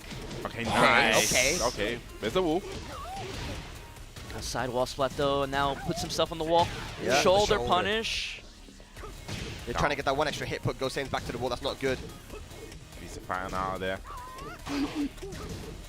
Simple 1-2. Okay, just chipping it down with a down 4-3. Yep. Oh my God, he's looking for that counter hit. I actually thought that was a counter hit. Time Ooh, winding down. messes up his 3+4. That was a 3+4. He doesn't use binds with his controller. Okay, throw broken. Crucial throw broke. Yeah. Oh my God, 12 seconds left. Down 4-2 whiffs. Knee just waiting for the bus. He's chilling. Chilling like a villain. Down back 3. And Down again. back 3. Easy walk out for the blue shoulder. Hang on a second. GoSain. Oh my God! Stole it. And Knee is going to take it over GoSain. It's such a close set. GoSain eliminated from the tournament. Knee stays alive, but what a run GoSain has had. Losing to JDCR and Knee, nothing you can be upset at, but it was such close sets there both times. Yeah, it's definitely one of those things where looking at the results after the event is over and seeing GoSain as at 5th does not tell a fraction of the story. Yeah, that's crazy. An amazing run, played out of his mind, went to the limit against 2 Korean players, 2 Korean legends back to back, and unfortunately it ends now. Yeah, that's it, man. GoSain as well had to make it through the LCQ. He wasn't invited this time. Yeah. So that means that we have 3 invited players and 1 through the LCQ left in this top 4. But yeah, GoSain, you know, I'm excited to see more from him, man. If he's playing like that, this guy's gonna win tournaments, dude. I mean, that was incredible. But yeah, just clutch. I love it, man. The games have been sick. I mean, look what happens when you play the game. Hey, yeah, no, that's true. That's true. Guys have been putting in a lot. Good stuff to GoSain though. Yeah, absolutely. Well, it's 4 players remaining. Yes, 4 players remaining. We're into the top 4 now. I guess we're going to get out the brackets and see where we are at. So I guess now we're going to move on over to the winners side here. We're going to have HK Jr., who I said it yesterday. I feel someone's going to make a breakout performance. Yeah. This could be it right now. HK Jr.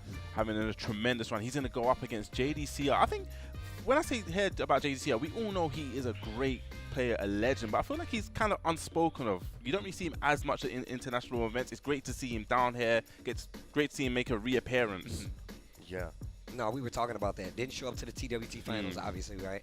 We didn't really get a lot of time to see him, but that's what's coming up next. Let's talk about what we just saw. Ayo Richie versus Super Akouma. Very scary. A very tense match on top of that. You saw a lot of times where Super Akouma was committing to uppercut in these situations, but we saw how it worked out earlier, and it wasn't too bad. Obviously, going to the Devil's Pit right here, giving him an open stage, lets him walk around a little bit more, makes the fight a little more difficult for Ayo Richie. after the stage switch, you start to see Ayo Richie come alive. This situation right here sucked because I thought that was going to be a bigger combo damage for that wall transition. And even just watching it back there, that was a great patience there, but then drops that big thing. Yeah. Ah, that was such a huge, huge drop. Downfall, crushing underneath the jab. Yeah, I mean, such a back and forth set this was as well. Beautiful but yeah, punish right there yeah, on the wall standing. Yeah, exactly -10. And yeah, they confirm on that down back 1+2. This was a crazy combo as well. That was 7 golden letters for Ayo Richie. Nah, man, Ayo Richie definitely looking like he was trying to be a champion again with the way he was playing in this set right here. Lots of quick adjustments, lots of counter hit combo pickups, especially on the sense that like we see now active Super Akouma can be in the neutral. Looking for down 3 right here, confirms the meter, and that's one of my favorite things about Super Akouma. Like he knows, we talked about, Gerald, Core A actually said this, he's like, hey man, that's your resources down there, that's your meter bank account, you gotta know how to use it. Yeah, and then GoSain versus Knee, which went round to the final match. I mean, Knee has not had an easy time in this loser bracket. Anakin and GoSain, but he's definitely getting through here, man. He's battling the adversity. Good duck on that back 4-3. It was final match here, and then oh my god, this end. What happened here? You see him with the up forward 2. I call that the cha-cha slide right there. Just slide into the left. As you saw it right there. It's interesting that GoSain actually pressed buttons there. I would have thought he would just like, he was still in the lead, so no need to actually press anything. But in those scramble situations, these things happen sometimes. But we are moving back up into the winner's side. It is going to be Korea going up against Germany here. JDCR versus that man right there from Germany, man, HK Jr. Our last player that qualified through the LCQ yesterday versus going up against 3 other invited players. Can he do it? Can he be the Ayo Richie of this year? And that's the question, right? The contrast from last year, right? Richie was the one who qualified from the LCQ and won the entire tournament, but now he's going up against JDCR. Winners finals actions. I can't wait. What characters were picked? Did you guys see? No. I don't think it's going to be a Heihachi Mirror, though. What if it is, though? What if it is, though? I don't think it's going to be. I'm not mad at this. You know what? You know what? Heihachi, not DLC. We could bring out the Dragunov here. Yeah, like, right. You gotta respect it. He definitely in previous seasons would play it against like certain, like against other legacy characters like Devil Jin and stuff. I've seen him bring out the Dragunov, but I know my boy Fear Signs back home is losing his mind if he's watching. And I'm pretty sure all of Germany are losing their minds as well. I know you guys are watching. Shout outs to all of you. But here we go. JDCR going for the character that he got a lot of success with early on in Tekken 7, and not a lot of people play this character anymore. No. A lot of people think he's bad, like he's terrible. He does have some issues, but you know what? He hasn't got a mid. My meds don't work. Okay, forward 2. Wall. Counter hit. Damn, JDCR rolling up the sleeves like, yeah. All right. Means business. Absolutely. Oh, that was a great whip punish there. Yeah, if HK blocks any of those down 2s, that'll be the punish on deck. Yeah, and he's got those OTGFs as well, so we can get more damage than that. Just waving in his face, just pushing JDCR towards that wall. Yep. Using an axe kick pressure, down 2 counter hit. Oh, another counter hit. Caught you peeking in the middle. Come on. Do. Full combo, flip over, down 2 again. Oh gosh, 10 frame rage drive is now available, so scary. Oh my gosh. Nice. Heihachi with the red dress. Oh, okay, hang on. Look at this pressure. Okay. Nah, I tried to go for it, but good awareness from JDCR, going for the high crushing move to finish the round. Yeah, definitely. He doesn't want to get hit with that jab into back 2 rage drive. That would have been dead. That would have been great as well. 2 rounds up JDCR here. I mean, in this matchup, if HK is too obvious with the jab into rage drive, Dragunov can punch Sabaki it. Okay, 4-4-2. Does Dragunov get a forward 1+2 punish on that? No. He doesn't. He can, depending on the spacing, he can do back 4. Back 4. I mean, back 3, sorry. The high homing move. Oh, yeah. That's the best that he gets, usually. Oh, nice. I felt something coming with the wave. Big damage. It's a perfect. Ooh. Here we go, 7 golden letters. Perfect. Hey, we're getting a lot of usage out of you, Gong. Keep it up. He's working overtime, man. Got to pay him more. Okay. Ooh, chasing after him. Double. He's going for a triple. I want 4 scoops. Oh, no, -10. Oh, the punch parry. Don't you dare touch me. Yes, HK Jr. waking up now. Rage available for JDCR. Are we going to see some more clutch? Oh, okay. outstanding too. Just looking at evasiveness. It's very evasive. Yeah, playing around that down 1 mini game, going into crouch, full crouch sweep, sidestep 2. Yep. Plus frames. There we go. Down 2. Okay. It's the first running 2? Yeah. It's like the first one to hit the whole set so far. Yeah, you got to be careful though, because it is very active, and if HK Jr. throws out an electric, well, you'll get counter hit. Yes.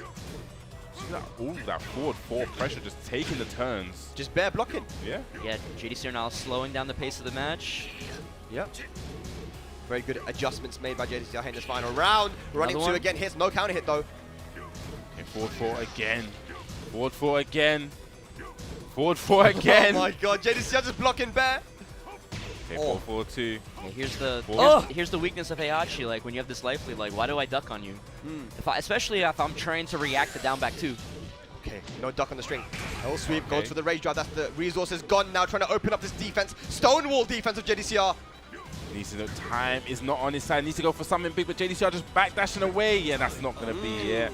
100%, like had all of this life for like a good 20-30 seconds, and he realized, and HK Jr. never decided to go for the down back 2 because, you know, like it's reactable. Right? Yeah. At least Hell Sweep is also launch punishable, but it's nowhere near reactable. Right. So right, yeah. Hell Sweep definitely did try to go for that. In the end, he had the right choice, but unfortunately not enough time there. So JDCR's defense holding up. And of course, it is Devil's Pit, so it is the infinite stage at the end. We'll have more space to move around and play defense. Yeah. Round 1. Right. Oh damn! Rematch. Yeah. I think part of it was I think part of the loss was definitely the fact that once you get the match point, it turns into infinite. That's it. Yeah. I feel like once it turned into infinite, it was JDCR's favorite. Yeah. Definitely looks a lot more comfortable, but HK Jr. not docking. Damn. Nice Loki as well. Okay. Round 2. JDCR 1 round, 1 game as well, but HK does have that perfect. There's something that he can fall back on as well, Yes. for sure. One more great, one more perfect, and it's looking a bit peak there for JDCR, but nice. Not looking peak right now. Yo, I got a combo for that. Hey. Oh my god. Evening up the life bars, but challenging with the wall standing 2. Yes. Gonna get the flip up. Nope, drops it a little bit early. Yeah, Down 2. low wall splat. Oh, finishes it. JDCR not with the right punish, but he still finishes the combo. Now we're going down again into the infinite. Let's see if he changes it up on this endless stage. Oof. He's gonna run 2 in the down 2 pressure. It's really chopping down. Look at those lows. Nothing but pokes. Nothing but pokes. And you know, I think part of the reason why he's using that down back 4 is because it's not as good as the he stepped this. He stepped down 2. That's crazy. Yeah, but it's just you need it. Even if it's a worse slow, you got again animation. You can start reacting to the animation if you see it enough. Yeah. So you need a different low, even though it's worse, just to throw him off the trail, so to speak. Man, JDCR is so happy to just sit back and block and just take the lows. You know, forever, bro. That's it. Okay. Nice punish. Here we go. Gets the old. One more wrong guess. He's gonna use Rage Drive. Down back 2 this time. Okay. Okay. Out of the Did boot it. stuff. All right, we're 1 for 1 on these down back 2s. Yeah. That's the thing, JDCR's been choosing just to use his movement and pokes and not block low. No duck jab. Ooh, this is gonna be Kick a in the face. And the combo, the quick get up to get the while standing 4 follow up. Man did the Nobi. Yeah, exactly. Like that was the move that Nobi would do as a Dragunov player, and JDCR would not. Yeah. Axe kick once again. Man, he loves that pressure. Good sidestep there from HK Jr. Gonna punish 1-1-2 flash punch combo. Nice. Looking again, taking it to final round. Yeah, I like to say that when you're a Heihachi player, you just have this like, all these mids, you're breaking this mental guard bar, but JDCR's guard bar feels like it's huge. Yeah. Plus frames there. Oh, just walks into that electric so crispy. Gonna take it to a final round. Again. Everybody got everybody got hit. Man, you know when that electric hits on a counter hit, bro? It's like, for to guarantee. It's like blows your eardrums out. Bro, the wave dashes from HK Jr. though. Gonna get Trying to one, get the two. needle. Yep. Back 4. Back 4 again. Nice, get a little hit in to prevent the perfect. Yeah, that's actually important. I forgot about that. Yeah. Nice so here we go. punish. Oh, yeah, yeah. Rage. Punish. Oh.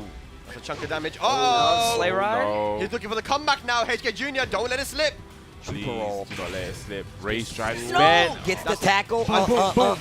Not dead. One down, two will finish here. Okay, spins it. What's the mix-up? 4-3. And a slide! JDCR once again in the final round, clutching it out. And I feel like HK Jr. took a lot of risk there in that, when he had the life. Yeah, he has such a life lead as well. He should have played more like JDCR, you know, using the infinite space there and trying to put up a little bit of a slow-mo defense. Yeah. I feel like that frustration builds up easy, especially when you're playing Heihachi. If you can't get in, if they stop in the movement actively, it makes you start to play back further. That really does make it a lot easier for your opponent to get in on you. You always have electrics. The threat is always there. But the minute you break that mental guard where they're actually going to start using it in neutral correctly, it kind of changes it back up. Playing very well. And also, like, Heihachi defending against Dragunov with a life lead is different. Like, dealing with Hell Sweep, knowing if you block one Hell Sweep and they die is different than having to deal with down 2 over and over, you know? Right, so yeah. it's like... All right, well, let's see. Slightly different dynamic. See if HK Jr. can bring it back. Bringing it to just a straight-up infinite stage. Yeah, I think that's what Tetsu walked up and said something. I think he told him go to infinite. Oh my gosh, double electric again. Big boy combo. Okay, opts to go for the Okazemi. Yeah, he wanted to go for the back roll catch, but he was not in range. Down 1. Slidoo. Damn, he's using that sleigh ride over and over. Yeah. It's an easy way to get in, right? I don't think that Heihachi can launch it, maybe? No, I think it's minus 14 or 15 at worst. Yeah. Yeah. Oh, the good side step left. But again, it's like a different low that's not down 2. Right. Get off of me. Nice throw break. Single hell sweep. Yeah, trying to go for the frame trap. Hell sweep is very plus on hit, but there's not long left. Nice! Great. That was a beautiful whiff punish there. This should be the round. He's going to go for the shoulder. Yes, he is. Yeah, JDCR, he's looking nice, man. He called out that electric and got the punish. So on point with it. Yeah. Okay, full punish. Okay, goes for the... Floats him out of the group of 4, but... Yep. Man, now he knows HK Jr. is getting a little impatient. Catches the launcher. Yep. Okay, run into pressure. Oh, okay, big counter hit. Yep, he was looking for that for so long, and he finally gets the 4-3 counter hit, that big knee. I like that. I opted to go for the down forward 1-1 ender just to keep the pressure. Okay. HK Jr. loses the life lead. But he actually does have rage drive. Okay, I thought he was going to go to rage drive there. Not a counter hit. Oh my god. Oh, jeez. Run into pressure. Just about 10 seconds left. Okay, 4-4-2. Doesn't go for the back 3 punish. Probably a little bit out of range. Nice. Block on the house, but no punish. Harada cares. Hang on, hang on, hang on! Oh! Oh! You gotta do something for the block from JDCR. That would have been a great. Round 3. But now set point for JDCR instead to move into grand finals here for Red Bull Golden Letters. Bringing out this Dragunov, and it's been doing so well against HK Jr.'s Heihachi. Yeah. Having so much trouble breaking down this defense. That's it, man. The JDCR does not care. Getting hit. Great punish. Big He punish. doesn't mind blocking these electrics. Just trying to get in constantly over and over. Yeah. Down 2. Nice. Oh, yeah, just overextending. I think this could potentially be the round. He keeps the combo with the shoulder. Okay, goes to the elbow. Run into pressure. Down forward 4. Keeping it nice, clean, and simple. Using those plus frames. JDCR taking that 3 games. Yep, 3 again. Beautiful. JDCR moving into the grand finals here for Red Bull Golden Letters. Man, it's good to see him back. JDCR, you know, he said to me at EVO 2022 that he was going to try and cut down on the traveling, you know. He did sign up for the LCQ for Tekken World Tour Finals, but he's decided not to go in the end. But man, you know, JDCR is just that guy. When you've been that dominant over so many years, I mean, a lot of people saying that Ni is the greatest of all time, but there are some who say JDCR can be because of what he did in Tag 2, right? Yeah. And his Tekken 6 era as well. But now, and then Tekken 7 early on, he was the most dominant player on the planet. So JDCR, it's good to see him. He's in grand finals here now. I mean, we talked about, you know, the whole Echo Fox era about JDCR and Saint. I think he really does excel from kind of same thing that Ni had too. Having like a training partner that was so strong that could literally, you can balance off of, not with exact characters. I feel like Chanel's a lot stronger in that sense, but just having like that high level competition. Yeah, 100%, man. But we're going straight into the loser bracket now, and it's going to be the top 4 Super Akouma, crazy Super Akouma against DRX knee. But before we get into that, we're going to be checking out the replays. Let's have a look at what we just saw and try to break it down a little bit further, man. But man, yeah, Super Akuma and knee. Super Akuma was talking about this one as well, so we'll talk about that in a bit. But yes, HK Jr. just had so much trouble, you know, opening up that Stonewall defense. Yeah, he had moments, you know, but I think this first game, he got 2 rounds into the very end and tried to close it out, but unfortunate. Like, again, a lot of these came down to, like, timeout wins for JDCR because he was just so willing to just block after a certain point. I feel like that's one of the cruxes, right? Again, like final round here as well. Yeah, look at the life lead that he had, and I feel like he kind of threw this one away. He got a bit too antsy. Like, there was no need to be aggressive here. I think he really wanted to finish that round and not let JDCR live, but a pixel of health remaining here, and just not enough time once again. I mean, no punish on the whiffed down forward 4. Man, not easy though. I mean, the thing is like I said, I feel like HK Jr. definitely has like the chops. Gonna go far in the world of Tekken, right? I'm just happy that I got to see him even more so, especially after coming from only the best seeing these guys practice in person.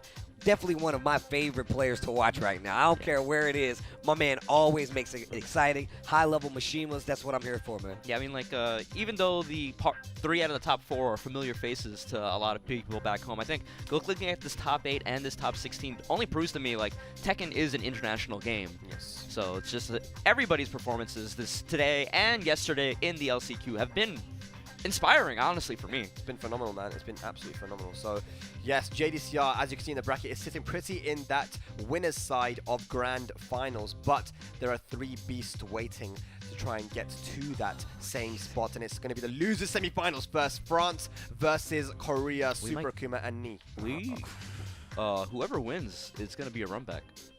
Yeah? Yeah. HK is either going to get his run back against Super Akuma or Knee. Yeah. Wow. Okay, well, let's see what happens here. If he manages to beat either of them twice in one day, what a statement, right? That is a huge statement, especially where we are in Tekken 7 right now, man. It's really cool to see like high-level people kind of putting like the end exclamation points on where some of these characters lie. But we got Goki, the demon, versus Feng Wei, who's not a nice man himself. He's a demon himself, I'm not going to lie to you. But first, the 3 action here, ladies and lads. Here we go. Akuma versus Feng. Yeah, man, you know he evil. Look at the eyebrows, dude. That's not regular people evil. That's evil, bro. Stay strong, Spag. The finish line is coming up. I know it's been a long bunch of days for you. Yeah. But it's good, man. The Tekken is keeping me going. So, Knee with an early combo. Yep. And, yeah, you know, these are guys who are actually playing on the Friday too, during Media Day. And I saw Knee actually going for the Armor King and got quite a few wins versus Super Akuma. So he's looking comfortable. Ever since the Pakistanis broke onto the scene, I feel like Knee really had to go to work to try and figure out that matchup. So, yeah, now they've got Kero as well. Shout out to Kero, who's sitting in Korea as well. You know, uses the hitbox, plays Akuma. Yeah. So he's going to have a lot more experience. Because in the past, Korea didn't actually have any high-level Akumas, or many. Now, come to think of it, I'm definitely not too familiar with any. Yeah. Okay, we're going downstairs. Okay, spikes him down. Gets the guaranteed damage. Yeah, gets a little jab in as well to prevent the perfect, but it's okay. I don't think he cares at all because it is all Knee right now. Super Akuma has not got an answer. Okay, one last chance there for the down 4, just taking it. Super Akuma kind of looking to the side at that. He's like, what did I get myself into here? I told you, man, it's like a man apart. When he's winning, everything's okay. The minute it gets any kind of fuzzy, he's like, oh, man, I hate my life. He definitely wears his heart on his sleeve, right? I think he was looking to GoSain like, why don't you just win? Because I swear, every single time there's a tournament, Super Akuma somehow finds GoSain and just robs him. Like, GoSain's always winning, and then Super Akuma's like, sorry. It happened in like EVO or something, or American tournament, one of them. Happen all the time. Yeah. All right. Oh, he doesn't get the combo, but this time he will. Down 3. Oh, doesn't get the tailspin though. Stash something away from the wall. Yeah, that's too many drops in one Again, hand. trying to pin Super Akuma down, but this time gets the jump into the jab link. Yep, a little DP for the pop-off as well, but he's got a bar meter to work with. Yes, I was about to say, look at that bar, shining, you know. Shining bright, yeah. Definitely. I like the simple pokes, the 1-2 jabs just to check the approach. Oh, does not stop the down 3 confirm. Spins the meter on top of it. Wall's too far though. Yeah, it's really far. Yeah, so he finishes with a Tetsu for the Oki. Down 3, good block, no punish. Oh, there we go. Throw it out. Side wall spot? No, gets a clean one. Nice adjustment. He's going to side roll to get out the wall. Forward. Nice. Evasion. Just final round. 4-3 right there. Okay. That was a quick 2 rounds from Super Akuma. Starts with the down 2 as well, but he drops it again. So rare, dude. You can't be dropping these combos. Okay, counter hit confirmed into the Dragon Punch. No meter though. Oh wow, swings too early. Nice! Caught the duck. And Super Kuma does like to call out those lows as well. Knee, ready for it. Shoulder. Perfect combo spacing. Damage. Super Kuma doesn't have that bar either. But focus attack. Can we kill? I think he can with the bar. Yeah, he's got. He doesn't even need to use it. Super Akuma with the reverse sweep. Oh my gosh. He's enjoying himself right now, man. He's enjoying it. I feel like a lot of these players playing against Knee, they're just. It's always, I mean, it's what an honor to play against, you know, the greatest of all time right now. You know, not to say that these guys don't have the confidence to win, but it's like, you know, it's like Bloodhawk said, it's fun, you know? No, I mean, really like, it feels like a lot of time you go up against Knee and you think, this guy might be better with my character than I am. And he will definitely put it to the test internally. He's like, you play what character? Let's give it a go. You got a Jack? I got one too. Yeah, like you mentioned, playing him with Super Akuma, playing Super Akuma with Armor King on Media Day. It's just like, he'll just bust out whatever on you if he feels like it. I think he has Omega with every character in the game. Yeah, come on, man. That's what fundamentals do for It's you. the biggest flex. That is 100%. I wonder how much prowess he has. Is that even like... Can you max it out? Is there like a 999? Yeah, that's what I was going to ask, yeah. They will be sick though. I broke the game. RPG stats, bro. I don't even know how prowess works. I overflowed my prowess. I know your ranks do tie into it. I don't know if the other things like the you know, like your stats. I don't know if that ties into it. Because I've won matches and lost prowess. Like, what the hell? Should have been better. Okay, here we go. Super Kuma's got a small life lead, building up that meter as well. You probably need to win with those golden letters back. That's what it is. And bring him to the infinite. We mentioned before how that's a common strat for Akuma against Akuma players. Yeah. He doesn't have that bar meter to work with. If you flop his big whip from back four, no punish. Great spacing right there. Makes the down three. Not get close enough so he get the fireball. Super Akuma taking his own. Tried to throw out the preemptive standing 2. Yeah. 10 seconds left on the clock again. Really? Oh! There we go. Nice! Just why did you run him in? Oh, that's gonna go underneath. Don't counter it, he's still alive! Teleport! Oh, great! Hold up, I'm doing this one. Let's go! Here we go. I know I'm not an Akuma player, but in my head I was just like, just teleport away. It's gonna waste so much time. Right? Yeah. I don't think Super Akuma should even should run in that situation. Yeah, it's kind of like the same mistake GoSain made again. Yeah.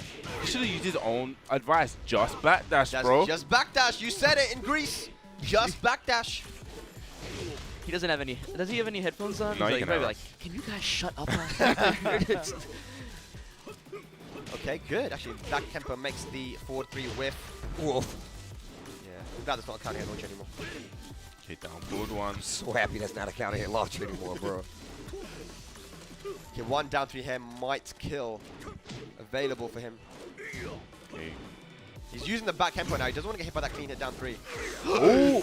Okay, very fortunate there. Nice. Catches him with the flow. This could That be should it. be it, Yeah, yeah. that's definitely it. Nice from Knee. So, not sure what Super Kim is doing. Like, I think he didn't mean to do whatever he did because I can tell on the camera. It's good that we got the cameras there, man. He's such an animated player. Neutral hop kick. Okay. There we go. Gonna get the full combo off of this. Okay, just Tatsumaki's out. That's a big win for Knee. They're getting Super Akuma to spend that bar. Especially when you have the life lead. Yeah, and he's not going to get perfect because of the chip damage anyways, but nice block on the sweep. Down 4. That should be the match. We're all tied up. We've seen this from Knee the entire day today. Lose that first game, come back in the second and third game, he's looking ridiculous. First game is data. Yeah. For sure. Okay, what's he going to do now? Like as a tournament player, in an ideal situation, that first game, you make it last as long as possible. Willing to drop a couple of rounds, but you still win. Like, win 3-2 or something, you get all that data and you convert it into game 2, game 3. Yeah. You know, sometimes you end up dropping the first game, but that's still all valuable data. 100%, 100%. But the Howard Estates come out here now for Super Akuma. That is the stage he usually likes to go to because the damage potential is very, very high. He's going to have to get his head back into the game and see if he can go further. One match apiece right now. Round 1. Fight. Yes, there we go. Oh, a lot of jabs. Yeah. Simple jabs, too. Okay, nice. Catches him coming in with the down 2. Tatsumaki doesn't have a bar, so not going to get a big conversion. Yeah. Okay. Tetsu. Wow, but nice. Back Kempo up. I feel like this tournament has been the resurgence of back Kempo 3. It's like, It got nerfed, nobody used it for a long time, and now everybody's using it again. Yeah, look at that defense from Knee though. Tried to break it. Nice Judged block. it.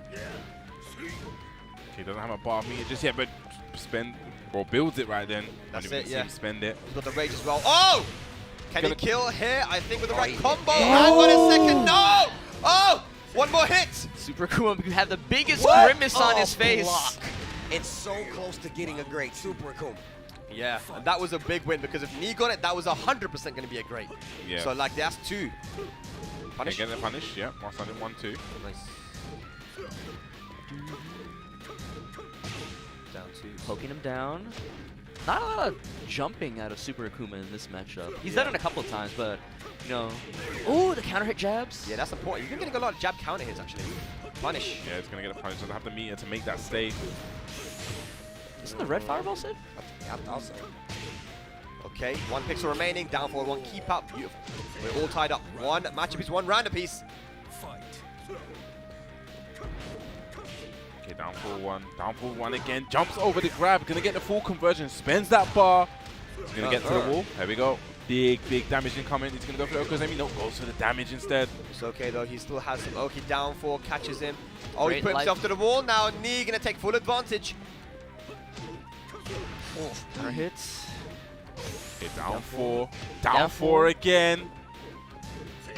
Oh, hang on a second. This might be dead. Is And this it a might great? be a great. Oh. It might be a great. That's 2 now. Go ahead. I haven't done it yet. I No, want don't do it. Hey. All right. He's dropping a lot of these, man. Super Akouma. This is scary. Guys, he hasn't been hit yet. Guys, he hasn't been hit yet. He has not DP. been hit. no. DP. Do something. Fireball, please. Okay, it's down 4. Nice. Okay, spends it. Okay, good Back up. backdash. Yeah, just back. He took Super Akuma's advice. Just backdash Knee up in the set. And I've got to say to you, I feel like in a lot of those situations, Super Akouma had the momentum, but he let it slip with a couple of mistakes. We were talking about how you can't really make a mistake against Akouma, but man, this time it's the Akouma making the mistakes. Yeah. You can't make any mistakes against me. This guy is going to punish any and every mistake that you make. Yeah, even if the mistake is just, you know, you put yourself to the wall. Well, Knee was going to use that situation, you know, Tekken being a 3D game and the walls being very important, and he'll put that pressure on you. No, that is definitely a big mistake. Yes. Delayed hop kick straight to the wall. Bad position 50%. to be in. Bad position to be in. Nice. Perfect punish on the spring kick. You block it deep enough, it's definitely launch punishable. He is so lucky he got some kind of chip damage there. It was the DP that got blocked. Yes. Okay. Down. Yeah, the low parry. Uh-oh.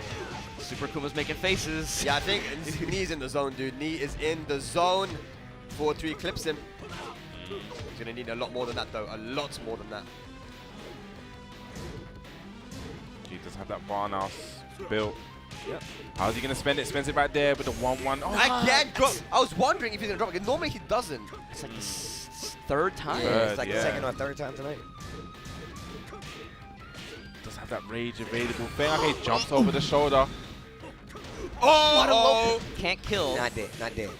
Are you sure? No, if he gets to the wall, that is dead. No, he's not going to get the roll. Yeah. But Nice! And a golden. Let's Yo, leave this these time. bad boys. These bad boys are going ham with it.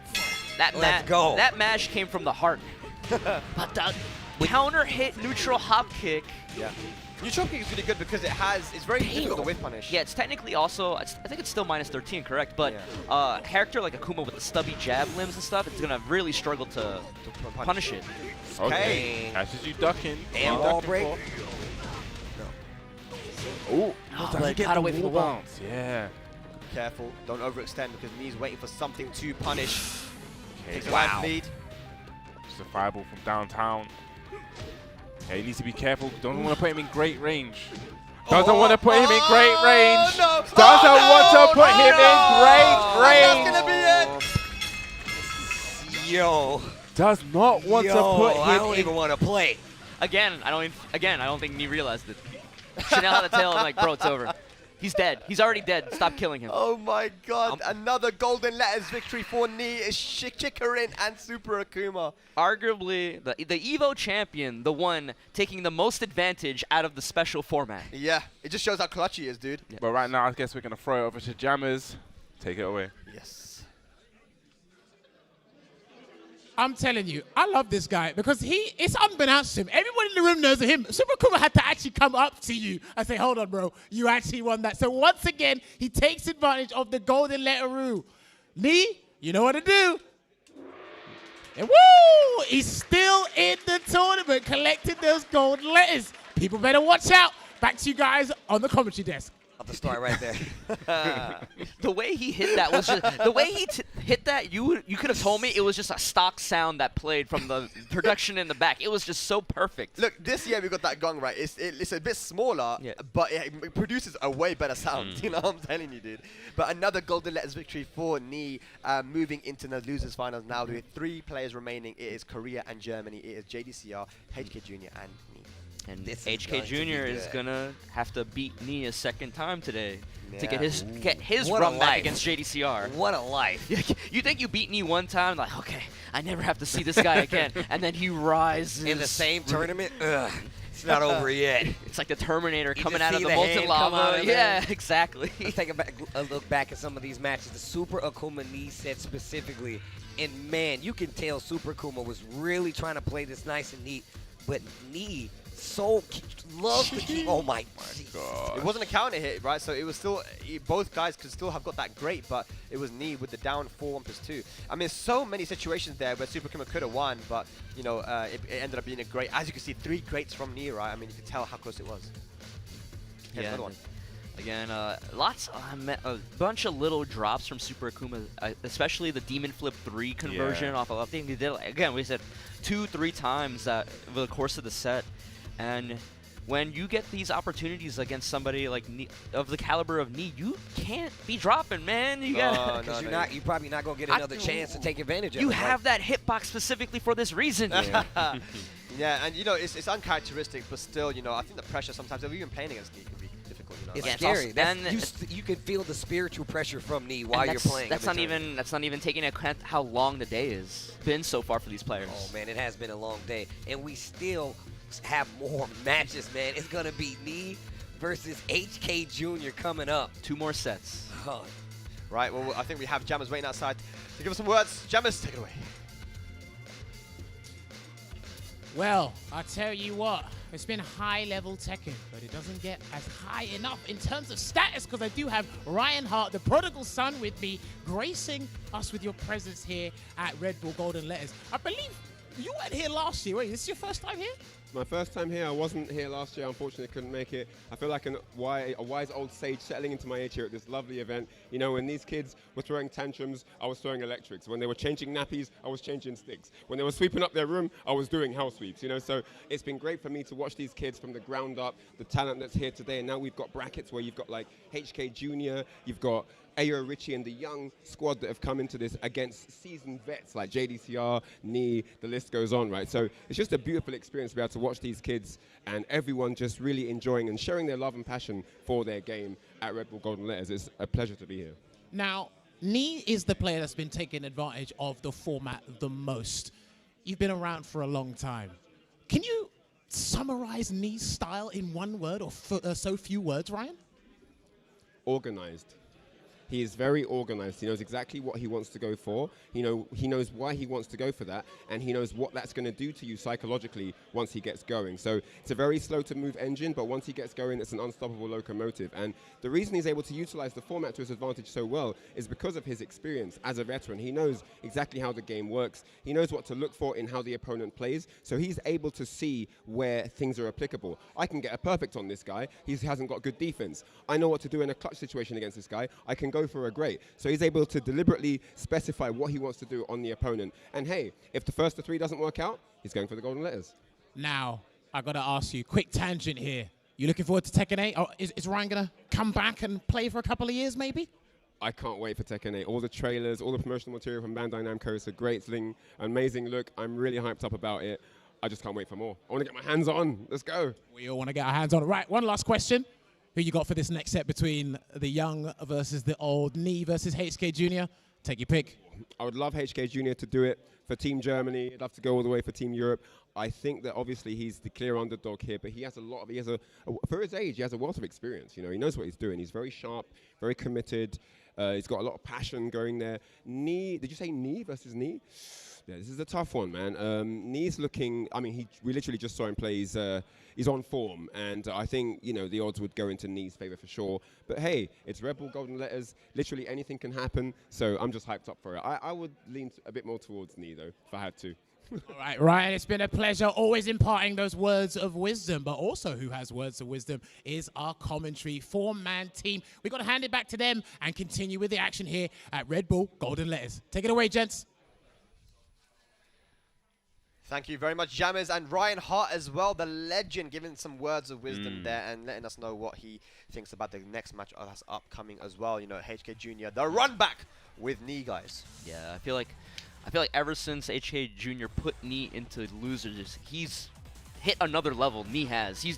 Feels like he's been playing like a monster in this losers bracket, maybe specifically to get his run back. Yeah, and it hasn't been easy, as you can see in the losers side. Knee's had to make a bit of a run.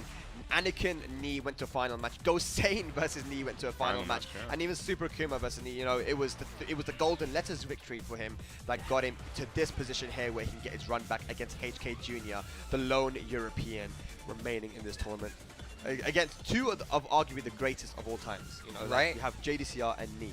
Man, are we gonna get that Rev Major run back in Grand Finals? JDCR versus Knee. I just don't want. I don't even want to put it in the atmosphere. Like the bad feelings have long passed, but you know, just seeing these two titans butt heads again would be amazing. But what would be more amazing, in my opinion, to see HK Jr. go all the way and potentially beat Knee a second time, get his revenge on JDCR, and potentially be our Golden Letters 2 champion. Yeah, that would be amazing. But I wonder, what is Knee going to go for here as far as characters go? I think that we're not going to see anything different from HK. It will be the Heihachi, but obviously, as you mentioned, Bloodhawk, you know, Knee has every character at TGO, and he's played so many of them in tournament as well, Steve. Bubsy, you know, what do you guys think? Yeah, but the thing with Bubsy, you go first. I was going to say, for Knee, it feels like the characters that he brings to a big event are always pre-prepped. Right. So it's always, the Steve and the Fang have been the only choices so far. I don't know if he would have anything else pre-prepared. Yeah. I feel like whenever he brings like a side choice and it doesn't work, I feel like Chanel's always in the back yelling at him like, we didn't practice this! We didn't practice this! You're going off script. What is this? Right. Losers finals action here, ladies and lads. The run back. HK Jr. from Germany going up against DRX Knee from South Korea. We're starting off in the Mishima Dojo. It's Heihachi versus Fang. Bro, they making you have to beat Knee twice in the same tournament? Come on. You go home and complain. Right? My man, he gonna get up, he gonna have a head full of gray hair, bro. He's gonna age him. I love that, just pushing him towards the wall. Look at that early pressure from HK Jr. Using that movement again, just to bully Knee to the wall, but using that up forward too. Yeah, he does that to like stop the like movement. Ooh, what a whiff punish! Such a good job at doing it. Re-wall splash shoulder again. Okay, finishes it, gonna get the punish. Yeah, the first time this matchup happened, Knee started with the Steve, but completely has foregone that, going with the Fang, but still getting the pickup. Yeah. Ending with the Rage Drive. Keeps it nice and simple to get that first round on the board. A huge statement there from HK Jr. Yep. Obviously was the one that put Knee into the losers.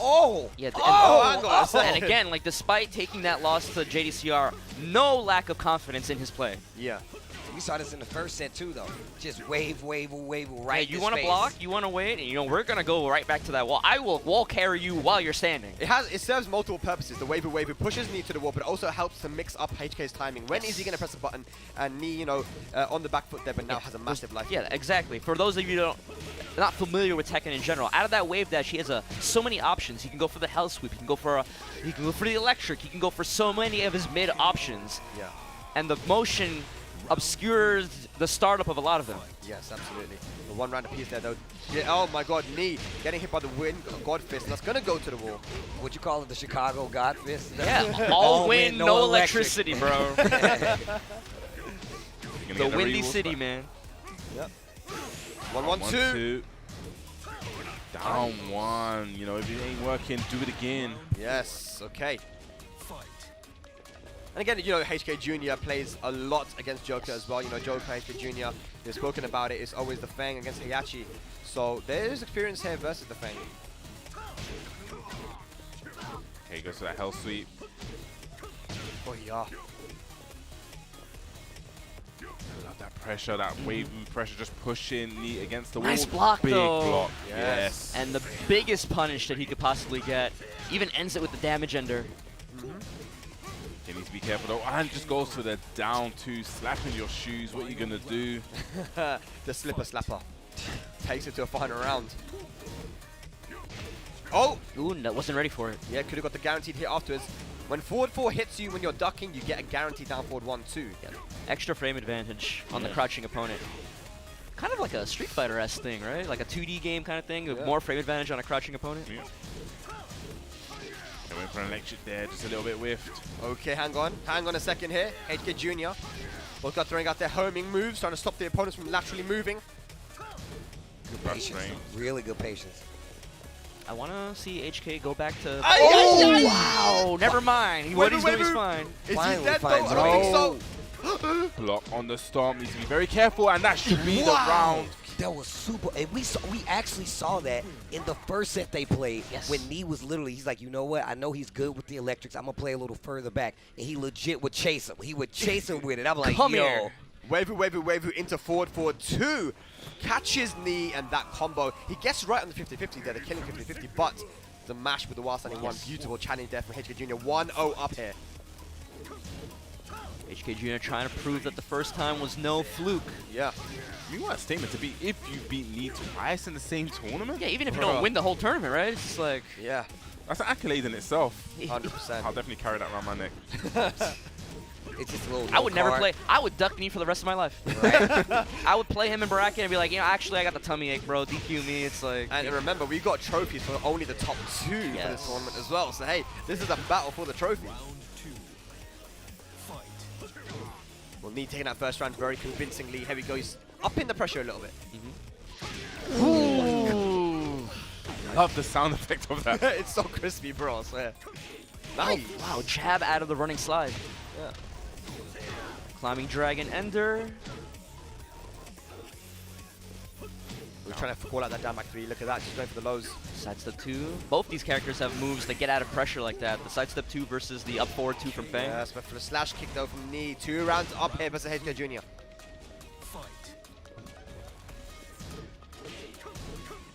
Down 2. Yep. Big whiff. Big whiff from the forward 3. Probably wasn't expecting that to whiff. Probably was expecting a block. Yeah. Ooh, not ready again. Yeah, not ready again for the down forward 1-2. He's using this jab pressure now. He's got to be careful. Too many jabs like this, he might get punch parried. Yeah, and also the down back 3 threat as well for the counter. He's already been hit by it. HK Jr. Baby tantrum. Again, just waving in his face, just pushing him towards that wall. We're getting some whips here from Knee, but we're not getting any punishes from HK Jr. Trying to break him down, trying to get a counter hit, breaks the throw, but gets pushed towards the wall. Demon uppercut again. Can we hit the wall? Oh, he's boom, definitely boom. getting the Yes, wall. we are. Demon Electric, breath. demon breath. Nice. Damn, that took off so much damage. Trust me. And he's Old just- man hits hard. And he's just outside of range Oh, as well. Whoa! I respect it. The The wall. wall. He hit a clean wall splat like that. Oh god. Okay, shoulders spent, blue stuff. Oh. Nice. Good nice, keep nice, out there with a down 4 long leg. Here we go. Tetsu coming up to the table. Maybe they're discussing a stage switch or something, but I don't think we're gonna get a character switch. One match apiece right now. Just stage switch here. I might have missed it at some point, but I feel like ever since HK got that one hell sweep block, I feel like he has not done a low at all.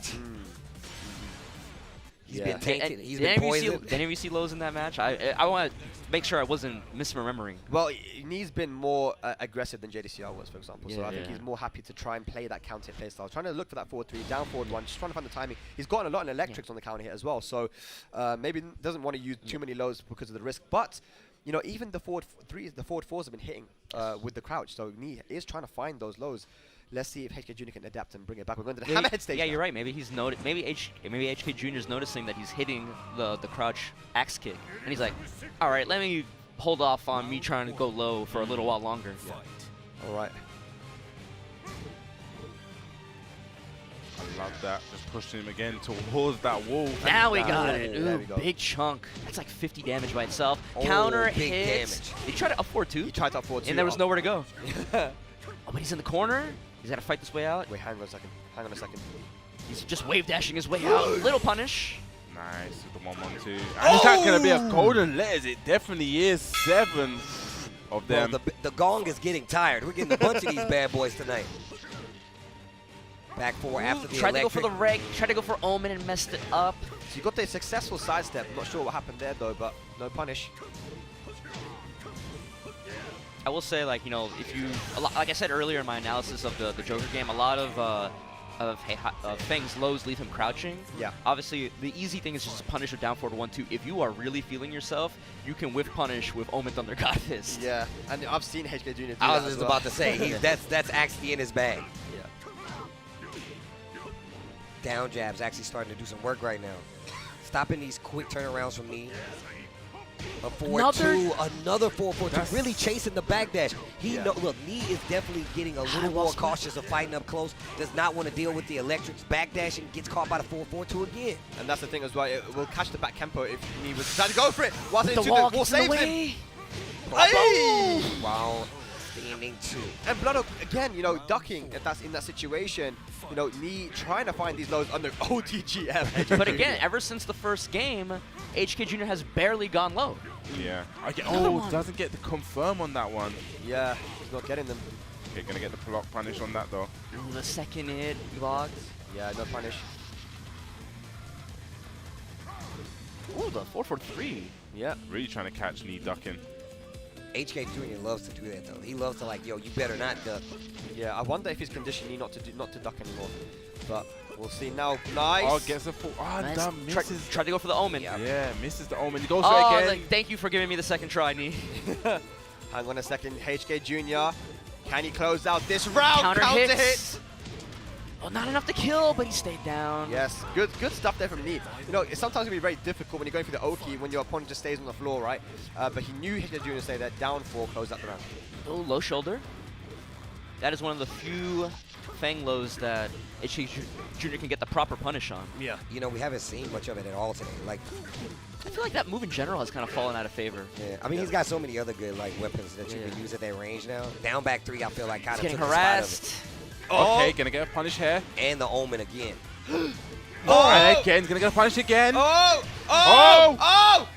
Blue. Oh! The Oh great! my God! Hold on, that's Bubsy. You gotta hit The that, bro. great- Hit this one, hit this I one. got you.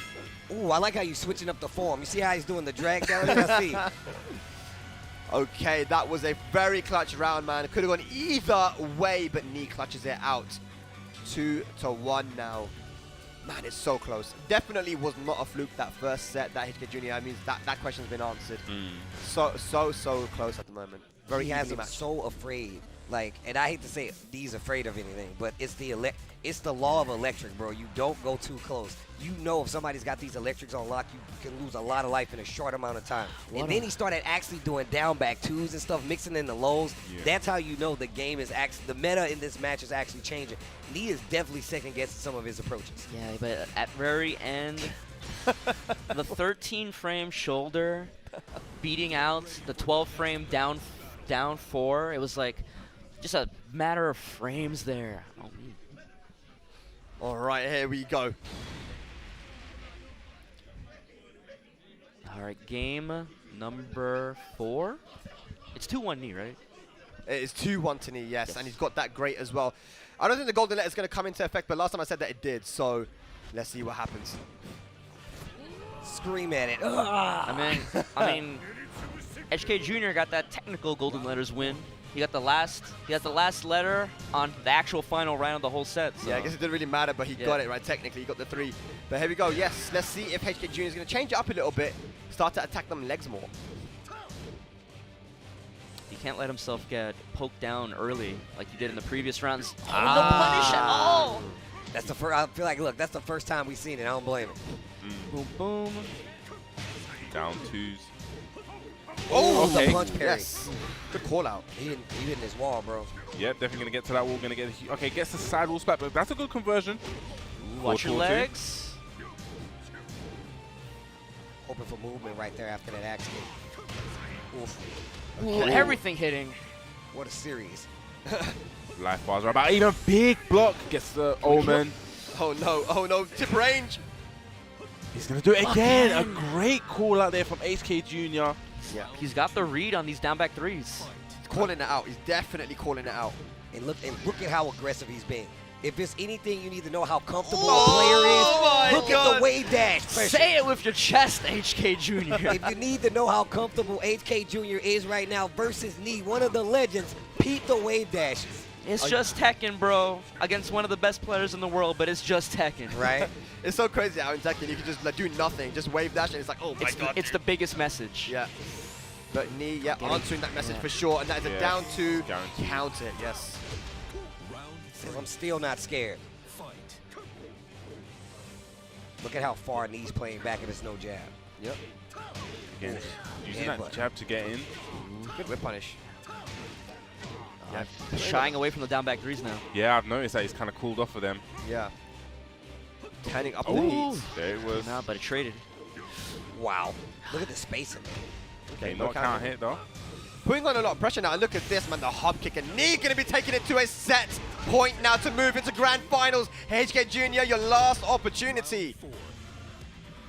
Now's the time to shine. Let's see what he's got in his bag. He's going to leave it all on the table. Ooh, it's a good start. Side step electric there. We're going to find the wall. Okay, okay. Out of Big range. life lead, but you got to get away from this wall. Yep. Baby Tantrum, he prevents the perfect opportunity there for HK Jr. Just push him against the other wall, just fighting his way out with that aggressive movement. I am scared. I'm holding my breath. Right? I'm like. Nice whiff punish. Yeah, sometimes you can get too liberal with throwing out that electric because it is very hard to punish, but Knee is on the ball. Here we go now, HK Jr. in the corner. Oh, gonna get a wall splat. In the corner. What? Okay. Oh, that was so good. Okay, rage spend. Uh-oh, that's gonna be it. Yes. The Knee probably sensing that HK Jr. wanted to go for the raise drive there with the jab. Down back three obviously goes underneath it. Great read there from Knee. Taking that 3-1. Hey, but hang on a minute though. Shout outs to HK Jr. Shout outs to Germany. These guys did so well. Made a massive name for himself here, man. Even that set was super close too. He can definitely go home proud about what he achieved here. 3rd place at Red Bull Golden Letters among some of the best players that have ever lived in Tekken 7. And think about that. I feel like this is kind of like the who's who in a lot of instances of Tekken 7. We got people from all spots in the Tekken world who are now here at Golden Letters. And obviously, it's crazy that he was even able to get that set versus me the first time. Not going to be able to get it this time, but still. What an amazing show. And once again, Sephi Black, what you've been doing over there with the young Germany crew, bro, it is nothing short of amazing. Every player has literally stepped up and made some amazing plays. What a showing for I want to say to the German scene that, you know, they've been putting in so much work. You know, like there are so many TOs there that put on these small tournaments, and then you have the big ones like the BTCs and the Damage Germanys and this, and yeah, even online and offline. So you're giving these young players an opportunity to have a platform to become as good as they've become, and that's why you got people like Dombili who've beaten guys like Olusanya at their first tournament. You got HK Jr. who's just done what he did, and there's many more. Like I'm telling you, there are more that we haven't seen that are on that level. You know, I'm hearing stuff about a Jin player. You know, Ranger. I've heard the stories. Someone said, I think Dinosaur was talking about Ranger earlier on. I'm just saying, there are guys that you guys have no idea about that you're going to find out about soon. Hopefully this second world. So we'll see, man. We'll see. But Red Bull Golden Letters continues on. And yes, you know, here's a look at the replay. The 4-4-2s early on in the set were doing so much work. I think it was like 3 for 3 on them. Yeah. And unlike the Joker set, Knee never tried to punish them with shoulder. Even the ones that he blocked. Right, yeah. It was like, maybe not worth it. Like, not used to the spacing and not worth taking the risk. I think sometimes the spacing can be very obvious when it is, like when you neutral guard, but yeah, just not worth the risk, as you say. But yeah, HK Jr. again, you can see just how close it was, right? There you got the 7 golden letters. And then double night omens. shift, and it was just Omen. That was sick. Yeah, you trying and to that was like just a matter of frames in that instance right there. because that low is And very then quick. I didn't realize in the time he triple stomped on him. He's Is it like a damn kid? I heard it's like a rude thing to do to a corpse kick, as they say. Yeah, in nah, Korea. it's like for the longest. I mean, if you look back at like older like Japanese videos, it was always considered you don't hit after the bell. And like for a long time, you saw players did not hit after. They'll move, they'll just stop. But yeah, I mean, But knees like when in Rome. yeah, no, that's definitely true. That's definitely true. We don't give a damn here, dude. Wow, But this yes, next one. talk about it, Steve. The run back from Rev Major. I called it when Professor Xavier and Magneto shook hands. You know what I'm saying? That's what I get when I see these two. It's going to be Knee going up against JDCR. Yes, Knee versus JDCR, man. This is gonna be a banger, a definite banger. But let's look at this, man. This is the graphic of the Character usage Interesting. from the LCQ. So Horang, of course Horang. I see Kane was laughing. Do you know what? I've been saying it. I'm saying it. I'm legit. Of course they're gonna play Horang. Legit. They saw what you did. And they're like, I can do it. If Kane can do it, surely I can too. the most perfect. Yeah. Of course they It got the makes most sense, bro. perfect. It makes sense. How many Horongs were here? Are these all K No, I wins? think Just character usage. this Just is character character usage. Just character usage. usage. Oh, Yeah. okay. Yeah, they saw what you did at Tekken World Tour Finals, Chaos, and they were like, you know what? If he can do it, I can too. So, you know, it makes sense, right? Not a lot Yo, of Marduks. It definitely, which is odd, right? We know how strong Marduk is. You know what this reminds me of, though? Yeah. The old arcade Tekken yeah. scroll. They Oh, used to yes. do this. Yo, can we bring that back in Tekken 8? Can Hey, we yo. have our data saved so we know what character get used the most on our system of choice, what we use it on? Can I just say, shout outs to Anu Kamita, shout outs to production, man, for giving us the graph. That's Yeah, cool, man. that's Bro, sick. even the golden letters graphic, if you notice, it has 2 life bars on there. One's Yeah, football the and logo one's design. it's so sick. But It's yeah, so sick. Yoshimitsu top 5 usage. That's great. And I noticed that there were a lot of Yoshimitsu in the LCQ yesterday as well. I love to see it. I love watching You it. said that day one, though. You was like, Yoshimitsu kind of excels. We all kind of agree. Kind of Yeah. excels in this Red Bull Golden Letters format. Yeah, for sure, man.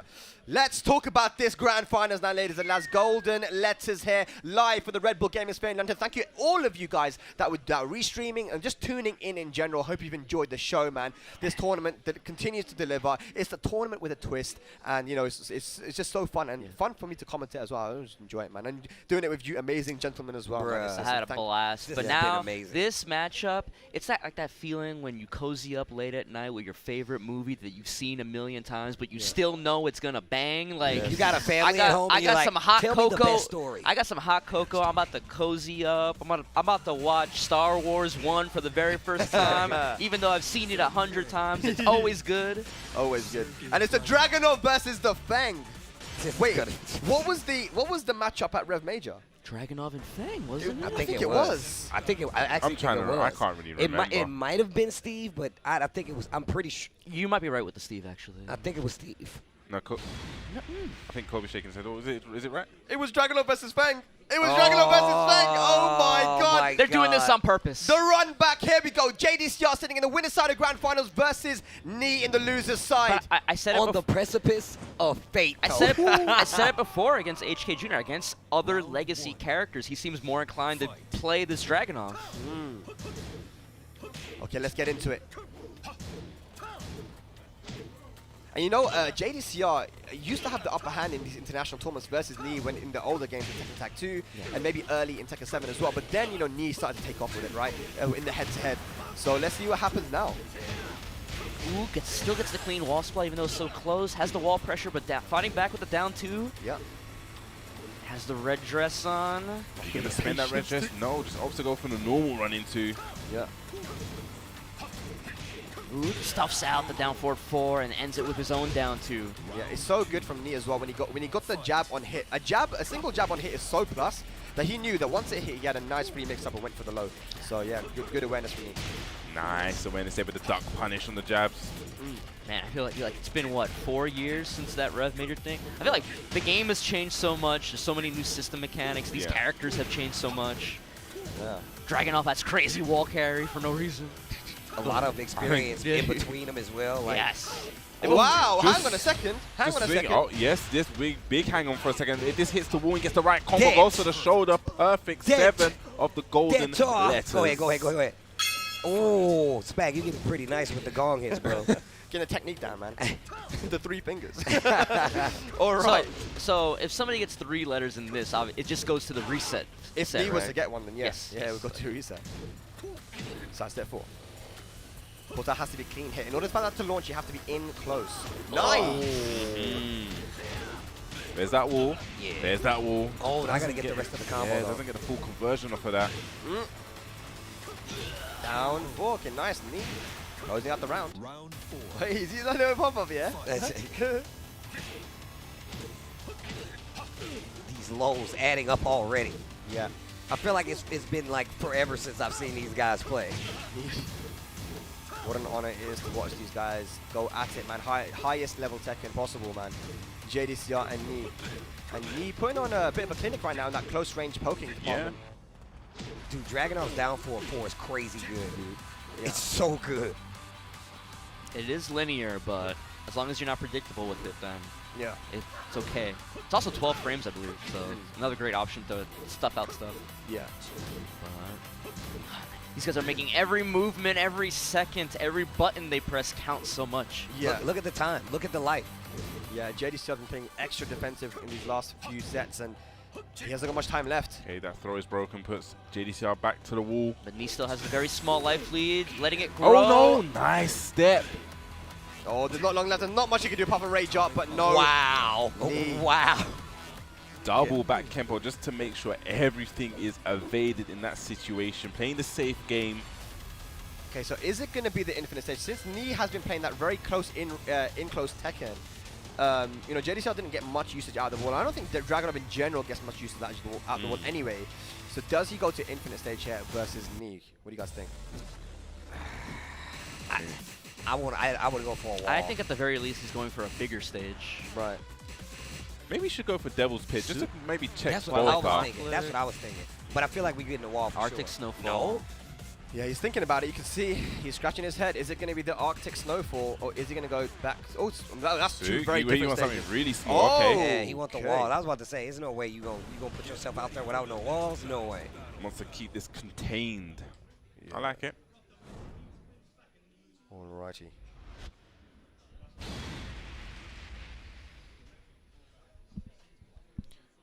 So here we go, we're going to the Souk, one of the smallest stages in the game. We have Knee 1 game up, looking to reset the bracket. JDCR sitting pretty in the winners. Yeah, because that loss to HK, Knee's had to fight his way through the loser bracket, and he needs to get one set to JDCR in order to reset the bracket, to take it all. I love that, just starting with the downfall, just to probably mitigate that perfect. Doesn't want to deal with the golden letters. Yeah, you can oftentimes forget about it until it's too late, right? Yeah. Like, okay, oh damn, he's gonna perfect me. And it only happens when it's possible, when the guy's in the combo, like. So it's good they get that little hit in. He's using that jab pressure once again. Yeah, when it comes to this, the blow to blow Tekken, right? I mean, Knee's just coming out on top. Yeah, so that small Tekken. Okay, nice block, and she's gonna get the full punish there on the down 2. You just see that Knee's just 2 steps ahead. Yeah. JDCR, this is definitely a game of chess. Yeah. Okay, just using those single jabs just to see, okay, they're gonna get a punish on the down 4 too. And if we want to talk about it a little bit, you know, Dragunov in 2017 was a lot stronger than he was now. Or you could say that he was an imbalance of all the cast was a stronger character comparatively. Bang, a lot stronger than he was. Yeah, I think Dragunov is more or less similar. Yeah. It's just the cast itself has the game and the cast around him has changed so much. Exactly. Yeah. So Fang a lot stronger than he was in 2017. But because you know they obviously they nerfed down 1 and then they kind of pseudo buffed it back. Yeah. So. Okay, wait a minute. They're down 4-4. Yeah, it's very good keep out move. Yeah, you were saying it's putting in work earlier on. See if you like that move. This is really good, man. Yeah. Micro side steps from JDCR. Probably trying to bait something out. Gonna get the punish on that. No, I think is that -10? I thought it was -10. I believe so. Yeah. Miscalculating his frames there. Yeah, 4-1 jails though, so. Yeah. It's not awful. 4-1 is 12, right? 12. Yeah, 12. Yeah. Good. Nice. Down 2. Down 2 steps, a very good purpose. It gets the high crush, but also really good tracking to both sides, almost like a pseudo homing move. Yeah, it's very, very hard to step. Yeah. Great pokes. Great pokes. That's the usage of that down forward 4 again. Down 2, poking him down, running 2, wants to turn up the Took heat. the punch parry. Tried to Sabaki. Okay, blue stuff spent. My God, dude. JDCR. Challenging in the neutral. I saw Steve, I saw you see when they use that jab as keep out, you were like, dude, look at the timing. Just a simple jab sometimes can be so ridiculous, man. Legit jab, reset neutral. Jab, did you do some headbutt? Yeah. Nice. That's going to be a full punch. Using that back Kempo to evade the down 2. And he's not abusing it as well. That's the thing, right? So, you know, JDCR wasn't ready for that time. Looks like he could have got a little float right there. Just wasn't sure. Down to the shoe slapper. Okay, using that jab again just to keep JDCR in check. Down 2. Lovely challenge there. That was a brave and lovely challenge there with the wild stun in 1-2. Definitely, definitely, man. So here we go. Final round. Very important round. Is Knee going to go up 2-0? Breaks the throw. Yep.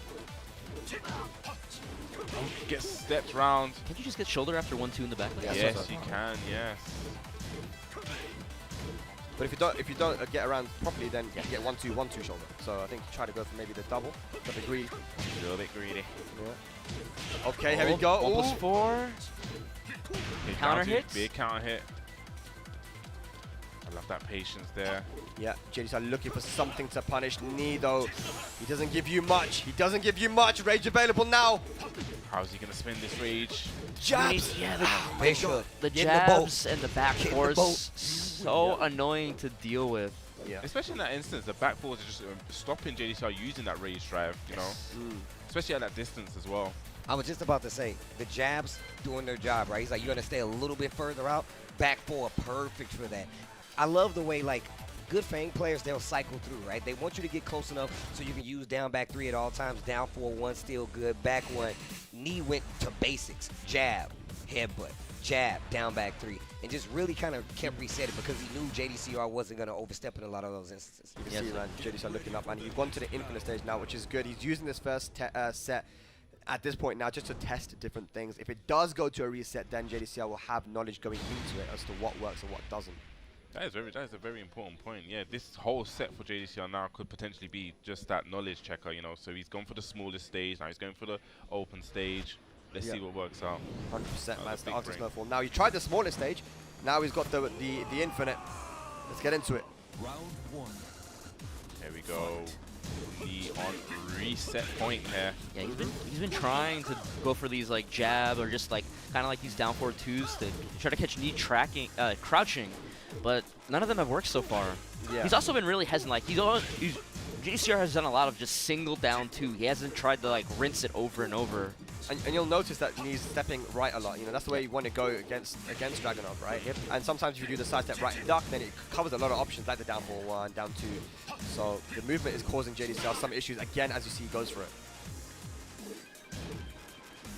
And Knee, when he gets this life lead, he's perfectly fine to just sit on it. Make every second count, but gets this low parry. Not going to kill, but waste even more time on the clock. Ooh, tried to finish him off. Yeah. Great punish. Stomp, get up. JDCR does not have time on his side though. Yeah, he doesn't. This is going to be difficult, especially because Dragunov doesn't have really much heavy hitting moves like a hell sweep or something to break the legs. But yeah, that's another round to Knee. He's looking so comfortable. Oh, steps around the up. Completely stepped. A Dragunov player died inside somewhere. They're making a post about it right Shout now. out to Fear, man. But yeah, that side step right, man, causes Dragunov a lot of issues. They gave him a new homing move, but it's not really got the best utility. It's quite slow, I think. He's got that back 4 as well. I mean, that back 3 as well, but that's high. But it's a high. So side step right and duck will kind of beat that, wouldn't it? Yeah. Okay, he's doing well though. Jenny started poking down, got the life lead. Using that single jab. There we go. Wait, fish hook into Sabaki? Okay. I've definitely had people refer to Feng Wei as a DLC character and legacy character form, so it's like base roster, but he was DLC on the inside. And just like that, Knee moves on to reset point. JDCR hasn't really been able to get anything started. And if he doesn't do something now, then Knee looking like he's going to take this entire tournament. The Feng causing issues. If there's ever a time you needed to cash out these golden letters, it's right now, JDCR. Oh. But another counter hit neutral hop kick. It's looking like it's going to be a reset, ladies and lads. What can JDCR do here? Is it going to be the 3-zip? Headbutt. It's going to be a reset with a perfect as well. Oh my god, I think it might be. Yes, it is. It's going to be 7 golden letters, but it's a fresh new set now. We hit the gong for good measure. Yes. Yes, so we're going to reset the perfects and greats as a whole new fresh set, and it all comes down to this. Now, JDCR has a lot of thinking to do. The Dragunov did not work. Is it going to be the Heihachi?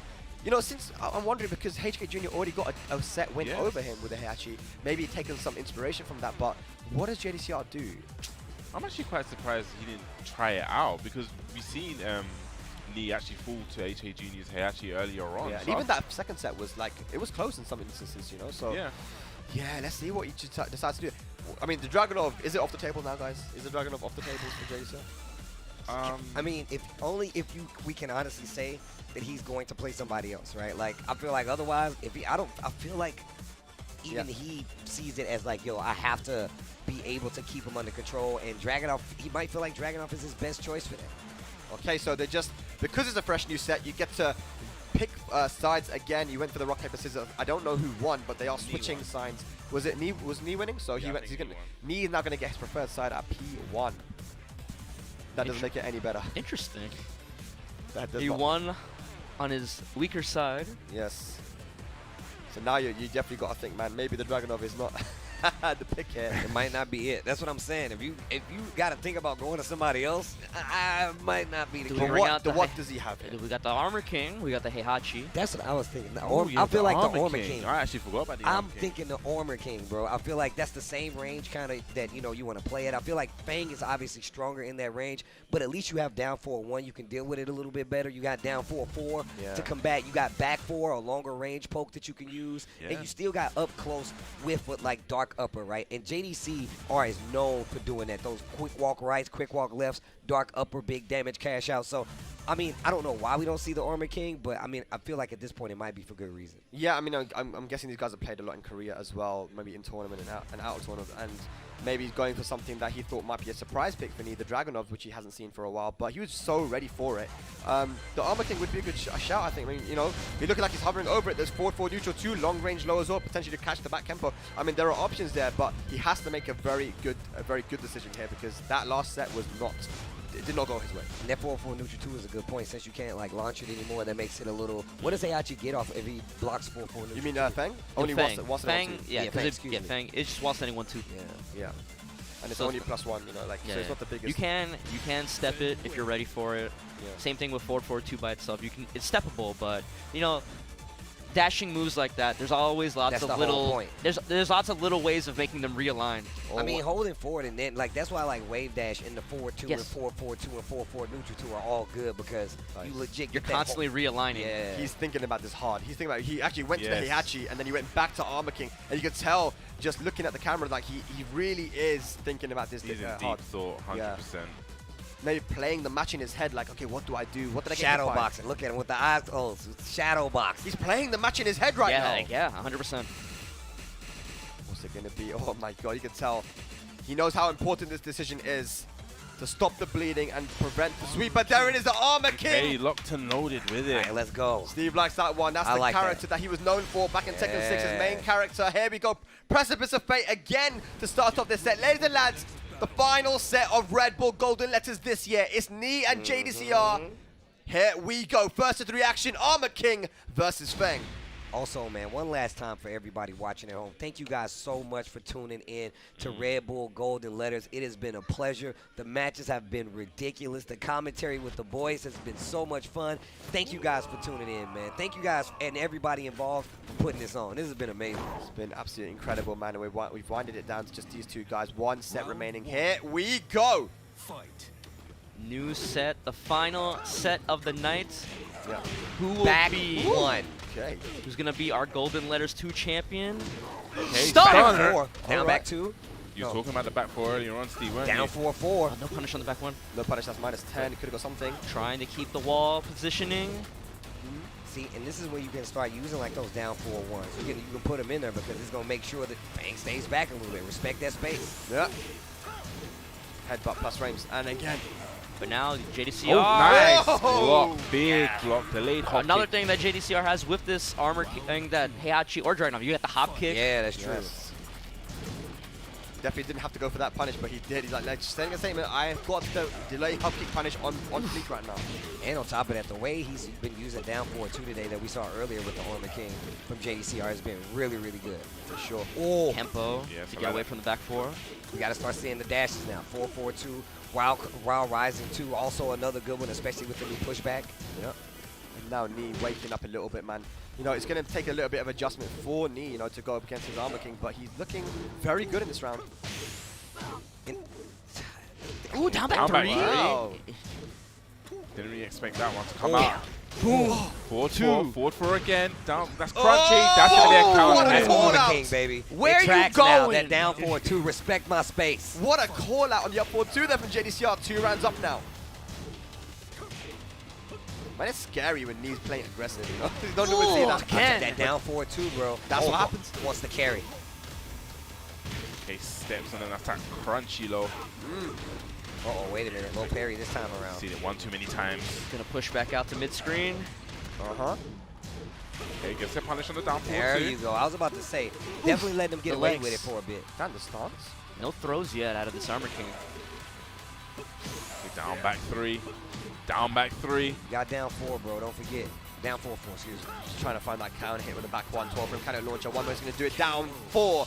Knee gets on the board. Okay. Thing is so scary when you're at that life pool where down 4 is enough to kill at that point because there's so many things that you can do. Sidestep 4 at mid-screen, hits clean. Yeah, Gonna get the wall. That was great timing. Big damage. 50% gone. Okay, now the forward 4 neutral 2s come out. He's got to get away from this wall. Oh, so much pressure out of this Fang. Yeah, man. This is, crazy stuff. Knee putting on the pressure. Final round looking for the reverse sweep. Yes, just like that. League winning those 2 rounds back. He starts with the baby chance to go to the low headbutt plus frames. Again, just gonna get a little punish. Yeah, could have got more there. Back 1-2 got buffed as well. More damage. Should have gone for it. Down for big Wow. block. Defense is on point. Breaks the chain throw. God damn it. True 50-50 on that one. Yeah. So good, man. JDCR is smart because he'll go for the quick, just one-hit multi-throw just to get the side switch. Nice chunk of damage. You get the wall right here. Yeah, he's going to go for the extension. There we go. Down. No, didn't go for the string. Yeah. Probably wasn't too sure because of the axis. The low wall's back. Look at Those that. 2 throw the break. The switch sides, though. Switches inside. Oh, big whiff, not ready. Oh my god, 15 seconds left on the clock. Super close round here. Both characters outside of rage. Aye. Who blocks the headbutt? Blocks it again. Nice.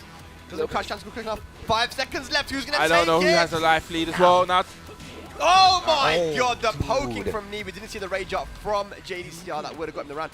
But now, that's 4 matches in a row. this is. It seemed like JDCR started off really clean. It looked like, you know, the Armor King was a good pick, but just like that, Knee just turning it around, getting that reverse sweep 3 rounds straight here. What does JDCR do? That's like 4 games straight. It's just so, I feel like the thing about this is like Fang has a lot of up-close weapons that you really have to take in account if you want to play up close like that. And I feel like the cycle of which Armor up by King, these lows. yeah, the cycle in which Armor King has to go through to, like, you know, make him respect that space is really hard. Yeah, even in the Dragunov matchup, it feels like JDCR is just having trouble picking up on Knee's low timing. Yeah. I remember he just didn't want to duck in general, even versus HK Jr. It was the same thing, and Knee's definitely exposing that. But we know Knee to be a defensive player. Here he's just rushing JDCR down, and he has no answers to this aggression. Also down 1-4 as well for the high crush because he keeps using this jab. Yeah. Yeah, like that 1-2. If you use that down 1-4, make him reset the neutral, respect it a little bit.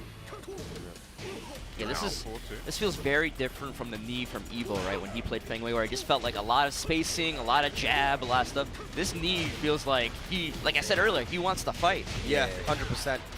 Ultra aggressive. We have seen him play defensive today as well, but I think versus JDCR, he's saying this is the right way to go. Just play aggressive. It's definitely working out. Not a counter hit. That's crazy. I thought that would have been. Jeez. Nah, look at this buttons and bare buttons, boy. Everything is working. No punish. Gets the punish on the down forward 2.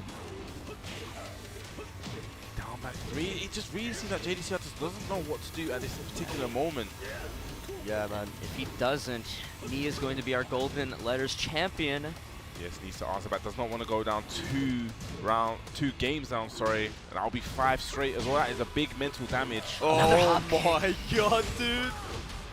What's the mix-up? Went for the back turn throw. Yep. JDCR does have the rage available. He's stuck in the mud. He cannot move. Knee stuck to him like glue. And he is 1 match away from becoming our Red Bull Golden Letters champion. Man. I really don't want JDCR to go to a rematch. I really want him to go back to the character select screen and just take a breather, bro. Take a moment. Because I definitely feel like there's some tools that Armor King does have that you can make him respect that space just a little bit more. But Lee is playing so oppressive. The jab, just walk in. We start to see him open up the move list even more now, doing that crouch dash 1 in some instances. So this snowball effect is really hurting JDCR right now. Yeah, we also he stopped using the back one as well. It is a 12-frame counter launcher. We saw him use it at the start of the set, and he actually worked out for him. He got a counter hit. Stopped using it in the end. I think the pressure just getting to him too much, man. He's literally just holding back. Remember how I was saying, I was like, what do you do when someone's right in your face like that? Obviously, we're talking about Fang, but like that's the problem with Armor King, with those up close. And I feel like it really does fit his style, JDCR's style, because he does like the sidestep, stay up close, go back to the down 4-1. We've seen the success of the down 3s in some of these instances, but I also want to see him challenge a little bit at further ranges.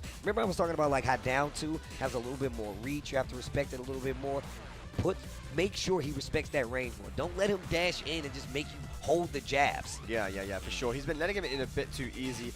And once he is in, I think getting into his own head too much. You know, Fang is such a complete character now. Has literally options for everything, you know. The back 4 of this sidestep, the down 4, you know, he's got high crushing lows, down 2, down back 3. He's got plus on block moves, right? Yeah. And he's even got automatic movement with that back tempo. So there's so many things you've got to think about. And maybe JDCR is thinking a bit too much. But it looks like he's hovering the Heihachi here. This is his last chance. And if he clicks Heihachi, he is locked in with this character for the whole set. Whatever happens, I personally don't want this one to be the final game. Yeah. I want it to go to at least a 3-2 set here. Yeah, that would be amazing. To get a comeback here from JDCR, he's a very clever player. He's a legend in his own right. But he's hovering the Heihachi right now. He's just thinking hard. Man, I don't blame him though. Yeah. This is potentially your last game. A rivalry these guys have had, Knee and JDCR, for so many years. For years, a rivalry that these guys have had, and we're here now, 2023, in the Red Bull Gaming Sphere in London, and it is 2-0, actually 5-0 if you want to be honest about it, you know, to Knee, and he's hovering the Heihachi, and he's locked and loaded with the old man. Okay. Now I want to see what the options will be. Will we see the HK Jr.-esque electrics to keep him at bay? Because I'm telling you right now, if Knee has to stay at bay and respect JDCR's space in there, like electric style, how HK was, it's going to be a different set. But if we get the super oppressive Knee, like, look, I don't care what you're doing, I don't care what character it is, and poking with the lows, it's going to be tough. Yeah, like an electric is like a loaded gun. Even if you never fire it off, you still have to respect that I got it on, that I have that fang on me. Yeah, that I got the fang on me. JDCR has to have an answer for those lows, though. You know, that's one thing that HK Jr. was doing. He was calling out some of these down back 3s. Let's see what JDCR can do with the Heihachi. I love this aggressive start there from JDCR. Just like HK Jr. Yeah. Maybe the older player took some inspiration from the younger. Yeah.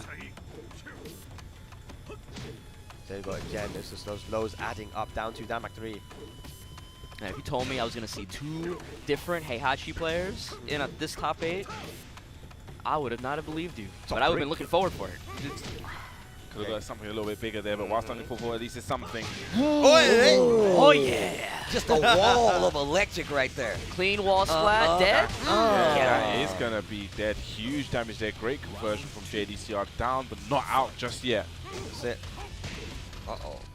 It's got to be the reverse. Look at that wave dash, though. We was talking about that the HK Jr., but, bro, even JDCR nice with him. Headbutt, down 4. Down 2. I like the usage of those down 4 twos as well, yes. Especially if it was intentional, right? Yeah. A Machina player that really knows how to use that down 4-2 on purpose is very annoying to fight, because then you have a counter hit 15-frame launcher on you. Yeah. And it's literally like, I feel like it has that whole jack effect with the down 4-2, right? It feels that kind of same void. This is similar to the trouble that HK Jr. was having in the run back. You know, once Knee has a certain level of a life lead on you, it's like, how are you gonna narrow it down? Yeah. Without taking a huge risk.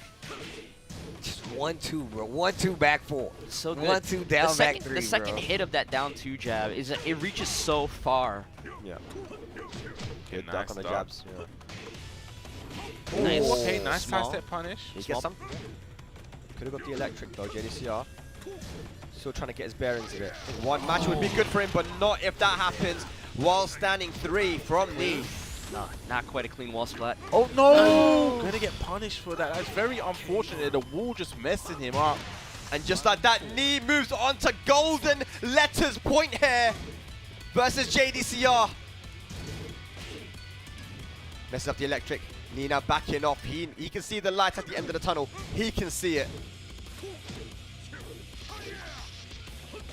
Using that while standing 1, just look at that. Range down back 3, standing 2 jab, the series of pokes the that lows. Knee employs. The lows. Everything hits.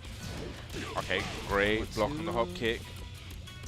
Nice block! That's the first hell sweep he did. And that is going to be it, I think. Yes, DRX Knee is going to be your Red Bull Golden Letters champion.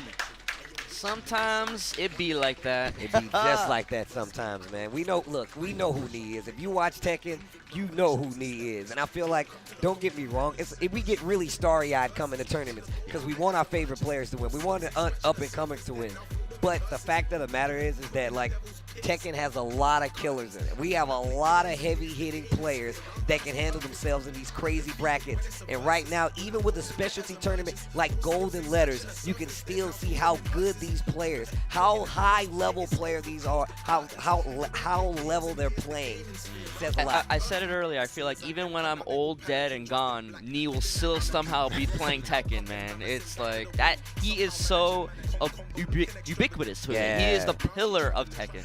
I mean, we going into a new game. 8 is coming out. We don't know when, but we got one more year for the TWT. And I feel like, and I was having this discussion with a lot of the players out there, I feel like this might be the sweatiest TWT yet. 100%. Especially considering what's happening. We have so many more regions that are going to be there. I mean, just look at how Golden Letters turned out. We have so many players here from all over the world as we take a look back at this replay. Of course, the grand final set was with JDCR on the winner's side. Knee fought his way through losers, but it was a short-lived winner's side because JDCR, man, Knee really did.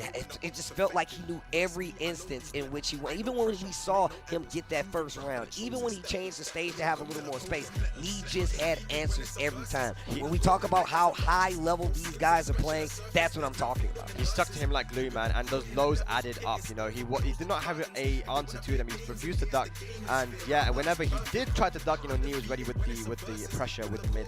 So yeah, I mean, as you can see here, the final round that did it just went with so many lows. A down back 2, down 2, down back 3, chipped him down right here.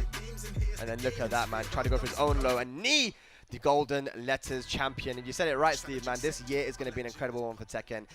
Knee showing why he is the greatest of all time. That run he had to make from losers bracket. He had to play Chikurin before top 8. That's what I'm saying. The run was actually before top 8 started from the losers. He got put to losers early. Yeah. Chikurin, Anakin, GoSain, like the people he had to play. HK Jr. to get the run back. Like, when he got into loser bracket, man, he turned it up. Bro, it's really, like I said, it's really easy to overlook these people that we know hold like a very, very high prestige, especially because we have like feelings for all these other players.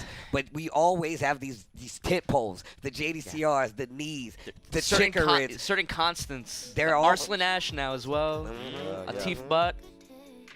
Yeah, definitely. I feel like you know, this. I'm really looking forward to the rest of the life of Tekken 7 here as we're moving into the new game. Yeah, I agree. I hope you guys at home too are looking forward to this next year and change whenever Tekken 8 comes out. Just sending Tekken 7 off of a bang. This game has made our you know, our community grow so much, and you can see the young players how solid they are now. This is something that we have never had in the past. HK Jr. being as young as he is, from Germany, being in that top 3 among legends like Knee and JDCR. GoSain, for example, also losing his Knee and JDCR and taking them right down to the wire. So I love where the community is at the moment. I'm sure you guys at home do as well. And I hope to see many of you guys at various tournaments around the world throughout this year. But man, big shout outs also to Red Bull UK, man, because it wouldn't be possible without these guys, putting in the investment and the effort that they have to make this tournament what it is, man. And I'm just super happy that we're here in this moment, man. Yeah, man. I gotta say, man, I've definitely like worked with Red Bull now on the UK side of things, and like they showed the same amount of attention and love to the community that they do no matter where we are. So I do appreciate you guys for throwing that up and making sure this is a good tournament to have. And it's been such a good time to be here, especially to commentate with the boys again, especially being with production. I got to see a lot of cool people, got to see a lot of good ass Tekken, and I just want to say thanks for having me. Thanks for having me, y'all. I really do appreciate it, man. All right, to Jammers.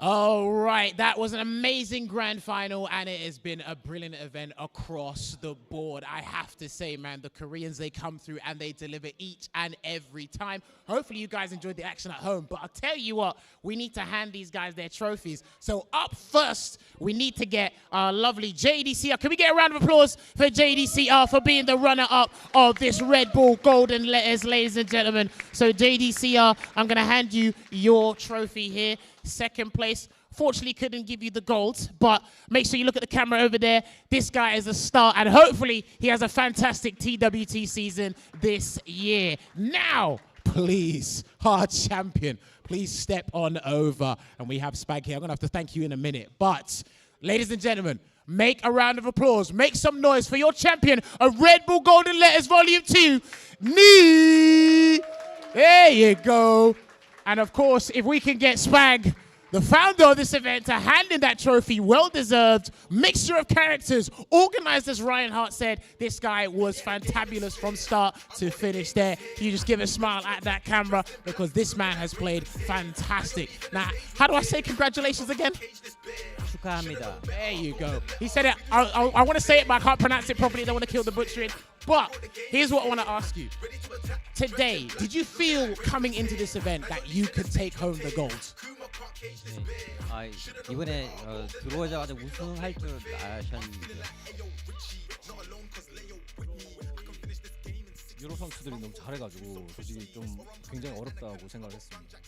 Yeah, he felt that because European players are so good that he actually thought it would be very difficult. All right, next up is, I think you used about 4 or 5 characters this week. You have so much knowledge. Are you going into the TWT 2023 season with those characters, or are you going to use less characters this year? 네, 원래 캐릭터 되게 다양하게 쓰시는데 이제 철권 8 나올 때는 이제 캐릭터 좀 저렴하게 좀 하실 건죠. 아마 그때도 이제 캐릭터가 굉장히 많을 거라서 서로 간에 이제 상성이 있을 거라고 생각을 하거든요. 그래서 저는 거의 캐릭에 맞춰서 할 것 같아요. 여러 가지 하면서. Okay, yeah. So he says that he is going to the characters all have their pros and cons, and he's going to play a bunch of them as well. Yeah. If there was one European player that really impressed you your time here, who would that be? 한 선수만 고려해야 된다면 어떤 유럽 선수가 제일 잘하셨던 것 같아요? 오늘 같은 경우는 아마도 이제 그 HK 주니어 그 선수가 아닐까 싶습니다. 왜냐면 사실 막 크게 경계를 안 했었거든요. 그런데 이제 생각보다 너무 잘해가지고 이 선수가 지금 어리다고 들었는데 아마 좀 더 지나면 더 잘하지 않을까 싶습니다. Yeah, so he says he would pick HK Junior. He's really impressed. He's a player that hasn't played as much, but in the future he'll make big waves, he thinks. What's next for you, Nee? Are you going to enjoy sightseeing in London? Are you going to relax? Or are we going to continue and prepare for the TWT season? What's it going to be for you? 이제는 좀 여행 다닐 건지 좀 관광하실 건지요. 그리고 TWT 시즌 될 때까지 어떻게 지내실 건지요.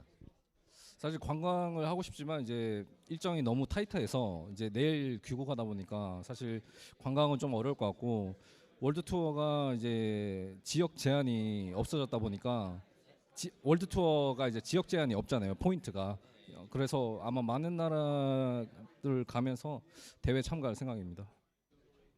Yeah, so he says after this, he's not going to really have much time here, so he's probably not going to be doing a lot of tourism. But for this season, he's really looking forward to the free point system where you can go travel again and gain points all around the world. So he wants to travel again and get those points.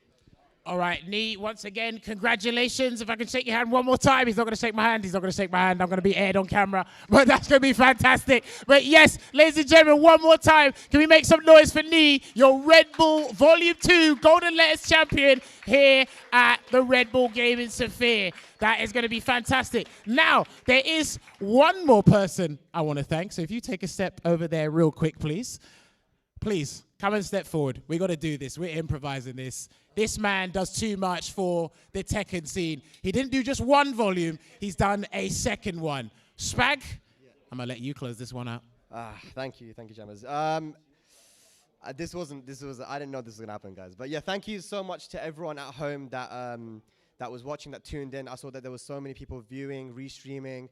And I want to just give a massive shout outs to Red Bull UK because, and Omid especially because, he's a good friend of mine and we've been working together for many years. We started by doing online stuff for the community and Red Bull UK has been so nice to our community for the Tekken scene. They've supported so much and now to have something like this with some of the best players like JDCR, Nee and everyone to come down, it's like a dream come true. I love the European community as well. You guys are amazing. You supported so much, the UK community.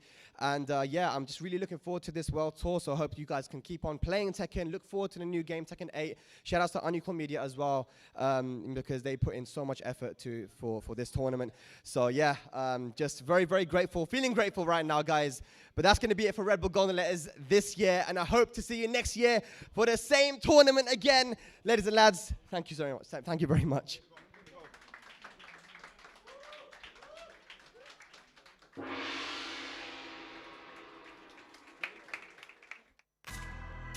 Challenge accepted. I'm like Jin, this punch electric. Ayo Richie, Leo selected. One combo and the ops perfected. Verse me, I know who's better. I know pressure, make no errors. Proving ground for the chosen steppers. Welcome to the golden letters. Undefeated when it's a versus. When the golden letters emerges. No skills ain't scratching the surface. Dead now, throw them in verses. You better quit in the devil's pit. It's over, close the curtains. If they wanna play games in here's the gaming sphere. Round done is perfect.